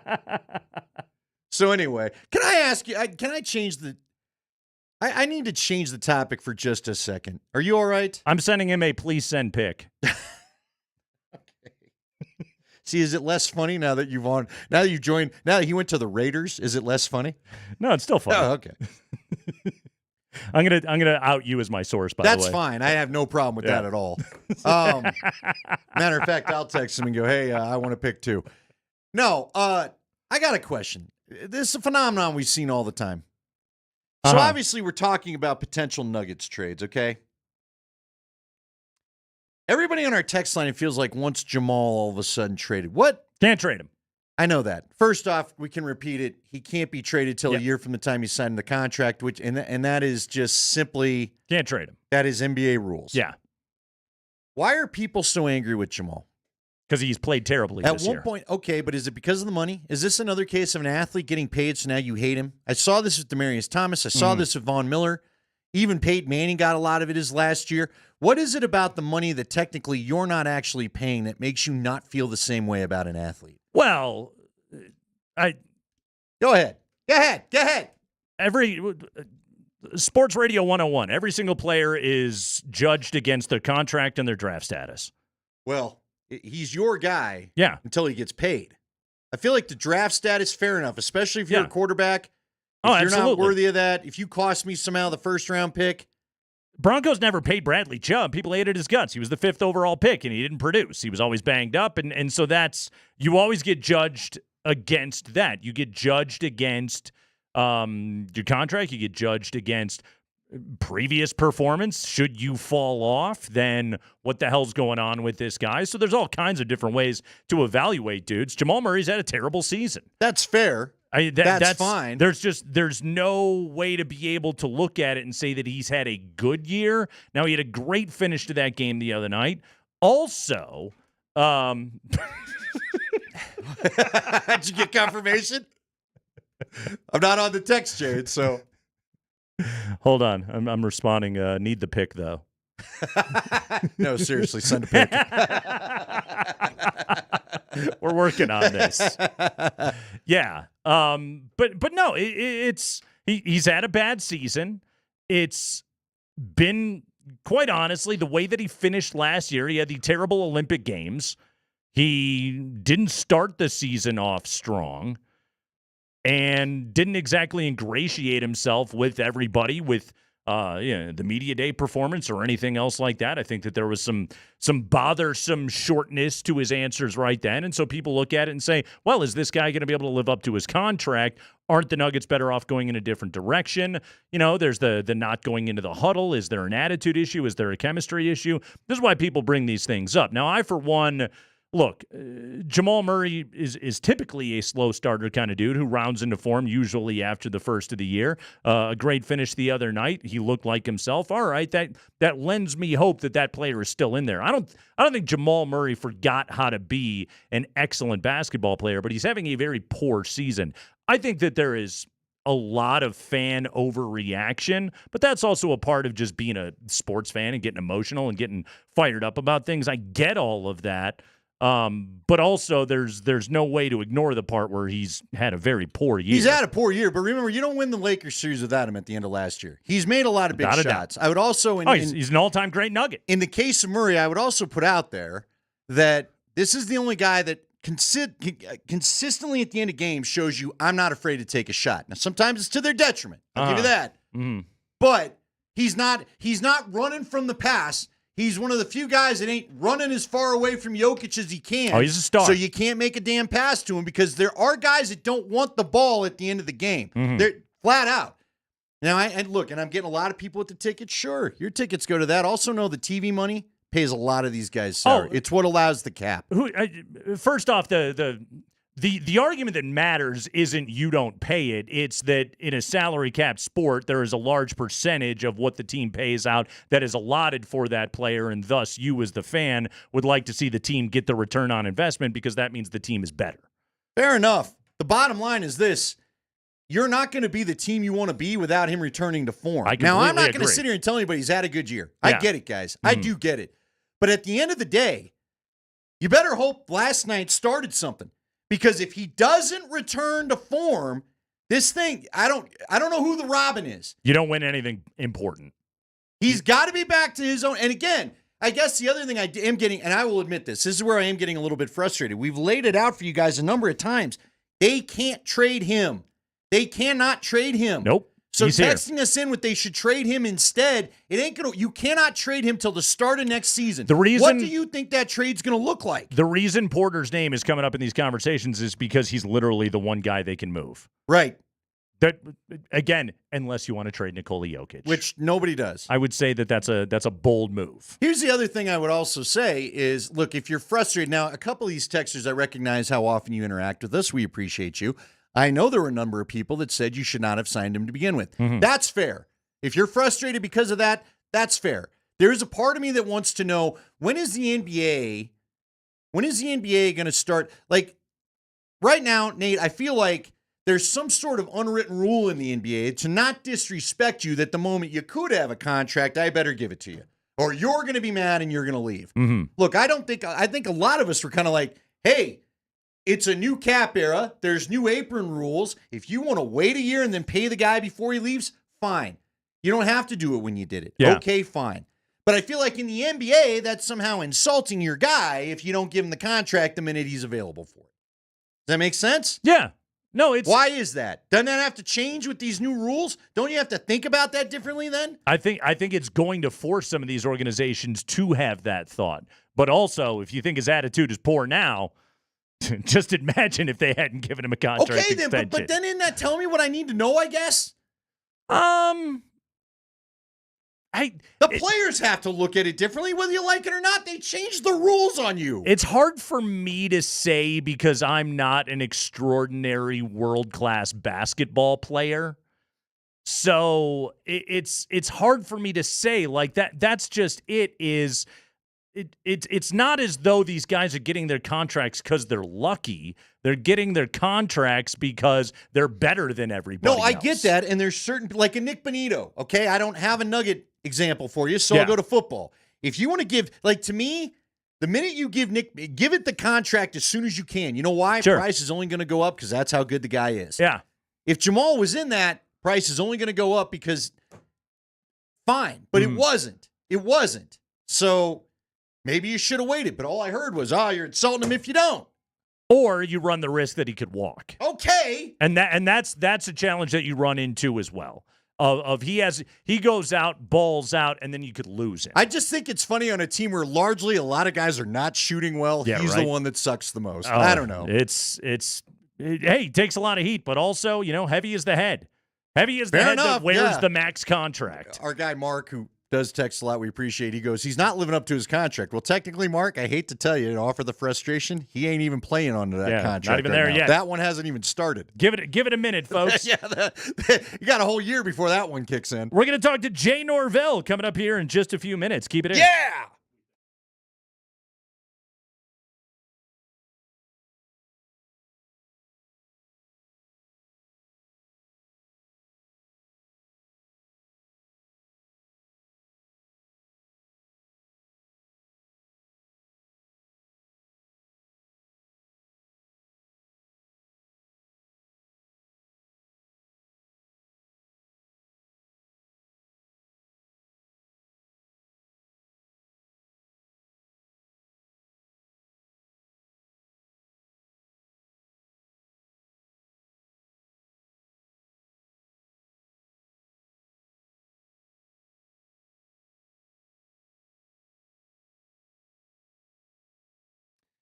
Well, I got to do a Rocky Mountain Men's Clinic ad, and Josh is texting us. I don't think you're going to need that. I'm not tying that in. I'm not tying that in. It is the day, though, we tell you about ED. If you've got erectile dysfunction and you need some help, boy, the timing is poorly on that. Anyway, it's the holidays. Let's just go to this. It's the holidays. It's the time of love and joy. Nate, if you'd like to share love and joy and maybe not talk about your friends' family members, then go ahead and head on over to the Rocky Mountain Men's Clinic and just worry about your own love and joy, your own personal situation for love and joy. Because at the Rocky Mountain Men's Clinic, they've got a variety of options for you when the pills and the herbals fail. Look, it's about finding the right treatment for you, and that's what the Rocky Mountain Men's Clinic specializes in, and let them go in and match you up with the best treatment for you. At the Rocky Mountain Men's Clinic, they've served the Front Range of Colorado for nearly a decade, and they've successfully treated tens of thousands of men. Here's how the first visit goes. You first off, go and get it scheduled, and you can do that at RockyMountainMen'sClinic.com. It's $99. You'll talk to a Colorado licensed medical provider, get the medical consult along with a TMPSA test, and you'll get a test dose if you're medically advised. And if the test dose isn't working in the office, your visit's free. Go and find which location is closest to you. They have 5 throughout Colorado, including Fort Collins and the Springs. Give them a call today, 720-440-7900 or RockyMountainMen'sClinic.com.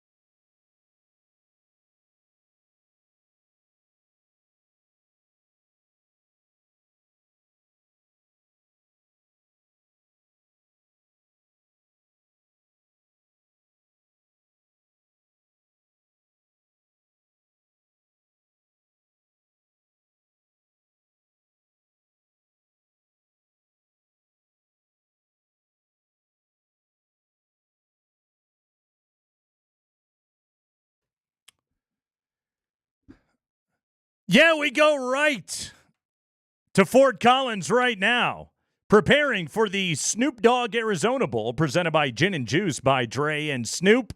Colorado State and the Miami, Ohio Redhawks, Saturday, December 28th in Tucson. We welcome into the show our old buddy, head coach of the Rammies, Jay Norvell. Coach, welcome back. How are you? Great. How you guys doing? We're doing quite well. Coach, first off, a huge congratulations. You have a third-team All-American on your roster. Jacob Gardner, your center, third-team All-American. What did it mean for you to see Gardner get that honor after you guys really had a great season? Yeah. Jacob's been with us since he first came to college. He started as a true freshman for us at Nevada, and then he followed us here to CSU. Played more games than anybody in the Mountain West Conference. Just a tremendous leader, great players, played injured for us, and just always was answering the bell for his teammates and his coaches. So we love Jacob. He's made as much of an impact as any player we've ever coached. Man, Coach, there's so many directions we could go. First, at some point, I got to get to your bowl game because I think you guys ended up in the coolest bowl game there could be that's not college playoff, right? But with what you said yesterday about the transfer portal, could you, for those of our listeners that couldn't catch your great cut about it, because, you talked about kids getting talked into hitting the portal, talked in by these certain agents. I've heard stories, again, I'm around the CU program. Prior to Coach Prime's arrival, we had one kid I can think of in particular that thought he was going to go somewhere and ended up with nothing. Ended up with nothing at all. He was basically given a bad read of the situation. Just update everybody with what you guys are all dealing with this situation. Yeah, it's almost unexplainable, but every kid, NIL's been introduced into college football, and there's really nothing wrong with that. But the way things have been progressing, it's just really unfair for the kids to understand or try to deal with it. And, we had conversations with our top 26 players on our team. And what's happening is these independent agents, what they do is they go to 3 different schools and say, what if Johnny gets in the portal? How much would you give him? And a school say 100,000, 120,000, 150,000. And then this guy goes to our kids and says, if you get in the portal, I can get you this. And what these guys are doing is they're taking a 10, 15, 20% cut of this money. And it's criminal. They're stealing money from kids. And the kids don't even have any intention of getting in the portal, but they hear from these independent guys and they try to talk them into it. And the grass isn't always greener. We had 4 kids leave last year and they all played considerably less. And schools are paying guys to be backups. I had a guy from Ole Miss tell me they paid him a starting running back from a group of 5 team $150,000 to go to Ole Miss just to be the 4th team running back. And so, and I made the comment, I coached with Tom Moore, who's a great NFL offense coordinator with the Colts, and Coach Payton when he was in Indy. And Tom used to say, the grass is always greenest right next to the septic tank. And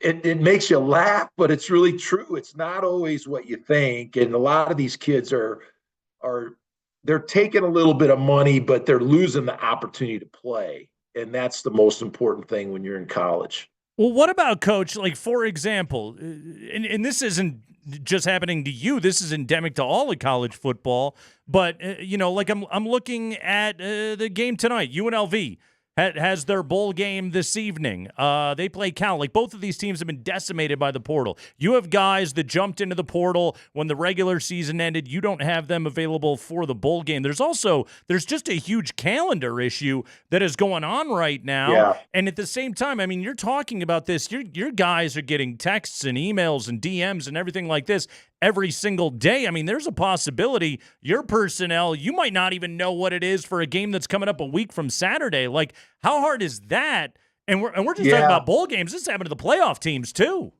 Right. The bowl season is almost a separate season compared to your regular season. almost every team is affected by it. We do have a couple guys that are in the portal. We're playing Miami. They have 2 receivers and a couple DBs in the portal, just like us. And so it affects every single team. And here's another thing to think about. We're getting ready to play a 12-team playoff. This playoff isn't going to end till late January. Yeah. So technically, a kid could leave a school, enroll in Oregon or Ohio State, and play in a playoff in the spring semester. That would be legal this year. And so, those are things people don't think about. All these rules have unintended consequences. And, and it's just, there's a lot of money getting thrown around. This year, people are really loading up because in July, rev sharing starts and everybody's going to be on a more even playing ground. But right now, there's so much money in the portal and it's getting thrown around to kids. And it's just unfortunate because kids are going to make a lot of poor decisions and make choices for the wrong reasons. Jay Norvell is our guest. CSU and Miami of Ohio. They're coming up in the Snoop Dogg Arizona Bowl presented by Gin and Juice by Dre and Snoop. I try to make sure I get the title sponsor in there every single time for you. Got to get it in there, yeah. That's necessary. Did you hire a GM or have you hired a GM for CSU football yet? That's going to be announced very soon. Okay. I can't publicly talk about it. But yeah, Can you talk about why you need one, though? Just why you need the role filled in general? The GM position is more of a new position in college football. It's different than a GM in the National Football League. A GM in the National Football League is basically in charge of all football operations. And that's not the case here. We're hiring a GM to head up our personnel, to deal with our coaches in recruiting, and to talk to kids about NIL. That's something that in the National Football League, Mike Tomlin doesn't talk to his players about you're going to make this much money or whatever. The personnel department, the GM does that. So that's really something that's being used all over college football. We're getting ready to head into this rev sharing where that's going to really be important. And so somebody has to look at those numbers, manage it, the percentages. It's much like an NFL team would do with salary caps and that type of thing. And so that's a new era of football.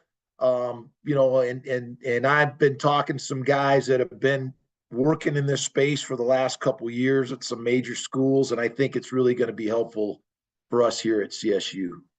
Do you see a point where you do more than a 1-year contract? I can't help but think of Mike Gundy's comments. Maybe you heard it at the end of the getting ready for summer camp and all that, where he said, "I'm just so happy we're here. There's no more talking about your money or your agent. We're signed up. You can come talk to me into the year, and I'm done with it," and all that kind of stuff. Do you see this where you get a kid and maybe you try to do a 2-year deal or something like that, so it's not the year's up and everybody jumps? I think that is. I think that's something people are already doing now, as far as multi-year contracts, and there's really no structure for these contracts that get written to these kids, and which is another reason we kind of need to reel this in and bring it in under one umbrella and have some leadership. And I don't think we're that far away from that, to be honest with you. There's going to be a Roger Goodell of college football in the near future, because we have to have an umbrella of rules that everybody follows, or it's just going to be the Wild West. I got an idea for your Roger Goodell of college football coach, Snoop Dogg. What do you think? No, I can't wait to see Snoop. We were big LA recruiters, and matter of fact, my old receiver coach, Eric Scott, who was with me at Nevada, put the Snoop League together. And so we got a bunch of kids on our team that played in Snoop's league in LA and even played in the Snooper Bowl, and so I'm excited to see Snoop. You know, one of my former players is from Crenshaw, and his dad's a music producer that works with him. So he's helped us with fundraisers in the past. So I'm fired up to see Snoop. Are you going to get a selfie? And I'm dead serious. So I was telling Nate the story yesterday. When I was at Super Bowl 50, I was on the Bronco broadcast crew, and we were just doing a media availability, and out of nowhere, I don't even know who he was with, Snoop walked in. And like all of a sudden, like Aqib Talib's demanding he comes to his table, and like everybody, you know, every player in there turned into a teenager and wanted to go get Snoop's autograph, right? And I don't like Snoop had a microphone. Like, are you going to get a chance to hang with Snoop? I'm sure we're going to get a chance to hang out together, and I think he's already reached out. He wants to see some of our kids because they know him. I mean, they call him Uncle Snoop because he was always in the neighborhood in LA and you know, in the youth league. And so, we got Jordan Ross. We had a bunch of kids that played in Snoop's league in LA. So it'll be fun to see him. What's your favorite song? Are you in? I will ask you, are you into Snoop? Like, again, I'm going to sit here and lie to you and tell you that I don't know anything that's not the mainstream hit, but it's, you know, the guy's an icon of pop culture. I love the Chronic with him and Dre. I mean, those are the best songs of the best album of Snoop's, in my opinion. We play Snoop in our offensive meeting room when we're watching film. We were going between Christmas music and Snoop today. So all the radio edits, I'm sure, right? I bet Snoop's got some Christmas hits too. Yeah, actually, you should just Snoop could knock a couple out. So, Coach, do you know? You know, we had the Snoop on a stoop. I don't know. Have you seen the Snoop on a stoop? Yes. We had that in the office the other day. So we're getting ready. Do you know? So, like, you know, when if you win the Mayo Bowl, they dump the mayonnaise all over. If you guys beat Miami coming up here on Saturday, what do they? Yeah. Do they dump? What's in that Gatorade bucket? Do they dump the gin and juice all over you? Gin and juice, right? It's got to be gin. You know, we won so this was the first bowl game I was been a part of when I was a head coach. So we won this back in 2018. We beat Arkansas State. And but then I've also been in the Potato Bowl, and when I was in the Potato Bowl, they poured French fries on me when we won. And we got a 15-yard penalty for that's nothing to do with this. We get penalized French fries walking in. I had linemen walking around picking them up and eating them, you know, after the quarter on it. So, hey, I want to ask you one more because you've been in the NFL. Look, I don't know about you. I never thought Bill Belichick could take a college job. Are you as shocked? I mean, how shocked are you by that? You're laughing. I know. Isn't that how we all react? Yeah. I just wish I could be a fly on the wall when he does these recruiting meetings. There was a great meme. I don't know if you guys saw it, but it was a picture of Coach Belichick. He's leaning against the wall, and he had this smirk on his face. And the caption said, "Just sign the effing paper." That was when he got his first transfer, his first portal guy. It's just like, hey, yeah, right. Just sign up. I would love to be a fly on the wall in that room, though.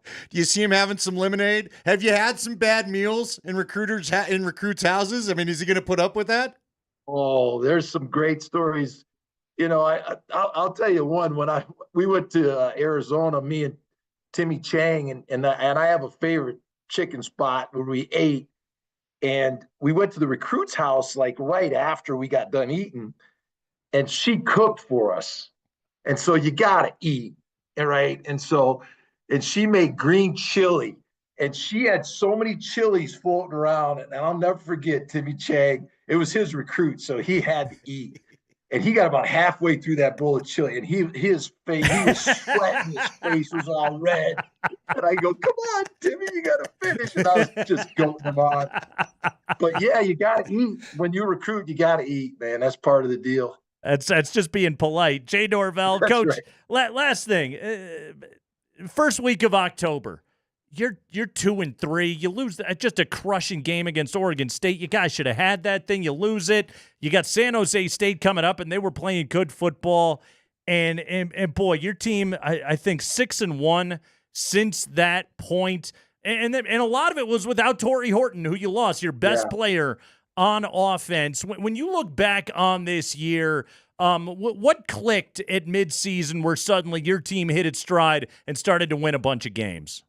I just think we prepared really well, and we had the best leadership. You know, we got guys like, Jack Howell and Henry Blackburn and Chase Wilson and Torrey Horton and Jacob Gardner, you mentioned, and Patty Turner. Unbelievable leadership, and they just guided us through that. We had more players playing hurt for one another this year than I can remember, and it's an old school team, man. It really is. They don't care who gets the credit.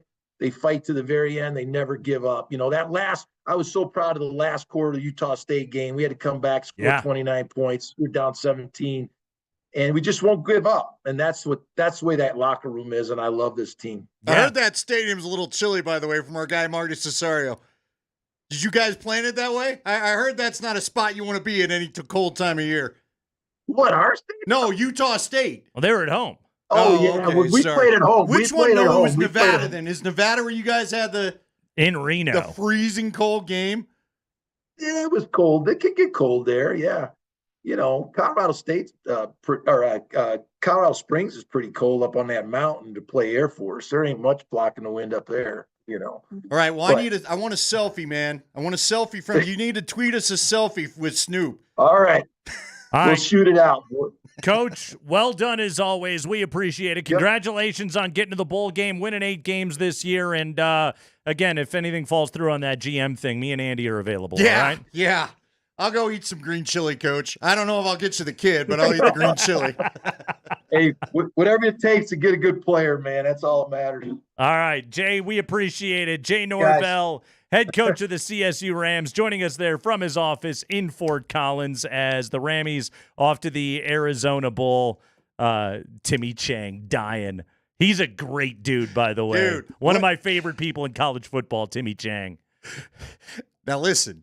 You go deep into Mexico, man. Yeah. Oh, they don't mess around. Are you kidding me? Yeah. I'll be honest with you. There's times I love, no shock to anybody. By the way, Kevin, this is all Andy's fault, so just fire me. I love a good breakfast burrito. Some of Santiago's, what Santiago's got going on, I can't do it. They do the half and half. Can't get all the way through. One of my guys, our guy Kevin my producer brought us one, just being a cool guy, brought us some Santiago's breakfast burritos and gave me the half and half. Oh, yeah. Dude, I started burping on the air as if I was doing some hot. I was like, God, I'm so gringo. I am gringo. Give me the mild. Puke into the mic. Yeah, just like, and it was with Tyler. I think Tyler thought I broke out in a flu or something. Like, no, it's burritos, really. I went George Costanza. It was just too hot. I was sweating. Hey, celebrate the holidays with Safeway. They have everything you need to create a holiday menu for your whole family. Download the Safeway app, clip deals, plan your meals, and shop for the season's best. Save time this holiday season with pickup or delivery. Safeway, fresh foods, local flavors.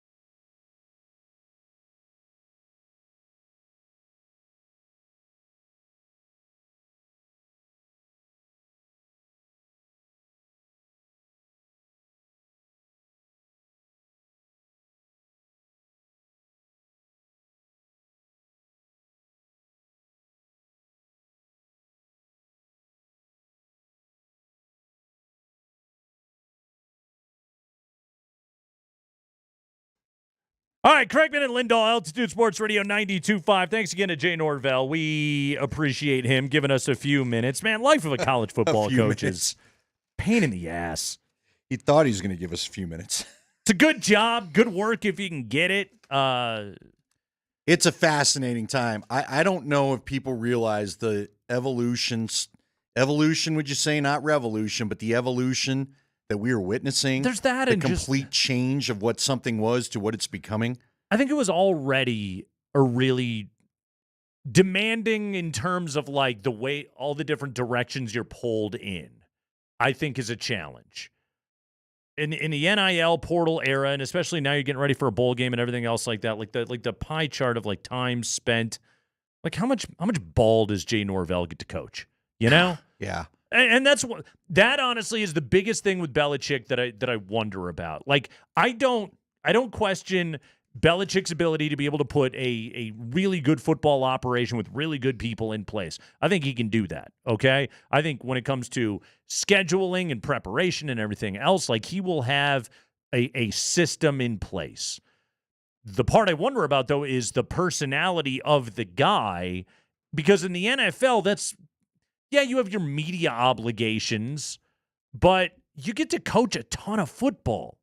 Sean Payton is heavily involved in the offensive game plan every single week. Belichick had his hands, especially in the defensive game plan, but special teams and offense, everything else through the years. Like, how much of that crap is he going to get to do versus like, hey, the governor's niece is having a bar mitzvah, or I guess it's bat mitzvah.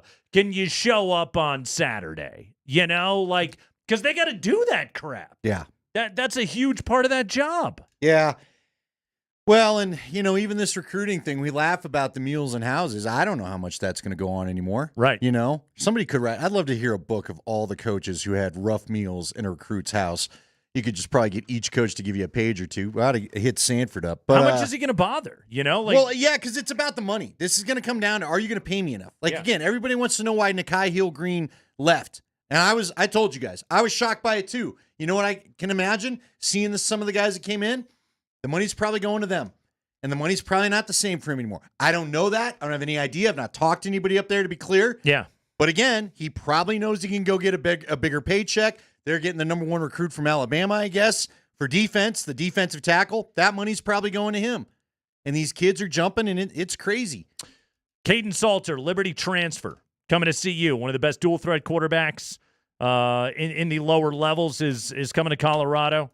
Kind of interesting. Conference USA MVP a couple of years ago when they were 13-1. Caden Salter going to CU. It gives you a little bit of cushion with Julian Lewis, right? It allows you to be able to say, hey, if we don't want to, we don't have to play a true freshman immediately week one.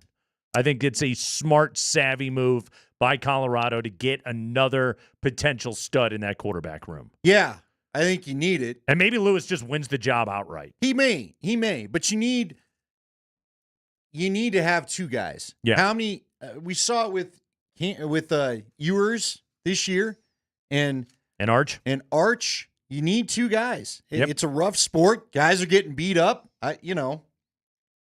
This is another indication, though, that it appears maybe Deion really is in this for the long haul, like he's telling everybody. Got the number one defensive player in the country, the Bama D lineman. So that's good. They've done well in the portal, as they typically always do. That's where Deion makes his hay. We know that.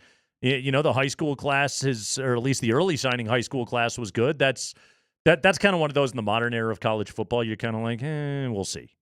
And I only say that not because I'm crapping on the rating system. What I'm saying is, who's going to stick? Right. Who's going to be around all that terribly long? You never know. Well, most of these guys are it's a 2-year deal now, right? Yeah.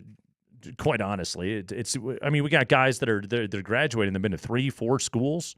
It really is crazy. I mean, I was getting ready to call college basketball earlier this year, and it's like every single player. It used to just be like, okay, you would list their hometown and their high school, And then maybe if they were like a JUCO transfer. Now, every kid's like, okay, here's his hometown, here's his high school, and here's the 3 programs he's already played for. And oh, by the way, he's in like his 6th year of college basketball, and this is what's going on with this kid right now. The amount of information that you got to now have on every one of these players. It is crazy, though. Some of those agents, I'm going to be curious to see what gets exposed about this. Again, 10 or 15%, what is it, like 5%? In the NFL? Normally. They're not getting... Yeah. NFLPA agents get 3%. 5 times, if you're talking 15%, the rate. Yep. To get you this money. Mm-hmm. So, by the way, Andy, college buckets update for you. Speaking of Schefter. Uh-oh. Your UW Green Bay Phoenix. Yeah. Doug Gottlieb squad. Yesterday played Michigan Tech. Okay. Look out for the Huskies. 10-point lead at the half.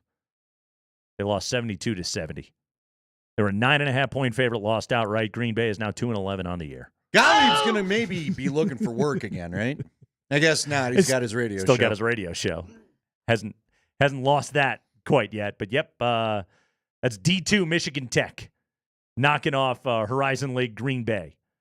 It's not going well. By the way, Bryce brought this up. Did you see the kid who's in a Penn State uniform who's transferring and is flexing his large muscle with a Georgia tattoo on his bicep? He got the tattoo? He got the tattoo. He's still in his Penn State uniform going to Georgia and got the Georgia tattoo. Is it a real tattoo yes, or was it just drawn on? I mean, it looks like it in the picture. I guess I don't know. I'm not fancy with the Photoshop or whatever, but yeah, it looks real. That was kind of like Shane Ray. Remember when Shane Ray got the KC logo while he was still a Bronco? That was kind of weird. By the way, did you see the quote from Gottlieb? Here we go. Back when they were explaining the scheduling of playing Michigan Tech, he said, part of the reason I want to play better teams is like it's 2 degrees outside, it's snowing. I don't really like the idea of nobody you coming in here. Oh. What do we learn playing a game where we win by 20? There's a methodology to it, and I'm going to have to adjust moving forward. He lost. Told him nobody you. Said we beat him by 20, and he lost. Okay. It's a big matzo ball. It's going well. That's an awfully big matzo ball. What were his coaching credentials before he got the job? Was he like just a duet? Was Gottlieb a big deal in college basketball or something? Or oh yeah, Doug Gottlieb was an excellent college basketball player, and had spent years as one of the premier analysts. Well, I remember him in the sport. I remember his media work. I don't remember him as a player. Yeah, no, Gottlieb was a very good player. Give me the years. He was at Notre Dame 95 to 96. Finished up at Oklahoma State. Okay. But he was a very good college basketball player, played professionally over in Europe, went on to his media career, excellent color analyst, all of that, ESPN forever. Jumped in, took a coaching gig, hadn't gone well. Hadn't gone well at all. Did he play for Eddie Sutton then? I wonder. He might have played for Eddie Sutton at Oklahoma State. That was Scotty's guy. Yep. Eddie Sutton and Gene Katie. Nick Kosmider's going to join us. Think he's afraid of Gene Katie? I think everybody is. Scotty was. Yeah, I think. Mark Johnson said Gene Katie got on him after asking a bad question at Purdue one time. That doesn't surprise me. Yeah. Terrible hair, that'll make scary you think guy. About if you really want to do this. Great coach. He had the darkest hair going, did he not? He really did. I mean, was it just paint? And it was a comb over. It was a like darkened comb over thing. It was as black as the soul. God, he was angry.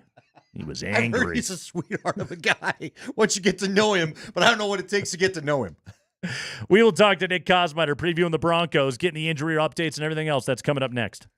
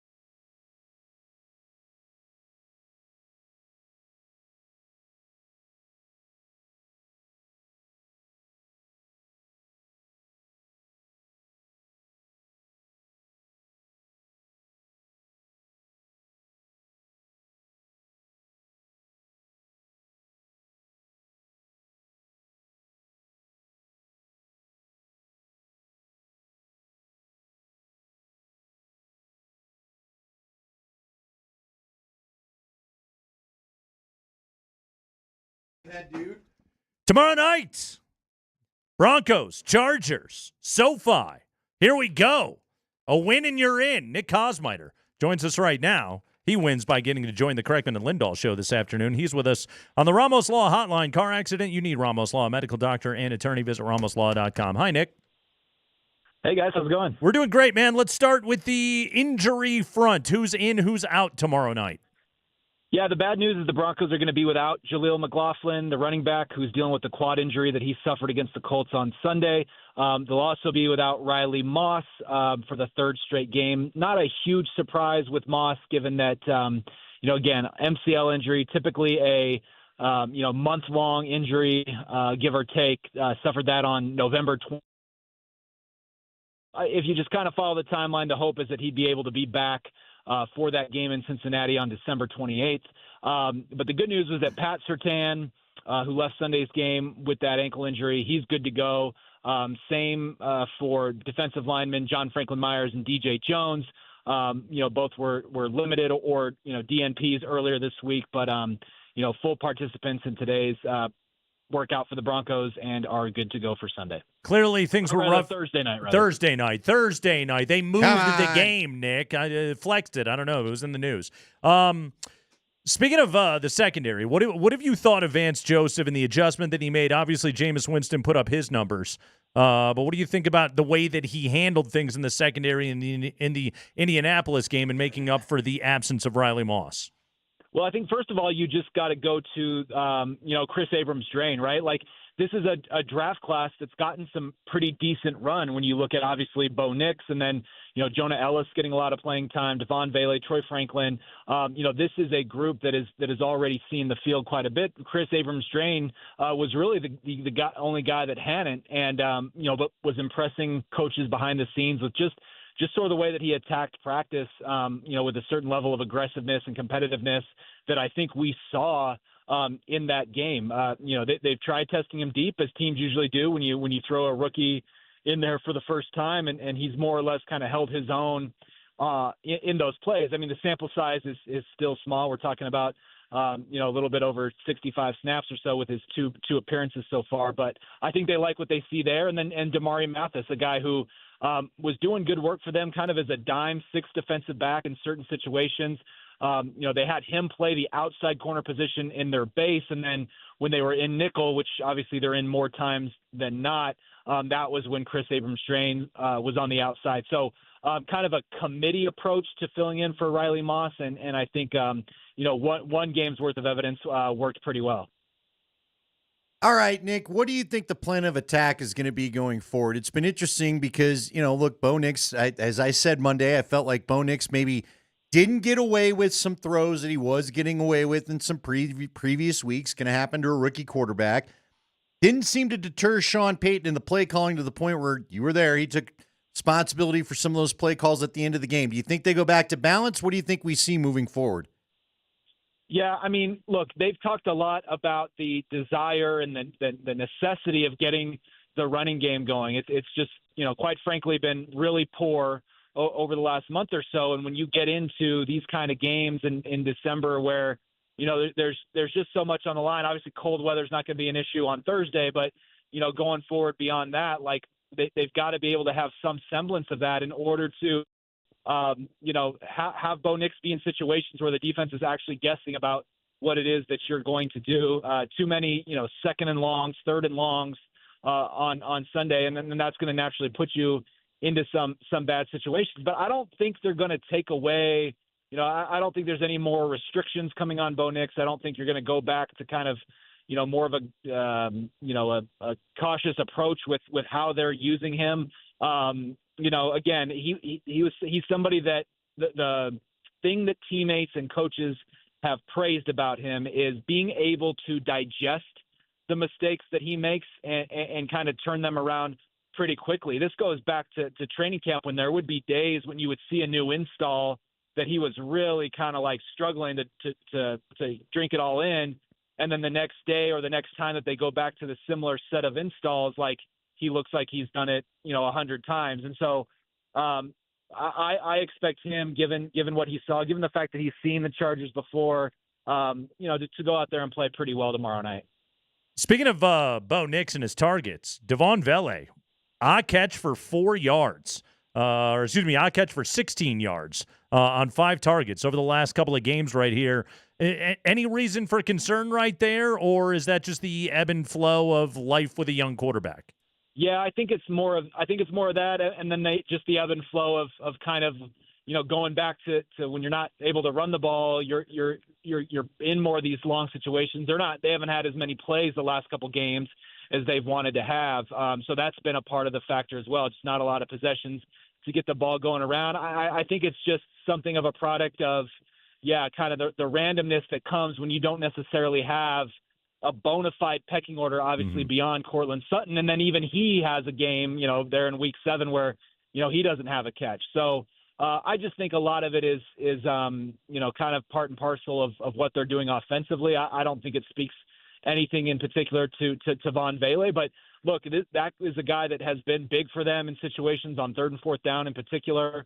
Throughout this season, been really effective in that spot. So I don't see him, just going and disappearing. It wouldn't surprise me if he came out Thursday, for example, and was a pretty big part of what they're trying to do. What are you expecting out of the Chargers? What have you been able to glean from the conversations over there this week? I mean, is a team that, if you remember, they put it on the Broncos pretty good for most of that game, and mainly through their physical running game, but without J.K. Dobbins, it doesn't look like they've been the same. What Charger team do you think we see?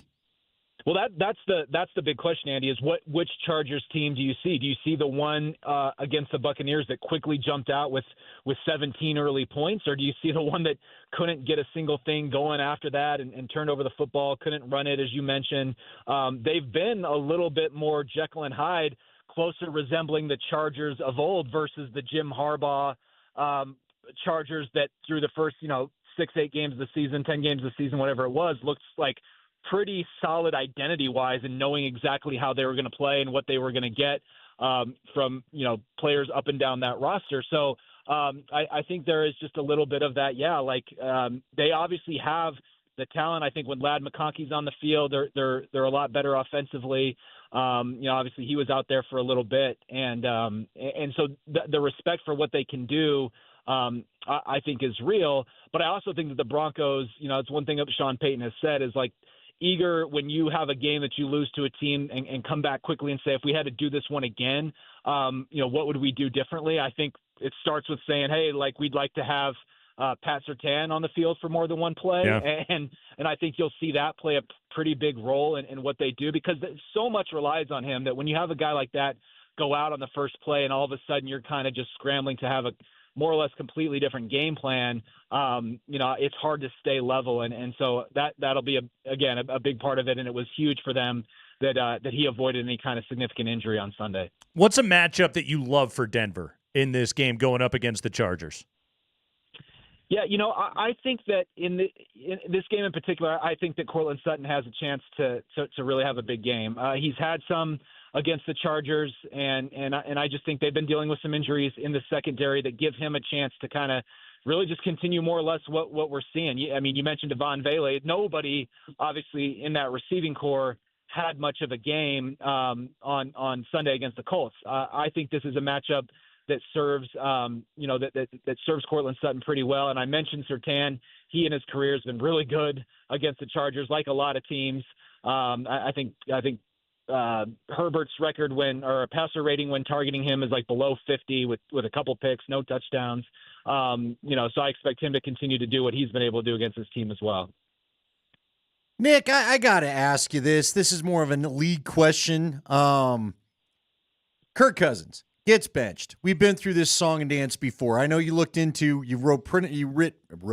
written plenty of stories about, the cap hit and the this and the that. Kirk Cousins now is going to cost the Falcons an awful lot of money. He's got a no-trade clause. He's I was telling Nate earlier, he's able to be like Derek Carr on steroids when it comes to, you're just going to pay me and then I'm going to pick who I go play for next because you have no control here.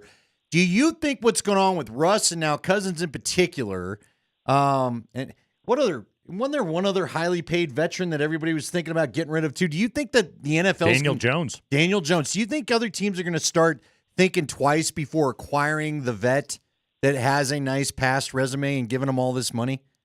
Well, I think that might be a part of it, but the flip side of it, Andy, is you're also going to be looking at teams who have been able to get themselves out from under these huge dead money hits. Like, part of the reason that the Broncos were comfortable, or if not comfortable, willing to cut Russell Wilson and incur just a record dead money hit. Obviously, we've talked about those numbers: $85 million, $53 million of which they're eating this year. Part of the reason they were okay doing that is because they looked at last year when you had teams like the Tampa Bay Buccaneers and the Los Angeles Rams and the Philadelphia Eagles, who were among the league leaders in dead money, make the playoffs, and understanding that there are ways to kind of maneuver that. And especially if you look at the Falcons, they would be in a somewhat similar situation, right? If I'm correct, the dead money hit for outright cutting Kirk Cousins would be $65 million. Yep. You know, you're going to look at the Broncos and say, hey, like, what's 65? They ate 85, right? And now they have a quarterback on a rookie contract who they're high on, who they believe could step in and play winning football for them. You make some savvy moves, like get players who are producing at the level that your higher paid guys were. It's easier said than done, but you get a guy like Brandon Jones who's making, a third or a little more than a third of what Justin Simmons was going to make this year. And, by all measures, having a better year than Simmons is and Simmons did last season. Those are the kind of things that they've been able to do. You leverage the Jets who, had to cut salaries. So you end up getting, a guy like John Franklin Myers for a song. And all of a sudden you've put together, some good auxiliary pieces on your roster, while these guys that you've now clearly hit on in the draft are another more year developed. So I think teams will be reticent of that, Andy, and just kind of, again, you're trying to see when that fall off is going to be. But I also think that you're going to say, well, hey, as long as we have a way of a backup plan, and gosh, the Falcons got killed for drafting Michael Penix after signing Kirk Cousins. Well, maybe the Cousins signing was the wrong move, but it looks like they were pretty wise, at least in getting Penix, because now they have a plan and they're ready to roll, and they're going to be able to kind of withstand some of that dead money ramifications of it all. So let me circle it back to the Broncos. You're right about the plan to get out from underneath their problems, and certainly Sean Payton, knowing Bo Nix was his guy and the way that's gone, has been a big key to all this. But don't we have to revisit, you talked about this draft class. Doesn't George Payton deserve some flowers for the drafting we're now starting to see kind of pay off over the last 3 years? I know, I put out there to the folks yesterday, should Payton get a contract extension, and people still hold the Russ thing against him. But, look, I still would say that most of the teams in the NFL would have done that deal. And when you make a deal and give up all that stuff, you're going to sign the guy to a contract. So I know it's tough to take that out of the equation, but when you really look at the body of the draft work, and we just continue to see young guys show up, Nick, doesn't George Payton deserve credit for what he's drafted the last 3 years compared to what they had before? Well, I think 100% he does. And as a note about, obviously his two biggest blunders, hiring Nathaniel Hackett and trading for Russell Wilson, you're absolutely right about most teams probably being willing to do that Wilson deal or one relatively similar. And a lot of teams were thinking Nathaniel Hackett was the coaching, candidate that cycle. And so the most important part is that the owners of this team they are satisfied, or they became satisfied with the explanation, the process that went in behind it, and also knew that George Payton was working in a system where there was no top ownership level. Like, there was so much in flux, and had to take on the roles and responsibilities of multiple people. And so they really, once they're satisfied with that, okay, well, now it's about how do you operate with Sean Payton, but yeah, to your point, Andy, you've now had all these draft classes. Let's see what that looks like. Well, the proof has been in the pudding. Like, he has gotten guys. You've extended 3 guys this year from that 2021 draft class, including a 7th rounder, who have become a core part of your team. Like, you don't get that out of a draft very often, and that's not even to include Javonte Williams, who, had he not had his knee injury, probably would have, again, running back extensions, who knows, but would nonetheless be a guy that was probably on a similar type of ascension in terms of his impact on your team. And now, look, 2022 draft, you get Nick Bonito at 64th, and he's in the conversation for the dang Defensive Player of the Year award. And then I also think that the 2023 draft, although that's when Sean Payton comes in and obviously has some sway, he was still leaning pretty heavily on what the Broncos had put together from a draft perspective, because you have to be at that point. And that class, with Riley Moss, Marvin Mims, we'll see what Drew Sanders becomes. That one is looking well, and we just talked about what this class is doing. So, yeah, I agree. I think his draft record has been pretty strong. The free agents that they've signed, again, no true busts out there outside of Randy Gregory, and a lot of guys like Zach Allen who are pretty big contributors to what you're doing. So yeah, it's been a good couple months, I think, for just sort of the reputation of George Payton and kind of taking a step back and looking at the impact he really has had on the success they're having right now. Yeah, winning cures everything. Nick Kosmider of The Athletic. Nick, last thing, and maybe most importantly, certified ball knower Nick Kosmider. Zach LaVine, would you do it? I would not do it. Okay. Just because I'm more reticent of his injury history at this point than I am of Michael Porter Jr.'s, which is a wild thing to say. Yeah, it really is. But yeah, of all the things, but yeah, I wouldn't do it. But I'm not quite as plugged in as you guys are at this point. I wouldn't go that far. Yeah. What are we plugged into? Yeah. Get the hell out of here. All right, guys. Well, hey, unplug and have a great weekend, all right? There he goes. Nick Kosmider, everybody. Nick Kosmider of The Athletic. He is off to L.A., where the Broncos will play the Chargers tomorrow night at SoFi. By the way, really quickly, because we got something stupid coming up here in a minute. Oh, I can't wait. But first, have you seen the controversy that's going on around the NFL's Comeback Player of the Year award? No. Fill me in. So what's interesting about this is you look at the betting odds right now. The betting favorite to win the award is Joe Burrow, Comeback Player of the Year, which he still played 10 games last year. Yeah. Okay? I'm with you. I feel that. But and he returned to a level he was playing at. The sports books have been taking money on this because people love betting on NFL awards. They've been taking money on Sam Darnold all year long. 12-1, 14-1, 16-1, some places 25-1 on Sam Darnold. He's had a great year. People are looking at Sam Darnold and saying, oh, man, look at what the Vikings have done. This guy's a Comeback Player of the Year. Well, as it turns out, Roger Goodell came out recently and was like, he's not eligible. I'm sorry, but he's not eligible for that award because apparently he wants to change things. If you stunk before, that's not enough of a thing to come back from. You need to come back from some sort of malady or some sort of challenge. In other words, he really wanted Damar Hamlin to win that thing last year and not Joe Flacco. So, in a world in which a Most Improved Player award doesn't exist in the NFL, the books, which have been taking money that the NFL partners with all year long on Sam Darnold and Comeback Player of the Year, and now Goodell is coming out and being like, I'm sorry, he's not actually eligible to win that award. That is stupid. I'm serious. That is stupid. I'm with you. You're coming back from nearly not having a career. Yeah. All right? You're coming back There should not be an injury involved for a comeback. You're coming back from having been drafted by the Jets. That's a hell of a comeback. Dude, he was dead. Nobody wanted him. He was laughed at. Yeah. People were like, $10 million for Sam Darnold? Hell, I thought the same thing. Now, I'm not telling you he's their perfect quarterback to the point where many in Minnesota are wondering, are you going to re-sign the guy? The spirit of the award is to honor a player who has demonstrated resilience in the face of adversity by overcoming illness, physical injury, or other circumstances that led him to miss playing time the previous season. Other circumstances are you sucked. And now you don't. So apparently having been the backup for the Niners last year is not enough of a reason for Sam Darnold to win the award. Okay, first off, the answer is real simple. You need to have a Most Improved and you have to have a Comeback Player the way that they do in the NBA. Okay, if that's the distinction that you want to make right there. But, yeah, Roger Goodell doesn't want him to win. But, again, it's messed up because the books have been taking money on this. Yeah, man, this is... So what are you going to do with that entire thing? You're just hosing people.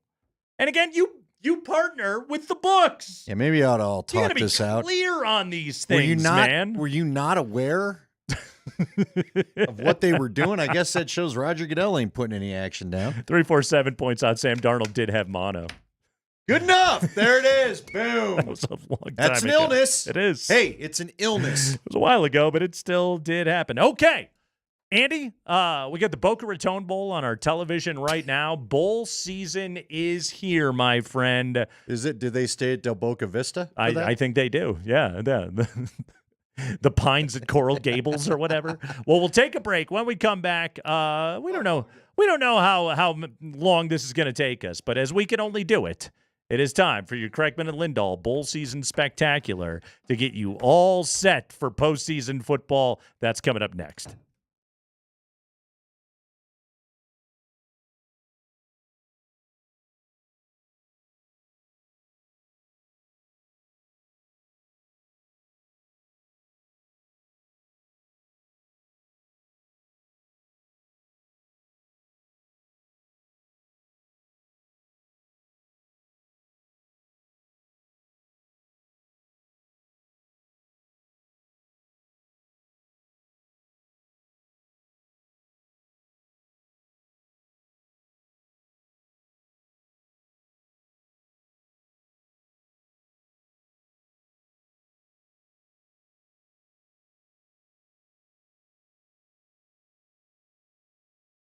Hey, it's Nate Kreckman for my friends at Sport Trade. If you're looking for a premium sports betting experience, well, Sport Trade is the brand new app in Colorado that is designed just for you. Maybe you want to lay down a live bet on the Boca Raton Bowl going on right now between James Madison and Western Kentucky. Well, best in-play wagering experience in the industry.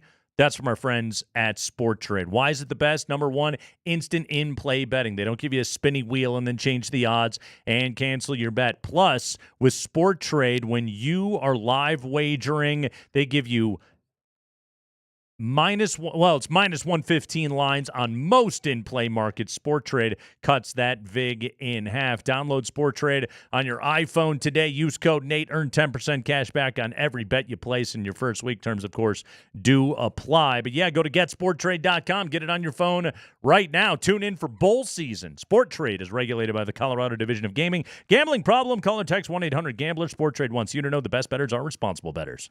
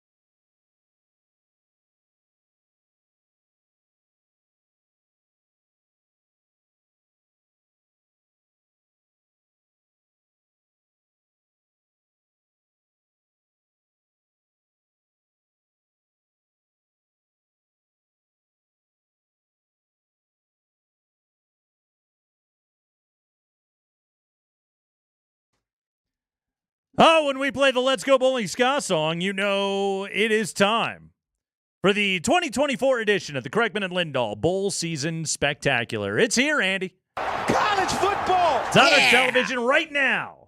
It is. That's right. Well, Boca Raton. That's wow, right. We're really getting a big thing for Boca Raton. South Florida's premier business destination, With Andy, a low tax rate. and cutting-edge facilities. A talented workforce. Go to Boca Raton, everybody, and see your grandparents. All right. A lot of water around that. Western Kentucky and Jim Madison right now, I believe, tied at 7. Early going here in the Boca Raton Bowl, Andy.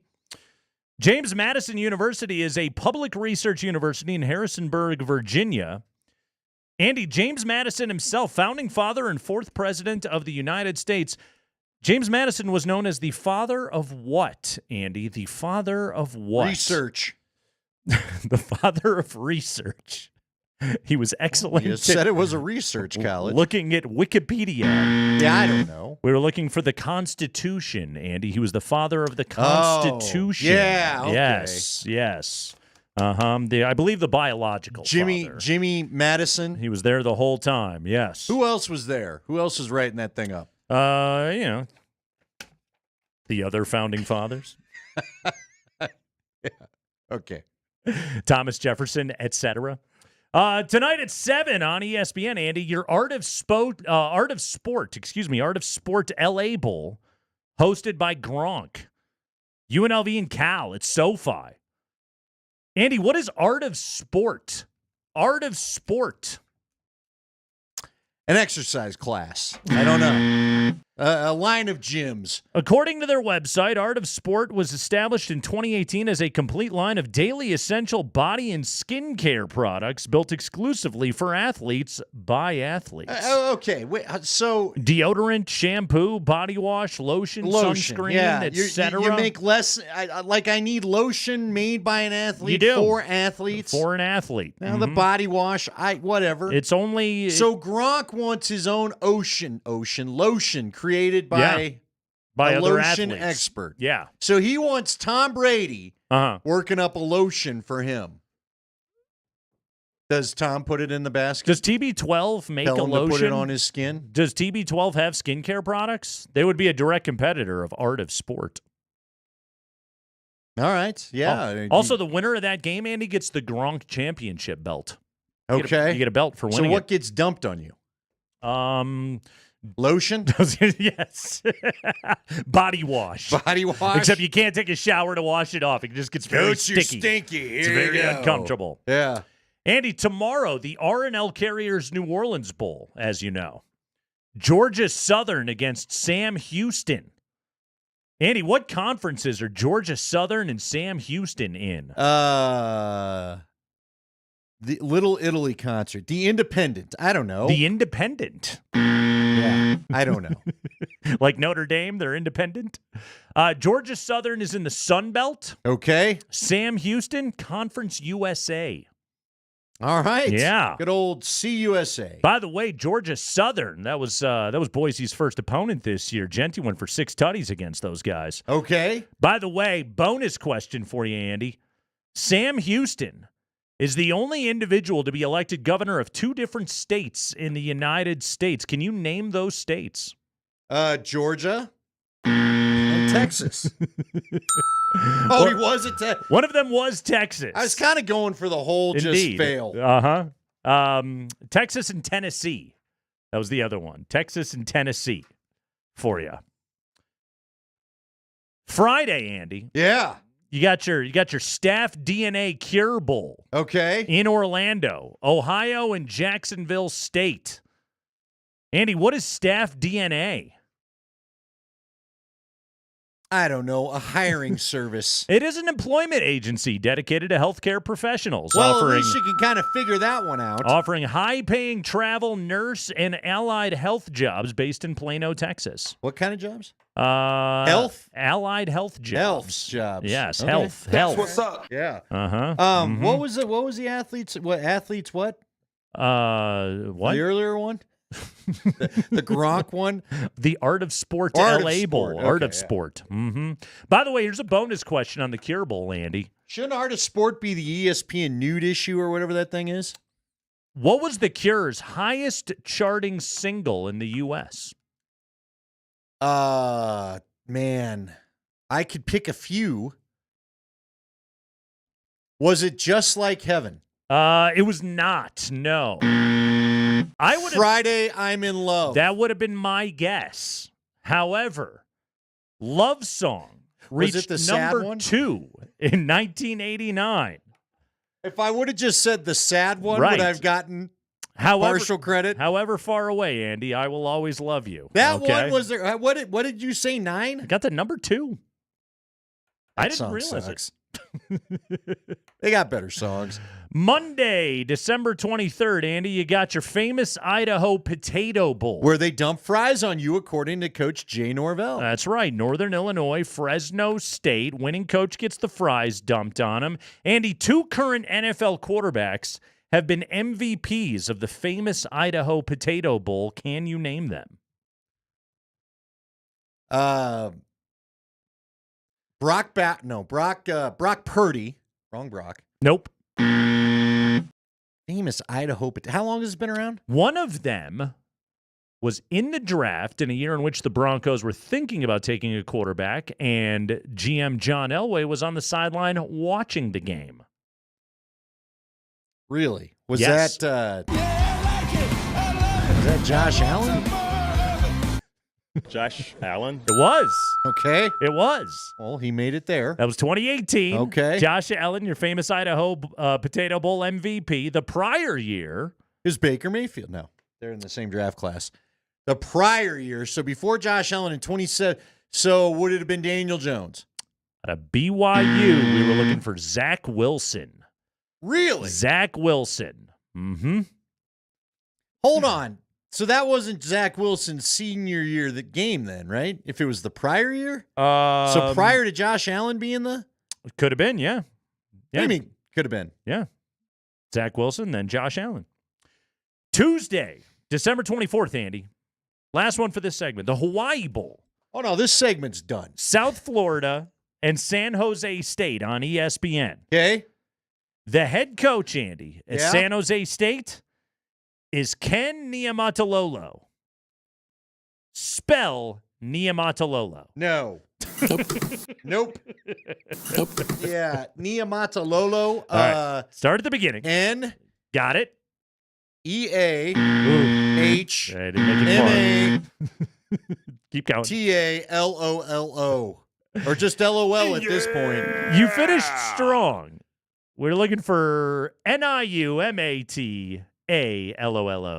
Niumatalolo. So the Matalolo I can sound out. You were pretty good. But the Nia You were pretty good on is that more one. Nua? Now? Niu, I suppose, Nua? is really what you would say. Yes. NIU, Northern Illinois University. They beat Notre Dame earlier this year, did they not? The Wolfpack? They sure did. Yeah. Yeah. What do you know? That's strong program out of the MAC, Northern Illinois. There you go. That is your Kreckman and Lindahl bowl season spectacular, as only we can do it. We got NFL news next.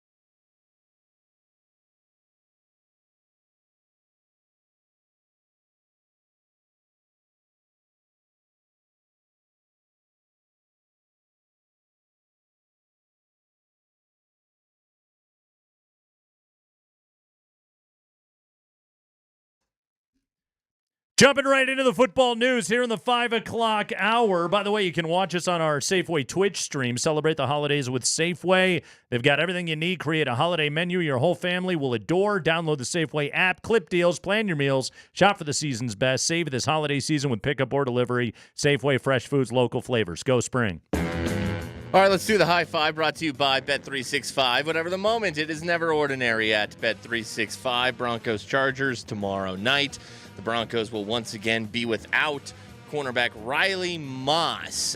He remains out with a knee injury. Running back Jaleel McLaughlin will also not play with a quad injury.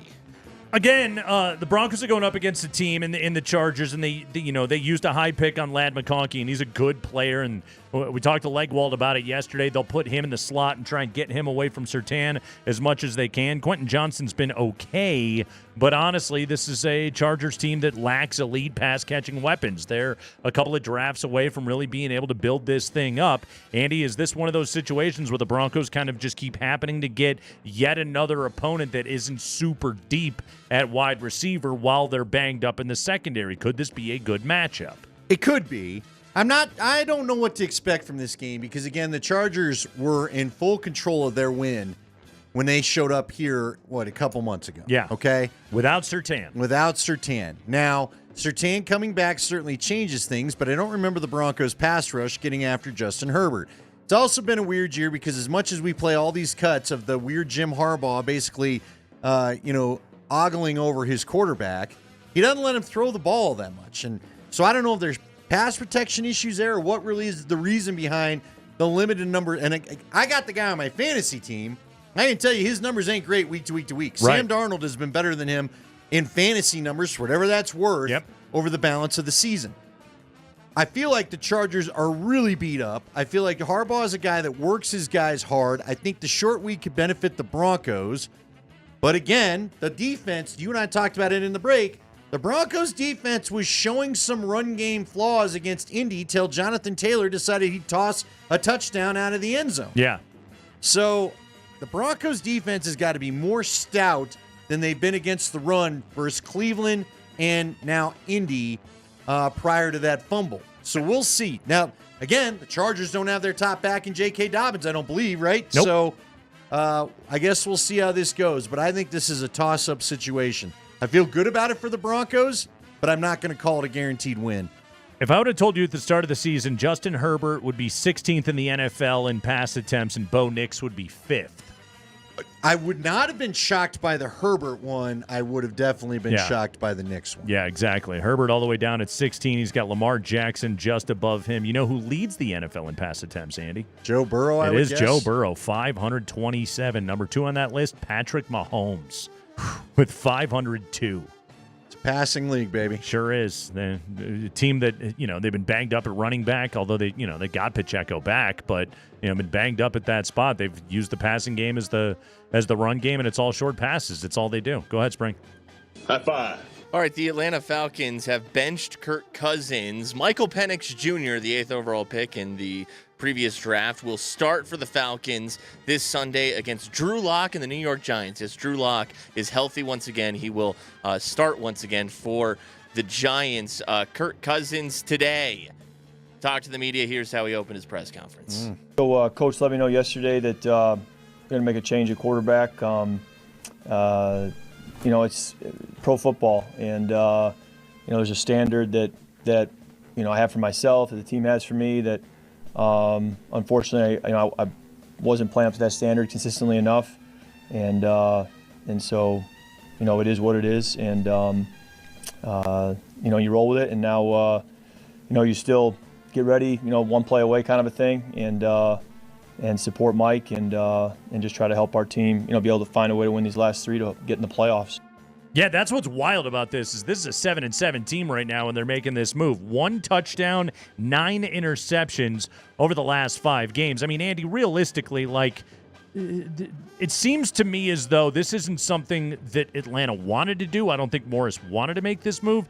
Eventually, though, it gets to the point where you got to look at the other guys in the locker room and go, okay, we're a 7-win team right now. I owe it to you dudes to try something else because this guy's fallen off a cliff. He couldn't do anything against the Raiders, and they're not even trying. Yeah, people are starting to wonder, is he hurt again? You know what's been wild? Neither Cousins nor Rodgers, both older quarterbacks dealing with the recovery from Achilles, has looked themselves on the field. Maybe we've overrated the hustling back from Yeah. the Achilles injury. Yeah, thing. maybe you should have let that, rest a little bit more and give yourself a year or Or whatever. you should have gone to whatever clinic Adrian Peterson went to all those years there's ago. all that, but I don't know what they're going to do. Now, I like this quote in the story Spring gave us. I like to shoot elephants in the room, so let me just shoot one.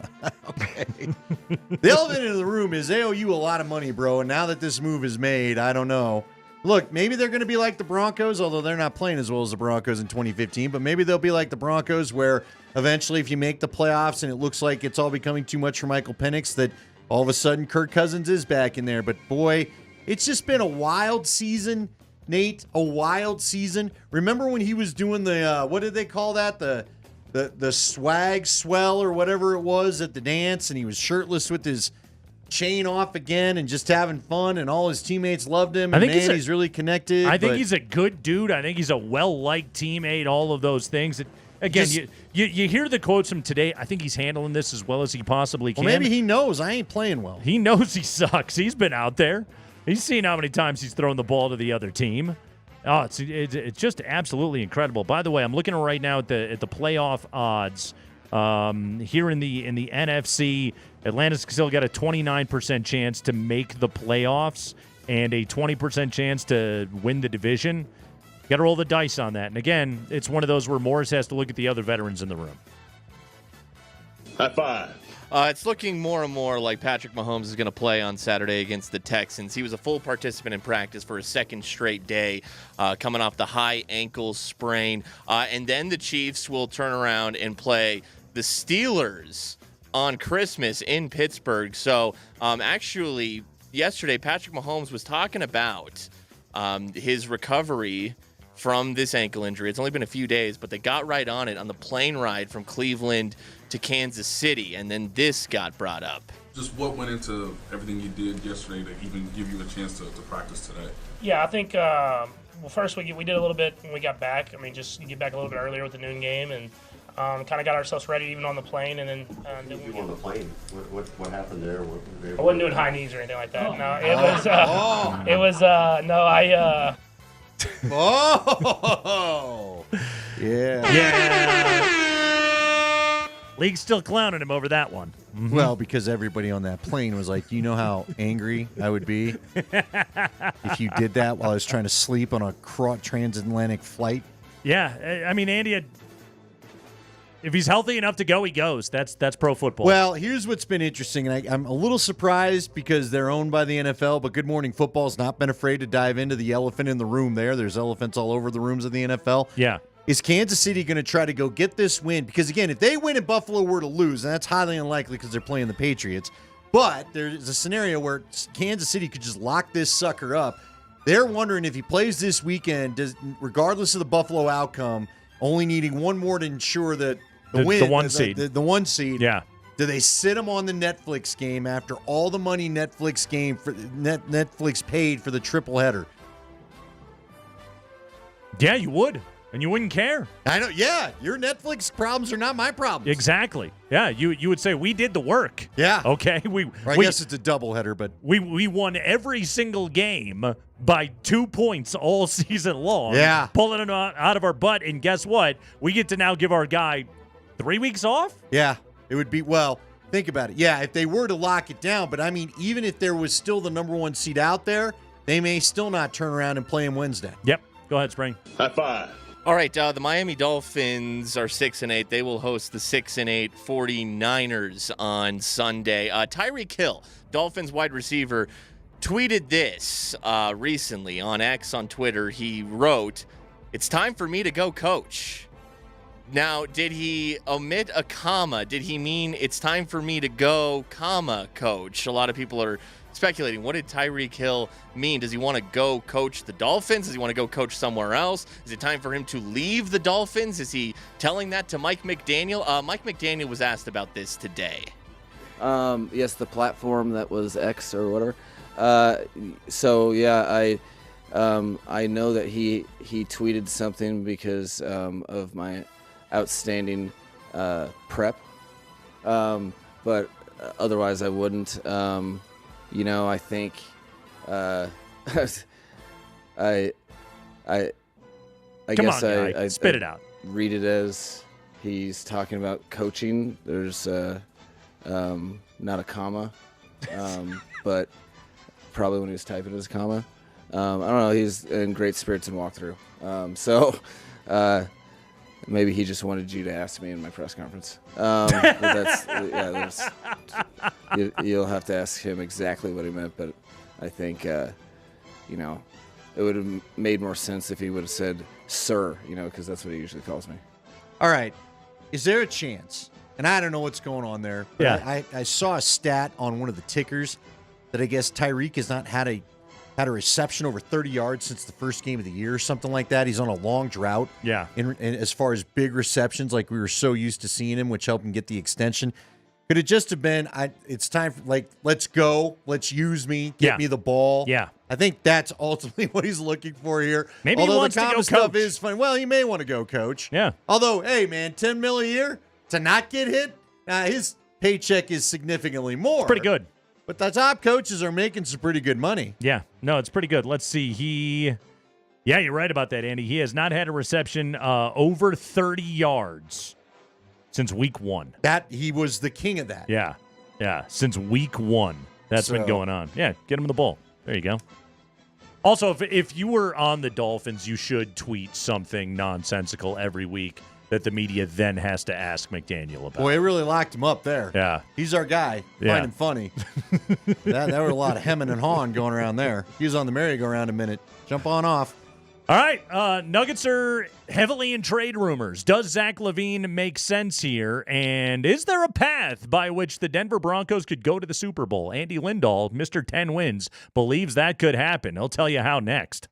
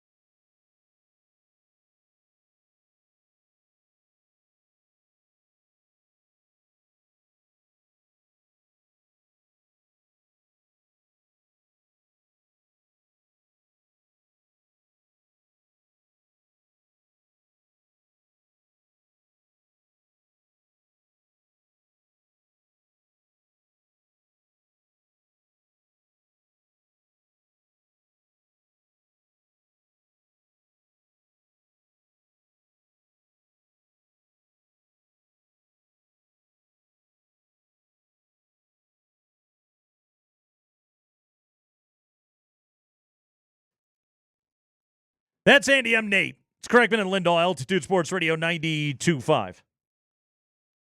Watch us on the Safeway Twitch stream. You can celebrate the holidays, Andy, with Safeway. They have everything you need to create a holiday menu your whole family will love. Download the Safeway app, clip deals, plan your meals, shop for the season's best. Save time this holiday season with pickup or delivery. Safeway, fresh foods, local flavors. Broncos, Chargers. Why'd you say, Andy, like I need something? I feel like you're attacking me there. You know what? I know Safeway's got great stuff, and your time of year is coming where we get the chocolate strawberries. I was recommending you No, go to I know, Safeway. but I feel like you're directly telling me, Trying to hey, help you pal, out. I know you're behind things. Why don't you get to Safeway?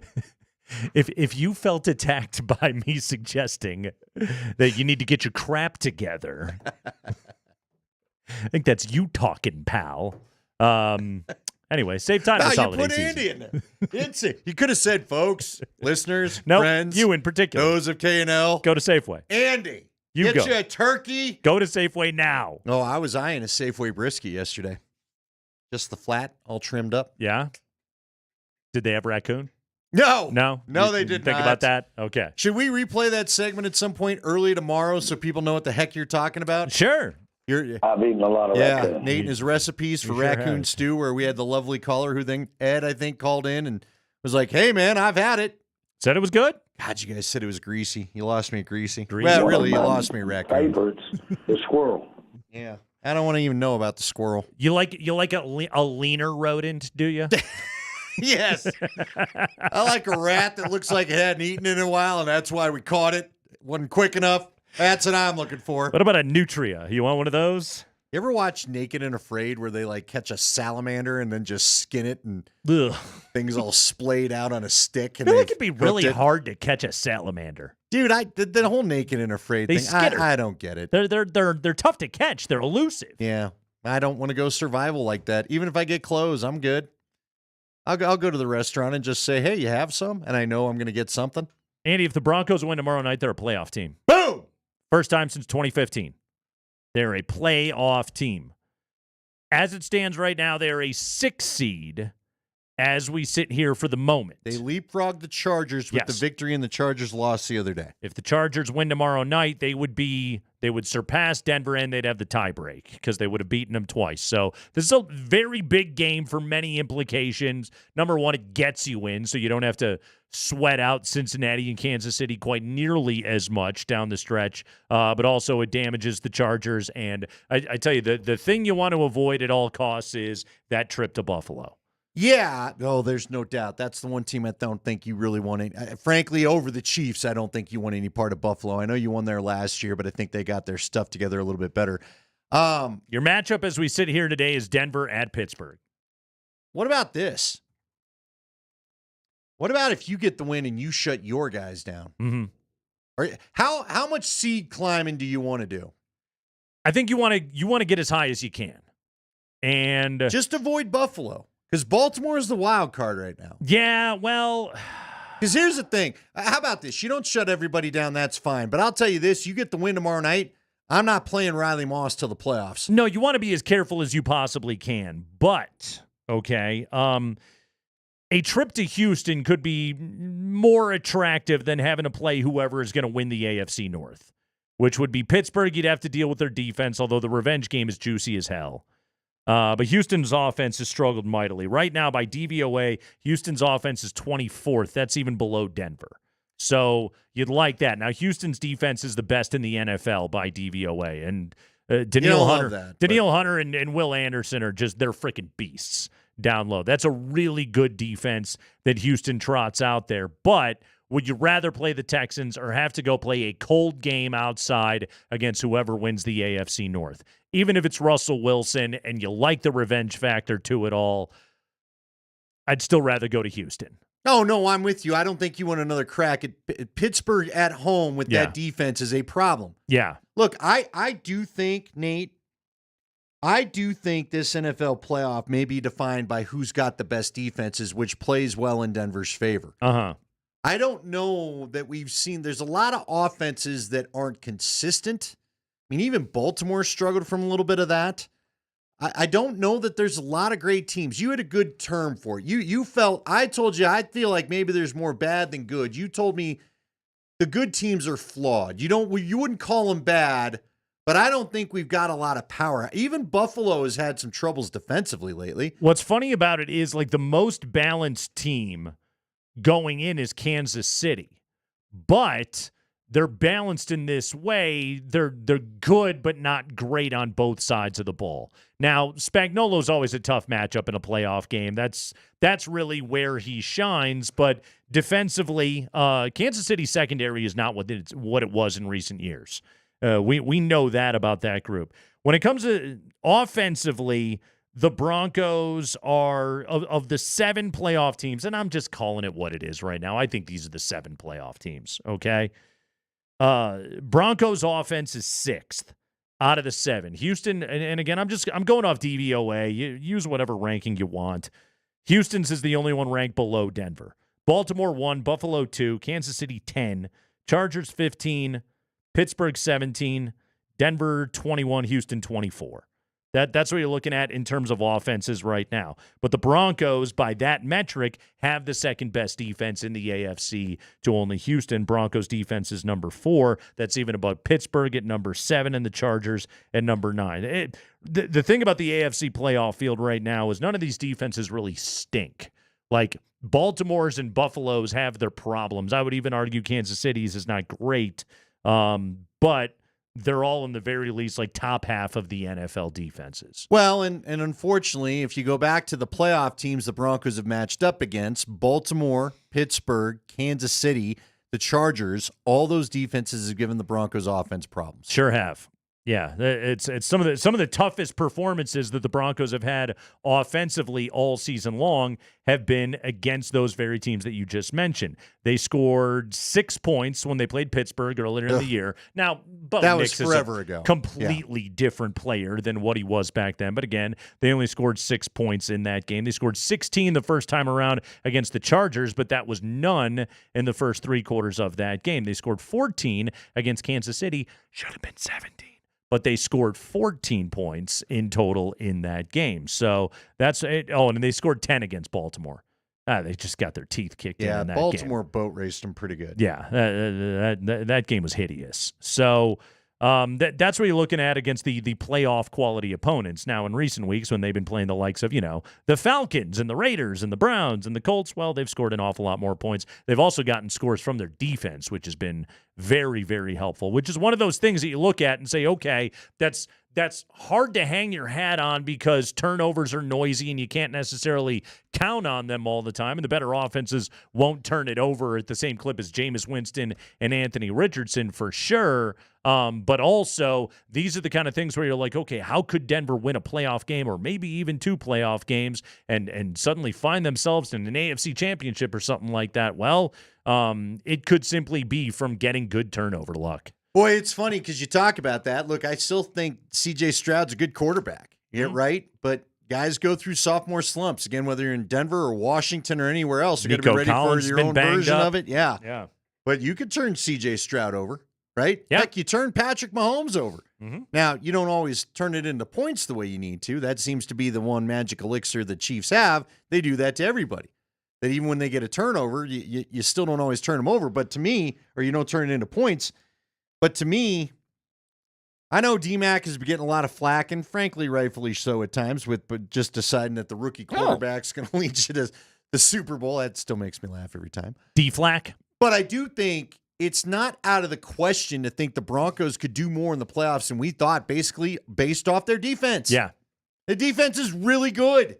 And if the offense doesn't turn the ball over, which they were the masters of during that middle stretch before they cut Bo loose, you got what you need to at least compete in playoff games. Yeah, I mean, Nick's 5 picks over the last couple of weeks. Now, if you're playing a cold weather game on the road in the postseason, like you would hope the team would lean into short passing game, run game, and then hope that either your secondary or your pass rush with a strip sack or something like that can make a play and you can hang in this thing, and suddenly you find yourself in a fourth quarter game. If you got to cut Bo loose on a game-winning drive and go down and kick a field goal to win it, well, he's shown the ability to be able to make those kind of plays over the course of his season. again, like I think this Denver team is dangerous simply because of how friggin' good their defense is. There are some excellent teams in the AFC at the very top. I still think it's Buffalo and Baltimore are the two best teams in the AFC, with all due respect to the 3-time Super Bowl champion Kansas City Chiefs. But I think those are the two best teams in the AFC. I think any other team on the ledger, and I'm including the Chiefs on this, Denver can beat those guys. I would agree. There's something about playing inside your own division. I tell you, the games that always made me nervous. Remember in 2013, the Broncos had to play the Chargers to open up? Yeah. Remember the consternation over that? Just because the Chargers kind of seem to know some things about them. Sure. Here's the problem with KC, though. KC is everybody's great white whale, okay? Everybody wants, or maybe slay the dragon, however you want to put it. They don't get nervous in playoff time because they've done all this stuff. Buffalo hasn't gotten past them. Baltimore hasn't gotten past them. But Denver, I don't know that Denver would look at them the same way as some of these teams that need to take them down in the playoffs. Does that make sense? Yeah. Like Denver almost goes into a KC matchup.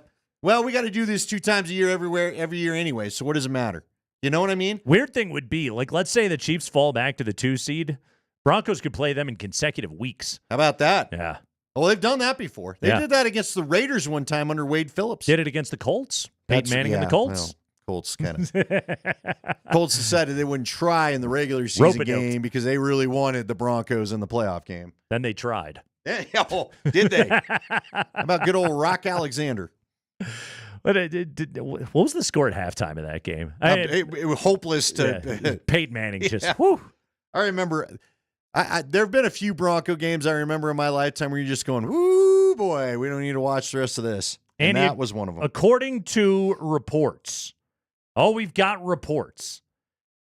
The Denver Nuggets have inquired to the Chicago Bulls about a trade to bring in Zach LaVine. Some of the other names, and by the way, there's a list of names. According to reports, the Broncos have had trade discussions about numerous players: Jordan Poole, Jordan Clarkson, DeAndre Hunter from Atlanta, Cam Johnson from Brooklyn, Jonas Valanciunas in Washington. Yeah, they need to back up big. I don't hate that idea. But league sources tell The Athletic the focus on LaVine in recent discussions is significant. Okay. The Nuggets, we know, were kicking the tires on Paul George in the offseason, looking to potentially make that trade. Obviously, got outbid. But Zach LaVine, Michael Porter Jr. would have to be included in that deal. LaVine is a 2-time All-Star. He's owed $43 million this year, $46 next year, has a player option worth up to $49 for the 26-27 campaign. You could be getting as much as 2 more seasons after this one of Zach LaVine if you were to make this trade. All right, my question, do any of these potential names being floated, can any of these deals be made without MPJ? I think Cam Johnson could. You'd have to. It would.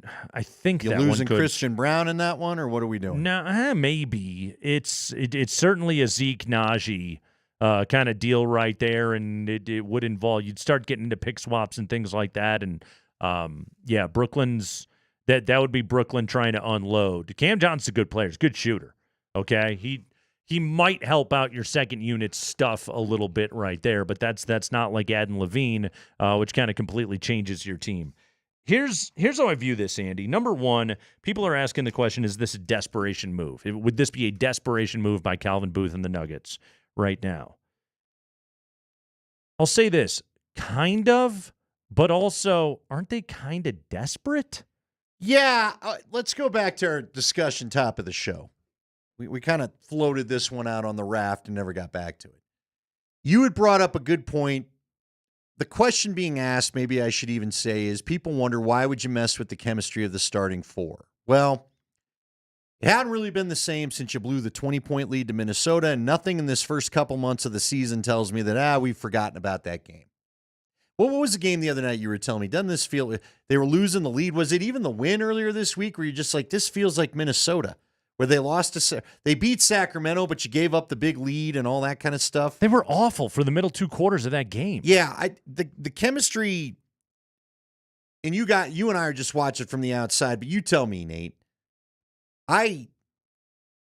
the chemistry doesn't feel the same to me right now. No. This thing's weird. No, right now. And even the coach seems frustrated with it. There's too many quarters that they just don't show up for and have no intensity. Like, the weird thing about it, Andy, is okay, the starting five as it is currently situated, when you look at the net rating and everything like that, it's what it was with KCP and everything like that. Like, Christian Brown has stepped in nicely. That group is playing great.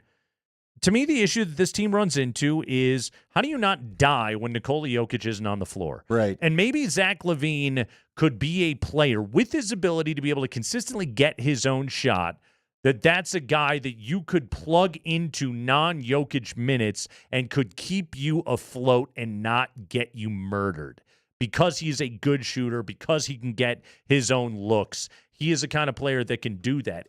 I think it drastically changes the dynamic of your starting five. To me, the Zach LaVine addition makes those minutes better because this is a guy that can get his own looks off the dribble, which Michael Porter really has never developed into as an NBA player. All right. Well, you could have me listening to that.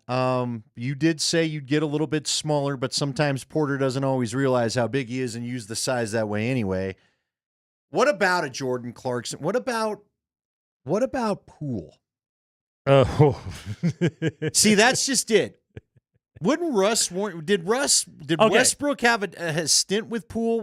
If we worry about how would Zach LaVine fit in chemistry-wise here? Poole would be the ultimate risk, would it not? I mean, he's won an NBA title. But okay, but then they got rid of him as soon as they gave him a contract. Oh, Draymond punched him.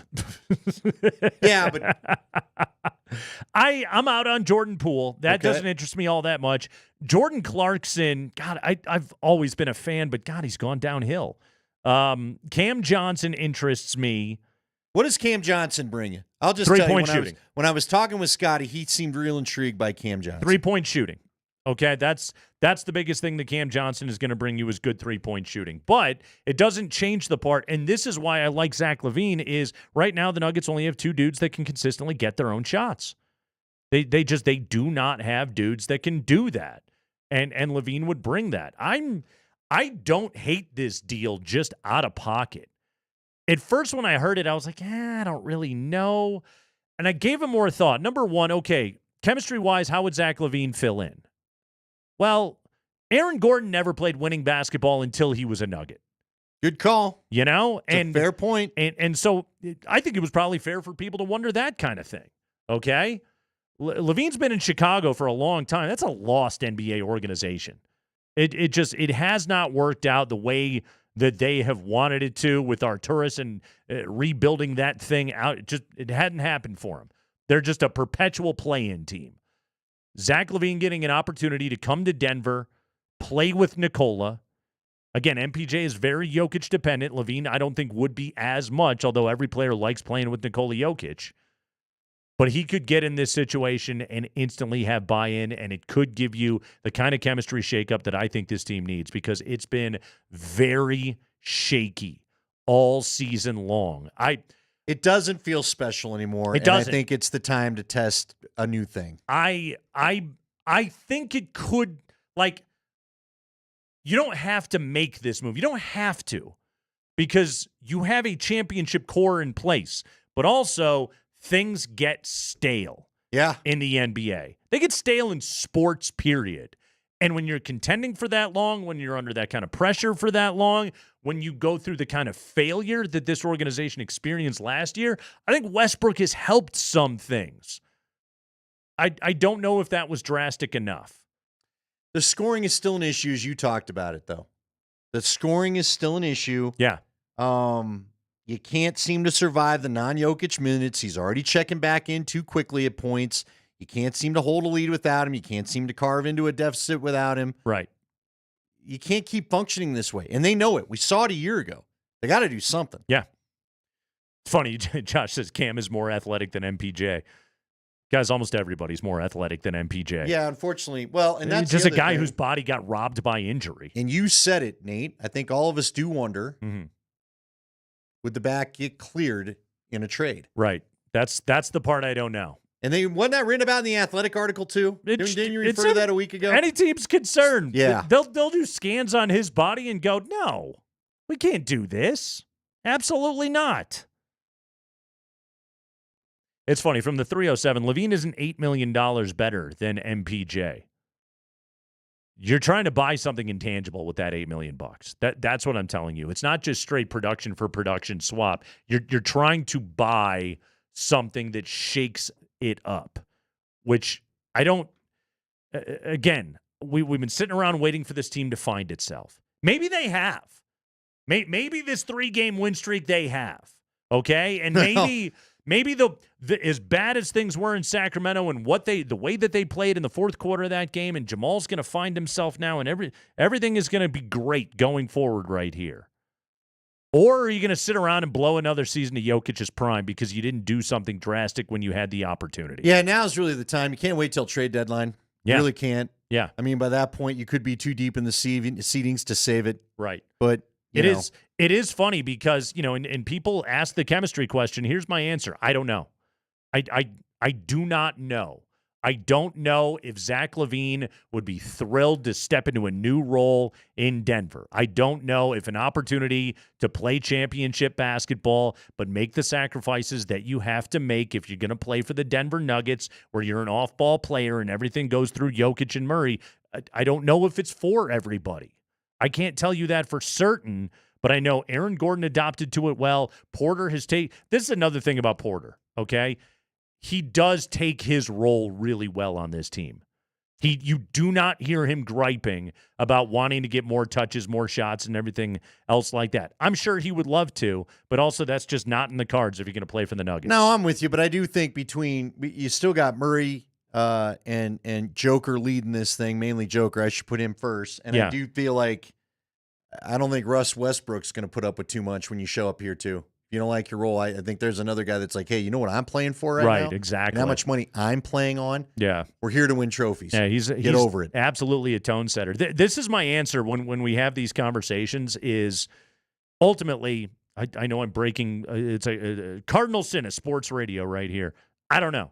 Yeah, but we don't know. Here's my answer. I don't know, but I know I don't hate it. I don't just hate it right out of pocket. And some of this was today, the more I looked into this, maybe the more I talked myself into it. It's also very possible that they'll discover what ails them. Jamal Murray will be great the rest of the way. The second unit won't get destroyed, and they'll go to the finals. I don't know. Guy says, worst take we've had in 5 years. We appreciate you listening for 5 years. Also, that's not even. I isn't promise even you we can find worse. Bottom 50. Are you kidding me? Listen, I once defended Joe Flacco. You don't know what you're talking about. You showed up after that point. It's correct, bit of Lindahl.